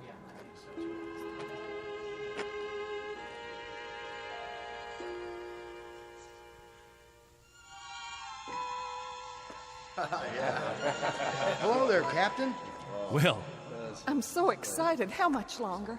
Not long. Be patient. May I have your attention, everyone? Good question. Quiet, please. What is it, Captain? As all of you know, we have less than 36 hours before we depart. And as I told you earlier, there is a maximum allowance of 14 pounds per person. Soon we'll begin weighing your belongings, and if we're over the limit, I'll make up a list of necessary items. I hope I'm not intruding, Captain. I was just telling them about the weight requirements. We'll handle all that tomorrow. I heard you'd called a meeting here in the cave, so I brought Lieutenants Engel and Rafferty with me. Everyone has so many questions about Earth, I thought perhaps this would be a good time. Actually, Colonel, the purpose of this meeting is simply to make some last-minute arrangements. Colonel, I used to live in San Diego. Is California still the same? Sunny and warm most of the time, but not this warm. Los Angeles has become the biggest city in the world. These kinds of questions, we could just as well handle them when... Colonel Sloan, are there still major leagues? My dad used to tell me about baseball and the World Series. The leagues are just as before, American and national. What about the Dodgers? They came in 10th last season. I'm told they need pitchers pretty desperately. I'll tell you what, when we're finished here, we'll improvise a ball and bat and have ourselves a game. How's that sound? Yes! That'd be great. Let's do it.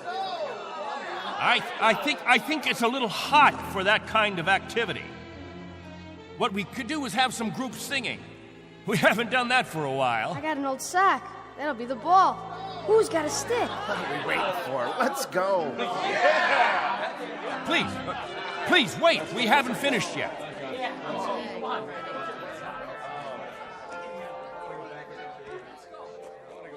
Jojo, I haven't told you a story in a long time. How would you like to hear a story about... What have you got there? This is what they call candy. One of the spacemen gave it to me. It tastes... Sweet, Jojo. It tastes sweet. Yeah, sweet, Captain. Want a bite? No, thank you, Jojo. Back on Earth, we can get all we want. Something, Captain? I'm not sure. I'm not at all sure. You've promised them all candy. You've made it sound as if that was what the Earth is made of. Sugar and spice and everything nice. Maybe they ought to be told the truth.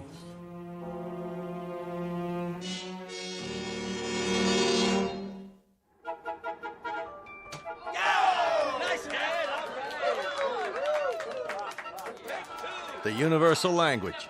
Baseball. You have a limited vocabulary, Colonel. Do you have any idea what the temperature is? At this hour, it's about 110. I don't know whether your crew can take it, but I know my people. They're going to pay for this little athletic event. Some of the older ones, it might even be serious for them. It's just a game, Benteen. My guess is that it's worth it. Now, I'd better get back to the ship. Colonel Sloan. Something else, Mr. Benteen? Colonel, when we get on the ship, you can tell us what to do and we'll all fall into line. But here, in this place, I'm in command. I'm not trying to usurp authority, Mr. Benteen, but I really don't see what harm a little game... It's still Captain Benteen. For now. Galaxy crewmen, back to the ship. That's an order. Oh, come on. It's time for rest now. All of you go back to your homes. I'll announce when the new day will start. I don't know. I guess it's suddenly illegal to have fun. You happy now, Captain? I was never unhappy, Colonel. I just happen to know what's right and what's wrong. I ask you to keep your crew in the ship during the rest time. I don't want my people distracted. You rule with a heavy fist. If it were 1 ounce lighter, no one would have survived. I've held these people together by will. They'd have died, Colonel, without someone they could hold on to. They'd have withered away. Not anymore, Captain. Relax. That's a luxury I've never been able to afford, Colonel. I've never been able to marry, to think only of myself, because of them. I've been a father figure, a governor, a confessor. I've been all those things. And if I hadn't been, there'd be no life here. These are my people. Understand? My people.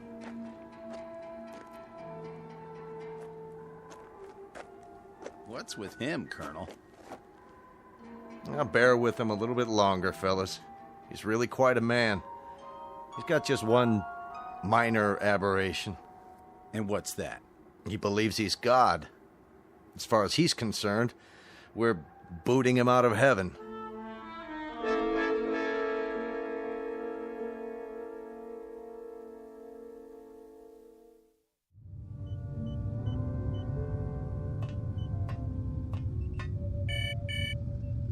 Yes? Mr. Captain Benteen is here, sir. Show him in. Very well, sir.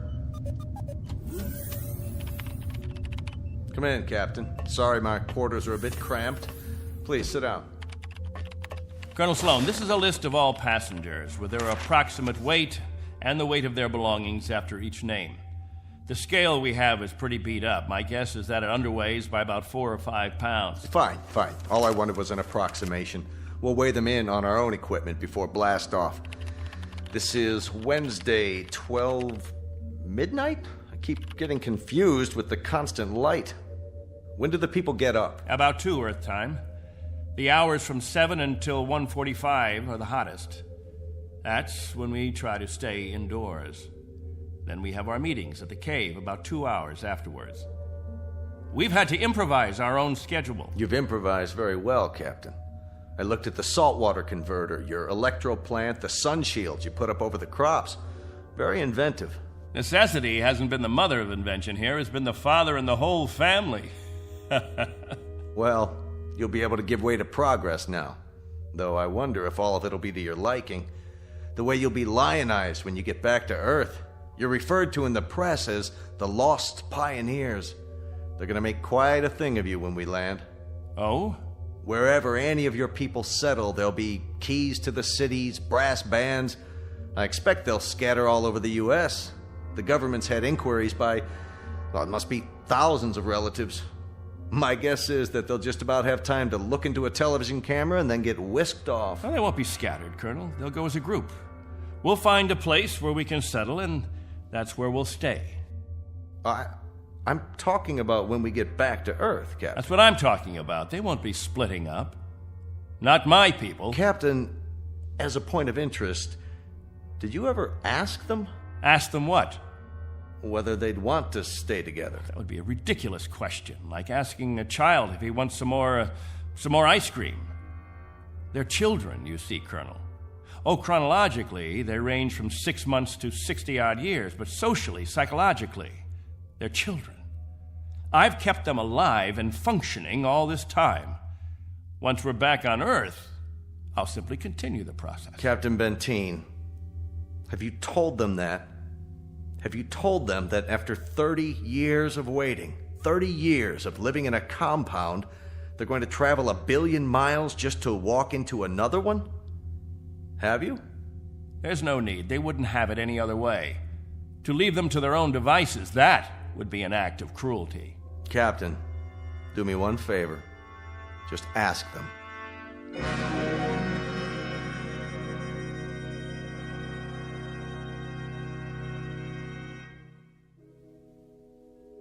Naturally, we won't have to concern ourselves with the colder climates, the northeastern states, the upper regions of the Great Plains. We'll find an area much farther to the south, perhaps Florida or Texas. Southern California has a temperate climate. Captain, you better tell us about frostbite treatment, because I'm moving to Wisconsin. That's where my family settled originally. What about Oregon, Captain? That's where Joan and I plan to settle. I've heard about the forest there. New York. Please, wait a minute. You don't understand. Let me make this clear. All of you will have a chance to meet your relatives. I see no reason why visits can't be arranged, perhaps even for a week or more. But naturally, we'll remain together as a community in whatever land grant we obtain from the government, or whatever given area we can arrange. I can assure you of one thing, and I hope put all your fears to rest. I'll remain as your guide, your consultant. And I guarantee that no one will lack for my help or my advice. Captain, Julie and I were thinking of farming. Why, that's a fine idea, Al. We'll farm just as we have farmed, but much more easily. The rainfall back on Earth is so plentiful. And as I told you, there's only one sun, so you won't have to shield the crops. Of course we'll farm. Certainly, we'll farm. Julie's got relatives in the state of Washington. You couldn't take the cold. None of you could. But I guarantee that wherever we settle, the farming will be good. I'll see to that. What's the matter? Don't you understand? We don't plan to stay together. You don't understand, Al. You've never understood much of anything. If we split up, I seriously doubt that we'd survive. Al, explain it to him. Go on. We'll survive, Captain. If anyone wants to stay together, that'll be their right. But if they want to go their own way, that'll be their right too. Am I wrong, Colonel? You're not wrong. We're to take you back as a group. Once on Earth, you can do as you please. Colonel, let us settle our differences in our own way. There are no differences, Captain. There are differences. There are. Changes that have taken place on Earth. Things we aren't prepared for. Oh, the Colonel has made it sound like a big holiday. The good life just plucked off a tree. Well, friends, I don't want any of you disillusioned. Wherever men live, they grub, they scrabble. They have to dig to stay alive. It's a fact. But together, that's the word, together. We've got to stay together. Think of that word now. Let's say it out loud. Everybody, now. Together. Together. Together. Together. Together. Looks like the congregation isn't with you anymore, Captain. What's the matter with all of you people? Wait.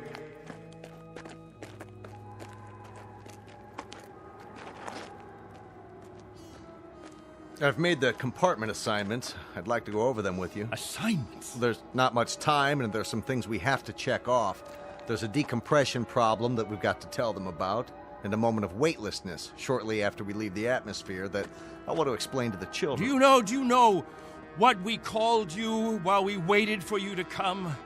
We called you the Messiah. Did you? You were supposed to bring freedom, but that's not what you brought. You brought selfishness, dissatisfaction, divisiveness. With all the misery we've had here, those germs never infected us. I brought nothing but a ship and a crew and a means of escape. You've had no diseases, no viruses. Did it ever occur to you why? You've lived in a test tube, Captain. Antiseptic and germ-free and sterile.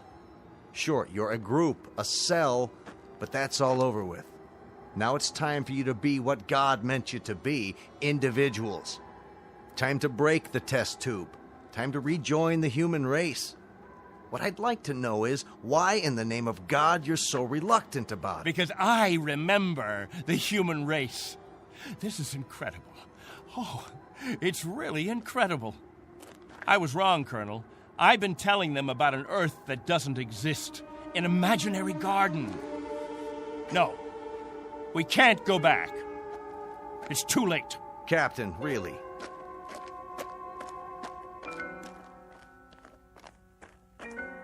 Everybody, gather around. I've got something to tell you. Listen to me, all of you. I want to tell you all. Listen to me, all of you. I want to tell you about the real Earth. Captain, are you all right? Let's talk about the diseases. What? The viruses, the cancers, the floods and the freezing, the wetness and the cold. And there are other miseries, worse than anything we've experienced. Hatred, jealousy, violence. Listen to me. It's an Earth we don't know. We can't leave here. We'd be committing suicide. We'd die of things we've never been exposed to before. We'd die of the loneliness that animals get in a zoo. Because we don't belong. We don't belong to his kind. Do you understand me? We don't belong there. Captain Benteen, why don't you let your children vote on it? Only if they know what's waiting for them. Only if they understand that Earth isn't any garden. It's never been, and it never will be.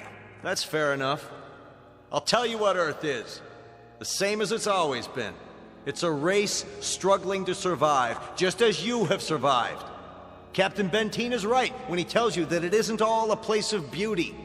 There may still be wars and prejudice and strife. I suppose there will always be jealous men and angry men and unforgiving men. But it has one thing you don't have. Every man is his own master. There won't be anyone telling you when to eat and when to sleep and when to meet, what to sing and how to play. Instead of heat, you may feel cold, and instead of thirst, you may feel hunger. But you'll be men and women. You won't be sheep. You won't be a kindergarten. And when you pray to God, his name won't be Benteen.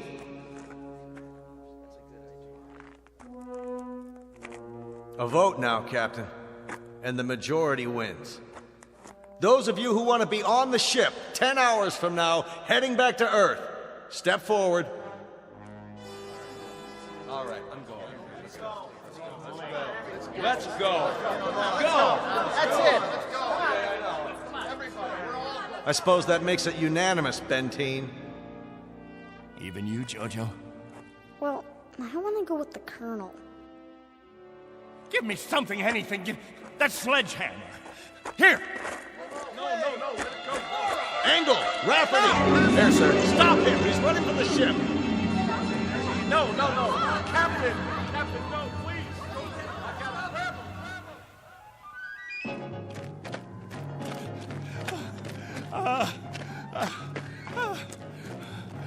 grab him. We'll see how far you get. Without a tail fin. Put it down!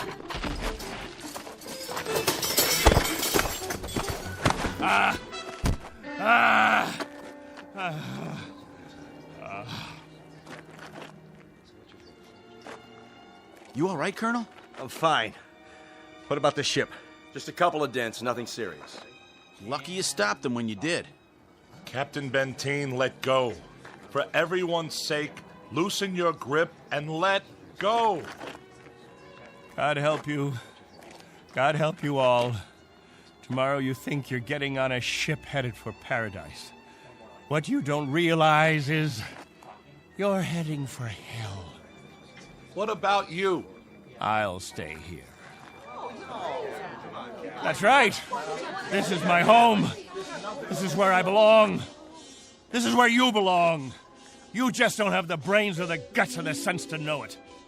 This ship leaves at 0800 tomorrow. If you're not on board... I want no special privileges, Colonel Slow. No special treatment. If you're to blast off at 8, you blast off at 8.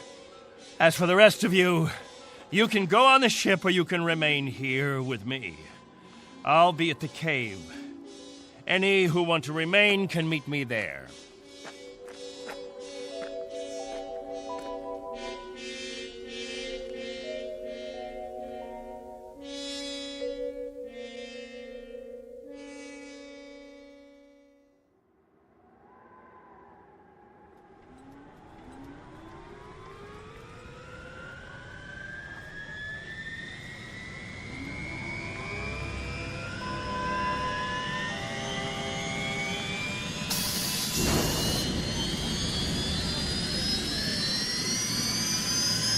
That's it, folks. The rocket's fired up. Everybody on board, single file.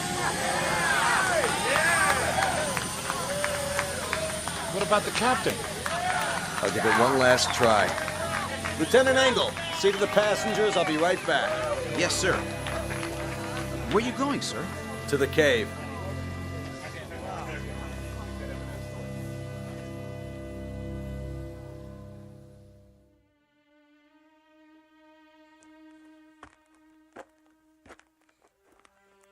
Captain? Benteen? Benteen, we know you're in here. Please, let us talk to you. He's not going to show himself, Colonel. We're leaving now. We have to blast off in 5 minutes. If we don't, we'll have lost our orbital position. Benteen, it has to be now. Captain, please, come out. Remember this. If we leave without you, there'll be no other ships. This is where you'll live the rest of your life. And this is where you'll die. All right, Benteen. As you prefer. Let's go, Baines. Goodbye, Captain.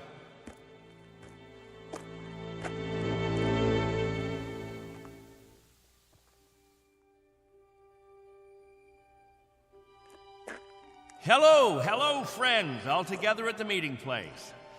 Any new business today? No? Jojo, I'll bet you want to hear about Earth.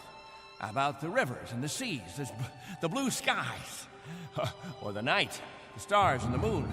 Which do you want to hear about this time? There's color on Earth, the change of seasons. And the wind brings the smell of the ground, the plants, the seeds, the roots, flower petals, sap from the trees, and the smell of the weather, the rain or the mist or the fog. And on the earth, there's green, the color green, the feeling green. There's something fresh about it, something living. Earth. It's called Earth.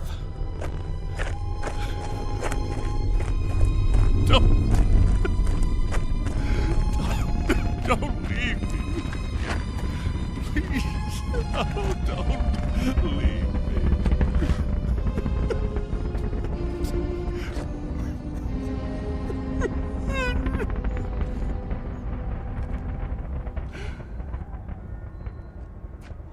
No! Don't leave me behind! Don't leave me.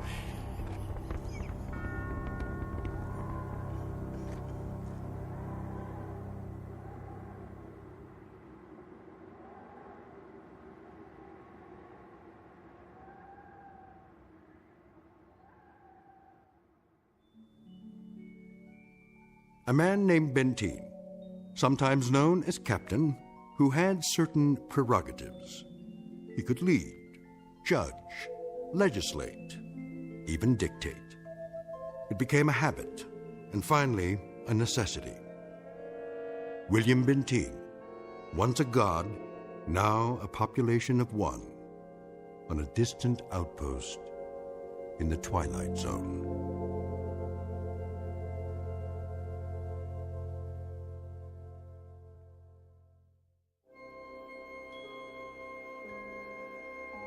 Hi, this is Carl Amari, producer of the Twilight Zone Radio Dramas. I'd like to take a moment to tell you about our official website at twilightzoneradio.com, where you'll get the latest news and information on these Twilight Zone Radio dramas. Plus, at twilightzoneradio.com, you can digitally download 3 free episodes or any of our episodes for only $1.95 each. In this age of ever-changing technology, we've decided to make these episodes instantly available to you by making the Twilight Zone Radio Dramas a digital download-only series. This means that this series will no longer be offered on CD. The CD collections at our website are now being offered, while supplies last, at buy one, get one free. So be sure to get your favorites before they're sold out. Be sure to visit us often, and I'll see you in the zone.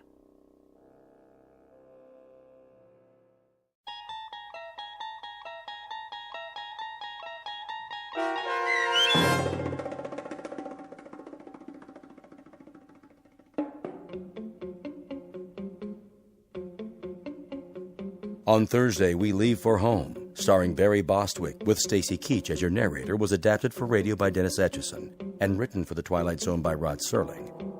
Heard in the cast were Mike Starr, Christian Stolte, Elizabeth Lido, C.J. Amari, Richard Hensel, Justin Kaufman, Kurt Nabig, Joby Cerny, Jennifer Joy, Meg Thalken, Tracy Hernandez, Jake Salins, Doug James, Jeff Lupetin, and Amanda Amari. The producers of The Twilight Zone wish to thank CBS Enterprises and the Rod Serling Estate for making this series possible. This copyrighted radio series is produced and directed by Carl Amari for Falcon Picture Group. Sound design and custom Foley effects for The Twilight Zone by Cerny American Creatives Bob Benson, Craig Lee, Michael Slaybach, and Matt Sorrow. To learn more about the Twilight Zone radio dramas and to contact us, visit our official website at twilightzoneradio.com. Doug James speaking.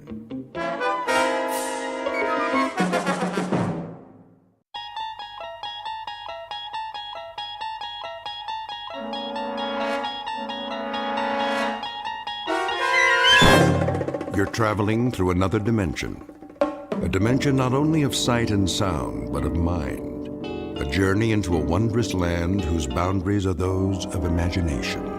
Your next stop, the Twilight Zone.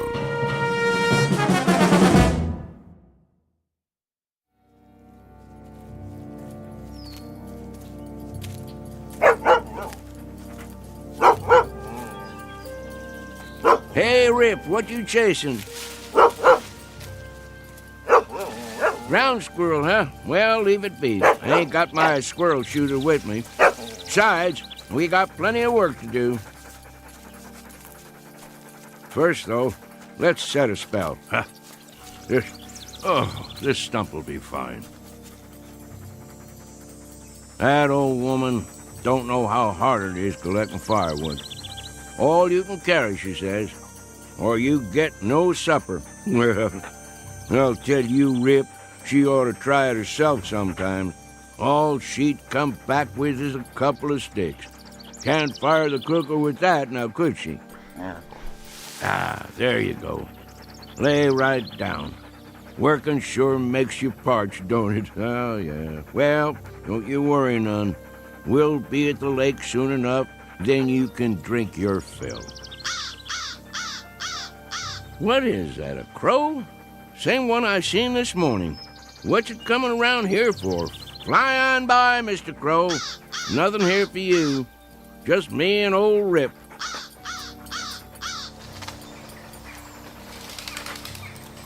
Hold on, dog, while I roll a smoke.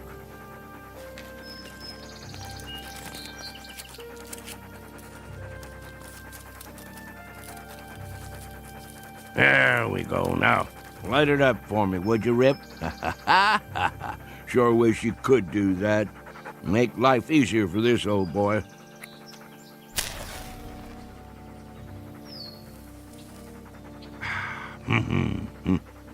Better get me another pouch in town. See if Earl has his rig hitched up. Of course, that old nag of his might not make it. And then we'll just walk the trail, won't we, boy? You and me, same as always. Come on, we better get on home before it's dark. Maybe we'll do us some coon hunting tonight. Would you like that? Sure you would. Well, let's go back to work. Where's that firewood, Rip? Go find us some now. Gotta get me a good armload. Easy, boy. What is it? What you got there?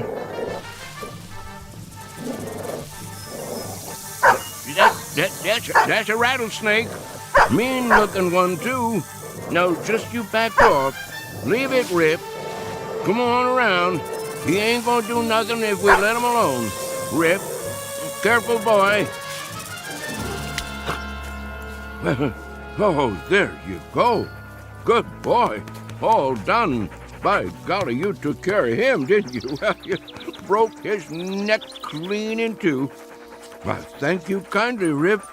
If it weren't for you, I might have stepped right on it.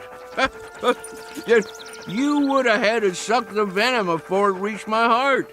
Think you could have done that? Oh, that's a good old hound. Yeah, you sure are. Best friend a man ever did have.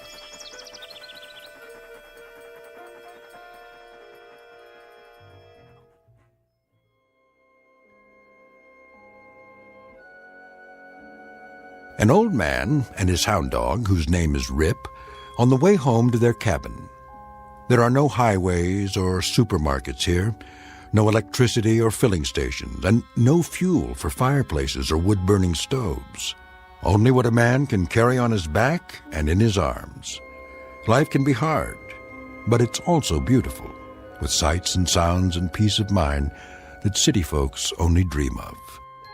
And most important of all, friends and partners are for life. It's been said time and again that man's best friend is his dog, an old adage that's nowhere more true than in the Blue Ridge Mountains of Virginia.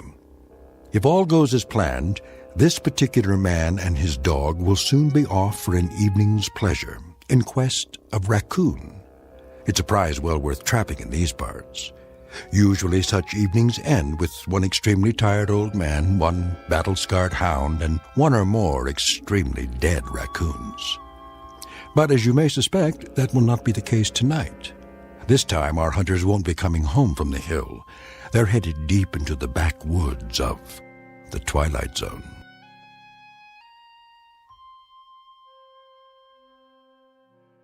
And now, The Twilight Zone and our story, The Hunt, starring Shelley Berman and Karen Black, with Stacy Keach as your narrator.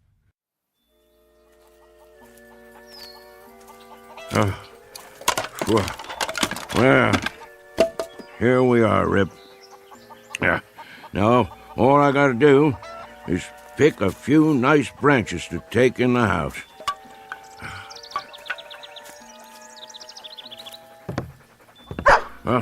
Rachel, open up.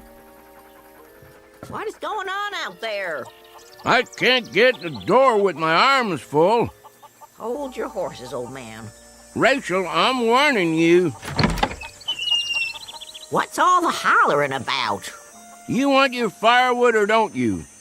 Oh, come on in with you then. You're gonna suffocate for lack of air one of these days. Why don't you leave that door open? Got to keep the dog out of the house somehow. Come on, Rip. Oh, no you don't. Trotting in here with his fleas and ticks. Old woman, don't let's start that commotion up again. When I go in the house, Rip goes in too, or I'm a-going somewhere else. Here, Rip. I've got a mind to move to the barn. Let you and the dog have the house to yourselves. Old woman, you're forgetting something. I never forgot a thing in my life. That's true, except when you want to. That dog saved my life more than once. Did it again today, too. I would have stepped right on a big old rattlesnake if Rip hadn't jumped the critter and broke his neck. I have to buy myself a divorce from you to get my way around here. Well, let the ornery animal come on in, then. And there's another thing. Don't talk about him like that when he can hear you. What?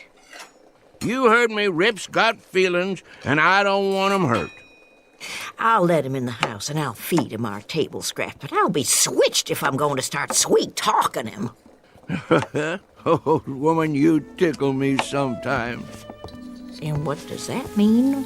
Since your memory is so good, when was the last time you got yourself kissed? If I figure right, it was sometime in the spring of 1900. And wait a minute, what was the year now? Then I figure you got one coming. Don't you come near me, old man. Yes, sir. I've been thinking about giving you a kiss for the last month or two. Ryder, sit down to your supper and stop talking silly. I mean it. There. I'll have my supper now, old woman. Old man? Yep. I never said this to you, but I do believe we have endured together powerful well. Near 60 years we've been married, ain't it? Come October 16th. It's a long time to travel together. I wouldn't have had it any other way. Thank you, old woman. Me neither. Here's your grub. Much obliged. Rip. Here's a little piece of meat to hold you for now. I'll feed the dog proper after supper. He ain't gonna be here after supper. Where's he going? Where I'm going. And where's that? Coon hunting. Ryder, I wish you wouldn't go hunting tonight. Why not? 3 nights ago, I saw blood on the moon. Ought to have been in bed, sleeping. Then you wouldn't have seen it. That's not all. 2 days ago, a bird flew in the house and lit on the foot of your bed. It scared the life out of me. Wasn't a crow, was it? No. A little brown bird. The kind I never saw before. One of these days I'll put up some screens. Keep the pesky things out. And last night... What about last night? Couldn't get to sleep. Laid there in my bed, tossing, turning, wondering, worrying. At midnight, that mockingbird in the lilac bush woke and sang 3 times. There you go, trying to spoil a good meal. Go ahead, eat. I'm almost finished. Not going to spoil a good hunt, though. I'm going anyway. Them signs don't bother me at all. They bother me. Well, don't let 'em. I can't help it. You should listen to me. Women folk know these things. And I know I don't aim to start thinking about dying till I'm 100 years old. I come from a line of long livers. Wouldn't be surprised if I lived so long they have to shoot me to get rid of me. Where's my shotgun? Ryder, please. Come on, Rip. We got man's work to do.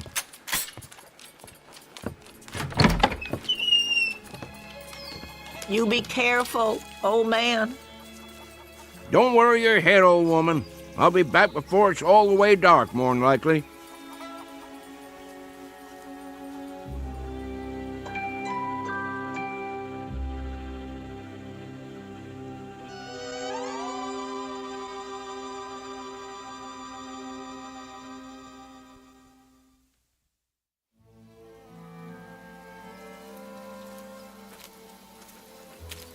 Smell him out there, Rip?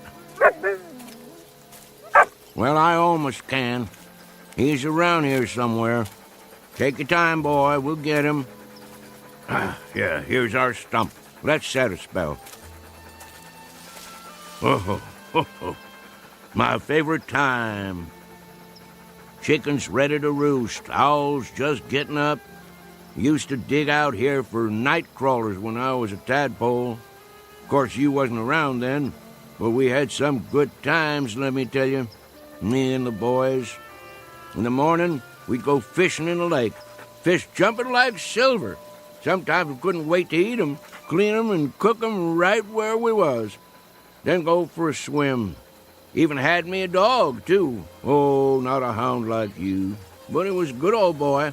Little bit of a thing. Called him Skipper. Just went missing one day. Must have fell in the lake. That, or a bear got him. Oh, don't you go getting spooked now. No bears anymore, just coons. Big old raccoons, good for meat and hides. Catch a right bushy one and I'll make a dog bed for you. Would you like that, Rip? Gonna be cold come winter. Shh. There he is. Hear him? Big fat one. Looking for a snack. Want to get him, boy? Well, go ahead, do your work. You tree him, I'll catch him. Soon as I light the lantern.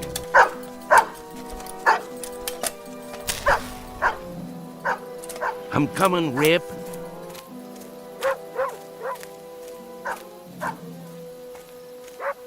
That's it. You got him, boy. I'm on my way. Up a tree, is he, boy? Yep, he must be. Let me shine the light and have a look. Rip, I don't want to doubt your word, but there ain't no coon up there. Nope. If there was, I'd see his eyes in the dark, big as $50. Tricked you, didn't he? I knew it. Now you can't get the scent, 'cause he run up the tree and crossed over to another one. Probably down by the lake already. Don't you go there, boy. He wants you to. Let him go, Rip. You let him go now. I'll see him. He's out on the end of the log, and now he's going to jump in. He's only tricking you. Don't try going after him. He's too good a swimmer. No, boy. He'll pull you under. Come on back here. Oh, now you've done it. Rip, come back here, boy. That coon got you right where he wants you. Get back here before he pull you under. I'll reach down and grab you.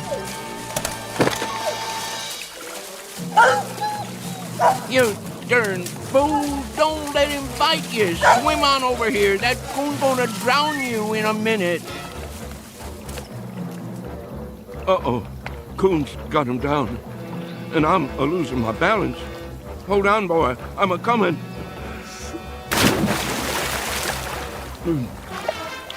Rip. Sorry, Rip. I can't make it.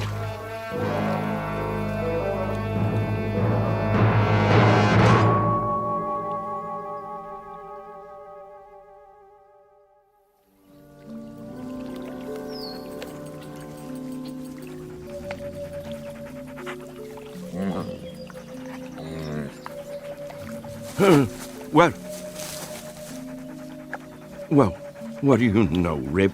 We made it after all. Guess I could swim better than I thought, and you could too, even with an old coon dragging you down. Did you pull me out, or did I pull you? By golly, take a look, morning already. Right beautiful day, too.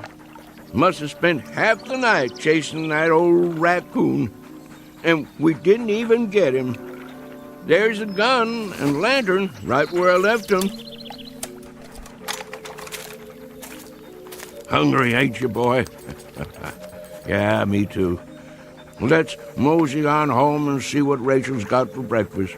That old woman is going to give us Hail Columbia for staying out all night. Can't help that, though. Well, Rip, our time has come. Let's go face the music.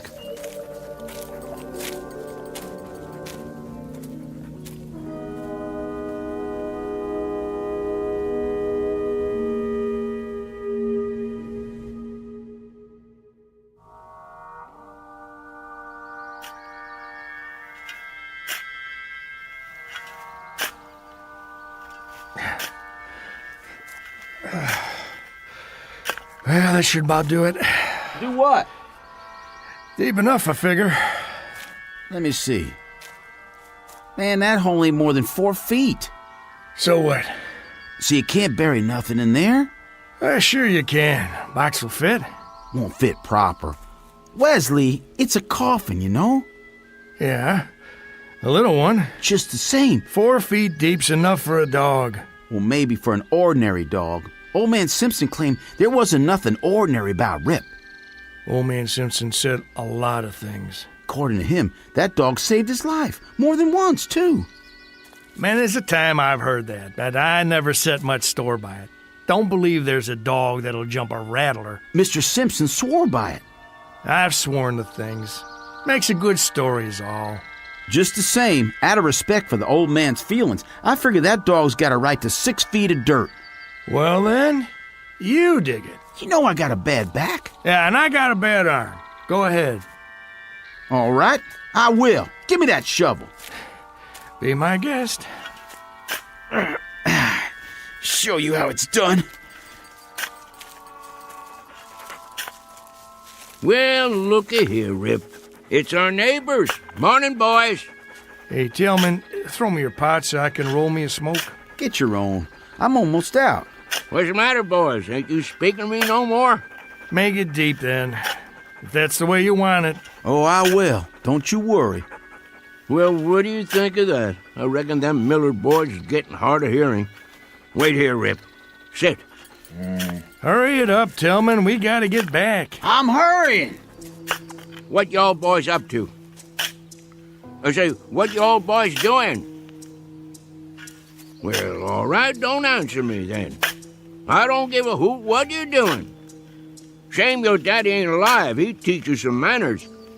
Come on, Rip. We don't need to talk to these boys. Won't be long now. Get the box ready. It don't never mind me that you boys giving me the cold shoulder.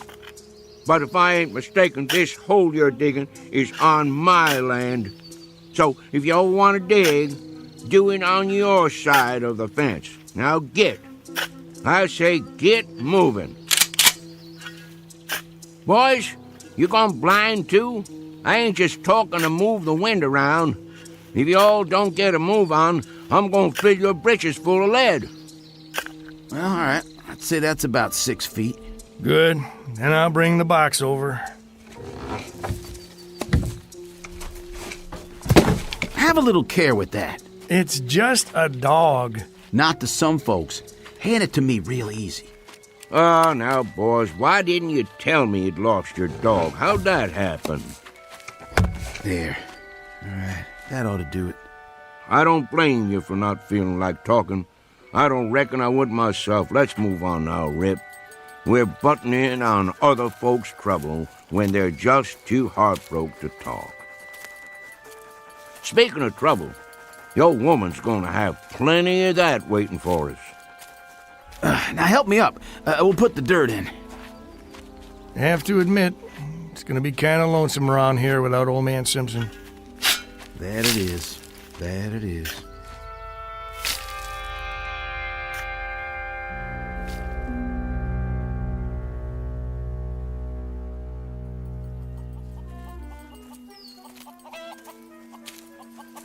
Where is she? Looks to me like maybe we've had a stroke of luck, Rip.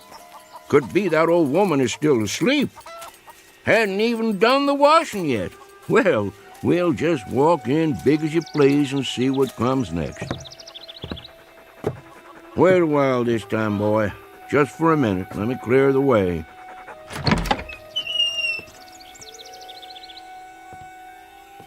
Old woman? There you are. Morning. What are you sitting in a rocking chair for? Taking a rest already? Huh. Got your long dress on, too. All dressed up like the 4th of July. All right, let's get it out in the open. Old woman, if you're figuring on leaving me on account of I stayed out all night, you got another think coming. I'm still the boss of this house. You ain't going nowhere, and that's that. Got nothing to say? Then I reckon we ain't mad no more. Now, I'd appreciate a little breakfast, if it's all the same with you. Old woman, you're gonna sit there like a bump on a log? You pack your finery back on the cedar chest and get cooking. Now, what's the matter? I know I'm a pesky old rooster to get along with, and many's the night I've stayed out till sunup, but, Rachel, that ain't reason enough to break up a marriage after nearly 60 years, is it? Well, is it? Well, that a tear on your cheek?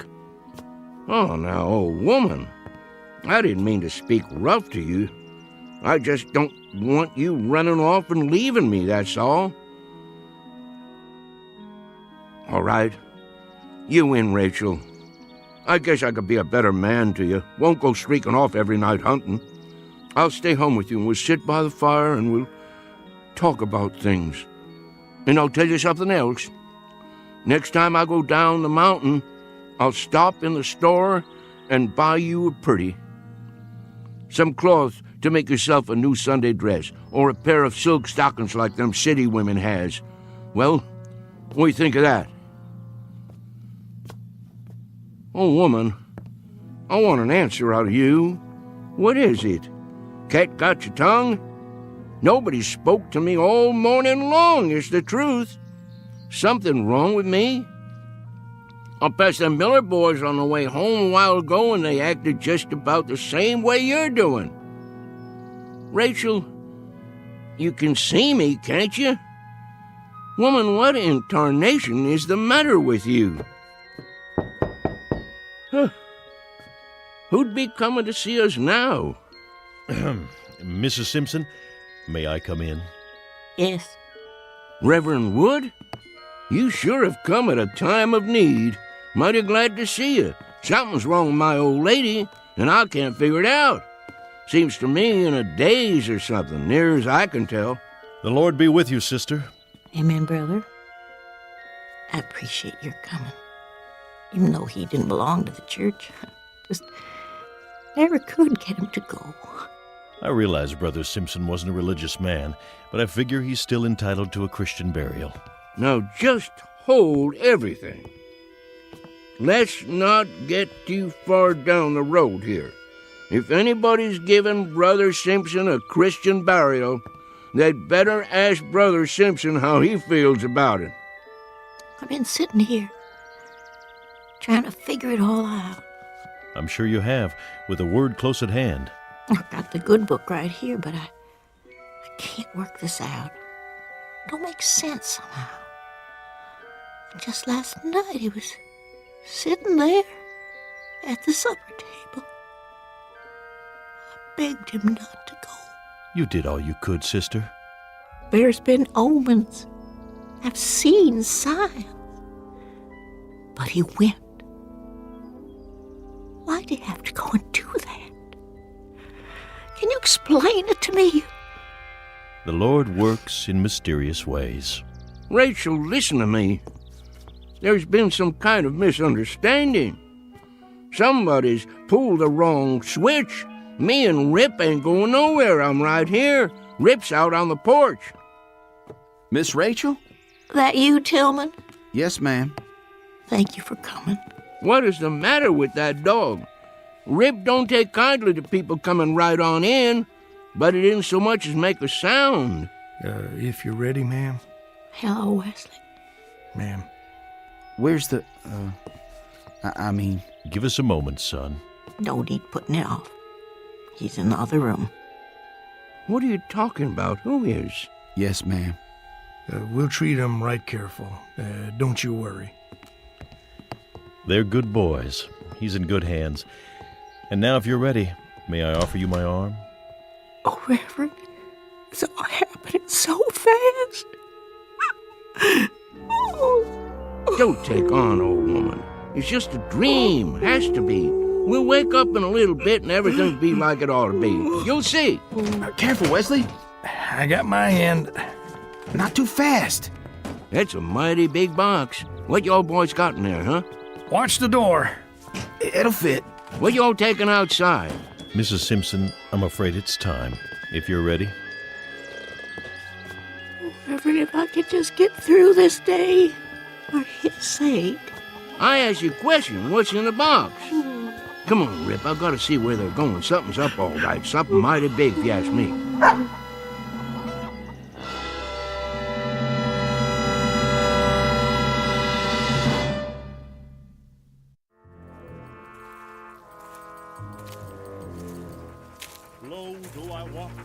Where are they going? All the way to the top of the hill, looks like. Getting pretty steep. Must be heading for the graveyard. Just let me get my breath here once. We'll find out what this is all about, Rip, in a minute or two. Graveyard's just over the other side. Leastways, that's how I remember it. Can't say it's someplace I go more than I can help it. All right, let's go. Ain't much further.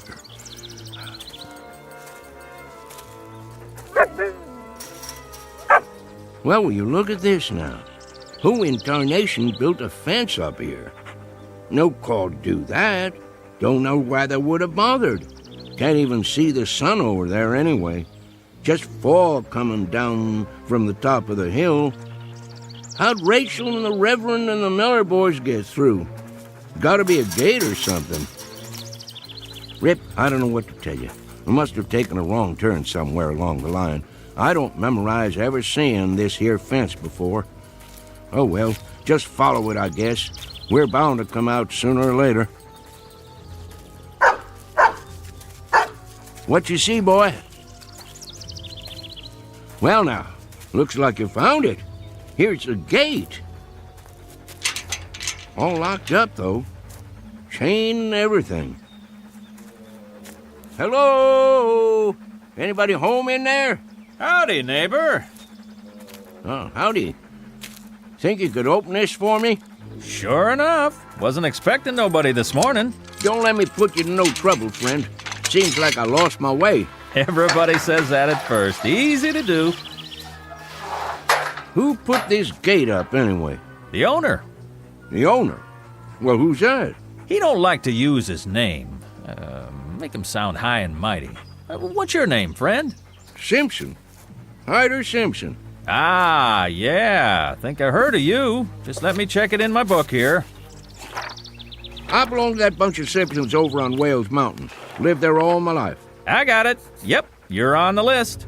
Guess you can't see it from here, though. Rip and me, we traveled a far piece. I don't never recollect coming so far we couldn't see the top of Wales Mountain. And how old are you, Mr. Simpson? Well, sir, can't say exactly, but I've been walking the earth for more than 70 years now. Arrived at the gate 10:45 a.m. Nice watch you got there. Thank you kindly. It's none of my business, friend, but could I ask you something? Oh, go right ahead. What are you writing down in that book? Oh, this and that. You know, for the record. I just need to know one more thing, Mr. Simpson. And that would be? How'd you die? I was born with a cheap set of ears, friend.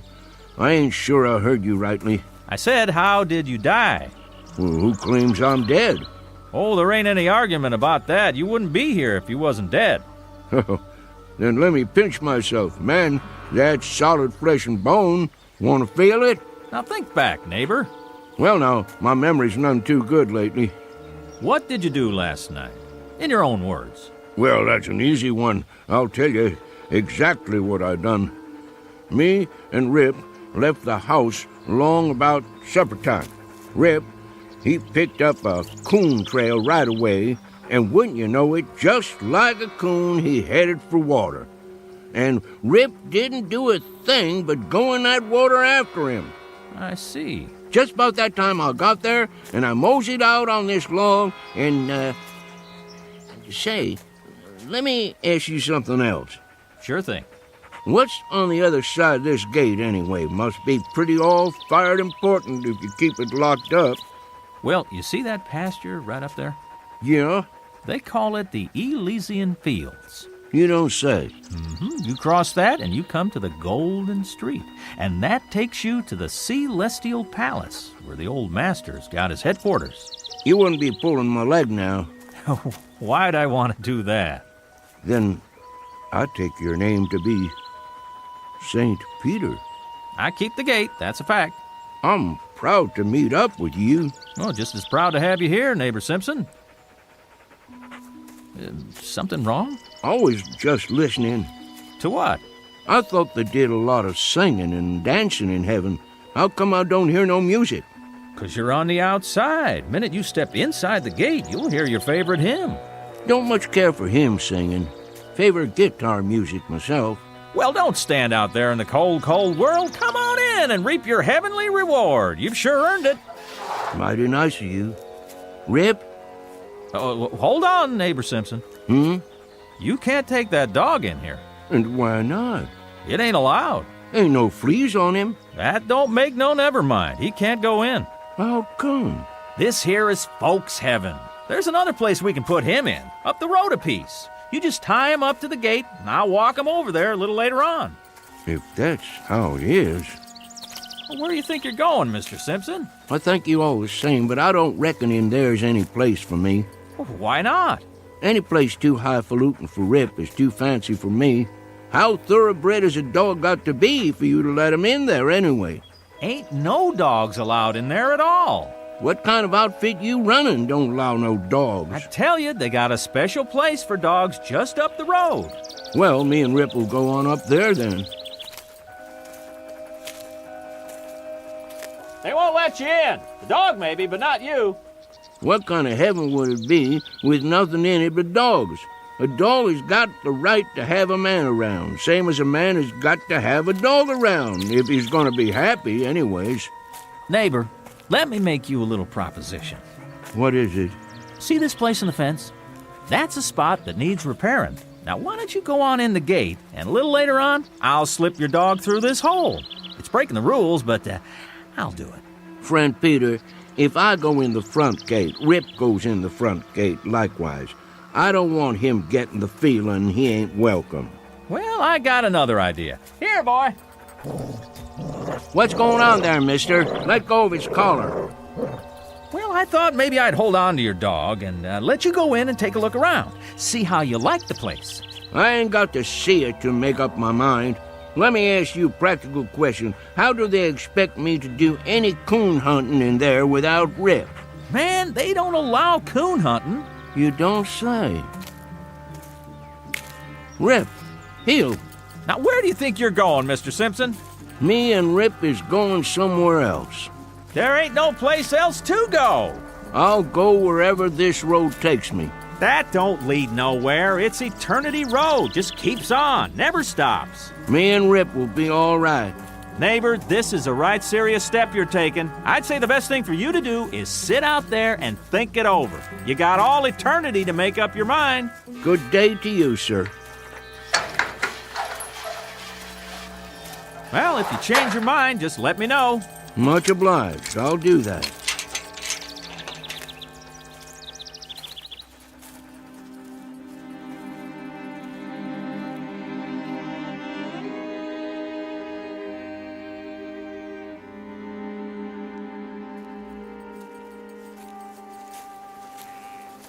Eternity is a powerful long spell to go without a coon hunt, ain't it, Rip?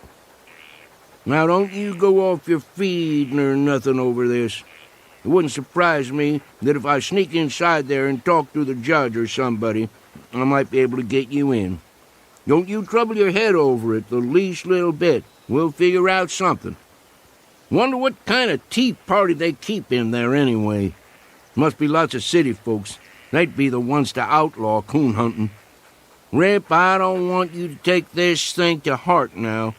Sure, I'd like to walk that golden street, and there's some folks I always hoped I'd see again, but by mudhole, I ain't a-gonna leave you.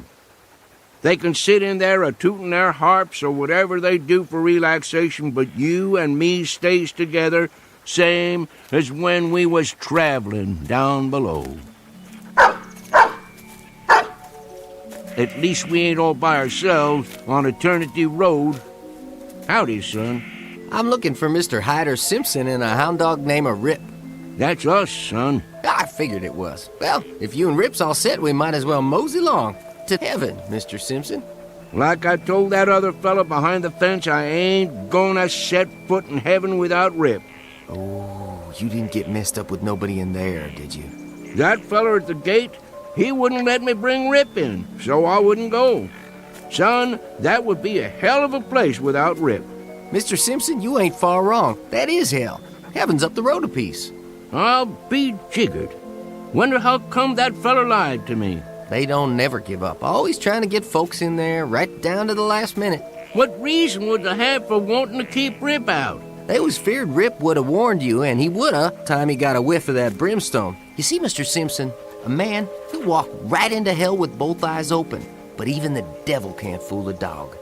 You wouldn't be St. Peter, would you? No, sir, I'm just a regular angel.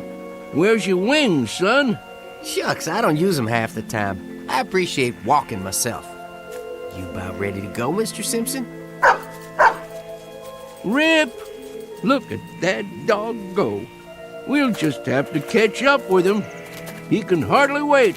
How's the coon hunting up there, boy? Oh, just prime, Mr. Simpson. There's one tonight right after the square dance. You want to come along? Wouldn't miss it for the world. Here's the gate.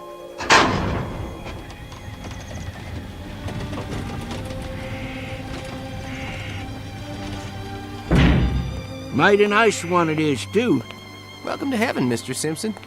Thank you, son. I'm right proud to be here. Let's go, Rip.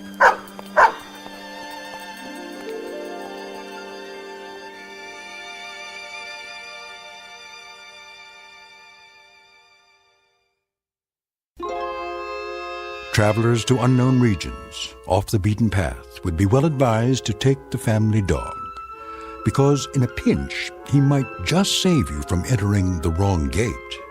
At least, it happened that way once in a particularly mountainous area of the Twilight Zone. More from the Twilight Zone after this. Hi, this is Carl Amari, producer of the Twilight Zone Radio Dramas. I'd like to take a moment to tell you about our official website at twilightzoneradio.com. where you'll get the latest news and information on these Twilight Zone radio dramas. Plus, at twilightzoneradio.com, you can digitally download 3 free episodes or any of our episodes for only $1.95 each. In this age of ever-changing technology, we've decided to make these episodes instantly available to you by making the Twilight Zone radio dramas a digital download-only series. This means that this series will no longer be offered on CD. The CD collections at our website are now being offered, while supplies last, at buy one, get one free. So be sure to get your favorites before they're sold out. Be sure to visit us often, and I'll see you in the zone.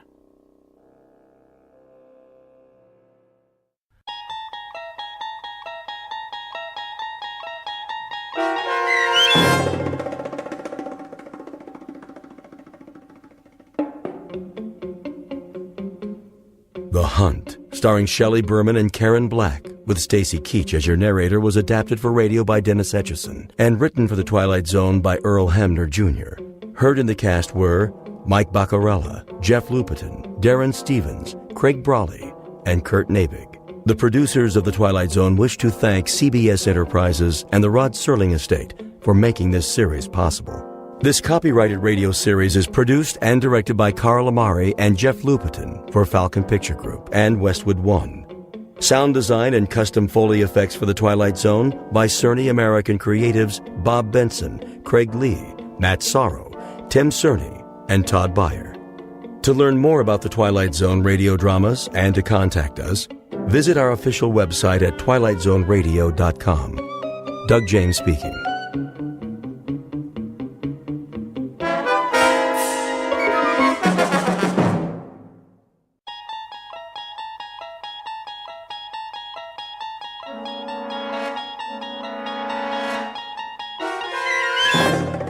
You unlock this door with the key of imagination. Beyond it is another dimension, a dimension of sound, a dimension of sight, a dimension of mind. You're moving into a land of both shadow and substance, of things and ideas. You've just crossed over into the Twilight Zone.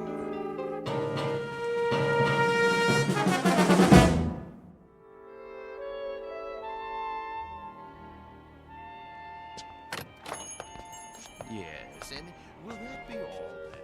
No. What time is it? I thought you made an appointment. I did. Oh, come on, honey. You're not in that much of a hurry, are you? Yes. What about mad cow disease? Well, clear the room then. Tell them they're keeping the head of McClellan Enterprises waiting. Tell them that we... All right. You want to forget the whole thing? No, I don't want to forget the whole thing. I just want to get this nonsense over with. Send you a postcard. Oh, that would be wonderful. Bon voyage. Ta-ta. Yes, ta-ta. Come on. Hello. May I help you? Mr. Spirito? I am he. We're the Ransoms. My wife called for an appointment. Oh, yes. Please be seated. Now, where exactly do we intend to go? We intend to go to London.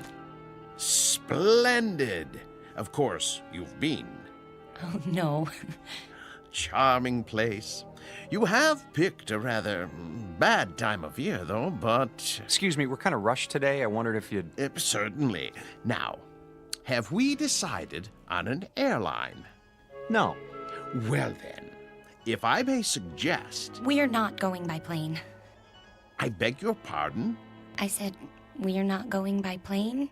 Ooh, but you must, unless you're planning this for some time in the future. No, it has to be right away. Oh, then I'm afraid a ship would be out of the question. You see, it's the off-season, and the liners have all been booked up, or put on short runs.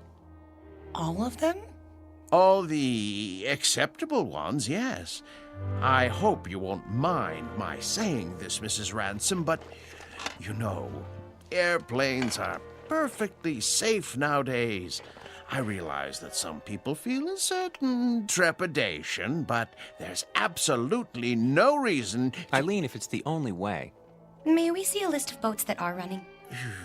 If you wish. You promised. I know. It's important, Alan. We agreed on that. I'm afraid these are the only passenger-carrying vessels bound for England in the next 30 days. Some are freighters, but it's sometimes possible... What about this one? The Lady Anne? I don't think so. Why not? Well, it's very nearly the oldest ship in the water, and the slowest. 13 days till a half. Another half day to Southampton. Forget it. No. Wait. This says it leaves on Thursday. We'll take it. Please, Mrs. Ransom, the Lady Anne is a veritable antique. Listen to the man, Eileen. We can relax when we get there if that's what you want. Don't make such a big deal out of it. It is a big deal to me, Alan. A very big deal. Give us 2 tickets. For this relic? Yes, that's right. The Lady Anne. Oh, very well. A few extra days won't matter, will they? I don't have anything better to do. Check okay? Of course, sir. But, Mrs. Ransom, the Caravan Travel Agency takes pride in its service. I beg you not to do this. Well, it isn't going to sink, is it? With a ship that old, you can't tell what might happen. Oh, give me that check. Here. We'll pick up the tickets. Come on, Alan. You can go back to work now. Thanks for your help, Mr. Spierto. Very well. Bon voyage.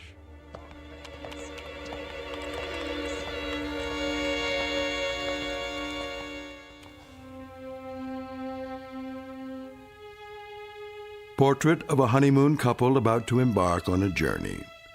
Like most newlyweds, they've never traveled a great distance together, nor have they become truly acquainted. But there is a difference. These newlyweds have been married for 6 years, and they're taking this honeymoon not to start their life together, but to save it. Or so Mrs. Ransom believes. She's not sure why she insisted on an ocean liner, except that it will give them some much-needed time together, even if it is the Lady Anne. The tickets read New York to Southampton, but this old ship is bound for a very different port. Its final destination? The Twilight Zone.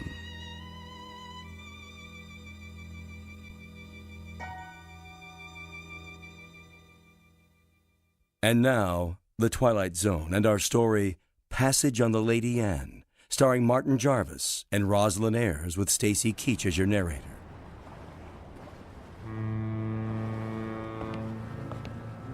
Perfect. A foggy night. Can't even see the ship. Where is everybody? Already on board. We're a few minutes late. I was ready. If you hadn't taken so long packing... There it is! Oh, Alan, isn't it beautiful? No, not it. She. The ship happens to be a lady. Sorry. She's beautiful. Indeed she is. Oh, yes. There's the gangplank, is that what they call it? Come on, Alan. I can hardly wait. I know, from the descriptions we were expecting a cross between a kayak and the Flying Dutchman. You're seeing someone off? No, we're passengers. What? How's that? Passengers. Oh, no. No. I hardly think so. No, you see, this is the Lady Anne. Toby, please. You have no right to badger them. Yeah, be quiet, woman. Well... Now, young fellow. Look here, if you'll consult your tickets, I think you'll find there's been a mistake. I repeat, this ship is the Lady Anne. And I repeat, there's no mistake. Show me your tickets. Why should I do that? Call it curiosity. Do you mind? Go ahead, Alan. All right. Let's see. Mr. and Mrs. Alan Ransom, New York to Southampton. You're not going to read the fine print, too, are you? Well, they seem to be in order. Thank you. It's good to know that. Well, there must be an error. This is a private passage, you might say. A mistake in booking. No, it's a terrible mistake. Come along, dear. But, Millie, I don't understand. I really don't. I said come along.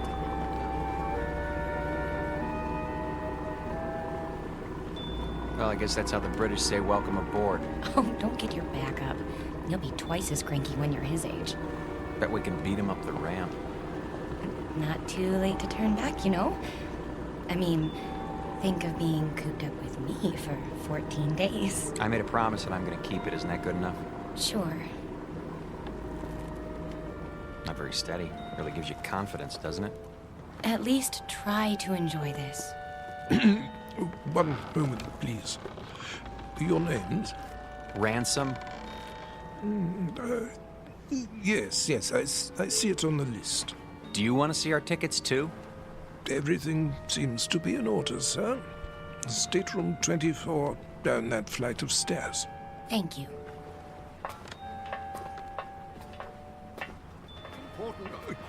Oh, here we are. Yes, here we are. Good evening.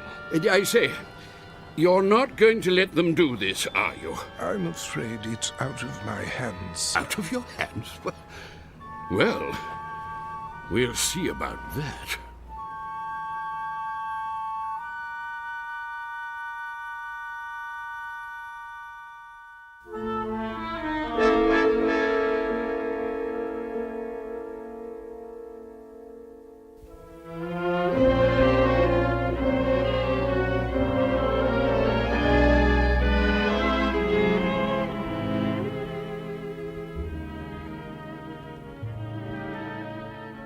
I hope they got the luggage on board.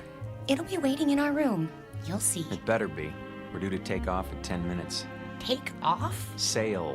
Disimport. I think it's disembark. Alan, you have to admit, it's a real showpiece.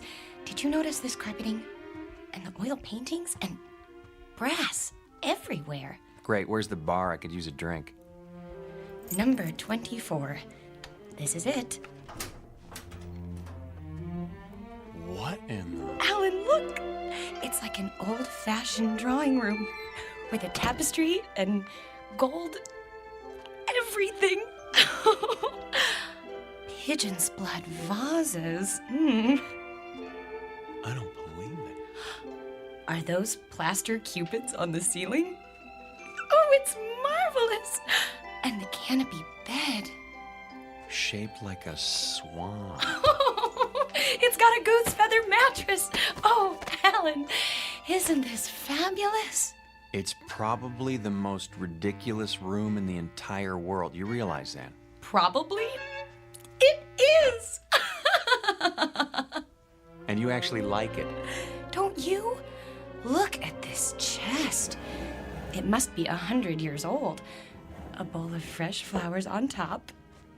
And even a box of candy, shaped like a heart. At least the luggage is here.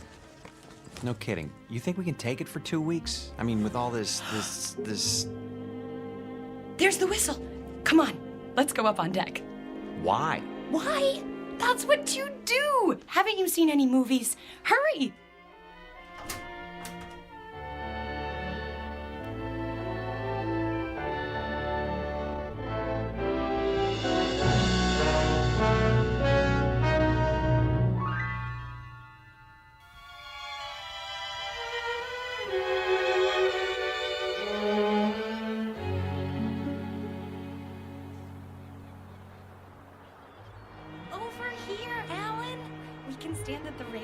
Those are the ones I mean, Burgess. Not the ones going with us. Yes, I tell you. Nonsense. Obviously a silly blunder. No. They have tickets. Calm yourself, Mackenzie. This needs to be settled at once. Very well. Here they come. Hello. Hello. How do you do? Oh, very well, thank you. Now then, no doubt you young people aren't aware that this is a rather, well, how shall I say, private sort of cruise, you see. Very tight. Dear me, yes, unquestionably a slip-up on the part of the, Look, mister, we're getting a little tired of this routine. Try to understand. There hasn't been any slip-up. This is our ship, and we are sailing to England on it. Her. What did I tell you? They're determined. This is bad news, very bad indeed. Oh, really? For you or for us? Don't argue with them, Alan. See here, please, this may seem odd to you, but we are actually trying to be of help. Yes, exactly so. You see, there are things you don't know about this ship. Yes. But what does that mean? Well, for example, it isn't common knowledge that... Burgess. No, Mackenzie. We've got to tell them. But... this vessel is over 50 years old. We knew that. Oh, but there are other things you couldn't possibly know, because you haven't had time to look. Such as? Well, she's falling apart everywhere. The deck chairs wouldn't support the weight of a baby. Yes, that's true. And the staircase is about to collapse at any moment. And the food, it's dreadful. It's positively poisonous. Ptomaine, you know. Yes. But the worst of it is the danger at sea. Those boilers, not to be trusted. They've been ready to burst for years. Oh, yes, for years. So you can see how impractical the whole idea is. There's just one thing. Yes? If it's such an awful, dangerous ship, what are you doing on it? What? Well, we're old and eccentric. Well, yes. Well, we're young and eccentric. We like impractical things, the challenge and all. Besides, we think it's an absolutely charming boat. Last warning. They'll be pulling away the gangplank at any moment. Look, you'll be quite bored. We never get bored. Do we, Alan? Nope, not at our age. You're sick, then. Yes, you'll get sick. No stabilizers. She rides like a washing machine, I can tell you. Sounds like fun. I think I've heard about enough. Wait. I have my checkbook. What's that for? I am prepared to pay you double the amount of your tickets.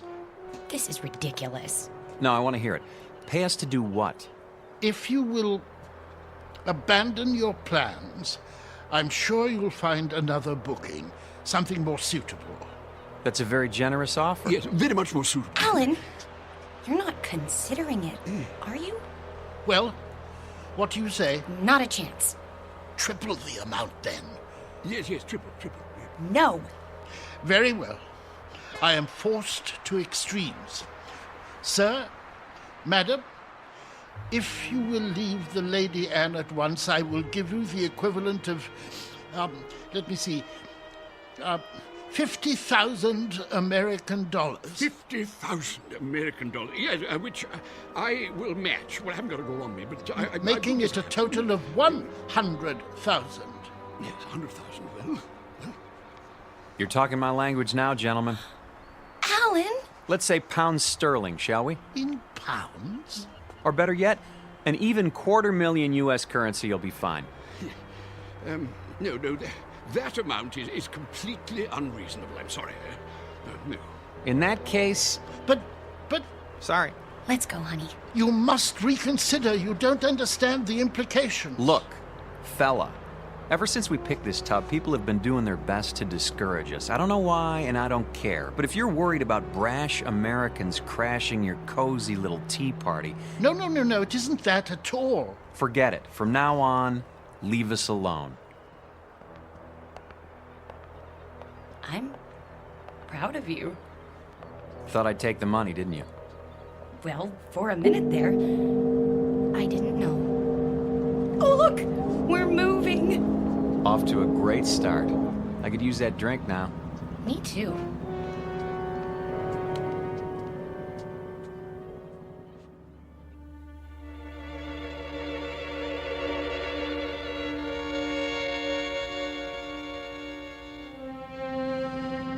Too late. We did our best. We should have tried harder. But the funds he was demanding... highway robbery. Nevertheless, it was our duty. The duty of everyone on board. Who knows what the consequences will be? I fear we should have done whatever was necessary to keep them off this ship.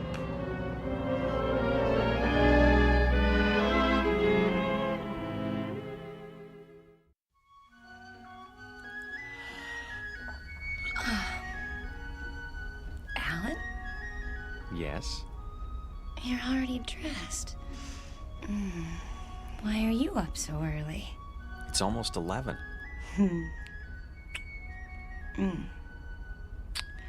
Don't tell me you're nervous.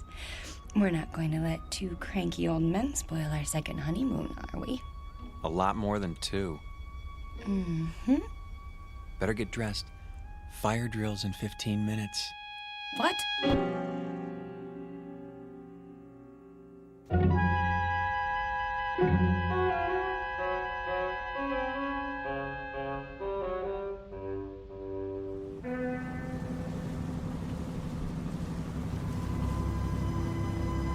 Honestly, you could at least tell me what this is all about.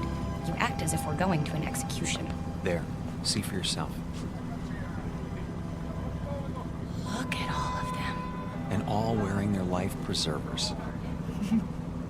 Oh no. Alan, some of them are even on crutches. And wheelchairs. Pretty hard to stand for inspection. Is that what they're doing? Apparently it's a safety requirement. Well, there was the Titanic. I picked up a few more names. The Mackenzies, of course, and Mr. Burgess. How could I forget? The one on the end is named Van Vlyman. Next to him is Mr. Bristow. Cooey! Hello there. Care to join us? Yes, do join us. Hello. In a moment, Mrs. Mackenzie. You don't suppose that everyone else on this ship is... Everyone. I checked this morning. The youngest person I saw was 70. Oh, but that's silly. It must just be the first class section. There aren't any other sections. The entire ship is first class.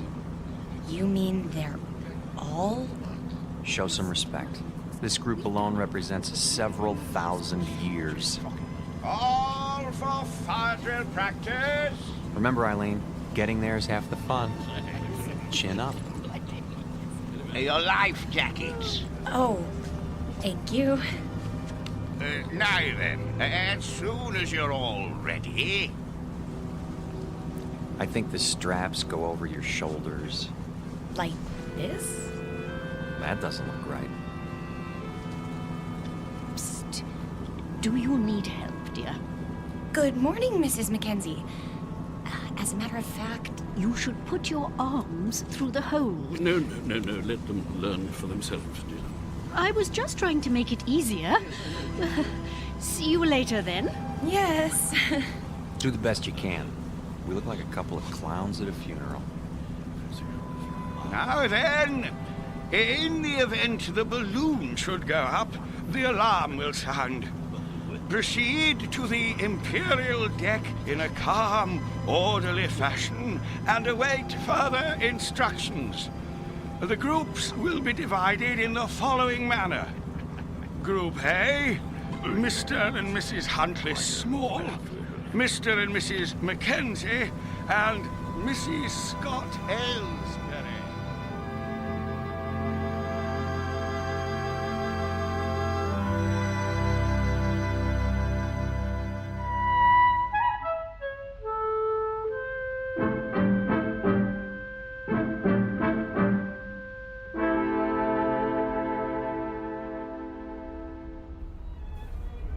Here we are.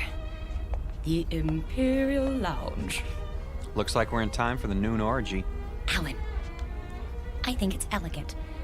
Like a private club. That's the problem. We're not members. This isn't a ship, it's a floating rest home. Shh. You wish something from the bar? Do you suppose you could fix us up with 2 double martinis? Very dry? Yes, sir. Alan, I'm sorry. I didn't know it would be like this. But it doesn't matter that much, does it? We didn't want to mix with other people anyway. We wanted to... Stop saying we. If you'd listened to me, we'd be in London by now. And you'd be in a business meeting. Not necessarily. Yes. And it would be the same the next day and the next and... Oh, Alan, that's what this is all about. Don't you see? Your drinks. Thank you. Look, I know you've been unhappy, but do you think I enjoy working 28 hours a day? It comes down to the same thing, doesn't it? We never see each other. We never talk, or... I told you, after I close this deal, I'm going to start taking it easy. Which is what you said 2 years ago. You closed that deal, but it didn't make any difference. There were more deals. There'll always be more deals. Because that's all that matters to you now, isn't it? Bartender, another. Yes, ma'am. Try to control yourself. I have been controlling myself for 6 years, and I'm tired of it. I am tired of begging for little bits of your time. You're not interested in me anyway. You're interested in success. Fight your way to the top and then fight to stay there. Stop making a scene. Why? Does it take your mind off mergers and board meetings? No, it takes my mind off the fact that we're supposed to be on a trip together. Come off it, Alan. You're going to England on business. I happen to be along. That's all. Why? Because I insisted. If I hadn't, you'd have gone alone. Isn't that true? Admit it. I can't talk to you when you're like this. You made me like this. Because the truth is, you don't care anymore. I was stupid to think that a few days together would make a difference. You're a flaming success now. Alan Ransom, the financier. And I'm the nagging wife who doesn't understand. Eileen, please. What's the matter? Are you afraid they'll catch on? Don't worry. They think we're a happy couple, made for each other. Shut up. Yes, sir. Well, when this tub finally gets there, you can relax. Because I'll be leaving. That might be a good idea. Oh, it is. You'll have all those nice deals to keep you warm with no silly woman around. It should be marvelous. It will be. For now, I'll be on deck reading the Financial Times. Here's for the drinks.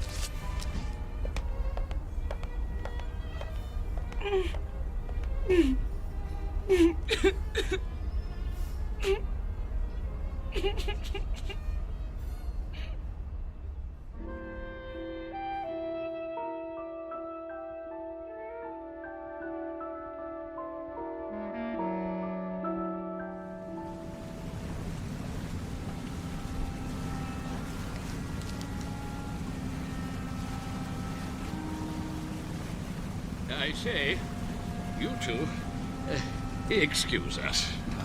Not you again. Well, yes. Not really. How do you do, dear? Nice to see you, Mrs. Mackenzie. If you don't mind, I'm trying to read the paper. My wife, Millie, yes. I say my wife, I mean we would very much like you to join us for tea, if you'd be so kind. Because I'm wearing my tweed jacket? Huh? Hmm? No.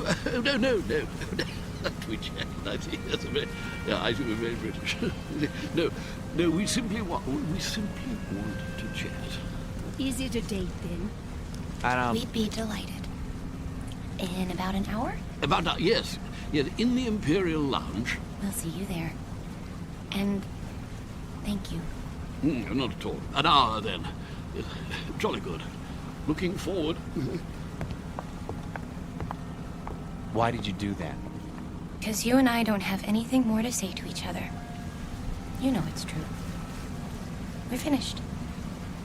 But you said it yourself. We're stuck here. So we might as well call a truce for now and make the best of it. Agreed.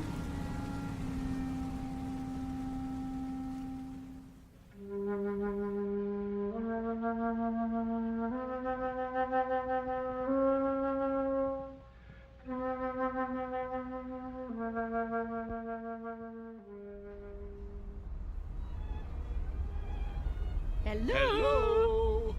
Over here. Hello again. My dear. So glad you could make it. Charmed, I'm sure. Do sit down. Do sit down. Not at all. Nasty day. What? Now look. The reason for this meeting, apart from the pleasure of your company, is well... Go ahead, Toby. Yes, thank you. Millie, my wife, Millie pointed out that we've all been, well, something less than hospitable to you, if not rude. And so I expect I ought to apologize. And do you? Oh, yes, most sincerely. But you see, there is something more important. Good news, in fact. Yes, we've been talking the whole thing over, and we've decided that you won't have to leave the ship after all. We won't? Say, that is good news. We were afraid we were going to have to swim back, and it's had us sick with worry. Really? No. I see. I see. Very good. No, I'm sorry about that, my boy. But we were quite concerned, all of us, as I dare say you gathered. You see, it simply hadn't occurred to us that an outsider would ever want to travel on the Lady. The last time she took on a new passenger was, well, according to Captain Prothero, was some 16 years ago. So you can understand. Yeah, but never mind that. It's all settled now. What's all settled, Mr. Mackenzie? Oh, no, we'll get to that in good time. You simply must forgive us. We can't have been very good company so far. Well, frankly. The point is, we spent a good many fine hours, Millie and I, my wife Millie, on this old, scow. And when we heard they were going to retire her, well, it seemed right somehow that we should join her on her last return voyage. Yeah, absolutely. And the same is true of the others. Yeah, well, the other people. And that's what accounts for the number of senior parties aboard. We didn't understand. No. And you still don't, really. More tea?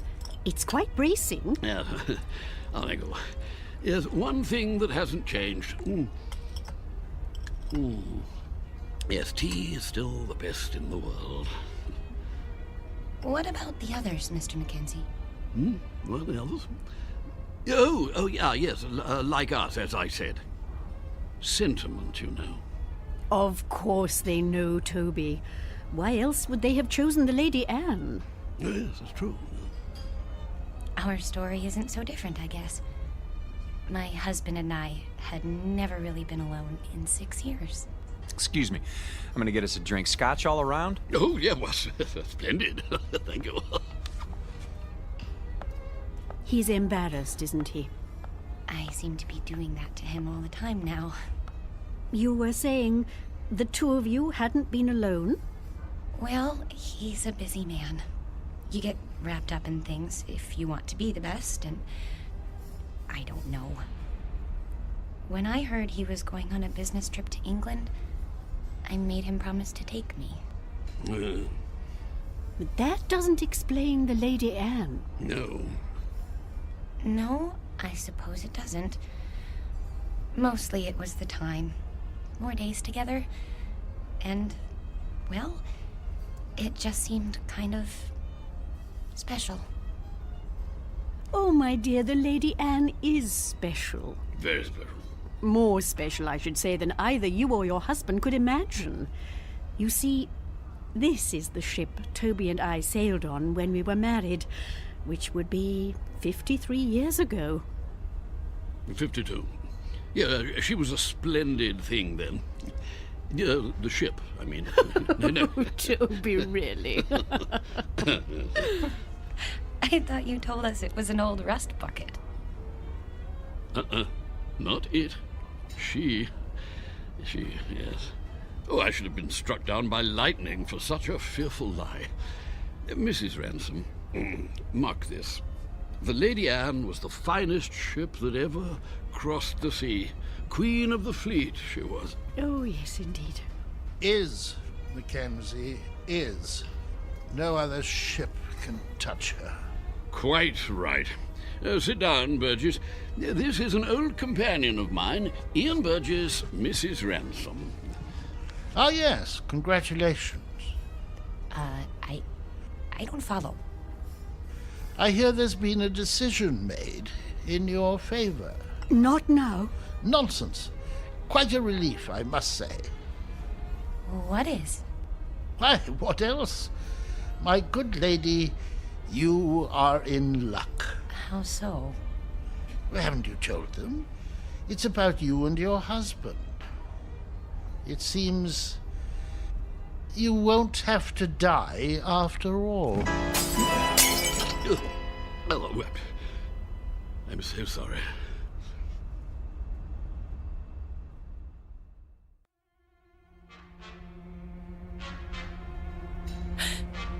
What did you say? He said you won't have to die after all. Of boredom, he means. Well, don't stand there like a ninny, Ian. Tea all over you. Yeah, but sit down, sit down. Yes, to be sure. Sorry. I seem to have spilled my tea. You see, Mrs. R., she was the only one of her kind. Specialized in honeymooners. That was her freight then, yes. Oh, yes. Young people in love. Ah, marvelous. The drinks. Ah, yes. You see, that's what makes your presence so... Sweet? No. Well, it was that. It certainly was that. Young married couples, you see, that's all you'd ever see. Full of juice and the moon in their eyes. All those children trying to act grown up and worldly and used to it. And every one as nervous as a mouse. Yes. But that sort of thing, it lasted for only a few days. The Lady Anne gave them time to know each other. Oh, she was a wise ship. Cheers. Cheers. Cheers. Everything was arranged for young people. Love has its own point of view, you know. It sees things larger than life. Nothing is too ornate or too fancy or too dramatic. If it is a good love, it demands the theatrical and then transfigures it, turns the grotesque into the lovely, as a child does. With it, we can see what we wish to see in people. Without it, we cannot see it all. We can search forever. How a shipping line ever found that vision, I cannot imagine. But they made the Lady Anne into an enchanted gondola and took that moment of happiness and pure sweet pain all lovers have and made the moment live for 2 unspeakably pleasant weeks. Well, they get the drift, my dear. There's no need to go gooey. But I feel gooey. The same is true for all of us, actually. Bolshia Jones and his wife over there, the bald chap. Engineer in his day, and a good one. The Whiteways. Next to them, Lord Bristow, with his cigar. Nice enough, but he's getting on. And there's old Champion. Innes Champion, the writer, adventure stories, that sort of thing. Quite a droll fellow, though you wouldn't guess it now. Widower, you know. Aye, and his wife. There was a wild thing. She passed on in... Oh, can't be sure of the date. What about you, Mr. Burgess? The same. We'd planned this trip together, but... Have you a picture? In my breast pocket, over my heart. She's very beautiful. Ah. Oh, my dear, please. This is purely temporary. I shall be with her soon. I'm so sorry. Oh, there, dear. It's all right. None of it really matters if you're in love. You are in love, aren't you, Mr. Ransom? Yes, of course.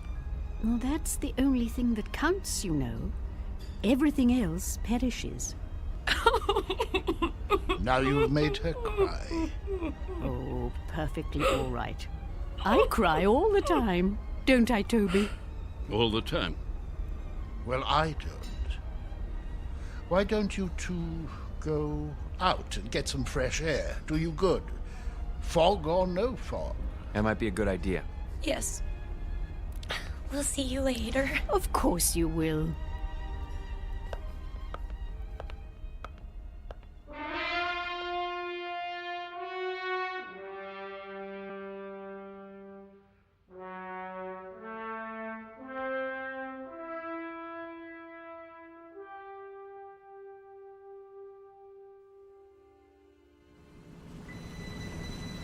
I think they're all very, very nice.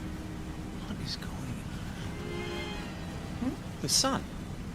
What about it? It's behind us. It was over there, and now it's... We're heading north. So we're heading north. We should be heading east.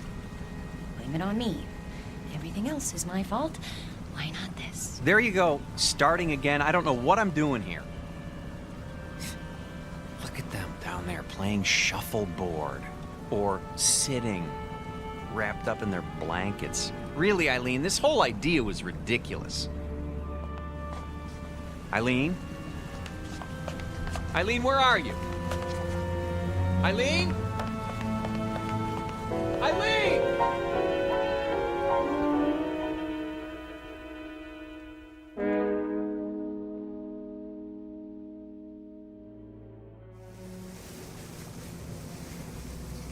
I thought you did get rather gooey there, my dear, but you know, I rather liked it. Gooey. No! Oh, Mr. Ransom. I say, is something the matter? I can't find my wife. We were standing over there at the rail. She was right behind me. You don't think anything could have happened to her, do you? Oh, I doubt that. It's rather difficult to fall overboard. Oh, yes, yes. Eileen! Eileen! Eileen! Eileen! Eileen? Stuart, have you seen my wife? No, sir, but I wouldn't worry. I want this ship searched. I'll take the liberty of alerting the crew. Have you tried the library?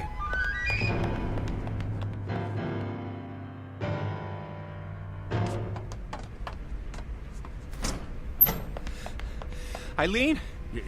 Not here, sir. She's got to be somewhere. Still looking, sir. Haven't you found her yet? Easy, sir. We'll let you know. Eileen? Eileen, where are you?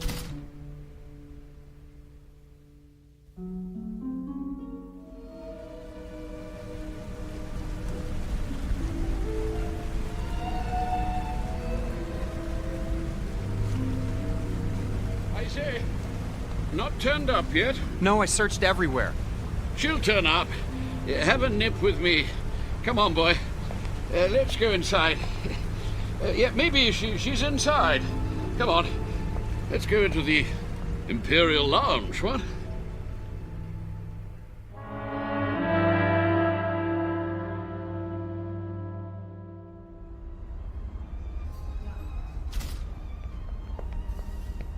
2 whiskeys. Make 'em strong. I can't believe it. She's gone. It does seem that way. But of course it isn't so. You've just missed her. You don't know how much. A toast to the Lady Anne. Here, here. Oh, yes. Here. The Lady Anne. Yes. It's a pity. What's going to happen? A crime. An evil, black-hearted crime. Easy, Burgess, easy. Easy? Gad, they want to scrap the lady.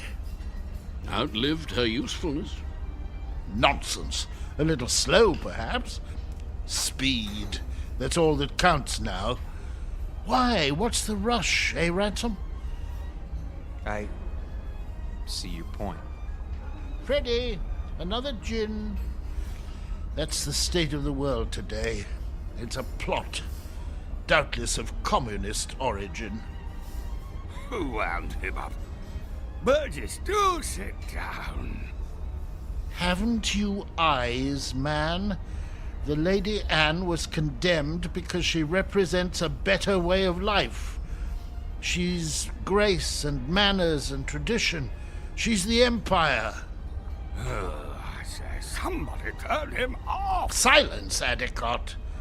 The beasts are at the gate, and we stand about like statues, with our medals gone to rust and our swords broken.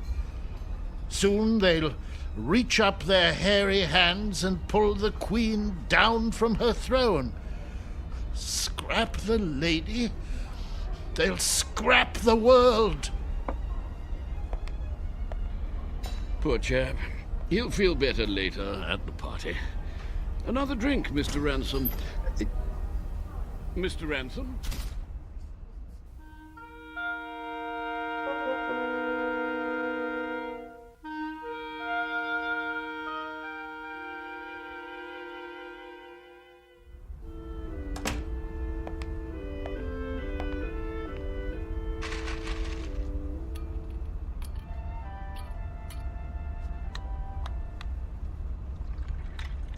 Pour me one, too. Honey, where have you been? I decided to take a nap on our swan bed. You mean you were here all the time? But I've been searching for you. I'm here. I've always been here. Oh, Eileen. Are you drunk? Maybe so, or maybe this is the first time in 6 years that I've been sober. What's that you're wearing? The nightgown? Oh, Mrs. Mackenzie gave it to me. She wore it on her honeymoon. It's beautiful. You're beautiful. This whole stupid world is beautiful. What happened to you? I don't know. But I'm going to try not to forget. I'm going to try very hard. Oh, Alan?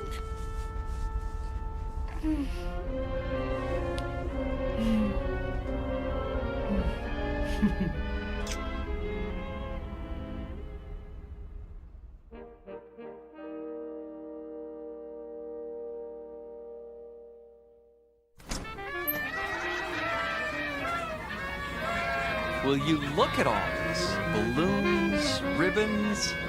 Over here! Join us, please. Mrs. Mackenzie! Oh, come on. Drink up. The champagne's getting warm. Well, you found her. Oh, you're as bad as Alan. I think we'd like you to meet Captain Prothero. Mr. and Mrs. Ransom. Happy to meet you, sir. My pleasure. You've had a pleasant voyage, I trust. Oh, yes. We're grateful to be a part of it. Indeed. Your presence has been good for us as well. You packed your things? Shh. They don't know yet. Oh, well, I suppose it doesn't matter. Know what? Nothing important. If you'll excuse me, I have to make some preparations. Be back shortly. You look positively radiant, my dear. The Lady Anne has worked her magic on you. She... and you. All of you. I'd forgotten some things. how to relax. I was so busy, I lost sight of what's important. It won't happen again. I say, let's drink to that.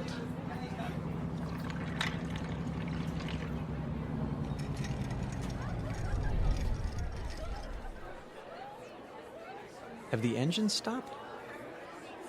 Oh, nothing to worry about. Cheers. Mr. Burgess, why are we having a party now? We're only partway there. You'll understand soon enough. Who needs a reason to party? Mrs. Ransom, may I have this dance? I have been waiting for someone to ask. Mrs. Mackenzie? I'm not very good, but... Oh, delighted, Mr. Ransom. Oh, splendid.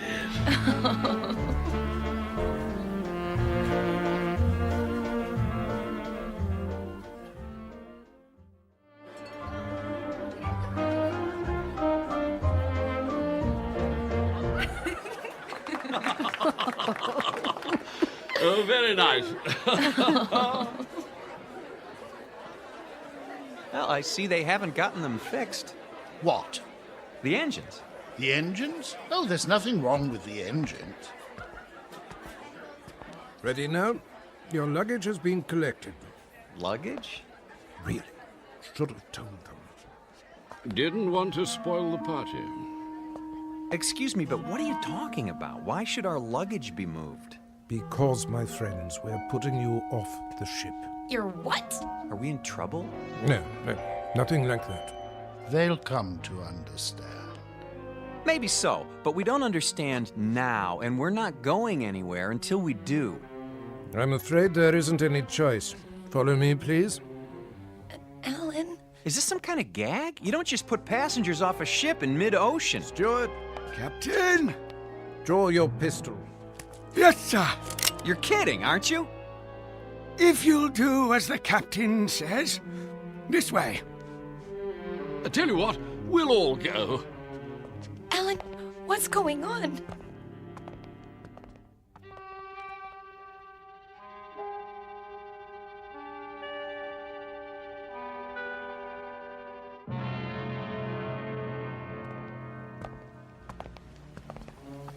You can't be serious. There's nothing to worry about, my boy. Your exact position has been radioed. Even now, help is on the way. Alan, you're not kidding. Captain, this is outrageous. Your luggage is in the boat. There's a tin of biscuits. Champagne? I thought of that. The lifeboat sends out a signal, so you'll be picked up straight away. Everything you need, really. Except a reason. It's time we were off. Into the boat with you. No, please, But why? Is it something we've done? Not a bit of it. Then tell us. You can't do this without a reason. Cause, my boy, you can't go with us. Not yet. Yes, come along. Not where we're going. No, no. Step carefully, please. We liked you people. We thought you liked us. They do, Alan. Don't you see? They do. Lower away. Don't forget the blankets. Alan, look. Everyone's at the rail. Goodbye. Bye. Goodbye. I say, what are those papers, dear? They're your letters, Toby. Don't you remember, dear? I've kept them for so long. You're throwing them overboard? They deserve a proper burial at sea. I won't be needing them now, will I? No, dear. Not anymore. Listen, the engines are starting again. They're moving. So are we.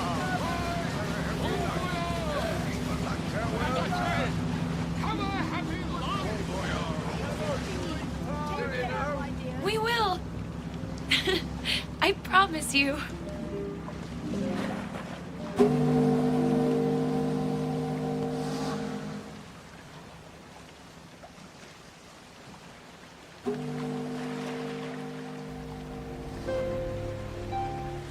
Here's a blanket. I don't need it. Aren't you cold, darling? Not with your arms around me. I don't think I've ever felt so warm in my life. Do you think we'll see them again? Yes. In fact, I'm sure of it.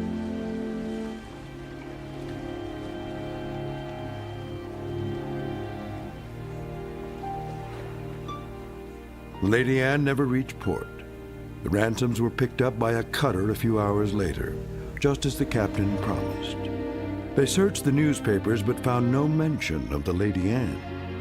The ship, with all its crew and passengers, went down in the mid-Atlantic, or so it was said. But Alan and Eileen knew better. They knew it had sailed on to a better port, its final destination on a distant shore called the Twilight Zone.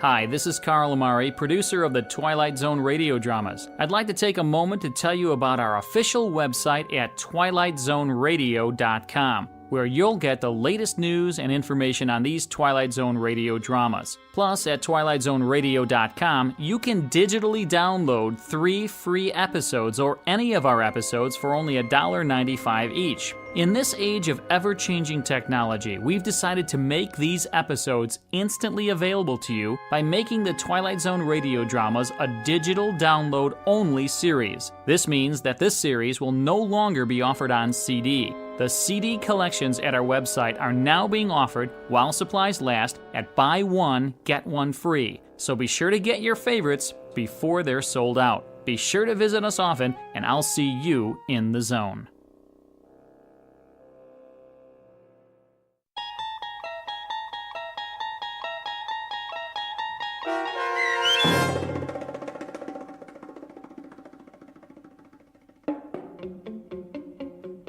Passage on the Lady Anne, starring Martin Jarvis and Rosalind Ayres, with Stacy Keach as your narrator, was adapted for radio by Dennis Etchison and written for The Twilight Zone by Charles Beaumont. Heard in the cast were David Pasquesi, Anne Somerville, Jim McCants, Joby Cerny, Eleanor Weingart, Martin Astrop, and Nick Ruddle. The producers of The Twilight Zone wish to thank CBS Enterprises and the Rod Serling estate for making this series possible. This copyrighted radio series is produced and directed by Carl Amari and Joby Cerny for Falcon Picture Group. Sound design and custom Foley effects for The Twilight Zone by Cerny American creatives Bob Benson, Craig Lee, Matt Sorrow, Tim Cerny, and Todd Beyer. To learn more about the Twilight Zone radio dramas and to contact us, visit our official website at twilightzoneradio.com. This is Doug James speaking.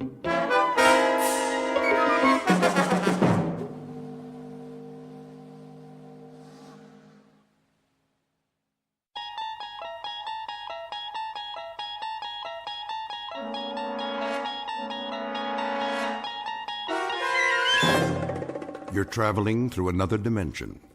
A dimension not only of sight and sound, but of mind. A journey into a wondrous land whose boundaries are those of imagination. Your next stop, the Twilight Zone.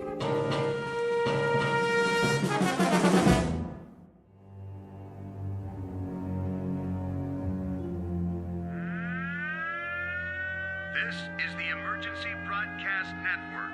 The Office of Civil Defense has just announced a red alert. Enemy missiles are approaching the United States. Repeat, this is a red alert. Enemy missiles are approaching the United States at a high rate of speed. Arrival time is estimated at only a few minutes from now. All citizens are advised to get off the streets immediately and take cover.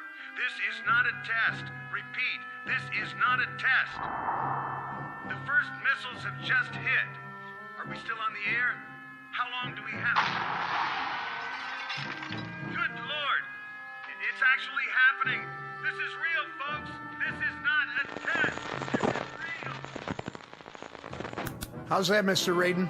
It should do nicely. The volume could be a bit higher, though. Higher? You gotta be careful not to break those speakers. I thought you installed subwoofers, state-of-the-art, as I requested. Oh, we did. For later. Will you hear them? When the explosion hits here, you'll really feel it. Good, good. I don't know where you got your sound effects, but you'd swear a bomb was going off outside.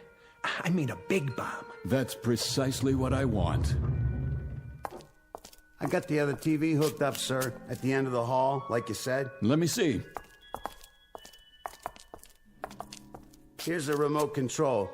You got your on, and then you got your off and your volume. Did you load the videotape? Sure did. As soon as the monitors go on, it starts rolling. Why don't you show me? All right, Mr. Raiden. Let's give it a test run. Look at that, would you? There's the street outside. Only now it looks like the beginning of World War III. Yes. Yes. Well, this calls for something of a celebration. If you don't mind me asking, where'd you get the footage? Some special effects guys out in Hollywood? Oh, you might say I have my contacts. Given adequate funding, anything is possible. Yeah, some setup you got here. All part of the show, huh? This is not a show. It may be, let us say, an illusion. But this room is not an illusion. It happens to be the best designed bomb shelter on the face of the earth. But tonight it's for gags, right? Something of the sort. A practical joke, and I trust a most effective one. You could say that again, Mr. Raiden. When those sound effects start and that stuff goes on the TV, you'd swear the whole world was getting blasted. That's the general idea. I've got 3 guests coming this evening, rather special guests, and I wouldn't want them to be disappointed. Well, it fooled me, and I put most of the wiring in.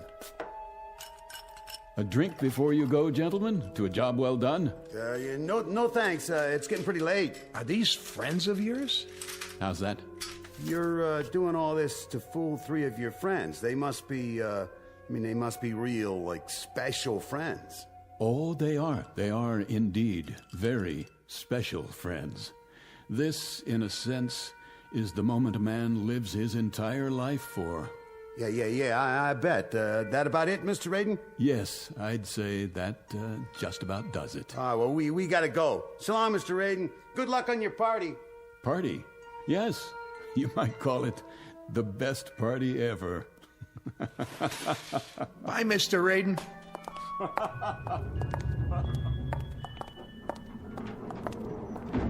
That guy gives me the heebie-jeebies. I know what you mean. This has got to be the #1 kook in the whole country. I mean, can you imagine a guy spending that kind of a bundle just to set up a phony atom bomb explosion? And the whole thing's set to go off at 11:45. Some kind of fanatic is he, huh? What's his angle? Practical joke, maybe, like he said. Yeah, the $500,000, that's some joke. Hey, hit the button, will you? Yeah, sure. It's a funny thing. What? If they was to drop a bomb, if the whole world was to go up for real, it'd be kind of a pity if the one guy left alive was somebody like him. Wow, no kidding. Well, hey, here comes the elevator. Live and let live. That's what I always say. Yeah, you got that right. Let's get out of here and grab some chow. Now you're talking. Going up? Oh, yeah. Hard to get used to, ain't it?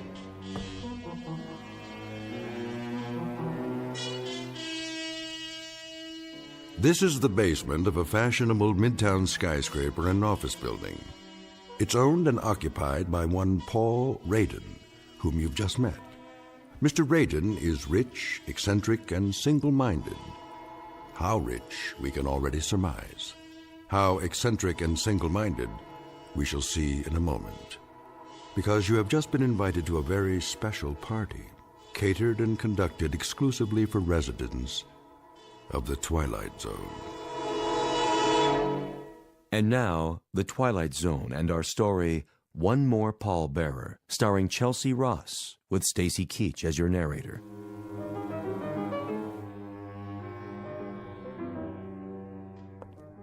And here's the main course, dear. Baked fish, just the way you like it. Splendid. Would you care for some more milk? Not just yet, Mary. Sit down, please.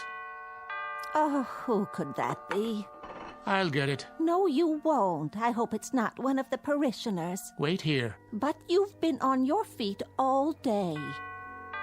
dinner will keep. Nonsense. I'll see to it, dear.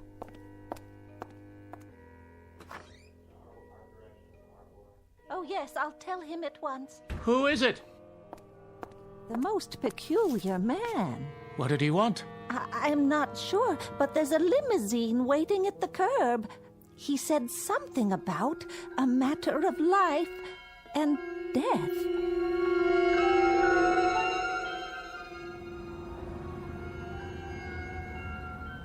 Odd, isn't it? He said exactly the same thing to me. And beyond that, Colonel, you've been told nothing. Hardly a word. The driver appeared at the club, something about an old acquaintance. And you, madam?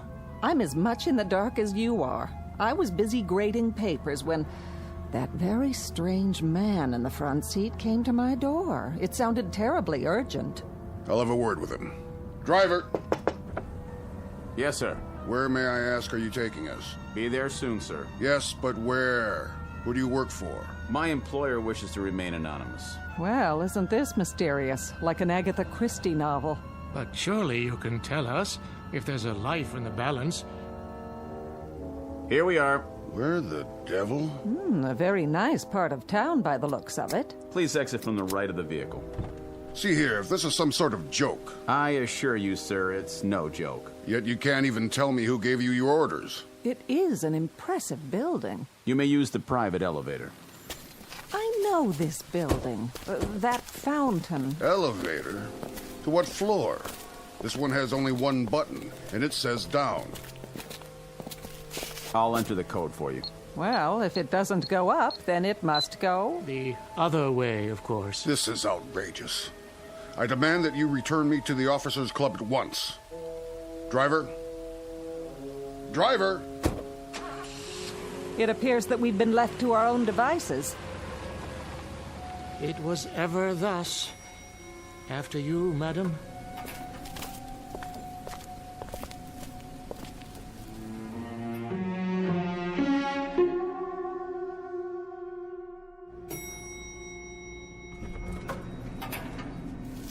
What in the... Good evening, friends. That voice. If you'd be so kind, just follow the hall to the security door at the end of the hall. There's something vaguely familiar about the tone, but I can't quite... Enough. It's time to find out what this is all about. That's right. Just come in, if you will. See here. Do sit down and make yourselves comfortable. Wait, I remember now. Yes. The accommodations are a bit Spartan, but I trust you'll find them adequate for your needs. How good of you to come. Colonel Hawthorne, Reverend Hughes, and of course, Mrs. Langsford. I'm delighted to see you all. What? Such blank faces? Don't tell me you've forgotten. It's Raiden, isn't it? Aren't you Paul Raiden? You have an excellent memory, Reverend. And how about you, Colonel? Do you recognize me? Yes, I believe I do.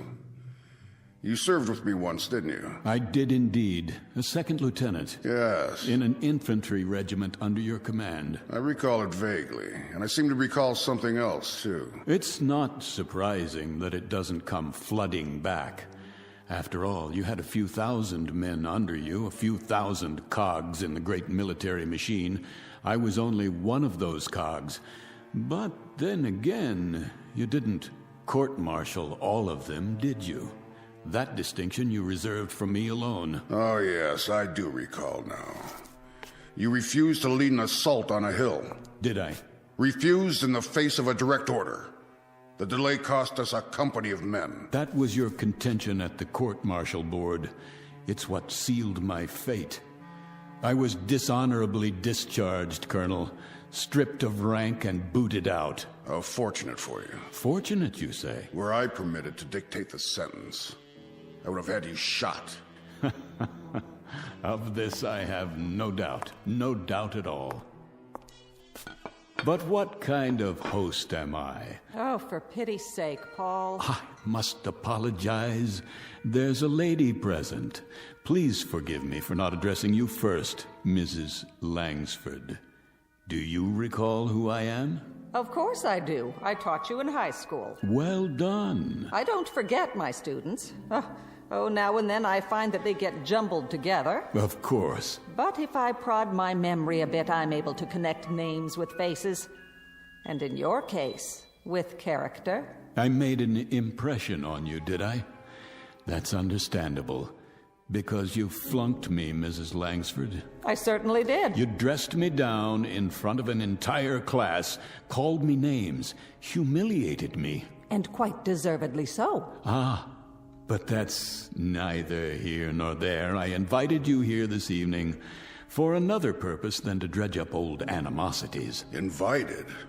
I can't speak for my companions, Raiden, but the request I received was more in the form of an ultimatum. Your chauffeur said it was a matter of utmost urgency. Why, yes indeed. That's the way it was broached to me, too. A matter of life and death. I was eating dinner, and my wife Mary got up to answer the door. And when she came back, she had such an odd expression on her face. Ah, Reverend Hughes. Still a bit on the wordy side, aren't you? It never ceases to amaze me, really, how changeless we remain over the years. But I suppose the habits of a lifetime are not that easily set aside, now are they? Perhaps you'll be good enough, Paul, to get to the point and tell us why we're here. I'd be delighted to. But first, can I get you something? A highball, perhaps, or a cup of coffee for the Reverend. How do you take it, black or white? Nothing, thank you. Paul, you're trying my patience. Habits, Mrs. Langsford. The incredible persistence of habits. You call me Paul, as if I were still sitting in your classroom. What about you, a nice cup of tea? Nothing for me. And you, Colonel, a tot of rum, perhaps? I would be deeply appreciative, Mr. Raiden, if you made your point and then let us leave. You've obviously called us here for something, and I, for one, would welcome hearing whatever it is without further delay. How staunch, how commanding you sound, Colonel. The military mind never changes either. See here. Always pressing forward. Drive, drive, drive against the objective and wipe it out. Colored flags stuck in a map and troops stuck out in the hot sun. An officer must have nerves made of steel and a head full of cement. As you were, Raiden. Oh, no, Colonel. Not as I was, as I am. Which rather upsets the chain of command, don't you think? Because I'm in command now, and what I command at this moment is your attention. You see, I've called the three of you here for a very specific purpose. I think I'm beginning to understand. Of course you are. Always so intelligent, so insightful. Let's do it in proper chronology. My dear old schoolmarm shall begin. That staunch and intrepid educator who would look so incongruously out of place without those severe spectacles covering those severe eyes looking out of an equally severe face, who possesses such vast prerogatives from the local school board and the vast courage that comes from pitting all her wits and training and knowledge against poor captive children. Are you quite finished, Paul? My dear lady, I haven't even begun. May I make an observation, then? You have permission to speak. Would you like to address the class? Oh, just a comment, Paul, on how incredible this whole thing is. That a man like yourself, a millionaire many times over, a big, important man who walks with kings and heads of state and industrial tycoons... You followed my career. How gratifying. How incredibly tiny a mind this kind of man must have to dwell on an incident in a high school classroom of some 20-odd years ago, and to let it fester inside of him, as it's done with you.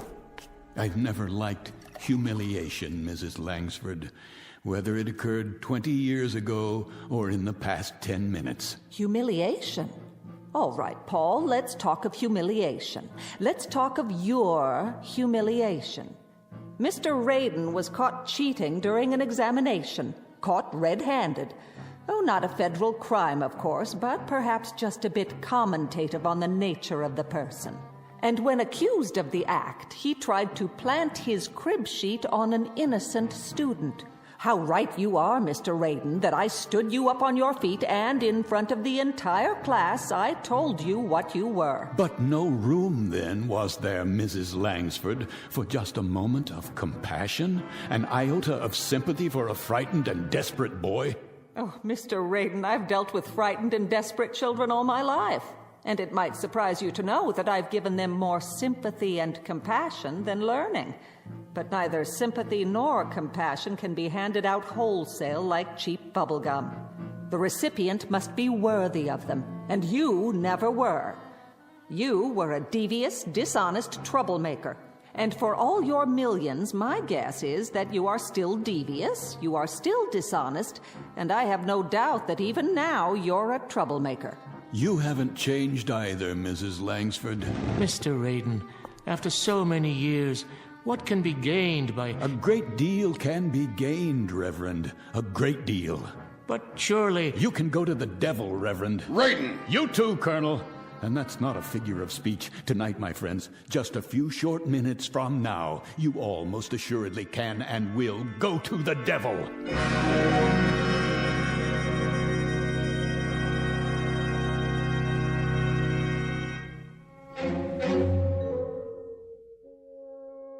Mr. Raiden, obviously years have passed between now and whenever it was you felt you suffered various indignities at our hands. Felt?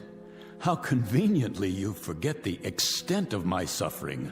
You, for example, accused me of lack of character, and worse, you put a scandal over my head and all but destroyed my reputation. I do remember now. A young girl whom you drove to suicide, because even at that early stage, you were not a man to hold honor in very high regard. So merciless and so judgmental. What of her responsibility, her character? You're far from consistent in your dispensation of forgiveness. No, the robes of a man of God never became you, Reverend. For all your pious pronouncements, they never quite fit. Enough of this. I'm getting out of here, now. You can try, Colonel. This is outrageous. Save your strength. You're going to need it. Open this door at once. The doors don't answer to your command, only to mine. They're made of solid steel. The walls are 18 inches of reinforced concrete sheathed in 6 inches of lead. I have my own generator plant, my own air system, and at the other end of the hall, a storeroom the size of a warehouse stocked with food and supplies. But in God's name, why? What are you afraid of? Afraid? Hardly. Prudent might be a more accurate word. Remember the story of the 3 little pigs, houses of straw and so forth, and only one built to withstand the blast. Blast? What blast? Colonel, you of all people should understand logistics. Does it occur to you why a man would go to all this trouble and expense? You've built what amounts to be a bunker. So I have. But we're not at war. Not at this precise moment. You're insane. Am I? This is the middle of the city. Ah, now you're getting warm, closer to the point. What are you talking about? About beginning a vigil, my friends. The long wait and the countdown to oblivion. Will you start making sense? I taught you better than this gibberish. You are correct, Mrs. Langsford, about several things. I've walked with kings and tycoons, as you so rightly perceived. I've walked with them, and more importantly, I've listened to them, to the things they have to say, the special knowledge they are able to impart because of their positions of privilege. As a result, I manage to keep abreast of the times and usually well ahead of them. The point. Patience, Reverend. I'm coming to it. You see, I know things that are going to happen. I pay informants, couriers, high-level attachés and the like for a service. Information. And I pay them quite handsomely, I might add. What sort of information? Oh, the inner workings of certain, let us say, diplomatic agencies, military installations. Information that's beyond top secret, but available if the price is right. You're engaged in espionage. Hear me out. 48 hours ago, I received a most interesting bit of news, or rather, several bits, meaningless in themselves, that together form one unavoidable conclusion, something that is known to perhaps only 6 men in the world. If you're trying to frighten us, it isn't working. Then let me give it a somewhat finer edge. This evening, this very evening, the world is coming to an end. Why, of all the... At 11:45, there will be no more city. No more country. Rubbish. Oh, it was inevitable, don't you think? After so many years, so many weapons stockpiled, someone somewhere was bound to become impatient, to finally push the button that brings us to the reward we so justly deserve. And make no mistake about it, we all do. It began when we were born into this cesspool called life.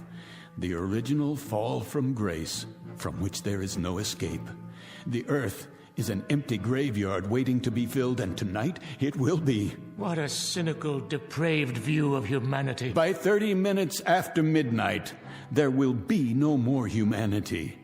It's too late to stop. Pandora's box has been opened. There's no turning back. They are going to bomb us, and we are going to bomb them. By dawn, there will be nothing left but rubble and bodies. And now, within a few moments, it begins. You'll be hearing the sirens very shortly. That's the red alert.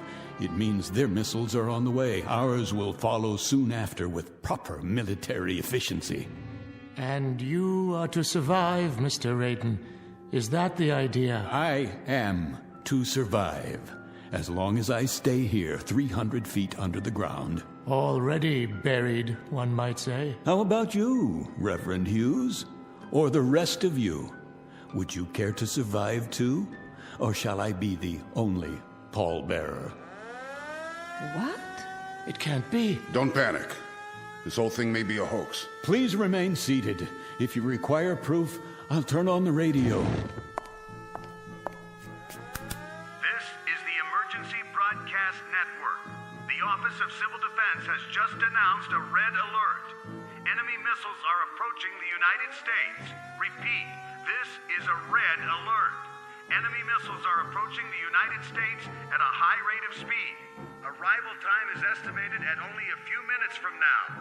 All citizens are advised to get off the streets immediately and take cover. This is not a test. Repeat, this is not a test. The first missiles have just hit. Are we still on the air? How long do we have? Good Lord! It's actually happening. This is real, folks. This is not a test. This is real. Comments? Perhaps a little military sophistry now, Colonel. A quote from General Grant or Lee or Patton. And you, Reverend, something enriching from the gospel? Oh, my, such silence, Mrs. Langford. Nothing in that vast reservoir, that Pilgrim's Progress mind of yours to fit this situation? No mental eraser you can use to wipe out reality? I've got to get to my wife. Oh, by all means, Reverend. Certainly, get to your wife. Hold hands and die together. Take your hands off me. You turn my stomach, Reverend Hughes. You know that.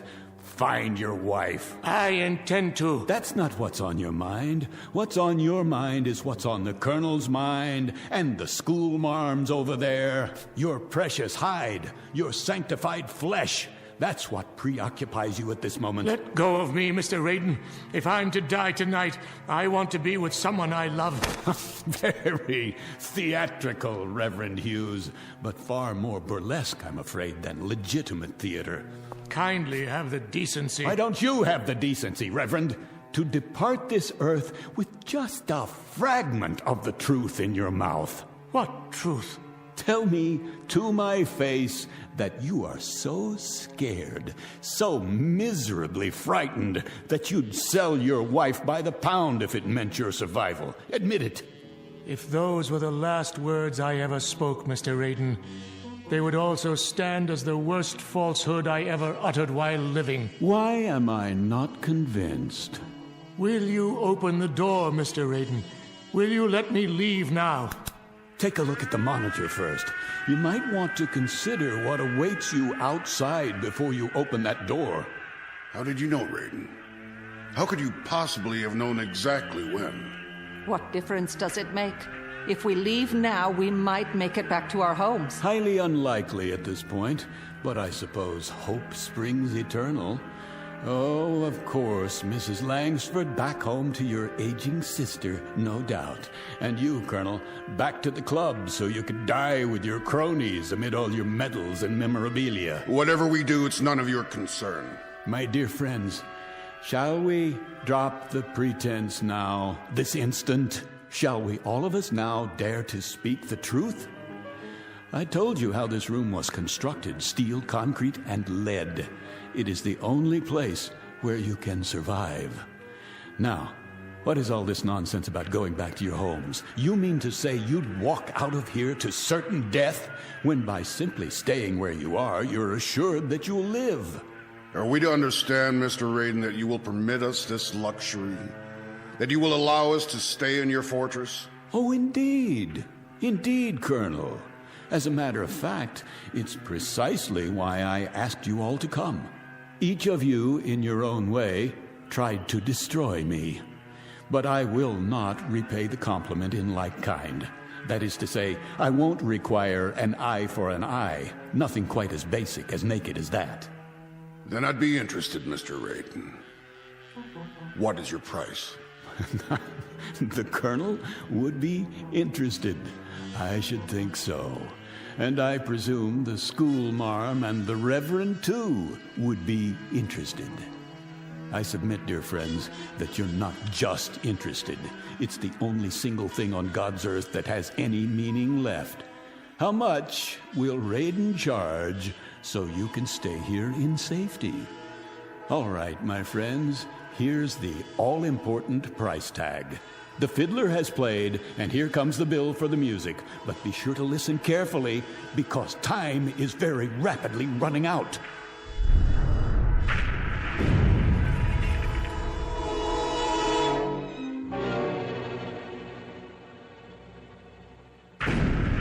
Say it, man. What is your price? You will, each of you, each one of you in turn, beg my pardon, ask my forgiveness. And if need be, you'll get down on your hands and knees to perform that function. Is that all? That's all. Our Father who art in heaven. I suggest you prepare your requests without delay. The first bombs have just exploded somewhere near the city. I assure you, the next ones won't miss. Did you hear what I said? I need your decisions now. Say pretty please. I beg your pardon? Pretty please with sugar on it. How's that, teacher? Speak up! Pretty please with sugar on it, Mr. Raiden. It's what children say to exact a favor. Children, Mr. Raiden, but they say it by rote. It comes out pure. There's no meanness to it, no cruelty. That's something that comes much later in life. The capacity to damage other human beings. That's enough. Not quite. You let me out of here, Mr. Raiden. If I'm to spend my last quarter hour on Earth, I'd rather it be with a stray cat, or alone in Central Park, or with a city full of strangers whose names I'll never know. Have you lost your mind? The door, Mr. Raiden. Will you open the door now? You heard them. Heard what? Stubbornness for its own sake? Sheer contrariness? Absolute irrationality in the face of that? Open up, Raiden. Yes, open it. You're too blind, or you're too stupid. That must be it, because none of you understand how simple it is. All you have to do, literally all you have to do, is to say a sentence. Just a string of silly, mindless words, like a command, Colonel, like a prayer, Reverend, like a lesson. Nothing more than that. All you have to say is that you're sorry. I have nothing to be sorry for. You deserve that, court-martial, and more. I'll hardly withdraw my complaint now. And I, Mr. Raiden, pity you that you still can't see the error of your ways. May God have mercy on your soul. All right, all right. You want to go out there and die? Go! But you'll all be back inside of 5 minutes. There's the elevator. Go. Go ahead, use it. Carry the farce to its conclusion. Stand aside. Where are you going? Up there? To what? As far away from here as I can get. Do you hear that? Are you deaf? You still want to go up on the street? Why? To get a good look at the frenzy and the panic and the horror before you come back down here to your only salvation? Move away from the elevator. But you don't need to see it firsthand. Watch it from here on the monitor. You can see it happen, the whole thing. Watch as your world is shoveled into a grave and covered over. Move, or I shall be forced to move you. You fool. After you, ma'am. Last chance. I mean it. It's your last chance. What about it, Hughes? Is life so stinking cheap you can throw it down a drain? No, it's not true. This is no fantasy. You'll be back. You'll see. You'll be back. This is the Emergency Broadcast Network. The Office of Civil Defense has issued a red alert. The United States is under enemy attack. The first wave of bombers and long-range missiles slipped through our defenses by unknown means and are on the approach now. Evacuation procedures are underway in all major cities. The President will make an announcement as soon as this is real, ladies and gentlemen. This is not a drill. This is not a test. This is an actual emergency. What? That's not what he's supposed to say. We interrupt our regularly scheduled programming to bring you this live coverage. Just before midnight this evening, several of the country's major population centers suffered missile attacks, resulting in severe casualties. Siege mentality. Unconfirmed report of nuclear detonations. The White House, the Midwest, the coast. We will remain on the air for as long as... What's wrong with this? Off! I want this tape off!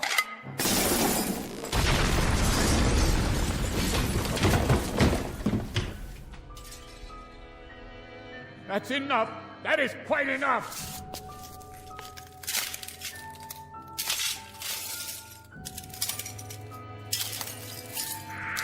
Ladies and gentlemen, this is my last assignment as a broadcaster. I can see the bombs going off. And now they're streaking down, lighting up the sky, heading directly for us. A great wind from the firestorm. If you can hear me, I want my wife and daughter to know that I love them very much. No!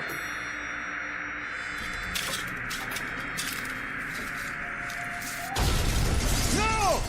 No!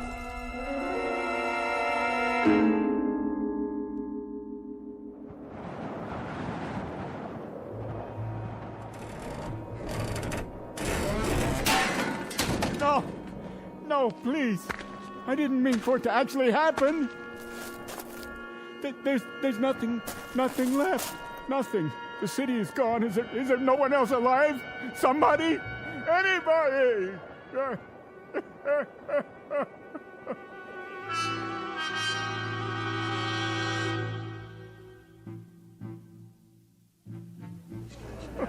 What's wrong with him? Must be drunk. Poor man, he looks crazy. Yeah, look at his eyes. What's he crying? All right, Mac, get up. Hey, Mac, what's the matter with you? Got a little too much to drink, huh? On a beautiful night like this. Well, now, let me take you home. Where do you live? Can you tell me that? I didn't want it this way. Won't somebody listen to me? Isn't there anyone left in the world who can hear me? Someone! This is Saunders. I'm in front of the Raiden building. I want to send a car over here right away. Some poor devil's lying on the ground off his rocker. No ID. Yeah, it could be anybody. Yeah, okay. It's okay, Mac. Help's on the way. Now, why don't you come on over here and sit down by the fountain? That's right in front of this nice building. You weren't gonna try taking a bath in it, were you? No. Because then I'd have to arrest you, and I wouldn't want to do that. Can you hear me? Can't you even tell me where you live? You know where you are? Anything around here look familiar at all? What happened to him? Another nutcase. Never saw him. Is he deaf or blind? Okay, folks, let's move along. Move right along. Give the poor fella some breathing space till the ambulance gets here. Easy, Mac. Take it easy. You're gonna be okay. No,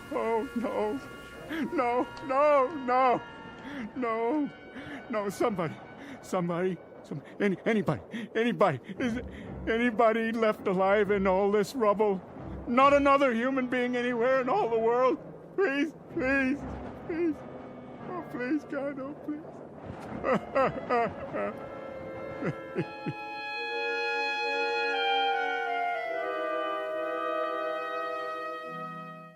Mr. Paul Radin, a dealer in fantasy and human misery, especially his own. Trapped in the graveyard of his mind, and now, as it has always been for him, the only person in the world. The sole pallbearer at a funeral he alone manufactured, in a bleak and empty landscape called the Twilight Zone.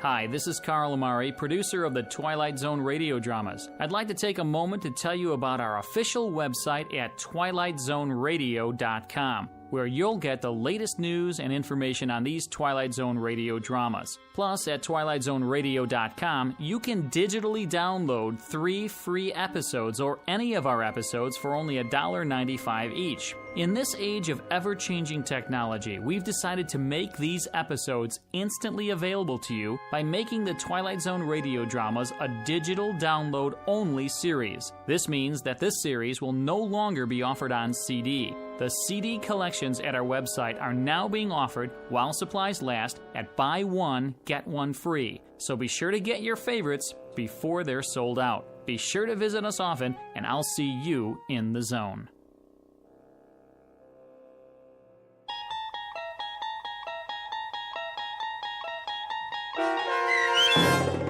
One More Pallbearer, starring Chelsea Ross, with Stacy Keach as your narrator, was adapted for radio by Dennis Etchison and based on a script by Rod Serling. Heard in the cast were David Darlow, Meg Thalken, Rich Komanek, Turk Muller, Norm Woodell, Jeff Lupiton, Roderick Peoples, and Lawrence Nepidal. To learn more about the Twilight Zone radio dramas and to obtain audio cassettes and CDs of these programs, visit our website at twilightzoneradio.com. This copyrighted radio series is produced and directed by Carl Amari and Roger Wolski for Falcon Picture Group. Doug James speaking.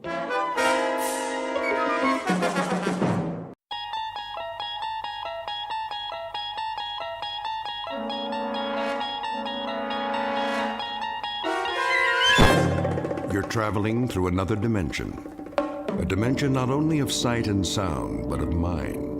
A journey into a wondrous land whose boundaries are those of imagination. Your next stop, the Twilight Zone.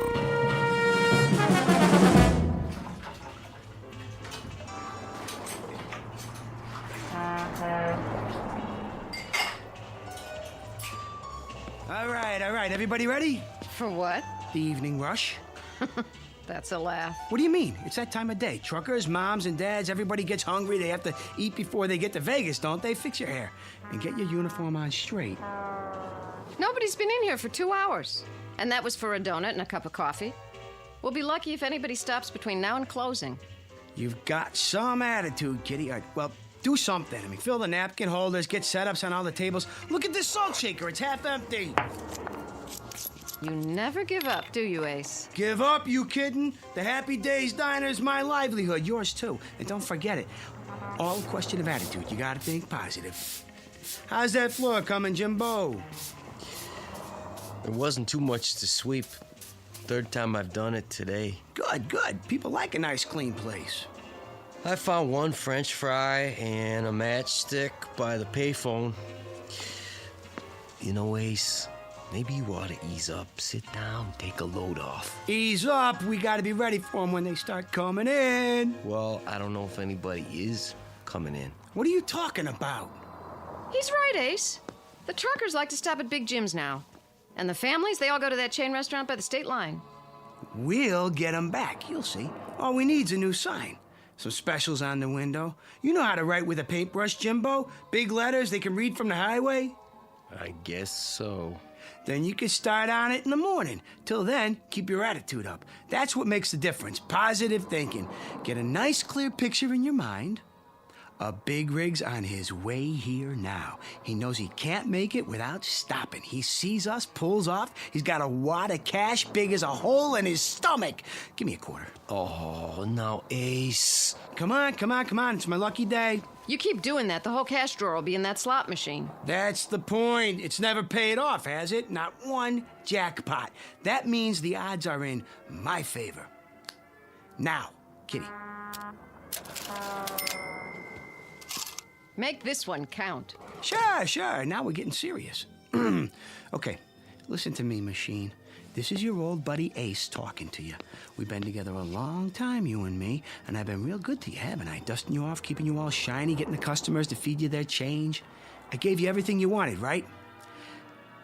Now it's time to show a little gratitude. You talk to that slot machine like it's got a brain. Oh, it does, a memory at least. And the time's come to pay off.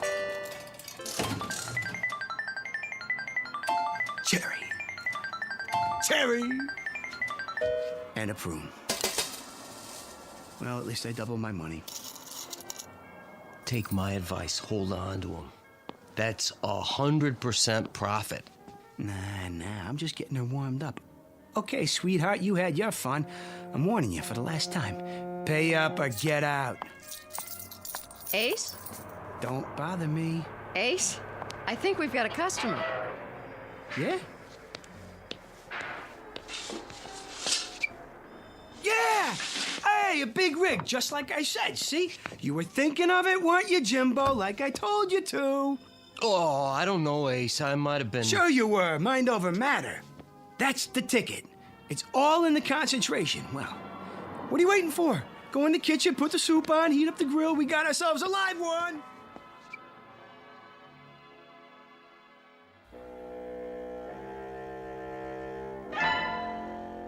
A study in the art of concentration. They say a picture is worth a great many words, especially a mental picture. Perhaps that's what just happened, or perhaps it was a coincidence. One way or the other, our cast of characters will soon find out. Meet Mr. Ace Larson, owner of the Happy Days Diner on Route 15 on the way to Las Vegas, Nevada. He's a sawed-off runt of a man with equal measures of pugnacity and charm. His waitress, Kitty Cavanaugh, almost beautiful, but not quite, who's patient and loyal to a fault. And Jimbo Cobb, fry cook and right-hand man in the quest for the American dream. Whether that quest will become a reality depends on a bit more than luck, because this particular highway leads directly through the Twilight Zone. And now, The Twilight Zone and our story, The Prime Mover, starring David Eigenberg, with Stacy Keach as your narrator. That's better. Enjoy your meal? Yeah, it's great. Here's the check. Feel pretty good, huh? I do now. So do I. Kitty, give me a quarter. Oh, Ace. Come on. Are you gonna play that one-armed bandit? Oh, yeah. She's ready to pay off. I can feel it. That'll be the day.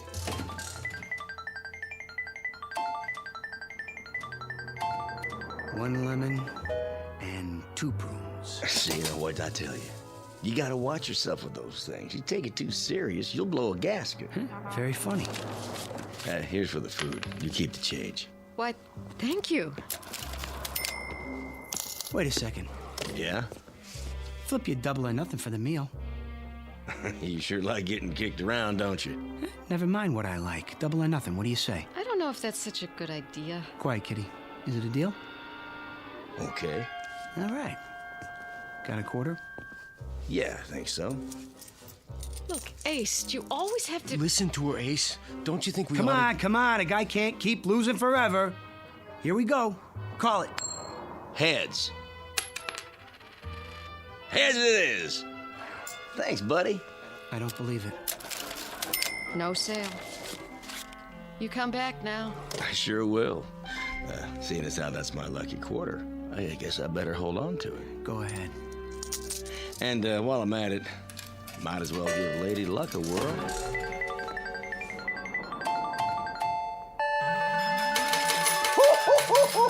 Jackpot! Just like that.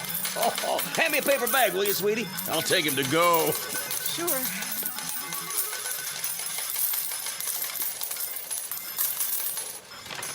I don't believe it. What's the matter? Would you mind hurrying up? Sure. Oh, hey, I got a tip for you. Yeah? You gonna give me a cut? How much you figure? No, lay off the gambling. Nothing good ever came of it. You have a nice day now.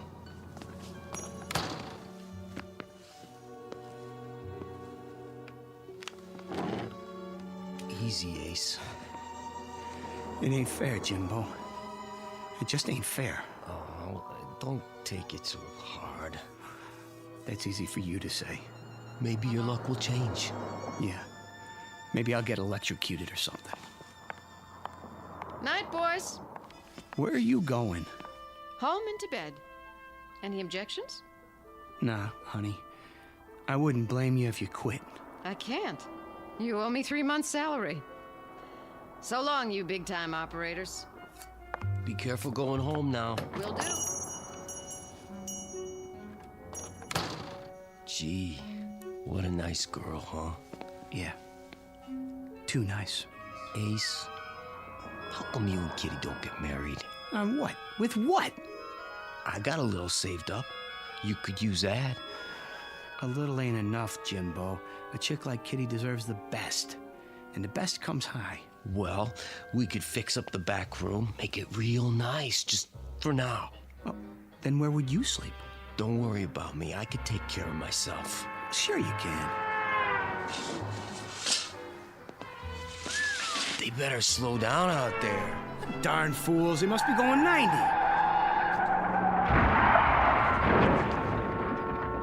What in the... Jimbo, we gotta do something, quick!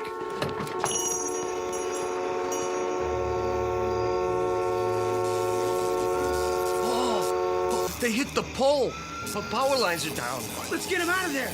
Can't. It's gonna catch fire. Stay back or we'll get burned up with them. Car's upside down, Jimbo. There's people in there. We just can't leave them. Quiet. Go inside. Call for help. No use. They knocked the telephone pole over. Well, don't just stand there. Think of something. That's what I'm trying to do. Quiet, please, Ace, if you don't mind. What's happening? Am I seeing things? It's turning over. How? Just a little farther. You're right side up now. Come on out. The door open. Just stay clear of those wires. Can you walk, honey? I think so. Come on, take my hand. Hurry up. Get clear. They're gonna make it.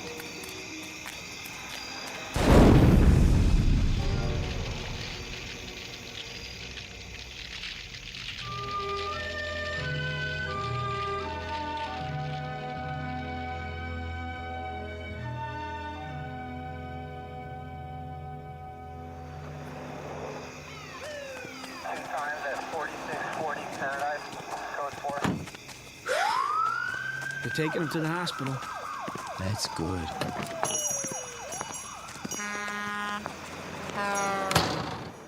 They're gonna be okay, the doc says. A few broken bones, nothing too serious. Thanks to you. Oh, what are you talking about? Jimbo. Yeah? How'd you do it? Do what? You know. That business with the car? Lifting it up and turning it over? Without even touching it? Even with the sparks and all. From 30 feet away? How, Jimbo? Oh, come on, Ace. Let's forget about it. I can't forget about a miracle, not when I seen it with my own eyes. Ace. Okay. Okay. I mean, if you want to keep secrets from me, I mean, that's your business. I'm just going to turn in early anyway. I mean, just don't snore tonight. It's tight quarters back here, and...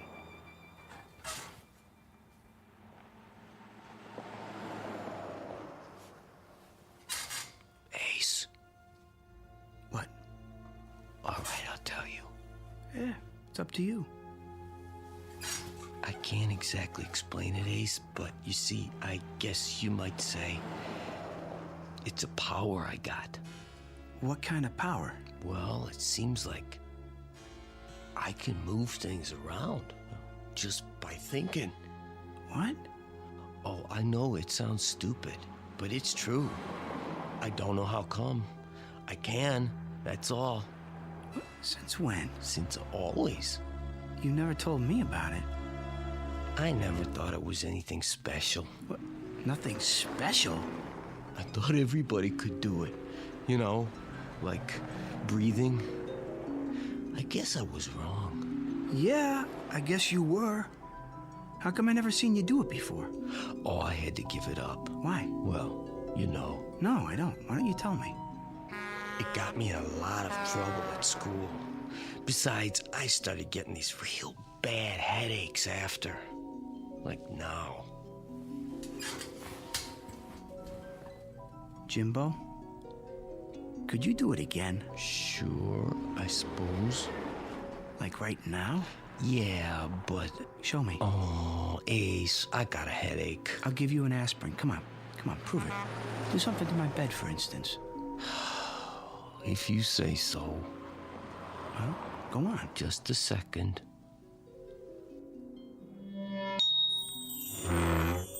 It's lifting up off the floor. I can see under it. Oh, sorry, Ace. I'm pretty tired. Jimbo, listen. Could you move something small, like a quarter, maybe? Oh, that's easy. Give me one, then. Here you go. Make it come up heads. Okay. Heads! That's not hard. How about, say, a pair of dice? Smaller the easier. Here, let's give it a try. What did you get? A 4 and a 2. Now, make it a 7. You did! He did it! What's the joke? There's no joke. I just feel happy. What for? Oh, you big stupid jerk! See, 4 years working in this crummy joint, beating our brains out, and we could have been living like kings. We could? How? You'll see. Did they get the phone lines back up? Don't ask me. Who do you want to call? When I think of all the dough that we could have... Hello, Kitty? Listen, baby. Hold on and listen, will you? Can you get packed and ready to go in 10 minutes?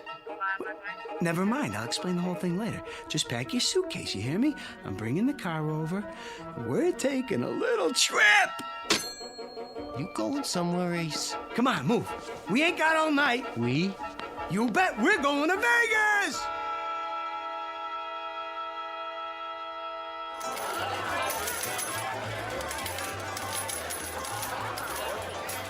Cigars, cigarettes. Drinks? Bring me a scotch and water. Coming right up, sir. Oh, wait. What are you two want? We just got here, Ace. Besides, they'll probably charge you an arm and a leg. Ain't you ever been in a casino before? Drinks are on the house. No kidding? Would I kid you? Now let's get to it. Where are we going? Let me see. How about the roulette wheel? Isn't that a little out of our league? I saw some nickel slots when we came in. Forget about it. We're going for the big money. Place your bets, ladies and gentlemen. Place your bets. $100 on number 8. Ace, that's all we've got. Relax. $100. Set your money on the table, sir. Yeah, sure. Here you go. Your chips. All bets down. You got that, Jimbo, number 8? Yeah, I heard you. What is going on? Watch this. 8. Red. Even. Oh, you see that? I told you. The gentleman wins. Oh, look at all those beautiful chips. 30-something to 1. Ace, how did you do that? Quiet, baby. What's the limit here? Oh, Ace. Huh? Maybe we should take it easy. Why? So we don't draw attention. Oh, yeah. Place your bets. Number, sir? Not this time. We're gonna play something else. Yeah, that's it. So long, and thanks. Kitty, help me with these chips.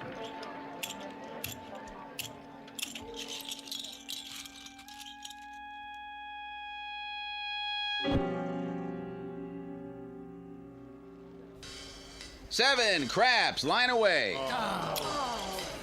Excuse me. Mind if we get in here? That'd be my guess. This table's cold as ice. It is, huh? Well, let's see if we can change that. New shooter. Dice, sir? Sure. I'll give it a shot. But you don't even know how to play craps. Quiet, kitty. Well, do you? I know plenty. You ain't seen nothing yet. New shooter coming out. Here we go. Hey, Jimbo, where are you? Right here, Ace. Hey, good. That's good. Just a minute, sir. What's the matter? You need to have a bet down. Oh, yeah. Kitty, give me those chips. Put them on the table right in front of me. Not all of them. Just do what I say. Line bet? Yeah, why not? $200 limit. Then spread the rest of them around. Play some numbers? Sure, all of them. And give me 2 4s. Hard way 8. And a 6. Let me see. 4, 10. All the hard ways. Got that, Jimbo? Yup, I got it. Then here we go. Everybody ready? Let's roll them. Scooby-Dooby-Doo! 8's the point. Here's for your hard ways, sir. Same bet? You got it. Let him ride. Scooby-Dooby-Doo! And hard 10. Another frontline winner. Oh, yeah. Shovel them my way, boy. Just shovel them over. I don't believe it. He won again. That's 17 passes. I never saw anything like it. It's every proposition there is. Move over. I gotta get in on this. Give me double 6s this time. Sweetheart, don't you think we should quit now? Quit? What are you talking about? But your luck's bound to change. No chance. Jimbo and I got a system worked out, don't we, Jimbo, huh? Ace. Hey, what's the horn bet? I ain't played that yet. Ace, I gotta take a break. Are you out of your mind? We're just getting started. I gotta. My head's killing me. It is? I'm not kidding. Okay, Jimbo. Okay. I wouldn't want you to burn out. Going to roll the dice, sir? Nah, not this time. My arm's getting tired. We'll just cash these in. Oh, did you hear that? They ought to shut down the table till he comes back. I'll change your chips up for color. You do that. Got any aspirin? Sir? For a headache? Try the gift shop. Hear that? Let's go. We'll cash in, and then we'll get an aspirin and lie down till you feel better. Thanks, Ace. I appreciate it. Nice going, fella. Hey, don't leave yet. Hey, I made a bundle on you. Hey, when you coming back? In a little while. Wait up for me. Will do. Hey, anything you bet, I'll bet. Me too. All right, place your bets. New good shooter coming out.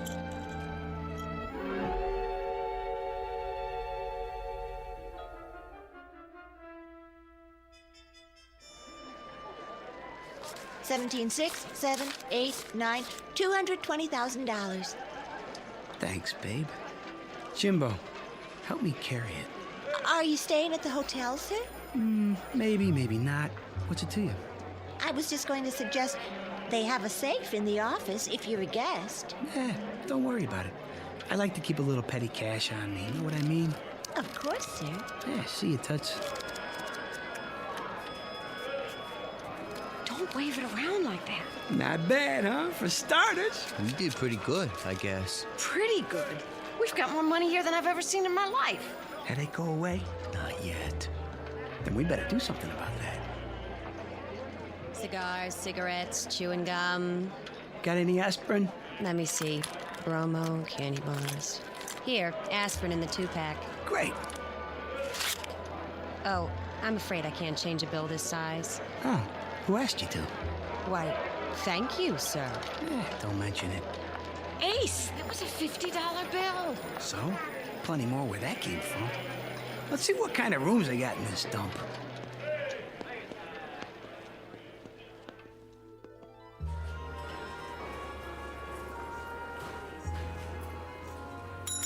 Hey, Jack, shake it up over here. We ain't got all night.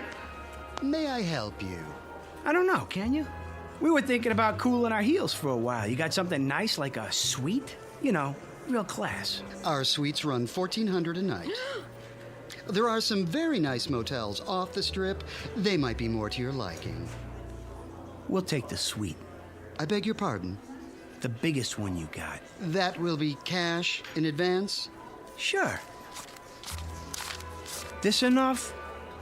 Yes, sir. Your name? Benjamin Franklin. All three of us. Yes, Mr. Franklin. Right away. Bellboy.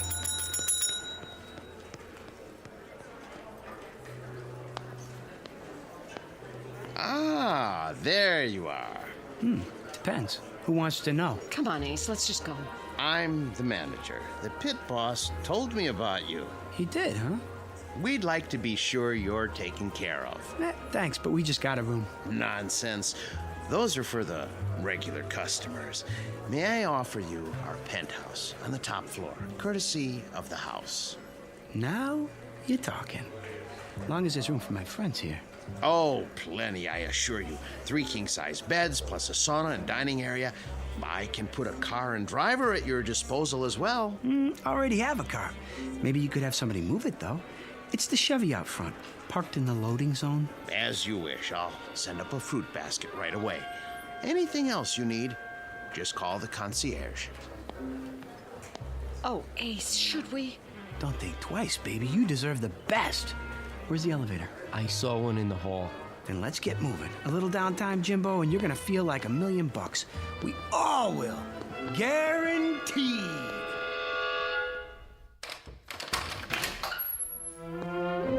This is more like it, huh? It's beautiful.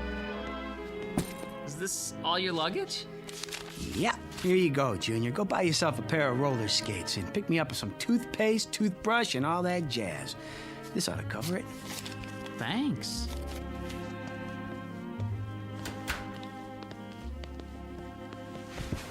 Yeah, not bad at all. I'm tired, Ace. I gotta sleep. Nuts! We're gonna go do the town, have some real fun. We just got here. Ace, I can't go on doing it.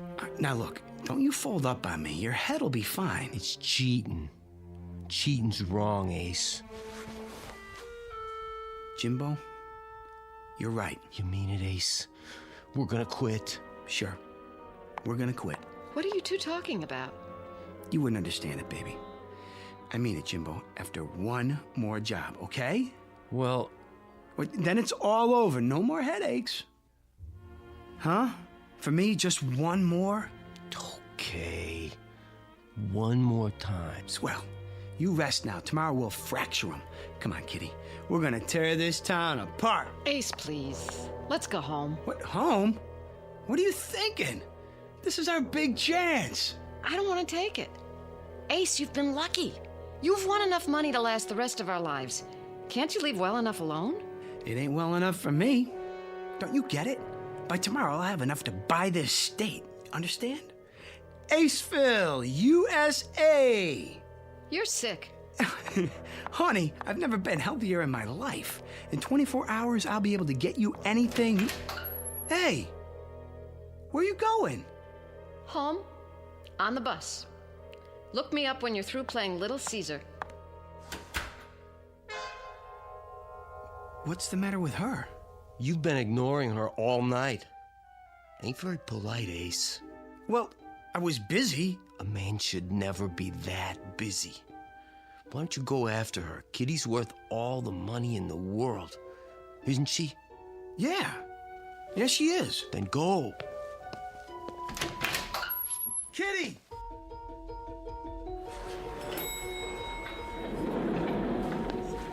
Kitty? Kitty! Cigars, cigarettes. Oh, hi. Something wrong? No, nothing at all. It's... What's your name? Sheila. Sheila, how would you like to quit this crummy job and work for me? Doing what? Spending money. Well?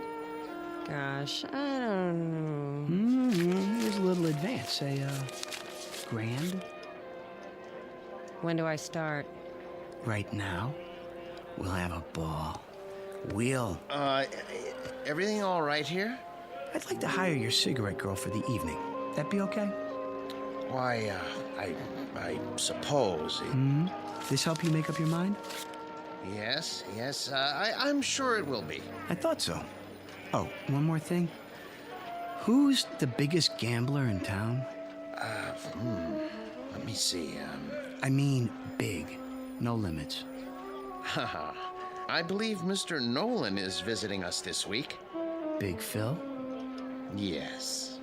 Well, you tell him to get in touch with Ace Larson tomorrow morning and bring all the lettuce he can carry. You know, greenbacks. Got it? Certainly, sir. Now let's live a little. We're gonna do the town. What'd you say? Great. Can you wait till I get dressed? Sure. Just not too much. Nice and easy does it.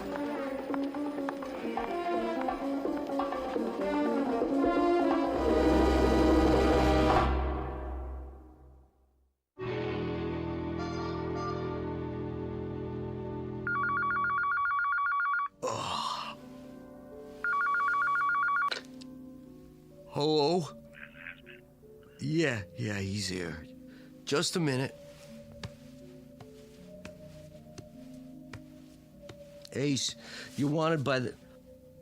Who's calling? Mr. Nolan? I'll tell him. Ace?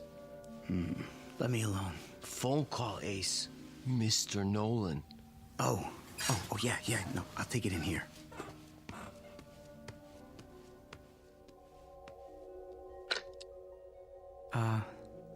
Phil? Good to hear from you, baby. This is Ace Larson. From where? Right here in Nevada. Now, wait a minute, Phil. That ain't the way to talk to her. All right. So you never heard of me? You will. Now, you listen to me, Buster. I got 200,000 and I'm hot for a game. Of course, if the stakes are too high for you, I can always call somebody else. That's more like it. The penthouse. Right away. Oh, and Phil, bring some friends. Ace?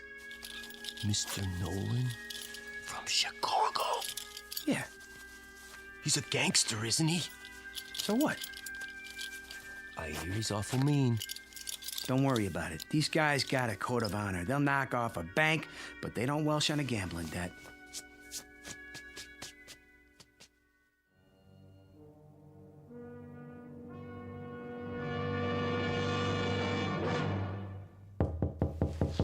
Get the door, Jimbo. Don't keep the gentleman waiting.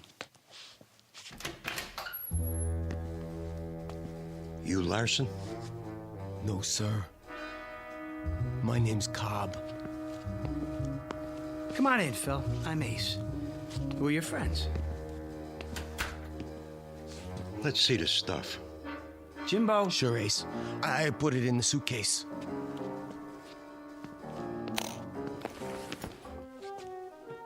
Looks good, boss.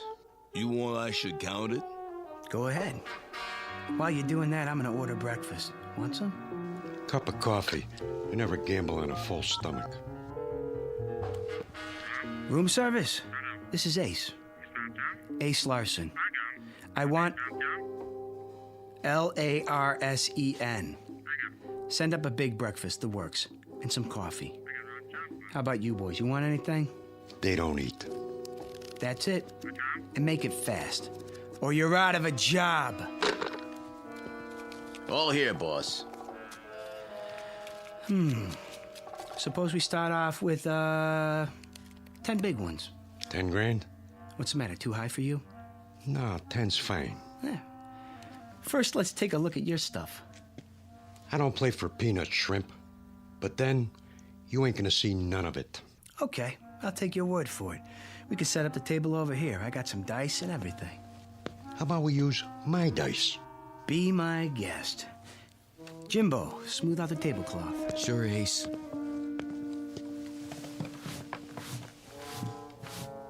I'm shooting for a natural. How does 7 sound, Jimbo? Think I can make it? I'd say so. All right, then. Scooby-Dooby-Doo. And 7 it is. I guess that means I win. Huh, fellas? This time. One more. Shooting for an 11 this time. Yo. 11. 11. Let's see those dice.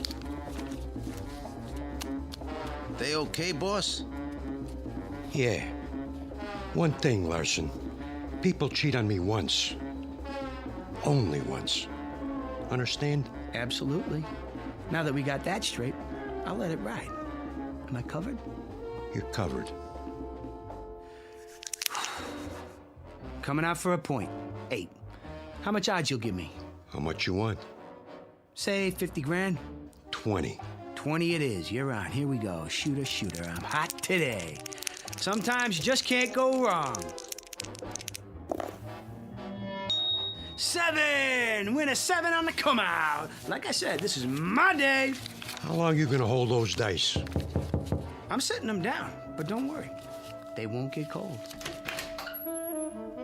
Hi. Sheila, hi.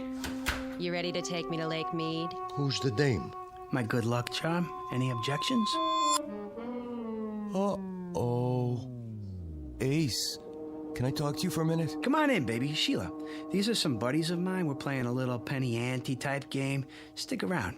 It won't take much longer. Ace, there's something I Come need... and watch. Roll 'em. You know, this is getting to be a drag. Let's separate the men from the boys, huh? What do you say we shoot the works? Jimbo? Ace, I dump it all out. Now, hold on. What's the matter, Nolan? I thought you were a big operator. You chicken? Hey! Go ahead, Larson. Shoot the works. And where's the dough? My credit's good. Sure it is, Phil. Sure it is. This is the life, huh? Win $1 million, lose $1 million, just like that.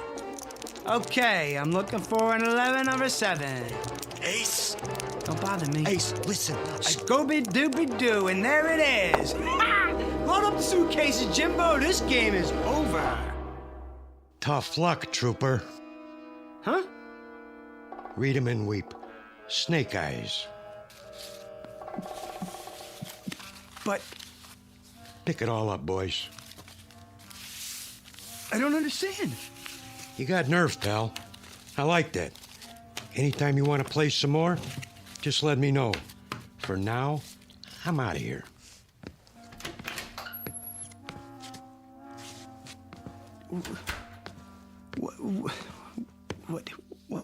What happened? Sorry, Ace, but I was trying to tell you. I lost it. The power. I can't do it no more. Maybe I blew a fuse or something. You ain't mad at me, are you, Ace? I mean, I couldn't help it.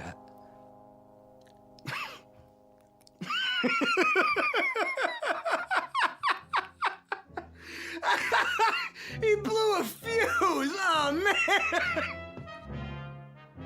Some funny, Ace? Does this mean we're not going to Lake Mead?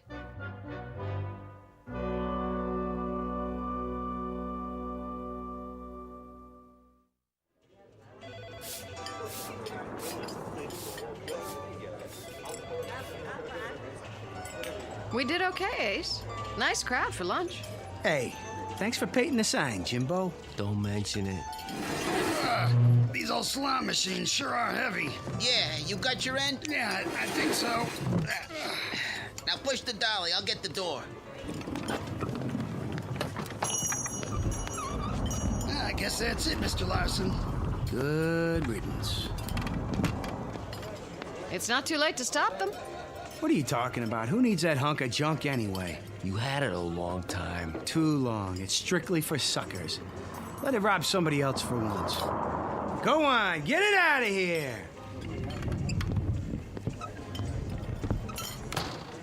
I can't say I'm sorry. Hey, Kitty, with that thing gone, I bet we could pull in enough every month to... To what? I mean, you know, I ain't any good at this, but you want to get married? Well, I don't know. Jimbo, you have a quarter? Right here. Go ahead. Call it. Heads. Heads it is. All right, Mr. Larson. I'll marry you. Oh, baby. You won't be sorry. What are you standing there for, Jimbo? Get back to work. Sure thing, Ace. Sure thing.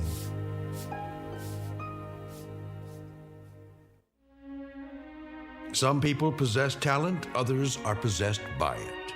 When that happens, the talent becomes a curse. Jimbo Cobb knew right from the beginning. But before his friend Ace learned that simple truth, he had to take a short trip through the Twilight Zone.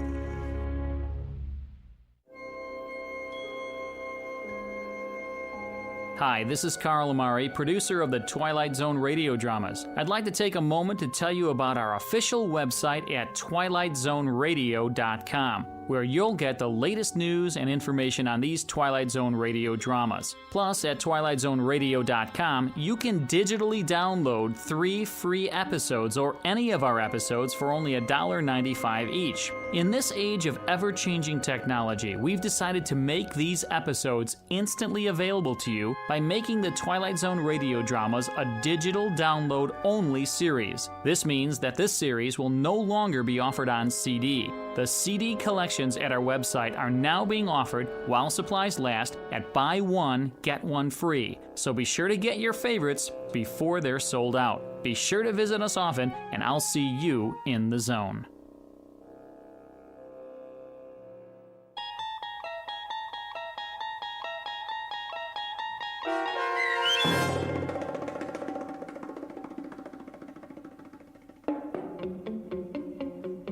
The Prime Mover, starring David Eigenberg with Stacy Keach as your narrator, was adapted for radio by Dennis Etchison and written for The Twilight Zone by Charles Beaumont, based on a story by George Clayton Johnson.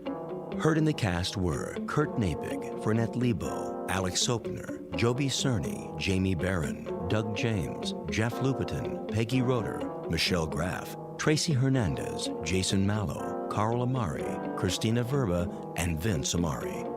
The producers of The Twilight Zone wish to thank CBS Enterprises and the Rod Serling Estate for making this series possible. This copyrighted radio series is produced and directed by Carl Amari for Falcon Picture Group. Sound design and custom Foley effects for The Twilight Zone by Cerny American creatives Bob Benson, Craig Lee, Michael Slaybach, and Matt Sorrow. To learn more about the Twilight Zone radio dramas and to contact us, visit our official website at twilightzoneradio.com. Doug James speaking.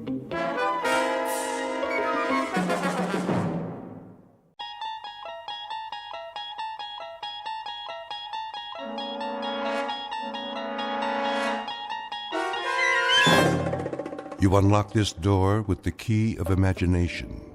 Beyond it is another dimension, a dimension of sound, a dimension of sight, a dimension of mind. You're moving into a land of both shadow and substance, of things and ideas. You've just crossed over into the Twilight Zone.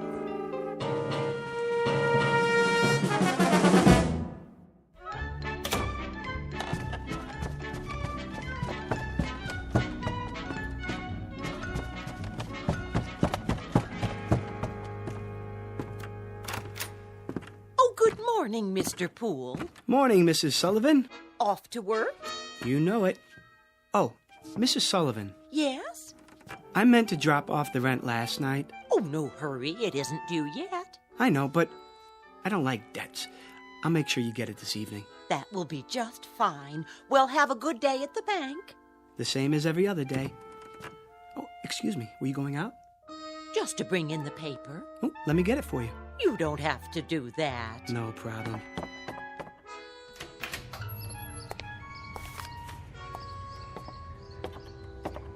Here you are.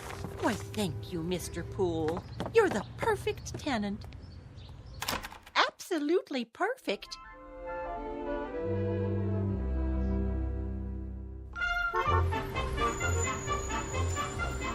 Paper, get your paper.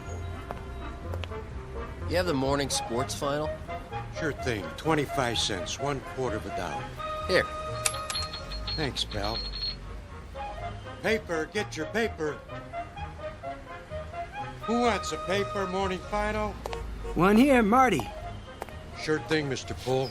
Always got a copy for you. Let me see if I have the right change. Yep. Here you go. Hey, look at that. Something wrong? Your quarter. It landed on the edge. Didn't even fall over. Well, what do you know? That'll never happen again in a million years. This must be your lucky day. Oh, I hope you're right, Marty. A little luck never hurt anyone.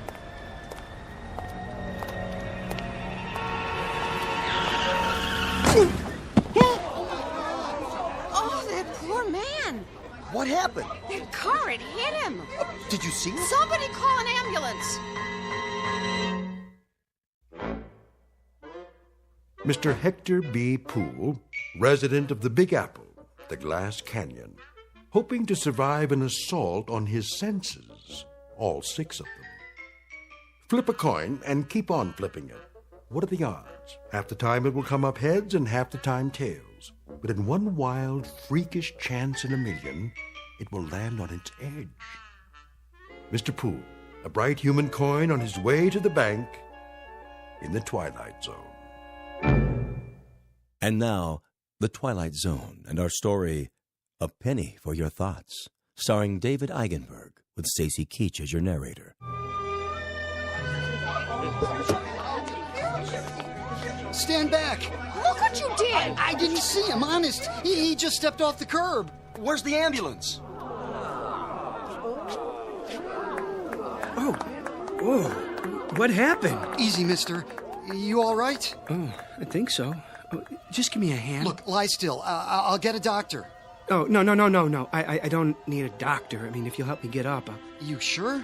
You ought to take it easy. At least get an x-ray. Why? No scrapes, no scratches, no broken bones. I seem to be fine. You should stay down. I would. Something like that, he could sue the guy's pants off. Pardon? Oh, I just said, wait till you get to the hospital. You never know. No need for that, really. Oh, you don't know how sorry I am, sir. Oh, no harm done. I swear, I didn't see you step off the curb. If you were hurt, God, I could never forgive myself. You clumsy idiot. I wish you'd broken your fool neck. What did you say? I said, if you were hurt, I could never forgive myself. No, not that. The other part. I see no reason for you to be abusive. Abusive? I should have been more careful, but it was equally your fault. Are you certain you're all right, sir? I think so. Thank heaven for that. I'm simply trying to say how grateful I am that you weren't injured. Lame-brained jaywalker. That asinine stunt took 10 years off my life. Now, see here, I'm not Let me brush you off. Where were you headed? I was on my way to work. Well, I'll be happy to give you a lift if you like. No thanks. It's not far. I think I'd rather walk.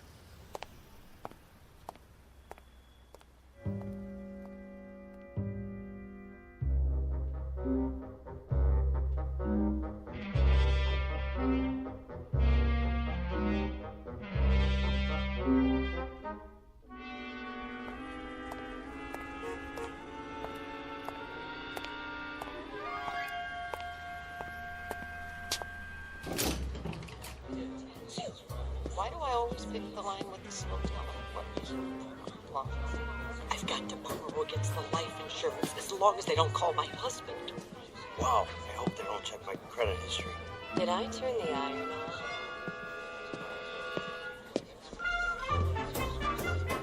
Well, well, Poole. Morning, Bran. Your watch stopped this morning? What's that? Must have. Not like you to be late. Oh, yes. No, no, it's not. It's 9:10. Well, something happened on the way. Did it? Bran, can I ask you a question? Go ahead. Well, why are they all whispering? Who? The customers. What about them? It's just that they're usually so quiet. I mean, nobody talks out loud in a bank, but this morning... What do you mean? You don't hear them? Hear what? Oh, I get it. Have a late night, did you? No, but, on the way here, I better grab some coffee. Miss Turner just put some on.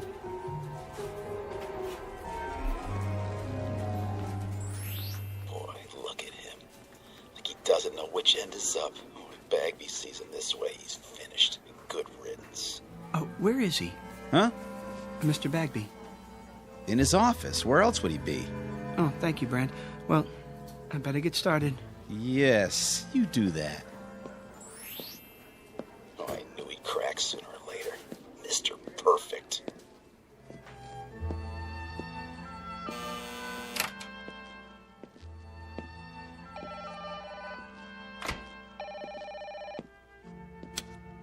Hello? No, the vice president is on another line. May I take a message? Very well. Eileen. Morning, Hector. How long has he been here? A half hour. I wouldn't bother him, though. He's got an important call. All right, I'll wait till he's finished.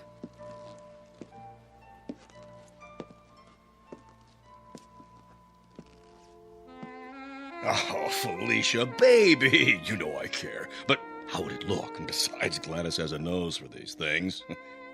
Of course she would. I can see the headlines. Prominent banker divorces wife to marry chorus girl. No, Felicia, you misunderstand. I love chorus girls. I mean, not all of them. Only you. Yes, that's right. Look, how about this weekend? Just you and me. Yes? Mr. Bagby? Come in. Hold on. Someone's at the door. Yes, what is it, Poole? Mr. Bagby, sorry to interrupt you, but I'd like to explain. Explain what? Why I was late, sir. Were you? 10 minutes to be exact. I didn't notice. Well, as you know, sir, my record for being prompt is spotless. I pride myself on attention to duty. Yes, Poole, everyone is aware of your devotion to the bank. Well, you see, a strange thing happened, a very strange thing. Yes, uh-huh. Get on with it, you simpering idiot. You think she's going to stay on the line forever? If you ruin my weekend with Felicia, I'll string you up by the thumbs. Your weekend, sir. What? Spoil your weekend. Oh, I wouldn't want to do that. What are you mumbling about? Look, I've got an important call here. Very pressing matter. Get on with it, man. No, of course, I understand. He said weekend. Good Lord. You don't suppose he knows about Felicia? It's impossible. I've been so careful, so discreet. There. I've placed it on hold. Now then, you had something to tell me? Poole? Another time, sir. I can see that you're busy. I'd better get to my work.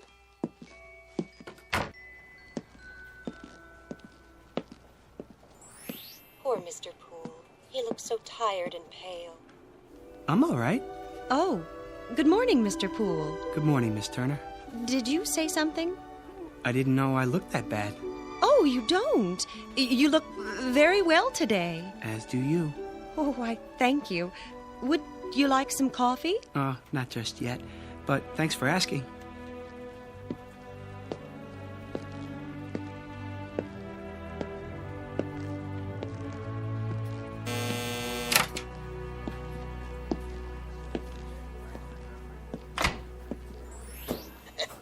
Gotta make it to the game on time. Kirsty won't steal a bag of popcorn with that southpaw pitching. Who is pitching today? You say something? No, nothing at all. Good day to you, sir. Everything in apple pie order, I trust? Yes, thank you. Thank you very much. I'll bet you're the one who sent me that overdraft notice. No, sir. No, what? I don't have anything to do with overdrafts. I work over there in the loan department. You do? Just see one of the tellers. I'm sure that they can straighten it out for you. Sure. Sure. I'll do that.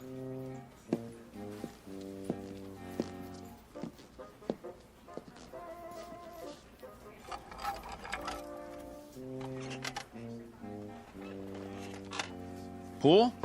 Yes? You know Mr. Sykes of Ajax Cement? Oh, yes, Mr. Sykes. How do you do? His loan has been approved. Will you see that the papers are in order? Of course. When do I get the check? Mr. Poole will take care of that for you. Here's the file. Certainly, Mr. Brand. Won't you sit down, Mr. Sykes? Everything's there. Oh, I'm sure it is. The check's for $200,000. I see. A loan for $200,000. That's quite a sum. Expanding the business, Mr. Sykes? That's right. Wrong. Well, which is it? Huh? You are aware that this loan must be repaid within 90 days. Sure I am. In full. Yeah. If I bet the money right, it'll come out to over $1 million. $1 million? No, 200,000. That's all I need. Put half on Lucky Lady in the 6. Split the rest between Nimble Runner and Crinoline at 5 to 1. Nobody will ever know I can pay back the loan with enough left over to save the company. It's gotta work. There's no other way. Or what? Bankruptcy? What did you say? Nimble Runner and Lucky Lady. Now look here, young man. And Crinoline at 5 to 1? What? That's a funny name. I don't have time for this. Am I gonna get the check or not? Everything all right here? It better be. I'm not sure. What's going on, Poole? Something wrong, Mr. Sykes. I don't know, Mr. Bagby. I signed everything. Well, then what's the problem? He just told me he's borrowing the money to bet on the horses. What? That is what you said, isn't it, sir? I said nothing of the kind. Well, and then he said that Ajax Cement was bankrupt. Ah, he's mad. Poole! Doubtless there's been a mistake. There certainly has. If you'll come with me, I'll correct it at once. I'll talk to you later, Poole. But Mr. Bag... In my office. Yes, sir.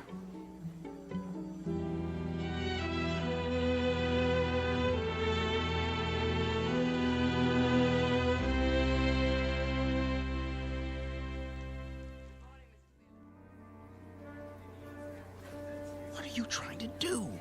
My job. He said. I heard the whole thing. I'm the one who took his application. What's going on, Poole? Will you tell me that? What? If I could tell you, I would. But I honestly don't know.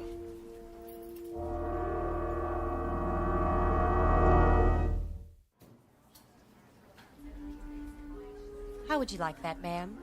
Can I have it once, please, and some quarters for the laundromat? Of course. 180, 190, 200. Just a moment and I'll get your receipt. I want it in the form of a cashier's check. Oh, I'll need to get it countersigned. Money order then. Yes, sir. That can't be all I have. Check the balance again. I've already checked it twice. If you'd like a printout of your transactions... I would, yes, so I can compare it to my records. There must be some mistake. 401, 402, 403. 20 years, the same window. Not one promotion. Nope, not me. Hello, Smithers. Oh, hello, Mr. Poole. Don't worry, you'll get that promotion. Do you really think so? I mean, what promotion? Stick with it. You'll see. Yes, of course, but how? Have a little faith.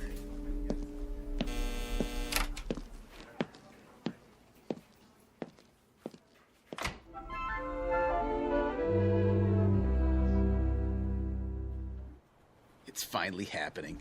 It is? Yep, old nose of the grindstone seems to have flipped out. Who are you talking about? Poole, who else? He's been acting goofy all morning. Well, why shouldn't he? He's entitled to once in a while. He does all the work around here.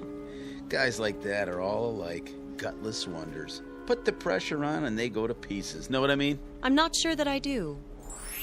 You phony. Don't you know a real gentleman when you see one? Got any of that coffee left? Oh, hi, Pool. Certainly. Here you are. Smells good. It's fresh. Nice and hot, too. You do all of the work and get none of the credit. You should speak up more and assert yourself. But I guess that's not in your nature. Miss Turner? Yes?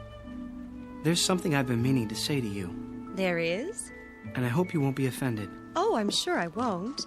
But, well... Yes, Mr. Poole? I want to thank you. Thank me? For your kind thoughts. I don't think I quite understand, Mr. Poole. Romancing the help, eh, Poole? Brand, please. Well, who can blame you? Miss Turner's the prettiest girl in the new accounts department. Just saying absolutely nothing.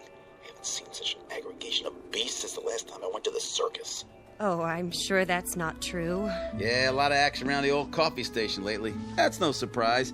Not much chance for socializing on the job, is there?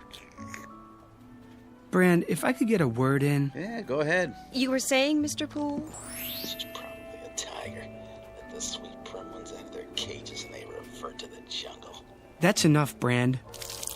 Hey, watch it! Oh, sorry. You spilled coffee all over my shirt. I'll get a napkin. It was an accident. No, it wasn't. You did that deliberately. He said it was an accident. I'll see you later about this, Poole. Good for you. I really didn't intend to do that. I'm sure you didn't. He was only joking.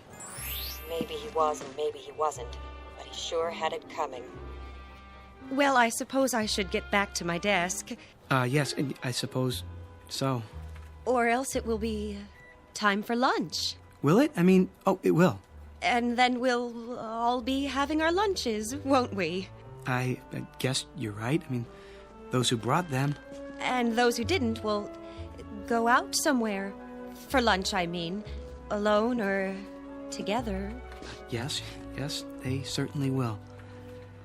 Well, back to the old grindstone.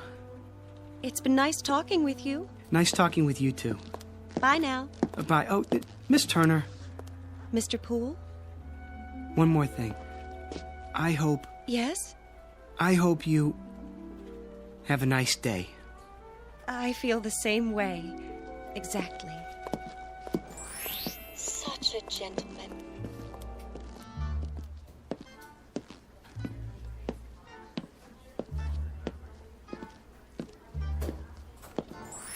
It isn't fair. It just isn't fair. I said, don't worry, Smithers. Who? Oh, Poole, were you speaking to me? Mr. Bagby's a fair man. Mr. Bagby? Yes, I'm sure he is. Good things come to those who wait. What's he watching me for? Oh, no reason. Don't let it distract you. They'll be sorry. Not much longer now. At 4:30 this afternoon, I go into the vault like I always do. I'll take my briefcase with me. No one will suspect a thing. I'll fill it with currency and be on a ship to Bermuda by nightfall. Yes, indeed. All that money. As much as I can carry. I wonder how long it will take them to discover it's gone. It's not possible. Smithers?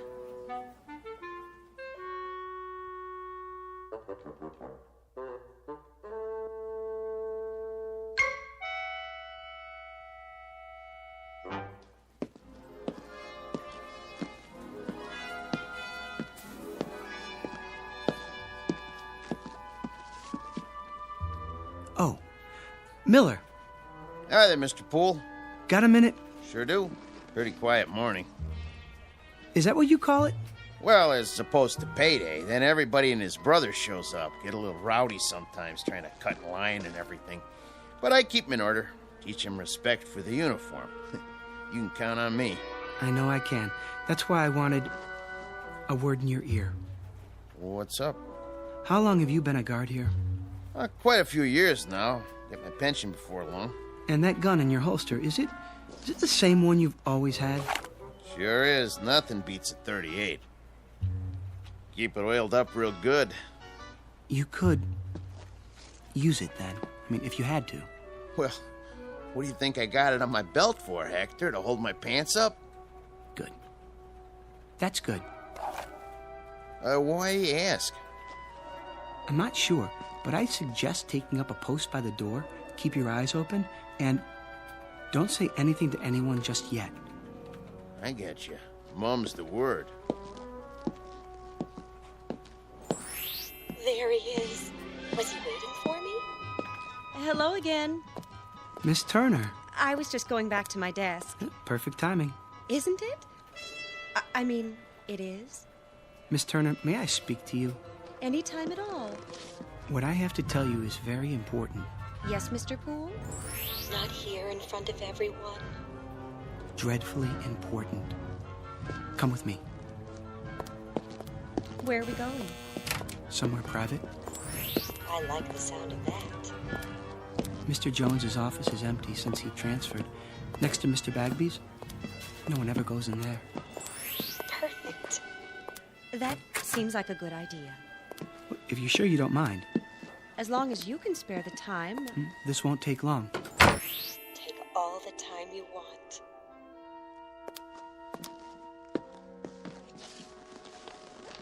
Well, what is it? You'll think I'm crazy. Is something wrong? Terribly, and I don't know who else to talk to. I'm here. Miss Turner, I keep hearing voices.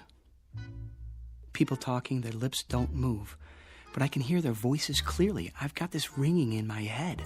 Oh, no. Well, it's not what you think, Miss Turner. I mean, I can read people's minds. I don't know if I can help you with a thing like that. I'll prove it to you. Think something, anything at all. Well, I have to hand it to him. This is an original approach. Why did it take him so long to gather up his courage? Because it only happened this morning? What did? At least that was the first time I noticed it. He didn't notice me until this morning? No, not you. The voices. Mr. Poole... They won't stop. Perhaps you should lie down for a few minutes. Maybe later. I'm trying to tell you something. I know you are. No, this is serious. Do you think I enjoy hearing people's thoughts? I'm sure I have no idea. Well, try to imagine. It's like seeing people with their clothes off. Which people would that be? Well, Miss Turner, I have reason to believe that someone may try to rob the bank this afternoon. Mr. Brand was right. He's coming unglued. No, I am not unglued. It's true. I mean, at least I think it is. You heard them say that? Well, in a manner of speaking. Well, then, in that case, you should do something about it. But what if I'm wrong? You have a responsibility to the bank, to the stockholders and depositors. I suppose I do. We could talk about it over lunch. I mean, one could, two people, whoever they might be, if they wanted to, that is. Otherwise, just one, alone, talking about it to himself. Of course, that might be a bit lonely, for some people at least, unless... There's no time to waste. No, definitely not. I have to get out of here. Why? I mean, what's your hurry? Have we finished our conversation? I thought... I've got to tell Mr. Bagby.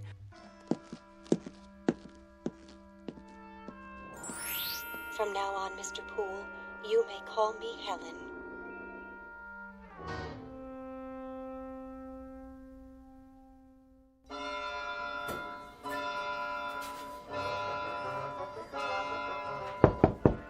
Come in. Mr. Bagby. Oh, there you are, Poole. I want to talk to you. Sir, I'm worried about you, Poole. About me? But sir... I've always considered you one of my best men. So why, Poole? Why what? Just tell me straight out. We lost the Ajax cement account this morning because of that nonsense a while ago. Something wrong at home? The wife, perhaps? I'm not married. Oh, well, something's bothering you. Yes. Have a seat. I'd prefer to stand. Then out with it. Well, I don't know how to put this, Mr. Bagby. Speak up, Poole. I'm with you. You won't believe me. Of course I'll believe you. You're as honest as the day is long. Well, you've been like a son to me. Well, a son-in-law, at least. If you were, which you're not, legally speaking. But nonetheless... Mr. Bagby, Mr. Smithers is... Smithers? Well, what about him? He's planning to rob the bank. Say what? See, I told you. Would you mind repeating that? Smithers. Old Mr. Smithers? Old Mr. Smithers. He's sitting on his stool right now, planning it out. At precisely 4:30, he's going into the vault. He does that every day. Exactly. But this time, he'll have his briefcase with him, and he'll fill it up with banknotes, as much as he can carry. And by tonight, he'll be on a boat to the Caribbean. How do you know? I heard him talking about it. But he's one of our oldest and most trusted employees. Well, he was here when I took over the bank. I absolutely refuse to believe. I swear it, sir. He has it all worked out. Wait a minute. I take your point. Who's the one who ends up stealing the company funds? Isn't it always the most trusted employee? The man you'd least suspect? The man who's completely reliable for years until that one moment when everybody relaxes their guard and... Gotcha! He strikes. Good work, Poole. I wish it weren't true. I sort of admire Mr. Smithers. He's always there, steady as a rock, going his own way. I wouldn't have believed it if I hadn't overheard it myself. Well, no time for sentiment. Quick now, tell me the details. Well, at 4:30 on the dot, it starts. Okay, and Mr. Smithers will finish counting out his drawer as he always does, by the numbers. Thank you, folks. Good night now. Don't work too hard. And as soon as we lock the doors... See you Wednesday. You take care now. Good night, Rich.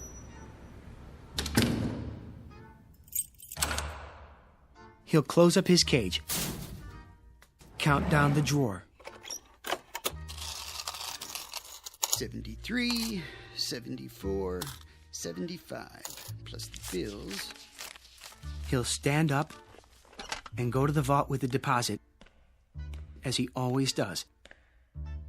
The last teller, with his briefcase. He'll be back there alone to lock up the vault. Only this time, things will be different.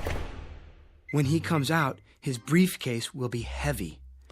Very heavy. Miller, may I see you a moment? Yes, sir. Rich, let me out, please. Okay, be right there. I'm waiting. Gotcha! What? I'll take that briefcase. Here. What?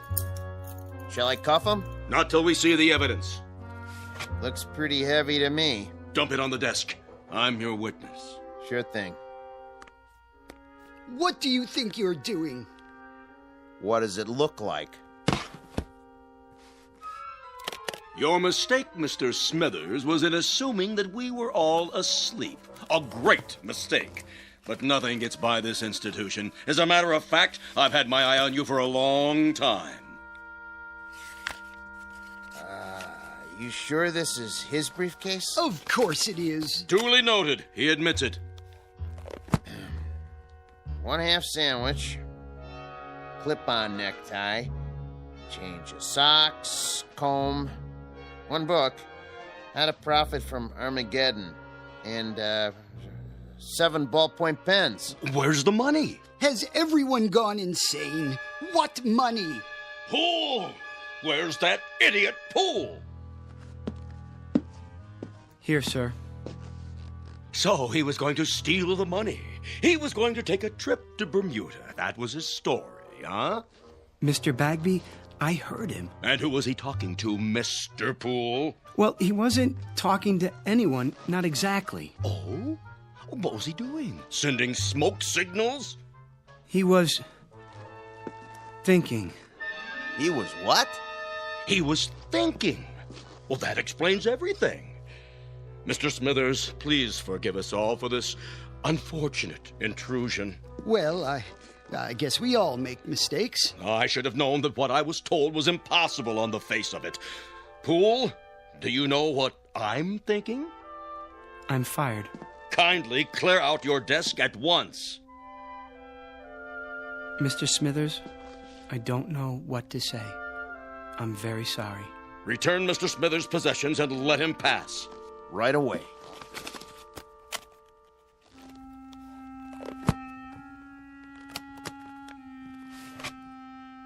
How did you know? What? It's true, of course, Mr. Poole. Yes, it's a little dream of mine. Have you ever had a dream? I have, often. People look at me and all they see is a funny little man, frayed and old, and they never know. I have the dream almost every day. I had it yesterday and the day before that. Well, I don't always plan on Bermuda, though. Sometimes it's London, Paris, Fiji, beautiful, exotic places, thousands of miles from here. Places where there are no ledgers to keep, where I'm not a little man with no future and no past. I think of filling my briefcase with the bank's money, but I never go through with it.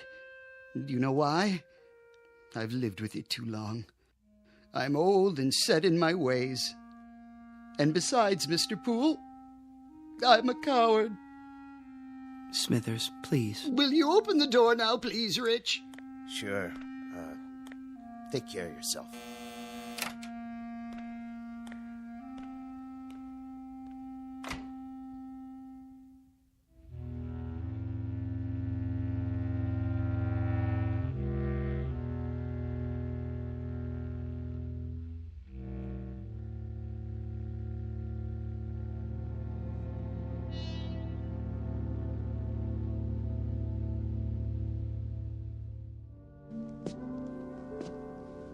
Can I help you with anything? I've got it. I guess this is goodbye, Miss Turner. It may be a blessing in disguise. For your career, a man with your abilities. Much more than mind reading. A strange delusion. But with the proper medical care, it'll go away. It's not a delusion, Miss Turner. There, you see, I can read your thoughts. But how? Well, until this morning, everything was normal. I was happy. Well, at least I wasn't unhappy. I had my friends, my job, and now this. I thought it was a gift. Well, it's no gift. It's an embarrassment. It's been nothing but trouble to me. I never imagined people were the way they are. You know, we do things without thinking about them, and we think things without the slightest intention of doing them.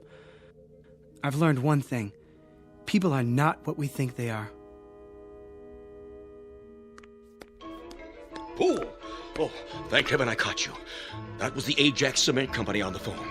Mr. Sykes has been arrested. I know, for gambling with the company money. I tried to tell you that earlier. $200,000 if that loan had gone through. Mr. Poole, about your job. It's still yours, if you're interested. Why, that windbag. Mr. Poole, if you can really hear me, you're wasted in that job. If you let him take you back on the same terms, you're crazy. Everybody knows you should be in charge of the accounts department. Well, what do you say? Well, everyone knows I should be in charge of the accounts department, Mr. Bagby. In charge? Good. That would mean he'd move into Mr. Jones's old office. That would mean I'd move into Mr. Jones's old office. Now, really, Poole. This is absurd. What am I standing here wasting time for? Don't let him bamboozle you. Felicia's waiting. Man, oh man, what a weekend this is going to be. Stand up for yourself. He needs you more than you need him. Would you excuse us, Miss Turner? We have some business to discuss. All right, if you're sure. I'm sure. Business?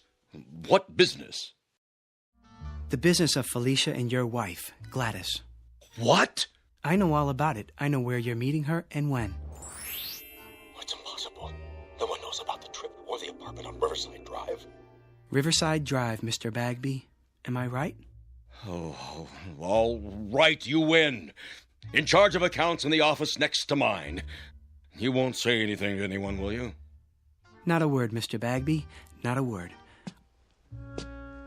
Oh, and I forgot, there's one more thing. At the bank's expense, I'd like you to buy a round-trip ticket to Bermuda. Have it made out in the name of J.L. Smithers. I think he'd like a vacation.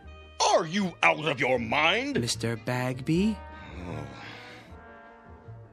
One ticket to Bermuda. Shall we go, Miss Turner? If you like. I'd go anywhere with you, but I wish you'd call me Helen.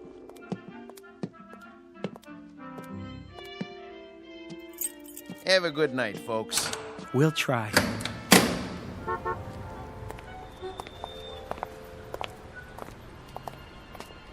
May I see you home, Helen? Well, I don't know.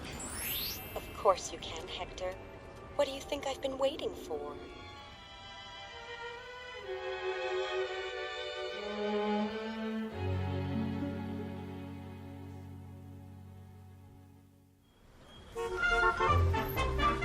Paper, get your afternoon paper. Latest stocks. Oh, just a second, do you mind? Not at all. Oh, hi, Mr. Poole. Well, was I right or was I right? Was it your lucky day? I'd say so. Give me a paper, will you? Sure, this one's on the house. Oh, no. I don't like to owe anybody. Heads. You win. Hey, why'd you do that? I had that other quarter standing up all day, and nobody knocked it over till now. Well, I guess if you're the guy who stood it up, you're the guy who can knock it down. There goes your luck. Could be it's just beginning. Paper, get your late edition paper. What was that all about? Oh, nothing. Wait. What is it? Think something, Helen. Think anything. Oh, I am, believe me.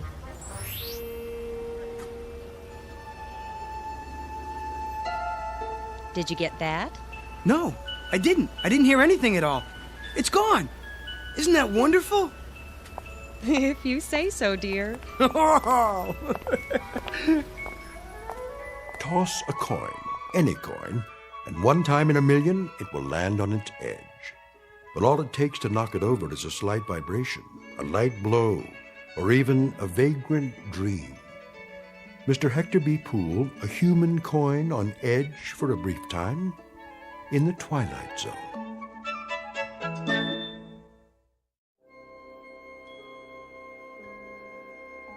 Hi, this is Carl Amari, producer of the Twilight Zone Radio Dramas. I'd like to take a moment to tell you about our official website at twilightzoneradio.com, where you'll get the latest news and information on these Twilight Zone radio dramas. Plus, at twilightzoneradio.com, you can digitally download 3 free episodes or any of our episodes for only $1.95 each. In this age of ever-changing technology, we've decided to make these episodes instantly available to you by making the Twilight Zone radio dramas a digital download-only series. This means that this series will no longer be offered on CD. The CD collections at our website are now being offered, while supplies last, at buy one, get one free. So be sure to get your favorites before they're sold out. Be sure to visit us often, and I'll see you in the zone.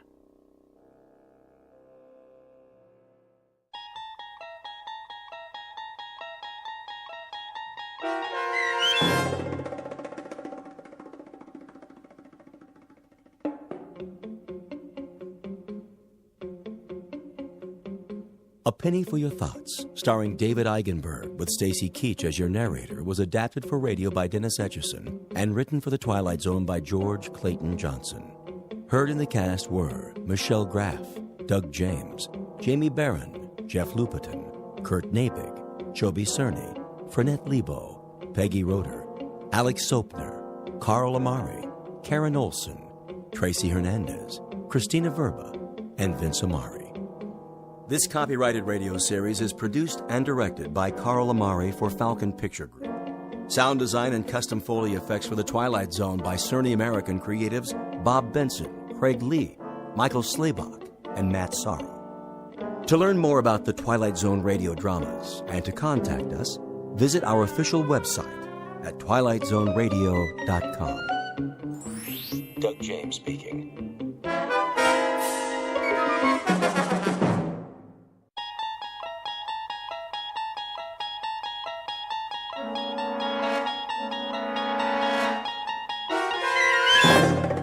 You unlock this door with the key of imagination. Beyond it is another dimension, a dimension of sound, a dimension of sight, a dimension of mind. You're moving into a land of both shadow and substance, of things and ideas. You've just crossed over into the Twilight Zone.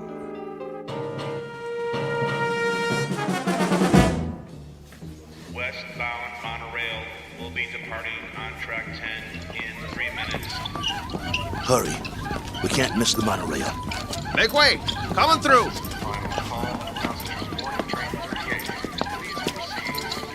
Keep pushing. I'm doing my best. Ah, wait a minute. One of the wheels fell off again. Get it while I hold him up. Okay, I got it. Here. Let me slip it back on. Hurry. Will be departing on track 10 in 2 minutes. All aboard for all points west. Excuse me, conductor. Yeah? Is this the monorail to Kansas? Sure is. Better get on board, though. But you should have checked your cargo. This ain't cargo. It's a B-2. A what? A B-2. Whoa! What is that? Is that a man? Is he alive? That, sir, is a B-2 boxing robot. Wow. He sure looks real. Yeah, he looks even better in the ring when we activate him. Westbound monorail will be departing on track 10 in 1 minute. Conductor, we bought a ticket for him. Here you go. He's fighting tonight. We have to keep an eye on him so he doesn't get damaged. Well, he's got a ticket, so get him on board. We're pulling out. Sure thing. Okay, I got this end. Okay, ready? 1, 2, 3, lift. Come on. Oh, my goodness. How much does this guy weigh? Oh. Next time, let's get a lightweight instead of a light heavyweight. All aboard!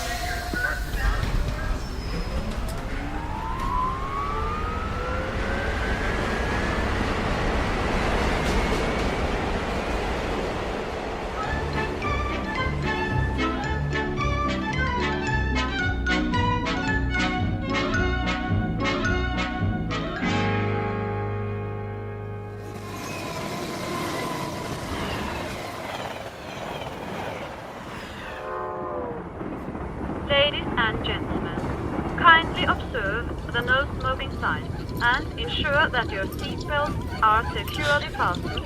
Thank you. Here's our seats.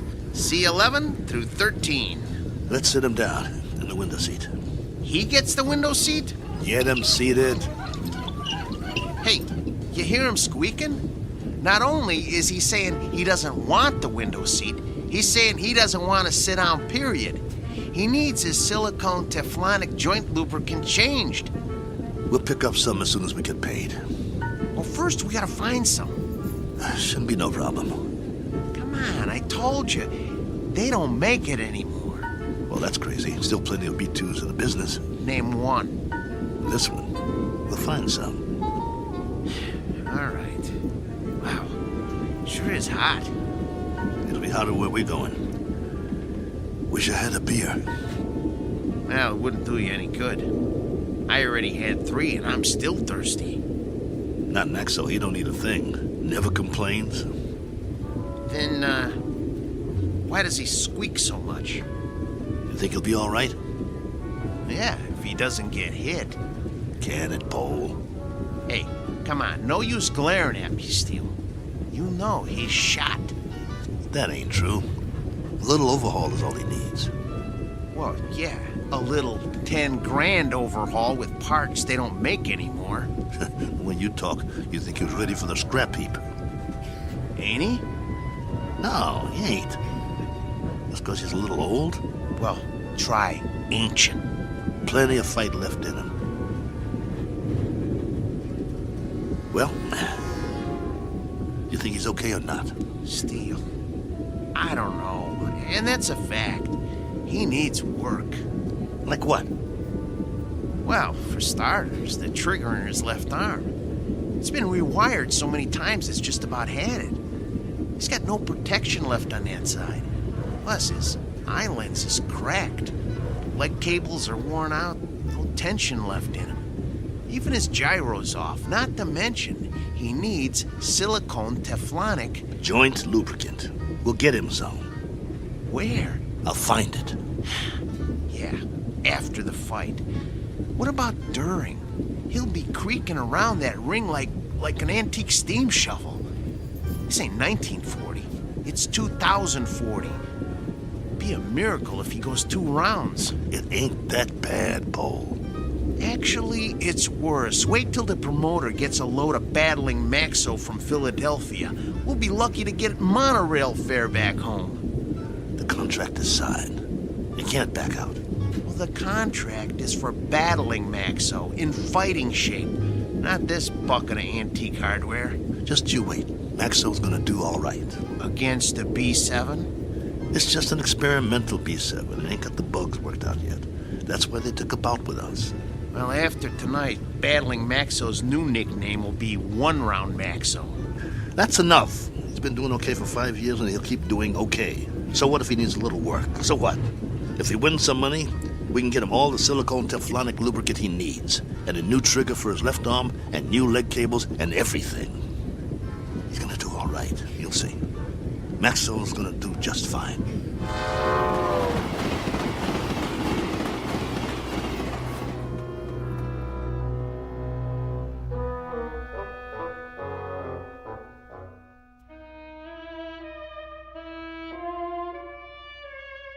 Sports item from the not-too-distant future. Battling Maxo, B2, light heavyweight, accompanied by his manager and handler on his way to Maynard, Kansas for a scheduled 10-round bout.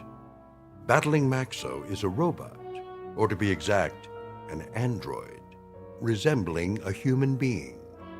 Only androids have been permitted in the ring since prize fighting was legally abolished. This is the story of that 10-round bout. More specifically, the story of 2 men shortly to face the remorseless truth that no law can be passed to abolish cruelty or desperate need, or, for that matter, blind animal courage. Location for the facing of said truth? A small, smoke-filled arena just this side of the Twilight Zone. And now the Twilight Zone and our story, Steel, starring Lou Gossett Jr. with Stacy Keach as your narrator. You were right. It is hotter here. Told you. Hey, taxi! What are you doing? It's 6 o'clock already. We better get a move on. Well, we got no money for a taxi. We can't push him through the streets. We don't even know where the stadium is. What are we supposed to eat with, then? We'll be loaded after the fight. I'll buy you a steak 3 inches thick. Hey, fellas, need a taxi? Thanks, pal, but no thanks. Oh, come on, where are you headed? Stadium. The stadium? That's 6 miles away. You can't push that thing that far. He's right. I told you, we ain't got the dough. Ooh-wee, what is that thing? A boxing robot. Oh, man. He is something. I've never seen one up close. Come on, I'll drive you to the stadium for free. It's on my way. You want a hand with it? Careful. He's got a bum wheel on the bottom. He's real heavy.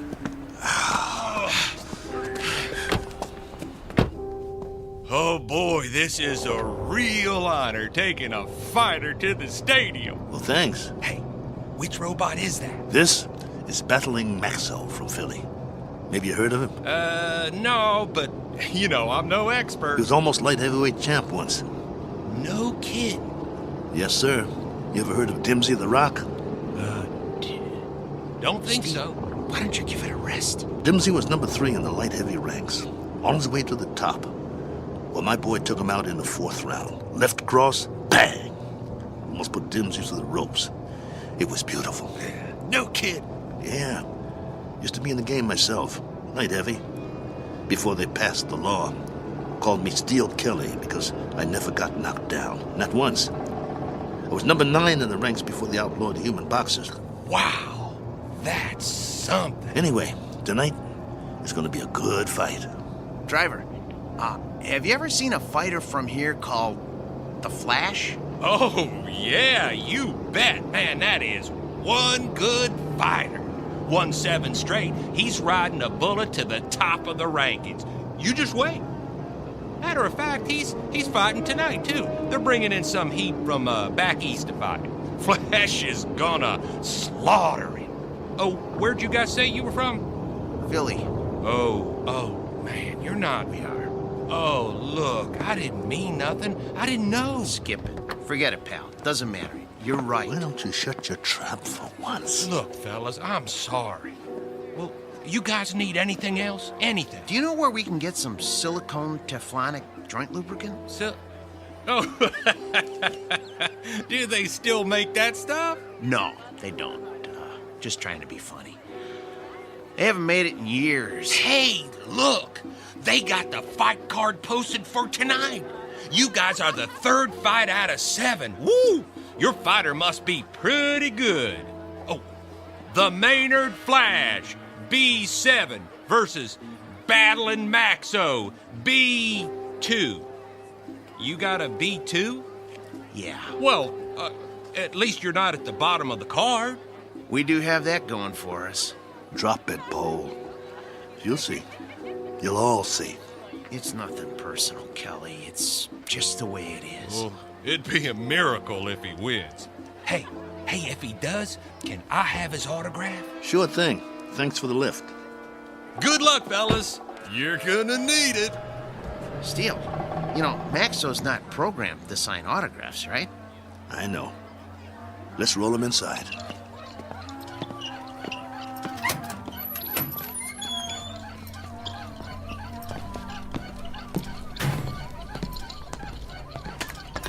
The wheel fell off again. I got it. I got it. Keep pushing. Put it back on. Well, what's the point?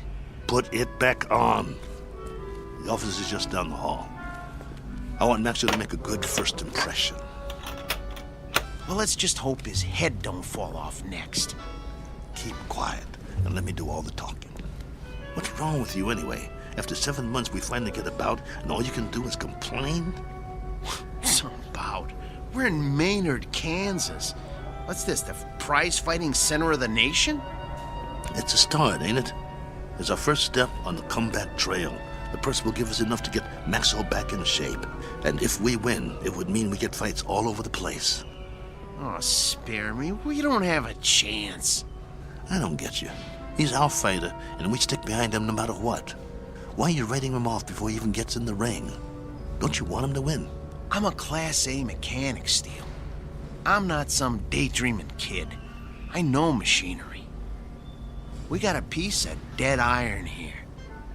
Technology always moves forward. We got a B2, not a B7.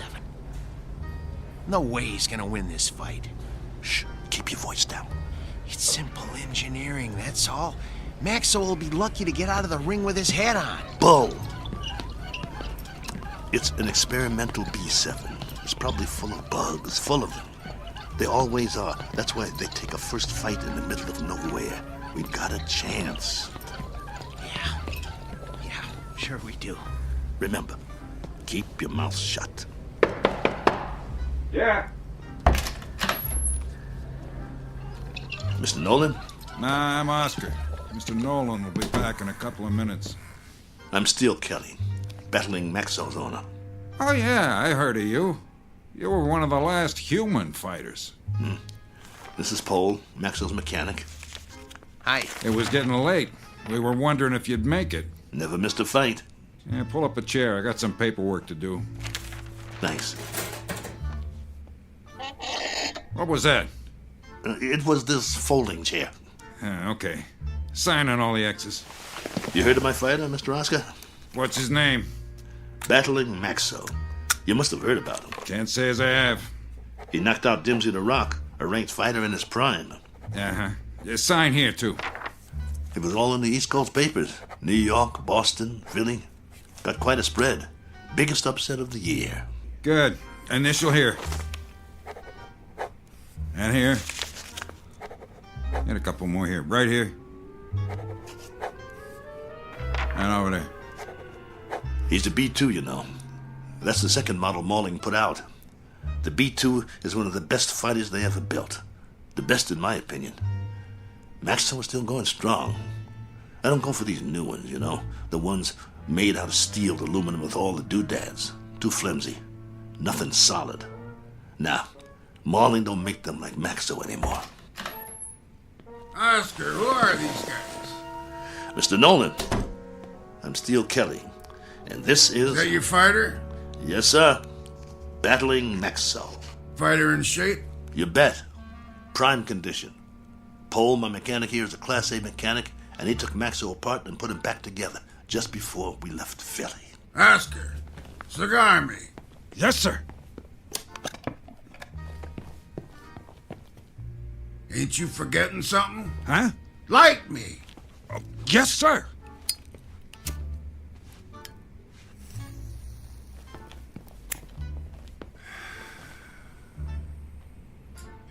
You know, Steele, you're lucky to get this bout.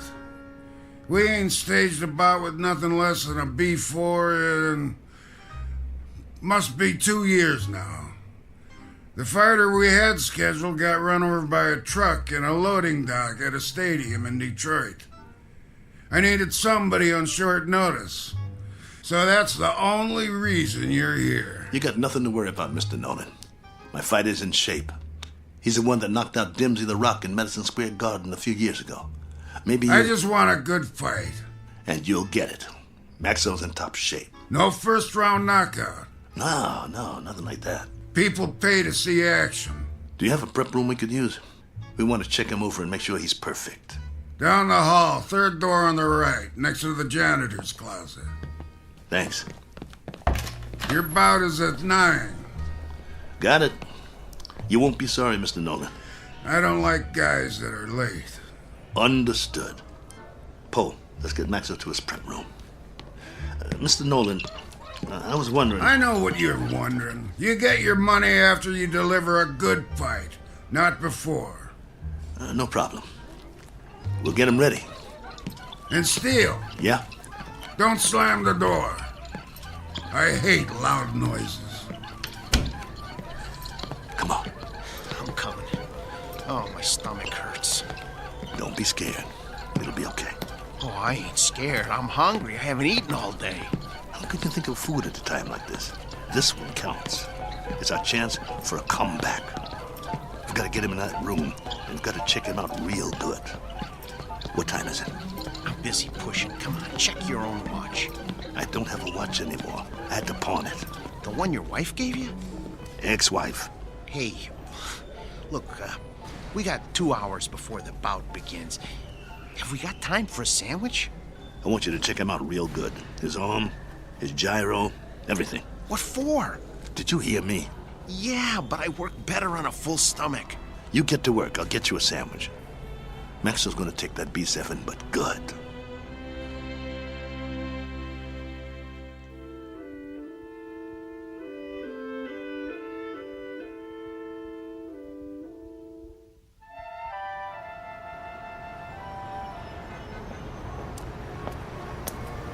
Excuse me, sir. Do you know where I can get a Philly cheesesteak?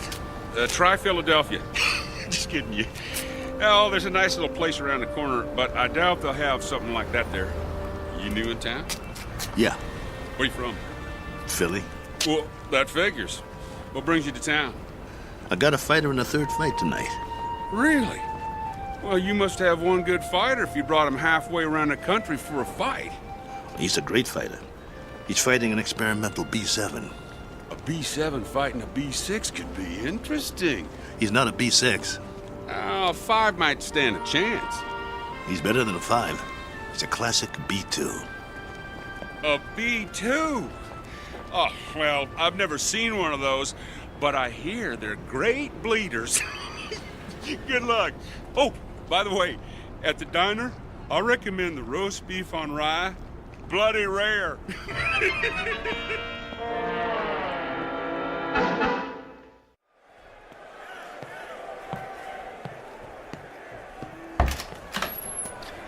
We got a big crowd out there tonight.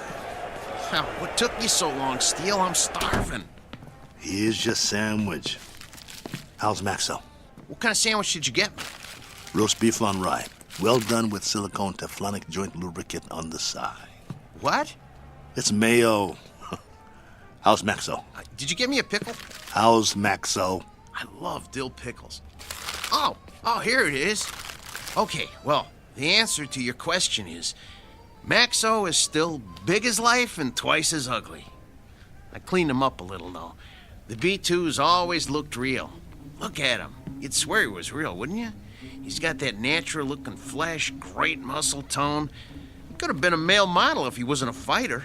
Come on, get to it. Well, outwardly, he hasn't aged a bit. His hair's still curly. Just like mine. Yeah, but he's got a little bit more than you do. Hey, when I had him made, they gave him my good looks. That's a matter of opinion. Quit stalling. What's the good news? Well, that was the good news. And, I also turned his power source on, and that's still good. So I ran a diagnostic check. And? And everything that was bad when we left Philly is still bad. There's got to be something we can do. Open him up again. You got a thing for bad news, don't you? Come on, Pole. Earn your keep. That's what you're here for. I'm not a miracle worker. I'm just a mechanic. Well, what do you want to do, retire? Oh, fat chance of that. Then quit stalling and open the control box. All right. Let me power him up first, so we can walk over to the table. He's too heavy. Okay, come on. Atta boy. There you go. All right. Okay. Here, help me get him up on the table.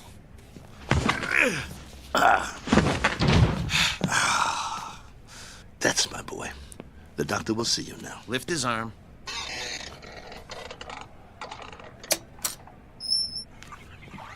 What's all that corrosion around the access panel? Dried sweat. All the B2s sweat like bulls. It's nothing to worry about, though. You hear that, Maxo? Nothing to worry about. We'll get you cleaned up. Hand me that probe.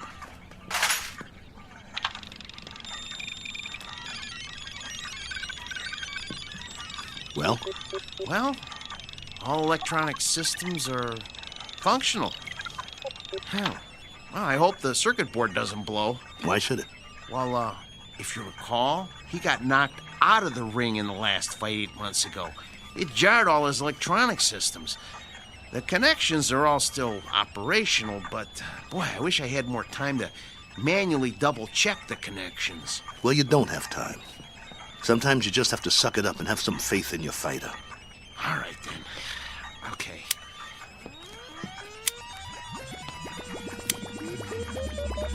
Well, I activated all his systems. Keep your fingers crossed and just hope nothing blows.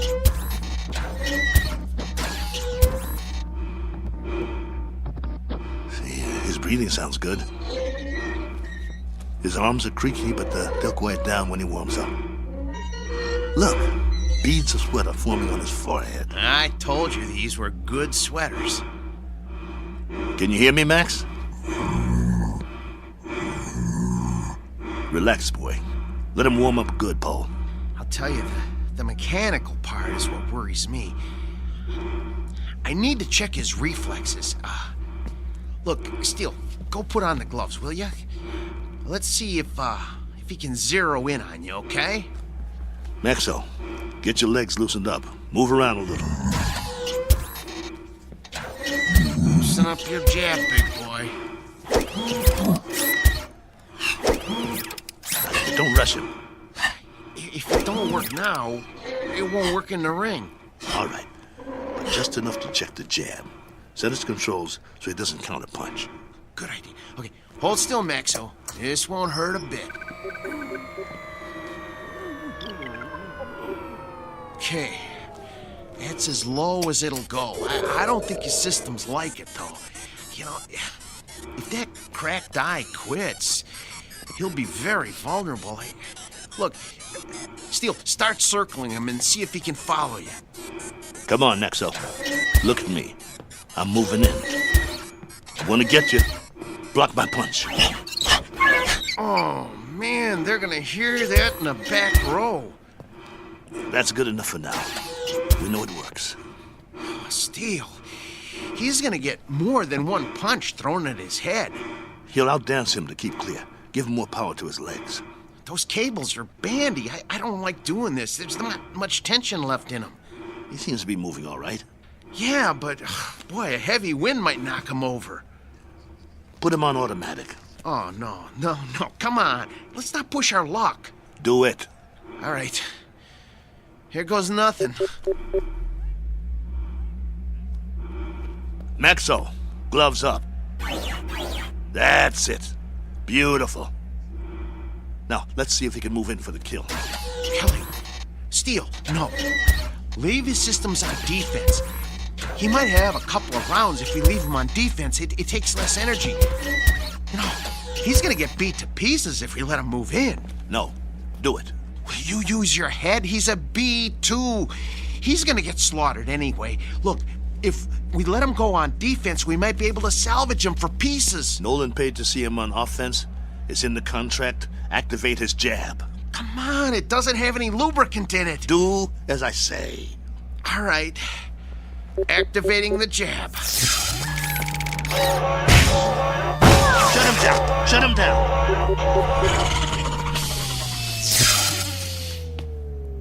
What did you do? What did I do? I told you to take it easy. It was on the lowest setting. I told you to check the arm. What's the matter with you?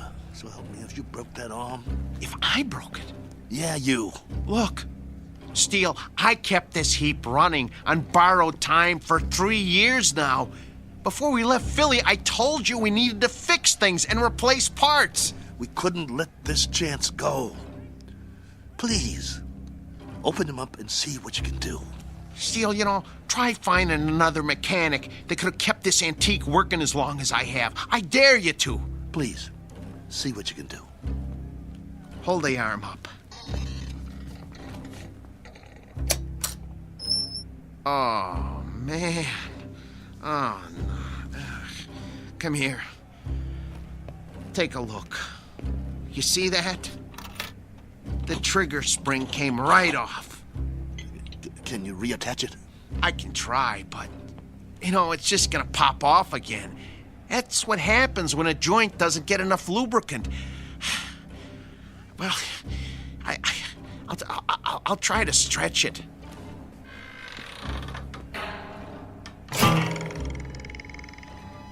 Oh, nuts. Oh. Well, that's that. No. One jab too many. We gotta do something. What? Fix it. I can't. You just can't fix a spring. Once it can't spring, it ain't a spring no more. I told you it was getting ready to break, and to get a new one last year. He's got to be fixed if he's going out there, and he has to go out there. They fronted me the monorail fare. Steele, he needs a new spring. Nothing else will work. Well, can't you get another spring? Where? They don't make them anymore. It's a special spring. I can't just take one off a washing machine or something. Quiet. Yeah? 10 minutes. Something wrong? Oscar, can you make out about the one after the next one? Mr. Nolan does not make changes. We just need a little bit more time to make some last-minute adjustments. Sorry, pal, no can do. We want him tip-top, don't you? Nolan's got you on next. What's the difference? Third? Second? It's all the same, right? Second's the semi-main. That ain't for a B2. Maybe some B2s, but this one... They want to see a fight, not an execution. But I'm telling you... 10 minutes or you're out of here. Be a shame after coming all this way. Right, boys? Right. Well, then, I guess that means... that we'll have to hurry. You heard the man? I heard him, but it's over. We're finished. No, we're not. There must be a way. What? Sell them for scrap and get a couple of monorail tickets? We hung in there as long as we could, but this is it. I have to hand it to you, Steele. You wouldn't give up. Quiet. I'm thinking. There is one way. It just might work. What might work? If they don't watch the fights. Who? Nolan and Oscar. Maybe they don't even come out of their office. What are you talking about? Oh, no. Oh, no. Oh, no, no, no, no, no, no, no. No, you can't do this. Get the trunks and robe off Maxwell. I'll change my clothes. Steele, you are out of your mind. You can't go into a ring against a B7. I used to be pretty good. I can get through a couple of rounds. Just bob and weave, throw a punch every once in a while. You'll get killed. You heard that, Tub. We deliver a fight or we don't get paid. Steele, come on. You're never gonna get away with this. They won't let you. Who's gonna stop me? You can't make them think you're... Steele, for God's sake. I can if you help me. Nobody here knows what Maxwell looks like. If Nolan and the other guys don't watch the bout, we'll be all right. Steele. The crowd won't have a clue. B2 sweat, bleed, and bruise just like the new ones. Give me the boots. Look, I got an idea. You know what I can do? I can wire my sister. She'll send us the dough to get us back east. Tape up my hands. Steele? Steele. I got another idea. Wait. Look, hold still. I know a guy in Philly wants to sell a B5 cheap. We could hustle up the cash and, Concentrate on wrapping my hands. If you don't take them right, I could break them on the first punch. Steele, this is suicide. It's a B7 out there. Don't you get it? It's a B7. You're gonna get mangled. Quit talking. I gotta do this. Hurry up. There's no more time, Paul. Put the gloves on me. Oh, I don't want to do this. Please don't do this. Look, let me go into the office and let me talk to them. Maybe they'll understand. No, they won't understand. So you're not going anywhere. You're gonna stay right here and lace up my gloves. Ow! You'll help me or I'll beat your brains out on this wall. But you're gonna get killed, Steele. Then I'll get killed. Better me than you, right? I got us in this mess. I'll get us out of it. Get that heap out of there! You heard the boss. Lace my gloves up tight. We gotta fight.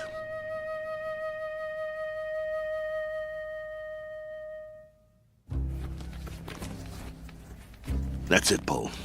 Tie him off tight. Oh, you really want to go through with this? Yes. Let's go. How do I look? Like a broken down old fighter. So I'll pass for a B2? That's what I said. You look like a broken down old fighter. Here. Let me put a towel around your neck. Pull up the hood on my robe, too. I'll keep my head down so they can't see my face. You better do that in the ring, too. Let's go.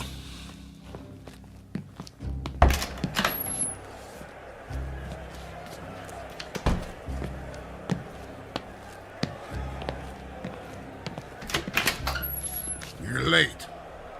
Just gamesmanship, Mr. Nolan.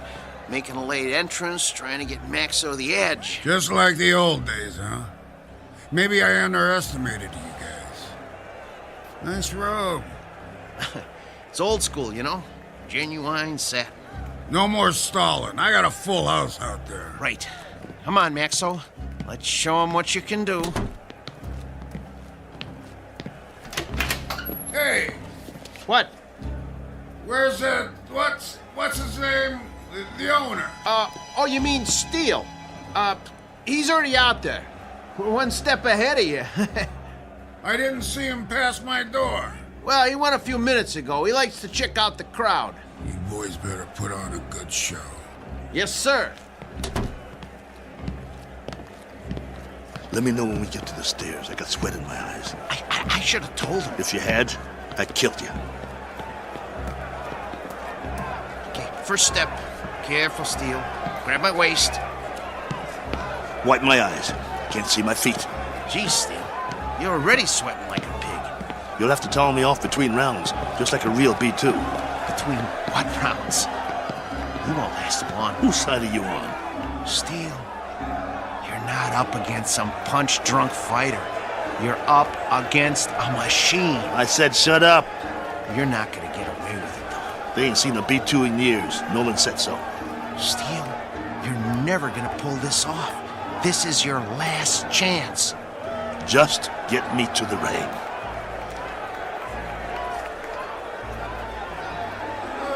Hey, if it ain't battling Maxo!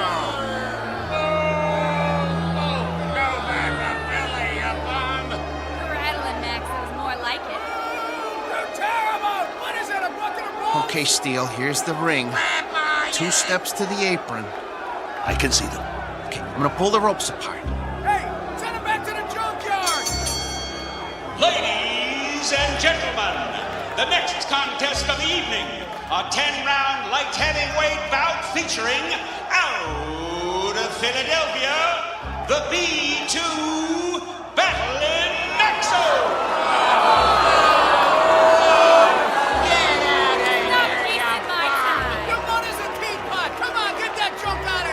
I'm gonna take your rope off now.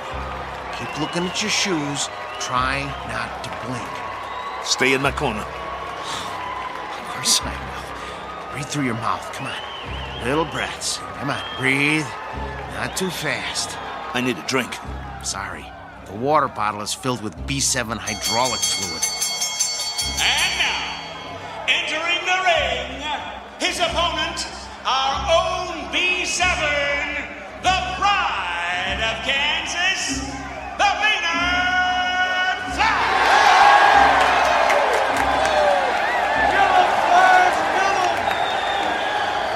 What's he doing? He's jumping up and down on his toes. I never saw a robot do that before. Must be a new gimmick. Big deal. Well, this ain't kickboxing, so he's not scaring me. You should be scared, Steele. Come on. Get out of the ring now while you still can. You get out, pal. See you at the end of the round. Steele, stay away from him. And there's the bell. The fighters come out of their corners quickly. They size each other up.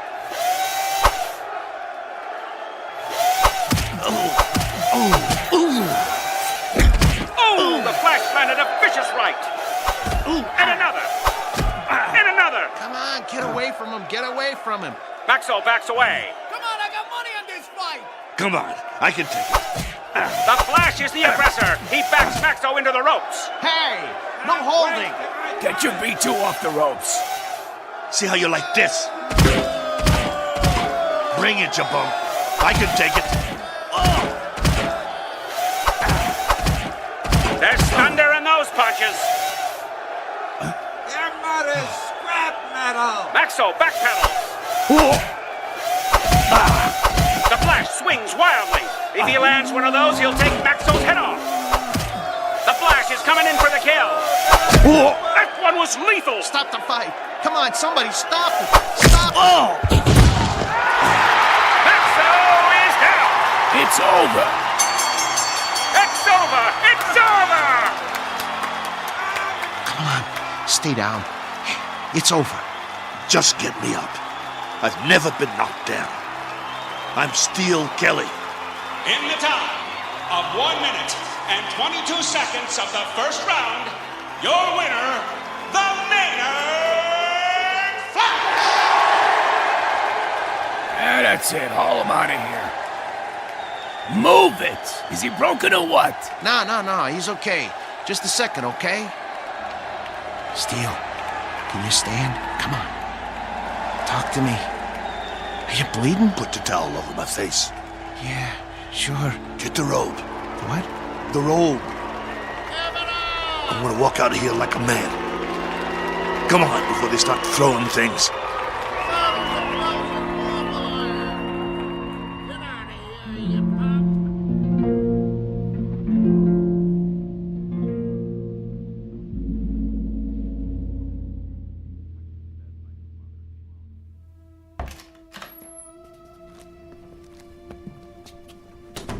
Come on.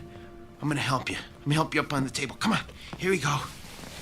Sit. Come on. Steele, I'm gonna try and get you some ice. Forget it. But your eye. It'll be all right. I think right now you need a good stick man instead of a mechanic. That eye looks terrible. Actually, I think you need a doctor. Oh, man, you are really a mess. I don't have nothing with me. No needle, no thread, no iodine. That's not what I need. All I got is a couple of Maxo shop rags. Well, maybe we can stop the bleeding with them. Go. What? Where? Go get the money. But I can't leave you now. All right. Look, but just lie down. I don't even try to move, okay? I'll be right back.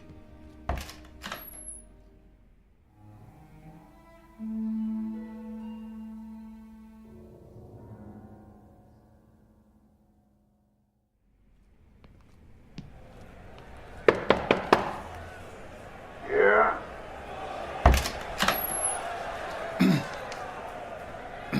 Mr. Nolan? Over that quick, huh? Yeah, I guess. Maxo did the best he could, though, Mr. Nolan. Your strategy didn't work.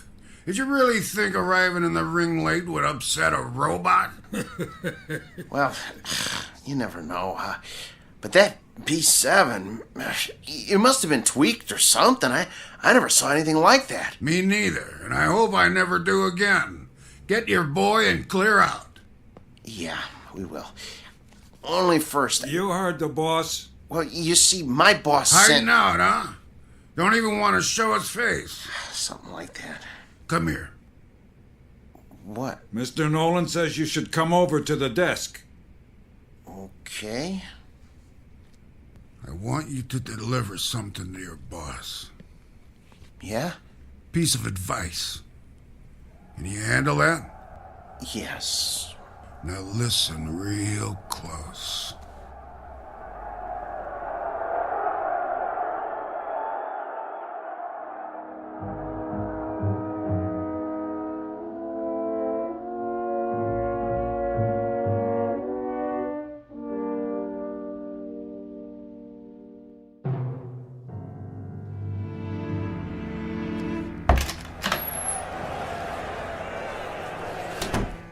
You get it? Steel. Well? Here. This all he gave you? Where's the rest? Well, that's what he gave me. This is just enough for monorail fare back to Philly. Well, he said he wouldn't pay for a one-rounder. What do you mean? Come on, take it easy. No. Here, let me see your hand. Oh, man. Did you break your wrist? He can't do that. Steel, that's it. He's got a bunch of thugs in that room now. I'll go in there. You can't. If he sees you, he'll know what you done. But the contract says... I'm supposed to deliver a message to you, too. He said to tell you. You're lucky he doesn't run us out of town on a monorail. And if you ever show your face in town again, he said you won't be so lucky the next time. Help me up. Just stay seated. I'll get you a drink of water. I don't need water. That's all there is. Look, we gotta get that wrist set. I can make you a sling. For now, just try not to move it. We'll go back by bus. By bus? Come on, you're not listening to me. Look, just hold still. If we go by bus, we'll save money.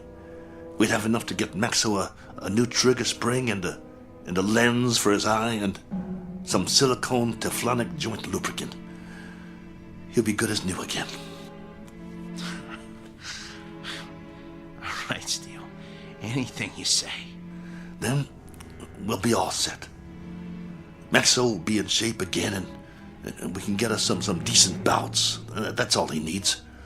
A little work, huh? That'll shape him up. We'll show him what a top B2 can do.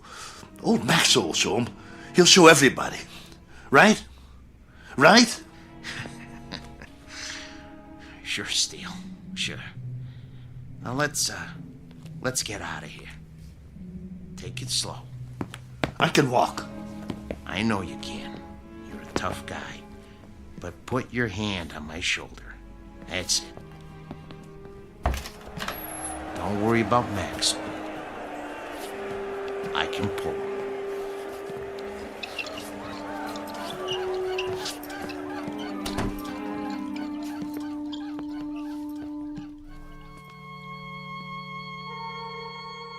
portrait of the losing side. Proof positive that you can't outpunch machinery. Proof also of something else. That no matter what the future brings, man's capacity to rise to the occasion will remain unaltered.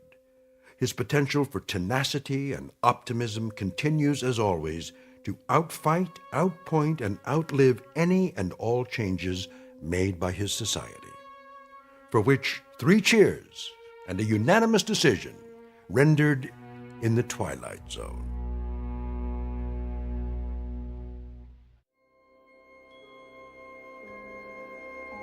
Hi, this is Carl Amari, producer of the Twilight Zone Radio Dramas. I'd like to take a moment to tell you about our official website at twilightzoneradio.com, where you'll get the latest news and information on these Twilight Zone radio dramas. Plus, at twilightzoneradio.com, you can digitally download 3 free episodes or any of our episodes for only $1.95 each. In this age of ever-changing technology, we've decided to make these episodes instantly available to you by making the Twilight Zone radio dramas a digital download-only series. This means that this series will no longer be offered on CD. The CD collections at our website are now being offered, while supplies last, at buy one, get one free. So be sure to get your favorites before they're sold out. Be sure to visit us often, and I'll see you in the zone.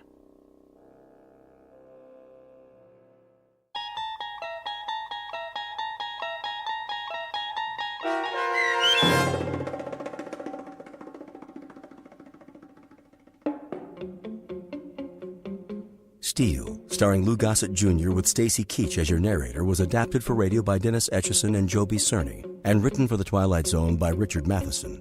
Heard in the cast were Joby Cerny, Danny Goldring, Rich Komenich, Sam Darrence, Pat Fraley, Tim DiDavo, and Jennifer Joy. This copyrighted radio series is produced and directed by Carl Amari and Joby Cerny for Falcon Picture Group. Custom Foley effects, sound design, and mixing are done in the Cerny American Sound to Picture Theater by Cerny American creatives Bob Benson, Matt Sorrow, Tim Cerny, and Todd Byer. To learn more about the Twilight Zone radio dramas and to contact us, visit our official website at twilightzoneradio.com. Doug James speaking.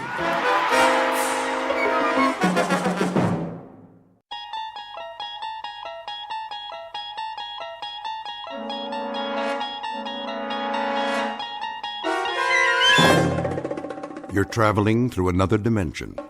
A dimension not only of sight and sound, but of mind. A journey into a wondrous land whose boundaries are those of imagination. Your next stop, the Twilight Zone.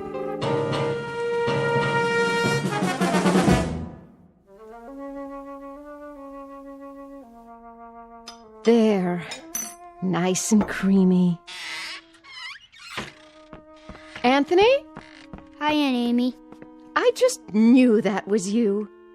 What's that in your hand? My Jack-in-the-Box. Oh, yes. That's such a funny toy. Where's my mother? In the bedroom, lying down. She'll cook the rest of the dinner soon as I'm finished. But I wanted to get this done first. What you making? Well, what do you think? A cake, of course. For my favorite little boy. Is it a good one? Oh, yes. A very good one.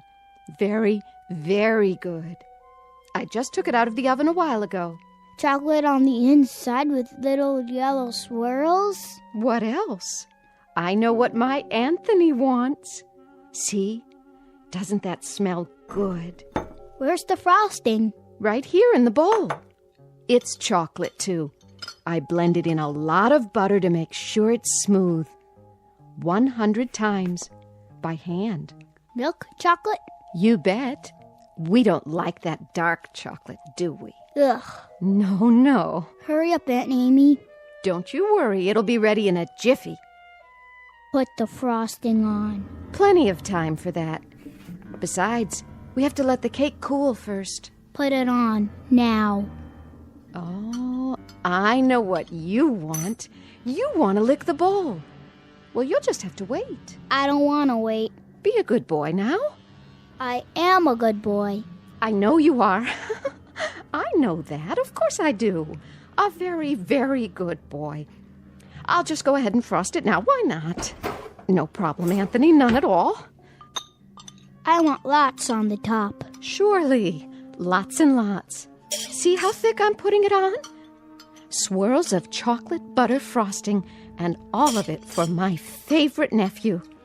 There. Some more around the sides. We don't want to forget the sides, do we, Anthony? The sides are good, too.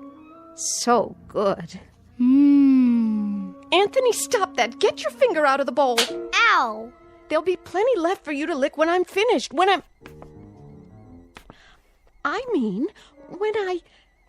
You hit me. Oh, I didn't hit you. I barely touched your hand. You're a big boy, aren't you? That hurt. Why, it didn't. I only meant for you to wait till I've finished frosting the cake. Then I'll give you the entire bowl. All of it. Everything's for you. It always is. You know that, don't you, Anthony? I don't think I like you anymore. Well, I like you. I love you. You're my favorite boy in the whole wide world. I mean it. I really, truly mean it. Come and give your Auntie Amy a kiss. No. Then I'll give you one. I'm going outside now.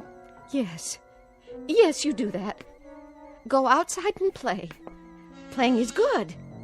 Here, take the bowl with you. Anthony? Anthony, come back! Don't you want your frosting? You can have the whole bowl. Everything all right? Oh, Anthony. Nice day, isn't it, Amy? Very nice. Something the matter? No, nothing's the matter. Nothing at all. Did anything happen? Oh, I was just frosting the cake, and Anthony couldn't resist tasting it. Oh, well, who could? I used to love frosting when I was his age. Didn't you? It's good, isn't it? So good. Why wait? We can go ahead and have the cake now if Anthony wants. It's perfectly fine with me. Now, Amy, why don't you apologize to the boy? You can do that, can't you? Anthony, I'm sorry. Come on back, boy. Anthony, please. Anthony.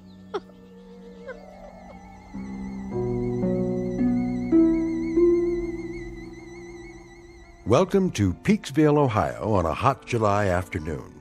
At first glance, you'd think this is a farm like any other, and the little boy, Anthony by name, is like any other little boy.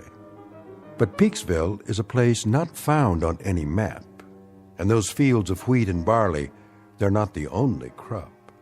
Something else grows in Peaksville, and for want of a better term, we'd call it horror.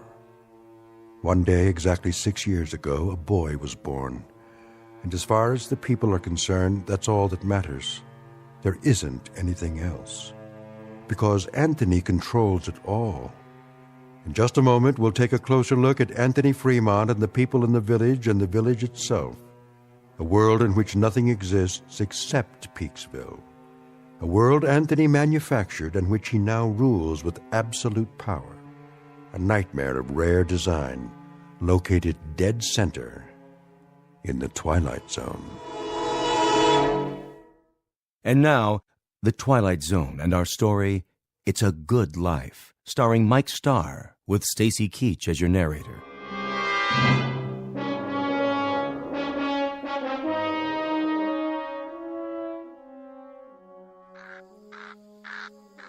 I'll see he gets it, Amy. Would you? Don't you worry none. Look, boy. Look what Aunt Amy's got for you. Your own bowl of chocolate frosting. You like chocolate, don't you, Anthony? I know I do. Chocolate's good. I don't like her. Of course you do. She's your Aunt Amy, and she loves you. You know that. I hate her. Oh, that's a good joke. A very good joke. It's all for you, Anthony, all of it. And after you've finished, I'll make some more if you like. As much as you want. Get away. Oh, now, darling. Don't look at me. What? I don't like you to look at me. Hear that, Amy? Anthony's got a point. Why don't you go back in the house for now, so you can help Agnes cook dinner? Yes. Yes, I'll do that. It's going to be a good dinner, isn't it? I believe it will be, yes. You know, just the way he likes it. Don't you? It'll be delicious, Anthony. You'll see. I told you, don't look at me. She's not... I'll make it so she can't look at me. So she can't look at anything ever again. Watch your step there, Amy. I can't see. What do you mean? Sure you can. That would be some joke. Just go on inside. The light. That's all I can see. The sun. It's so bright. The sun blazing in the sky. Like white fire all around. Amy? Help me. Please. I can't see. I can't see. Help me. It's nothing, Amy. I'll help you up. Sit here in your chair. There you go. That's right. Sit and rock. You'll feel better real soon, I'm sure. It's good to rock, isn't it? Yes, it's good to sit on the porch and rock. There now.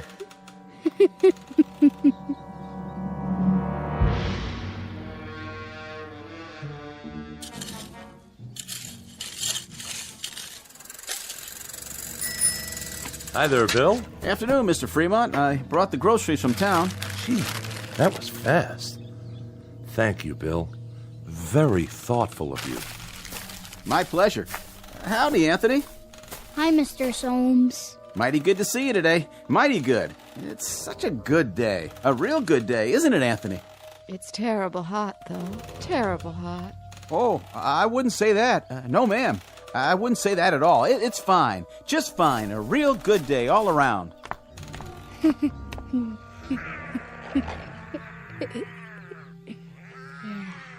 What are you doing, Anthony? Playing. My, that's real good. Whatever it is. You like it? Sure do. I was just wondering, what you were doing.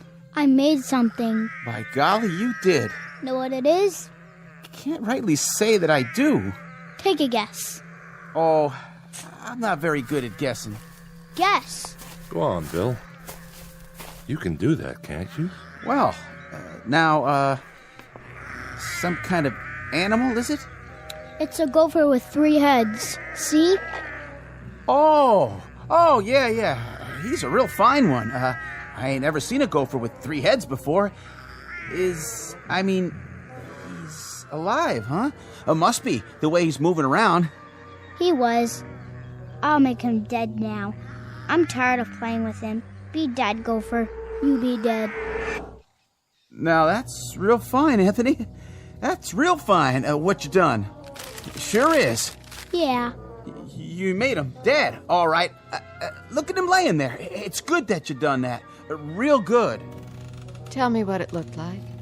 Well, it was like a regular gopher, only more interesting. Was it ugly, though?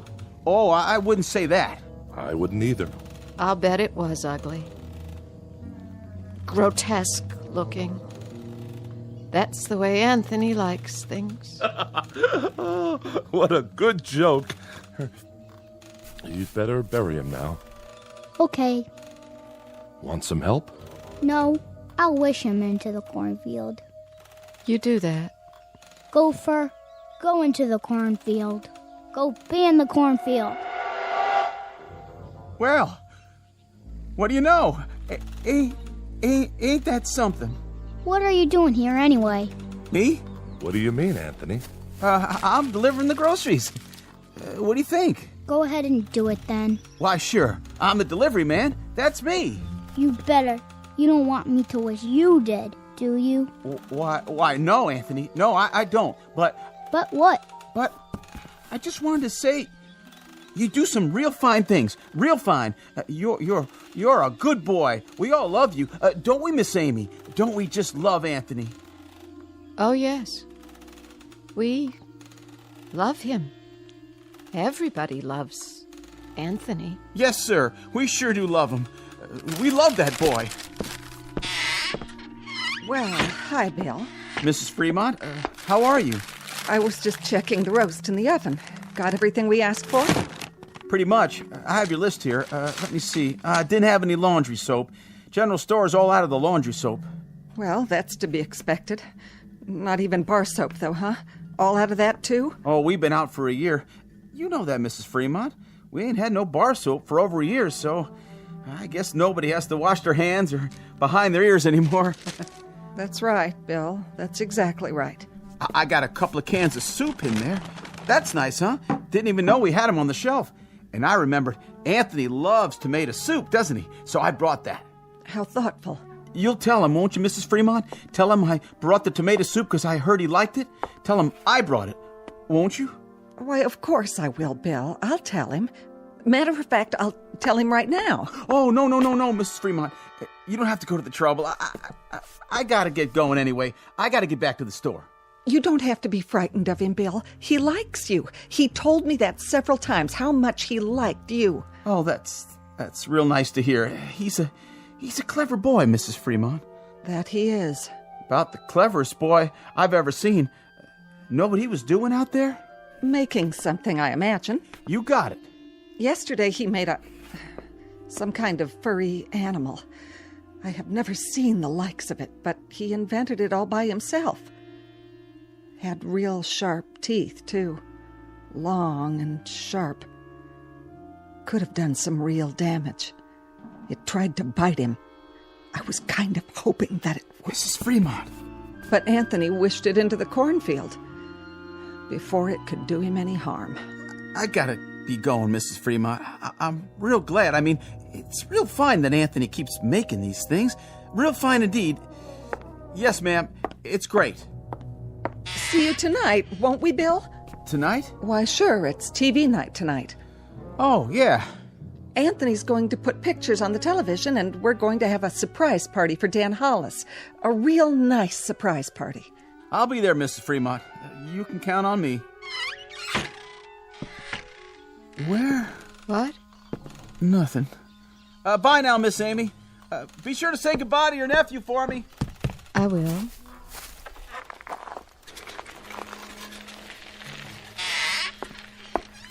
Where's Anthony? I think he went into the barn. Oh. Leastways, I heard the door open. I keep telling him he shouldn't go in there, but... Amy, why, it's real nice that Anthony goes into the barn. A real good thing. But Agnes, he isn't even around now. You don't have to say that. But even so, Amy, even so, it's nice that he goes into the barn when he wants to. It's real nice. We mustn't even think anything bad about him, Amy. Do you understand? But he isn't around. Amy, dear, you know as well as I do. Sometimes he can hear what we're thinking, no matter where he is. He doesn't even have to hear it with his ears. It's like when you lost your temper. That was only for a second. 1 second. I know, but look what he did to your eyes. Now you can't even see. So you just think nice things, Amy.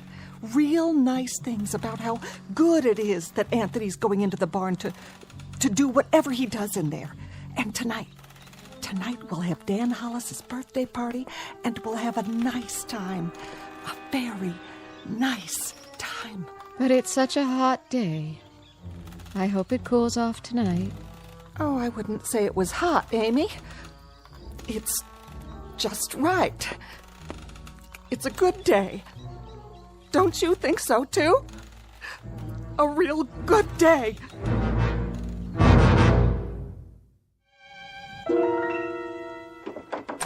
Who's... Oh. It's you, Agnes. What are you doing? Thought I'd lie down and try to rest before dinner. Oh, that's a good idea. You worked hard today. Always do. Got to get the crops in. Come in, honey, if you want. And close the door. He's still playing outside? Good. That's good. I put Amy to bed in her room. Did you? I had to lead the way. Is there a cane in the house? Do you remember? She's going to need one. I'll sure check. I told her to try and take a nap. Good. Jeff. Naps are great this time of day, don't you think? Yes, I do. I wanted to talk to you about... Sure, honey. We can talk all you want. Later. I was just going to change my clothes. Why don't you check on the roast while I wash up? How's that sound? All right. I'll do that. And you get a little rest, too, if you can. Sounds like a good idea. See you at dinner.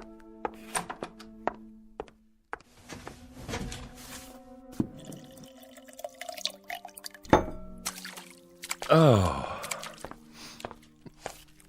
Well, howdy, son. You crept up on me. You look funny. Do I?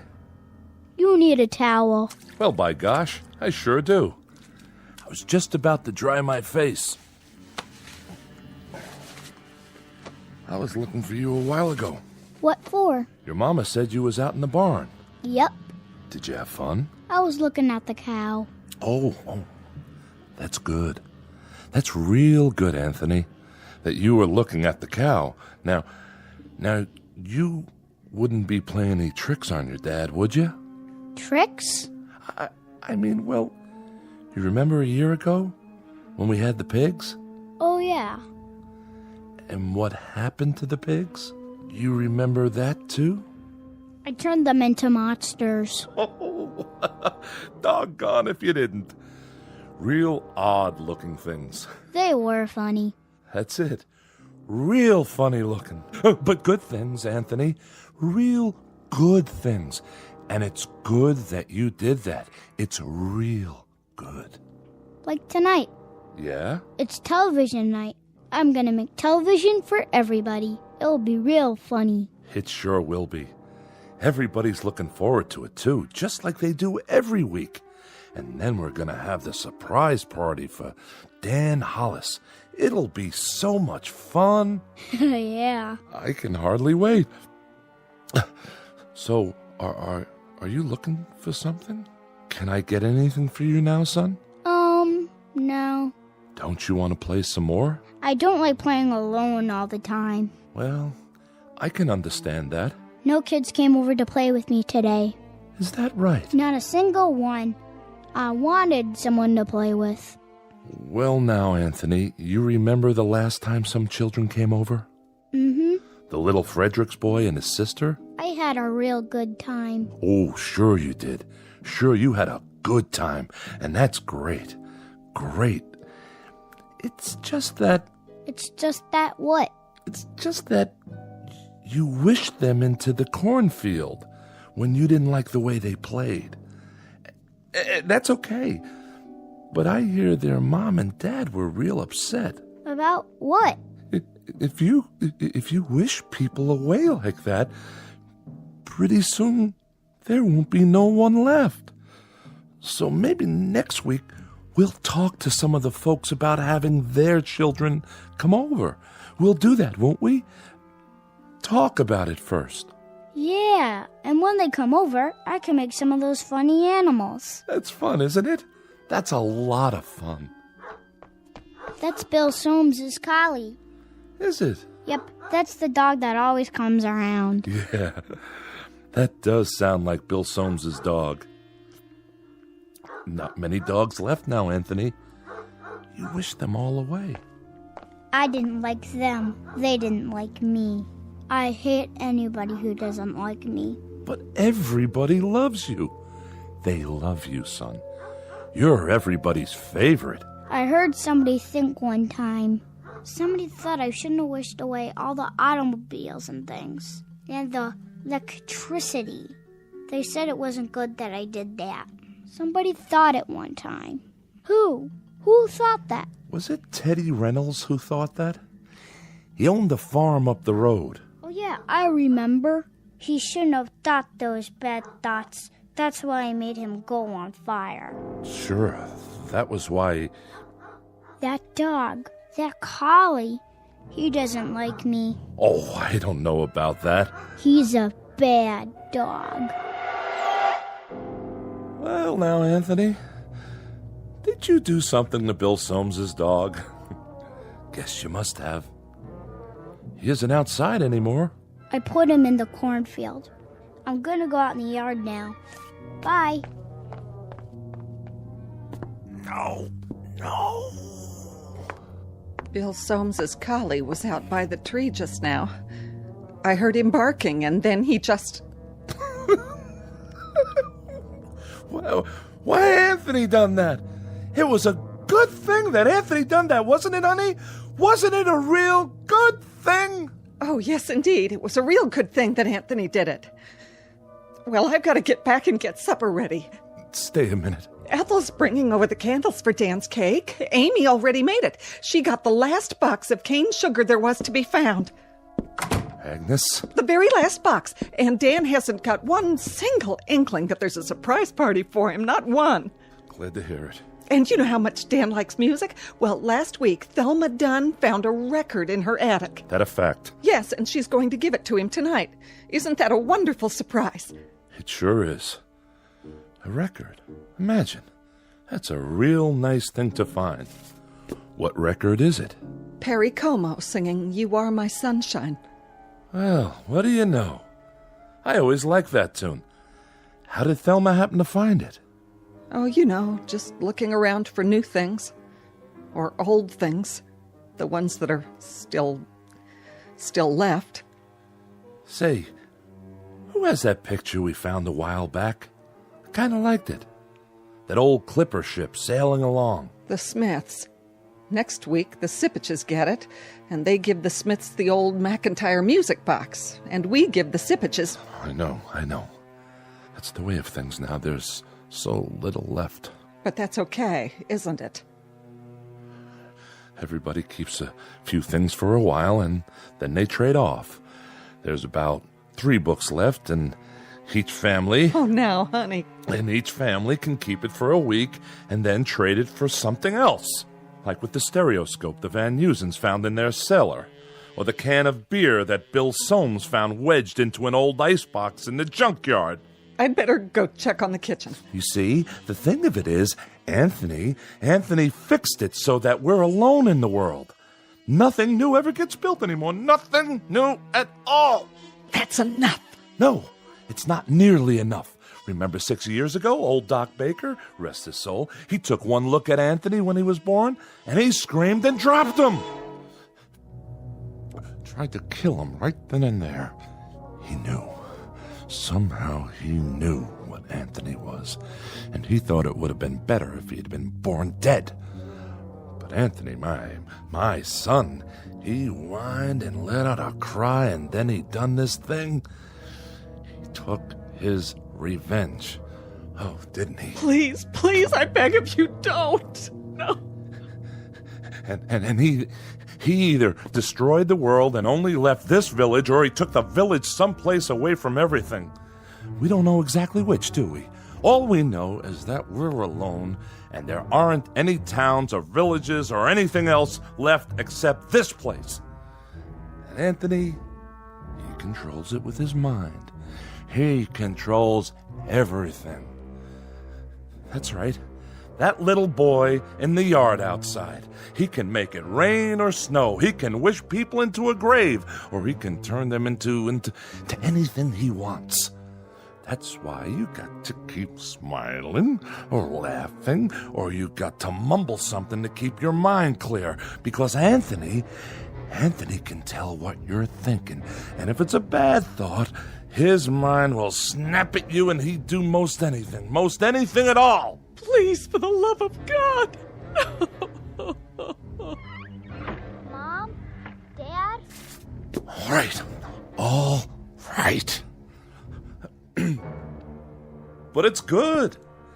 It's good that it turned out this way, isn't it? It's real good. That's what it is. Really, really, really good.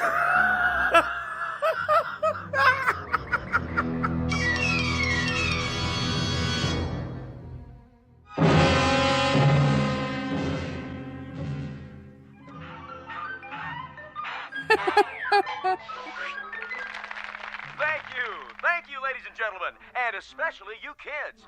And now for our next act. It's time for Stupid Animal Tricks. And here's some film we thought you'd like to see. First up is Rocco the Squirrel in Crossing the Road.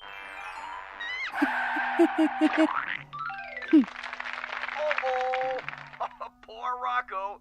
And now, the bird and the BB gun. Oh, my. Will you look at that? What, Ethel? It's just like cartoons, only better. And last but not least, the turtle crossing the street. Well, that's all, folks. And now, time for our next program. Welcome, horror fans, to tonight's episode of Scary Nightmares. This one's a real killer of a story. It's called Pleasant Dreams. Let's watch, shall we? Think I'll go get some fresh air. Shh. Not now, Dan.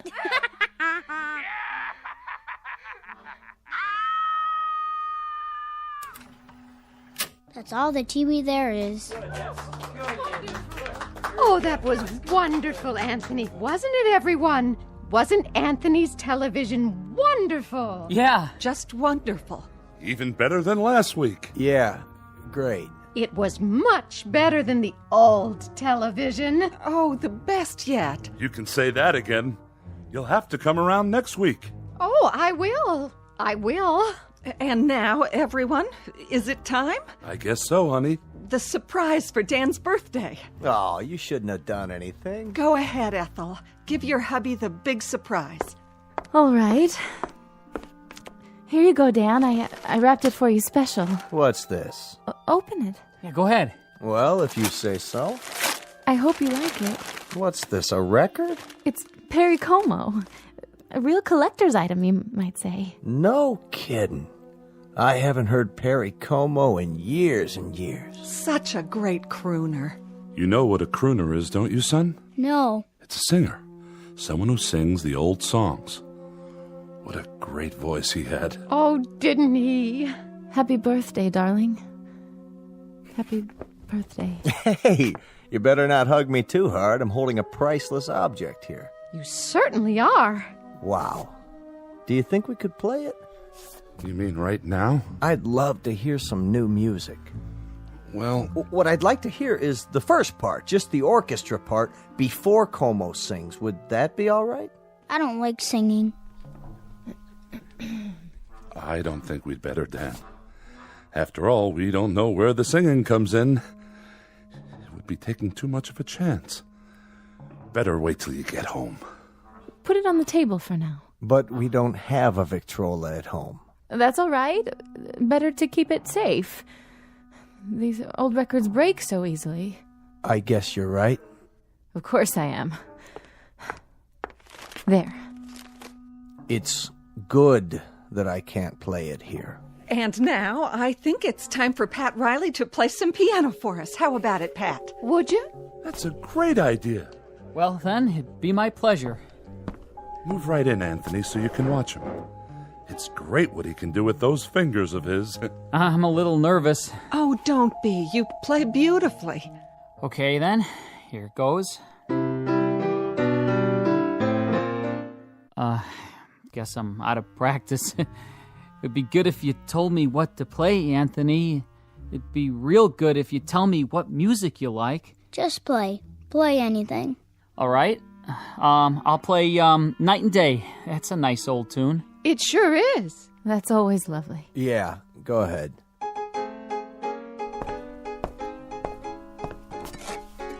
What are you doing? What does it look like? Having another brandy? You've had enough. Not hardly. Stop it. Leave me alone. Put the glass down. Take your hands. Don't make any noise. I don't like noise when the music is playing. I'll drink to that. Oh, don't worry. I'll clean it up. Go on, Riley. Finish the song. Yes, please. It's so pretty. Pretty, all right. Dan, please. Please what? I'm not doing anything. No, darling, but... I'm just drinking this peach brandy on my birthday. That's all I'm doing. Please, Dan. For the love of heaven, please don't say anything else. Who's saying anything? I'm not saying anything. I'm listening. Shh. Play, Pat. This is real good brandy. Real good. You people know something? There's only 5 bottles of real liquor in the whole village. 5. 1 rye, 2 scotch, 1 after-dinner cordial, and this here. And when that's gone, there won't be any left at all. None. Keep playing. Nuts. Nuts! Can't even play my record. Can't even play Perry Como. Don't play that anymore, Pat. That's not what I want you to play. Play this. Happy birthday to me. Happy birthday to me. Dan! Happy... Please, stop! Oh, please, Ethel, be quiet! Dan! Ethel, you have to stop now. Happy birthday, dear Danny. Happy birthday to me. Play it, Pat. Play it so I can sing it right. You know, I can't carry a tune unless somebody plays it. I'll do my best. That's enough. I said that's enough. Go outside for a while, Dan. Get a breath of fresh air. You and her, you had them.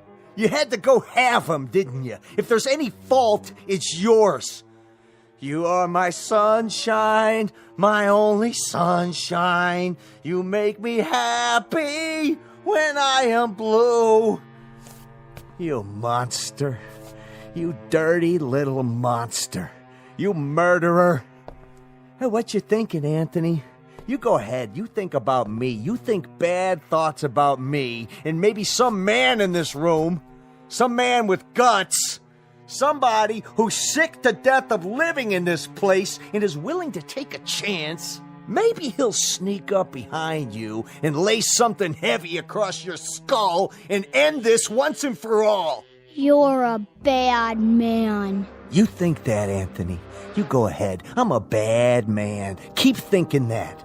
Somebody get behind him. That's all it takes. Somebody end this now. Pick up a bottle or a stick or something, anything, and... You're a very bad man, and you keep thinking bad thoughts about me. But now you can't anymore. You can't even see me.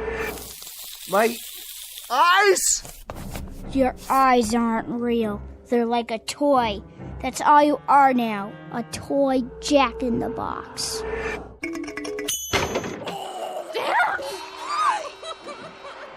Anthony, wish it away. Wish it into the cornfield. We've all looked at it enough.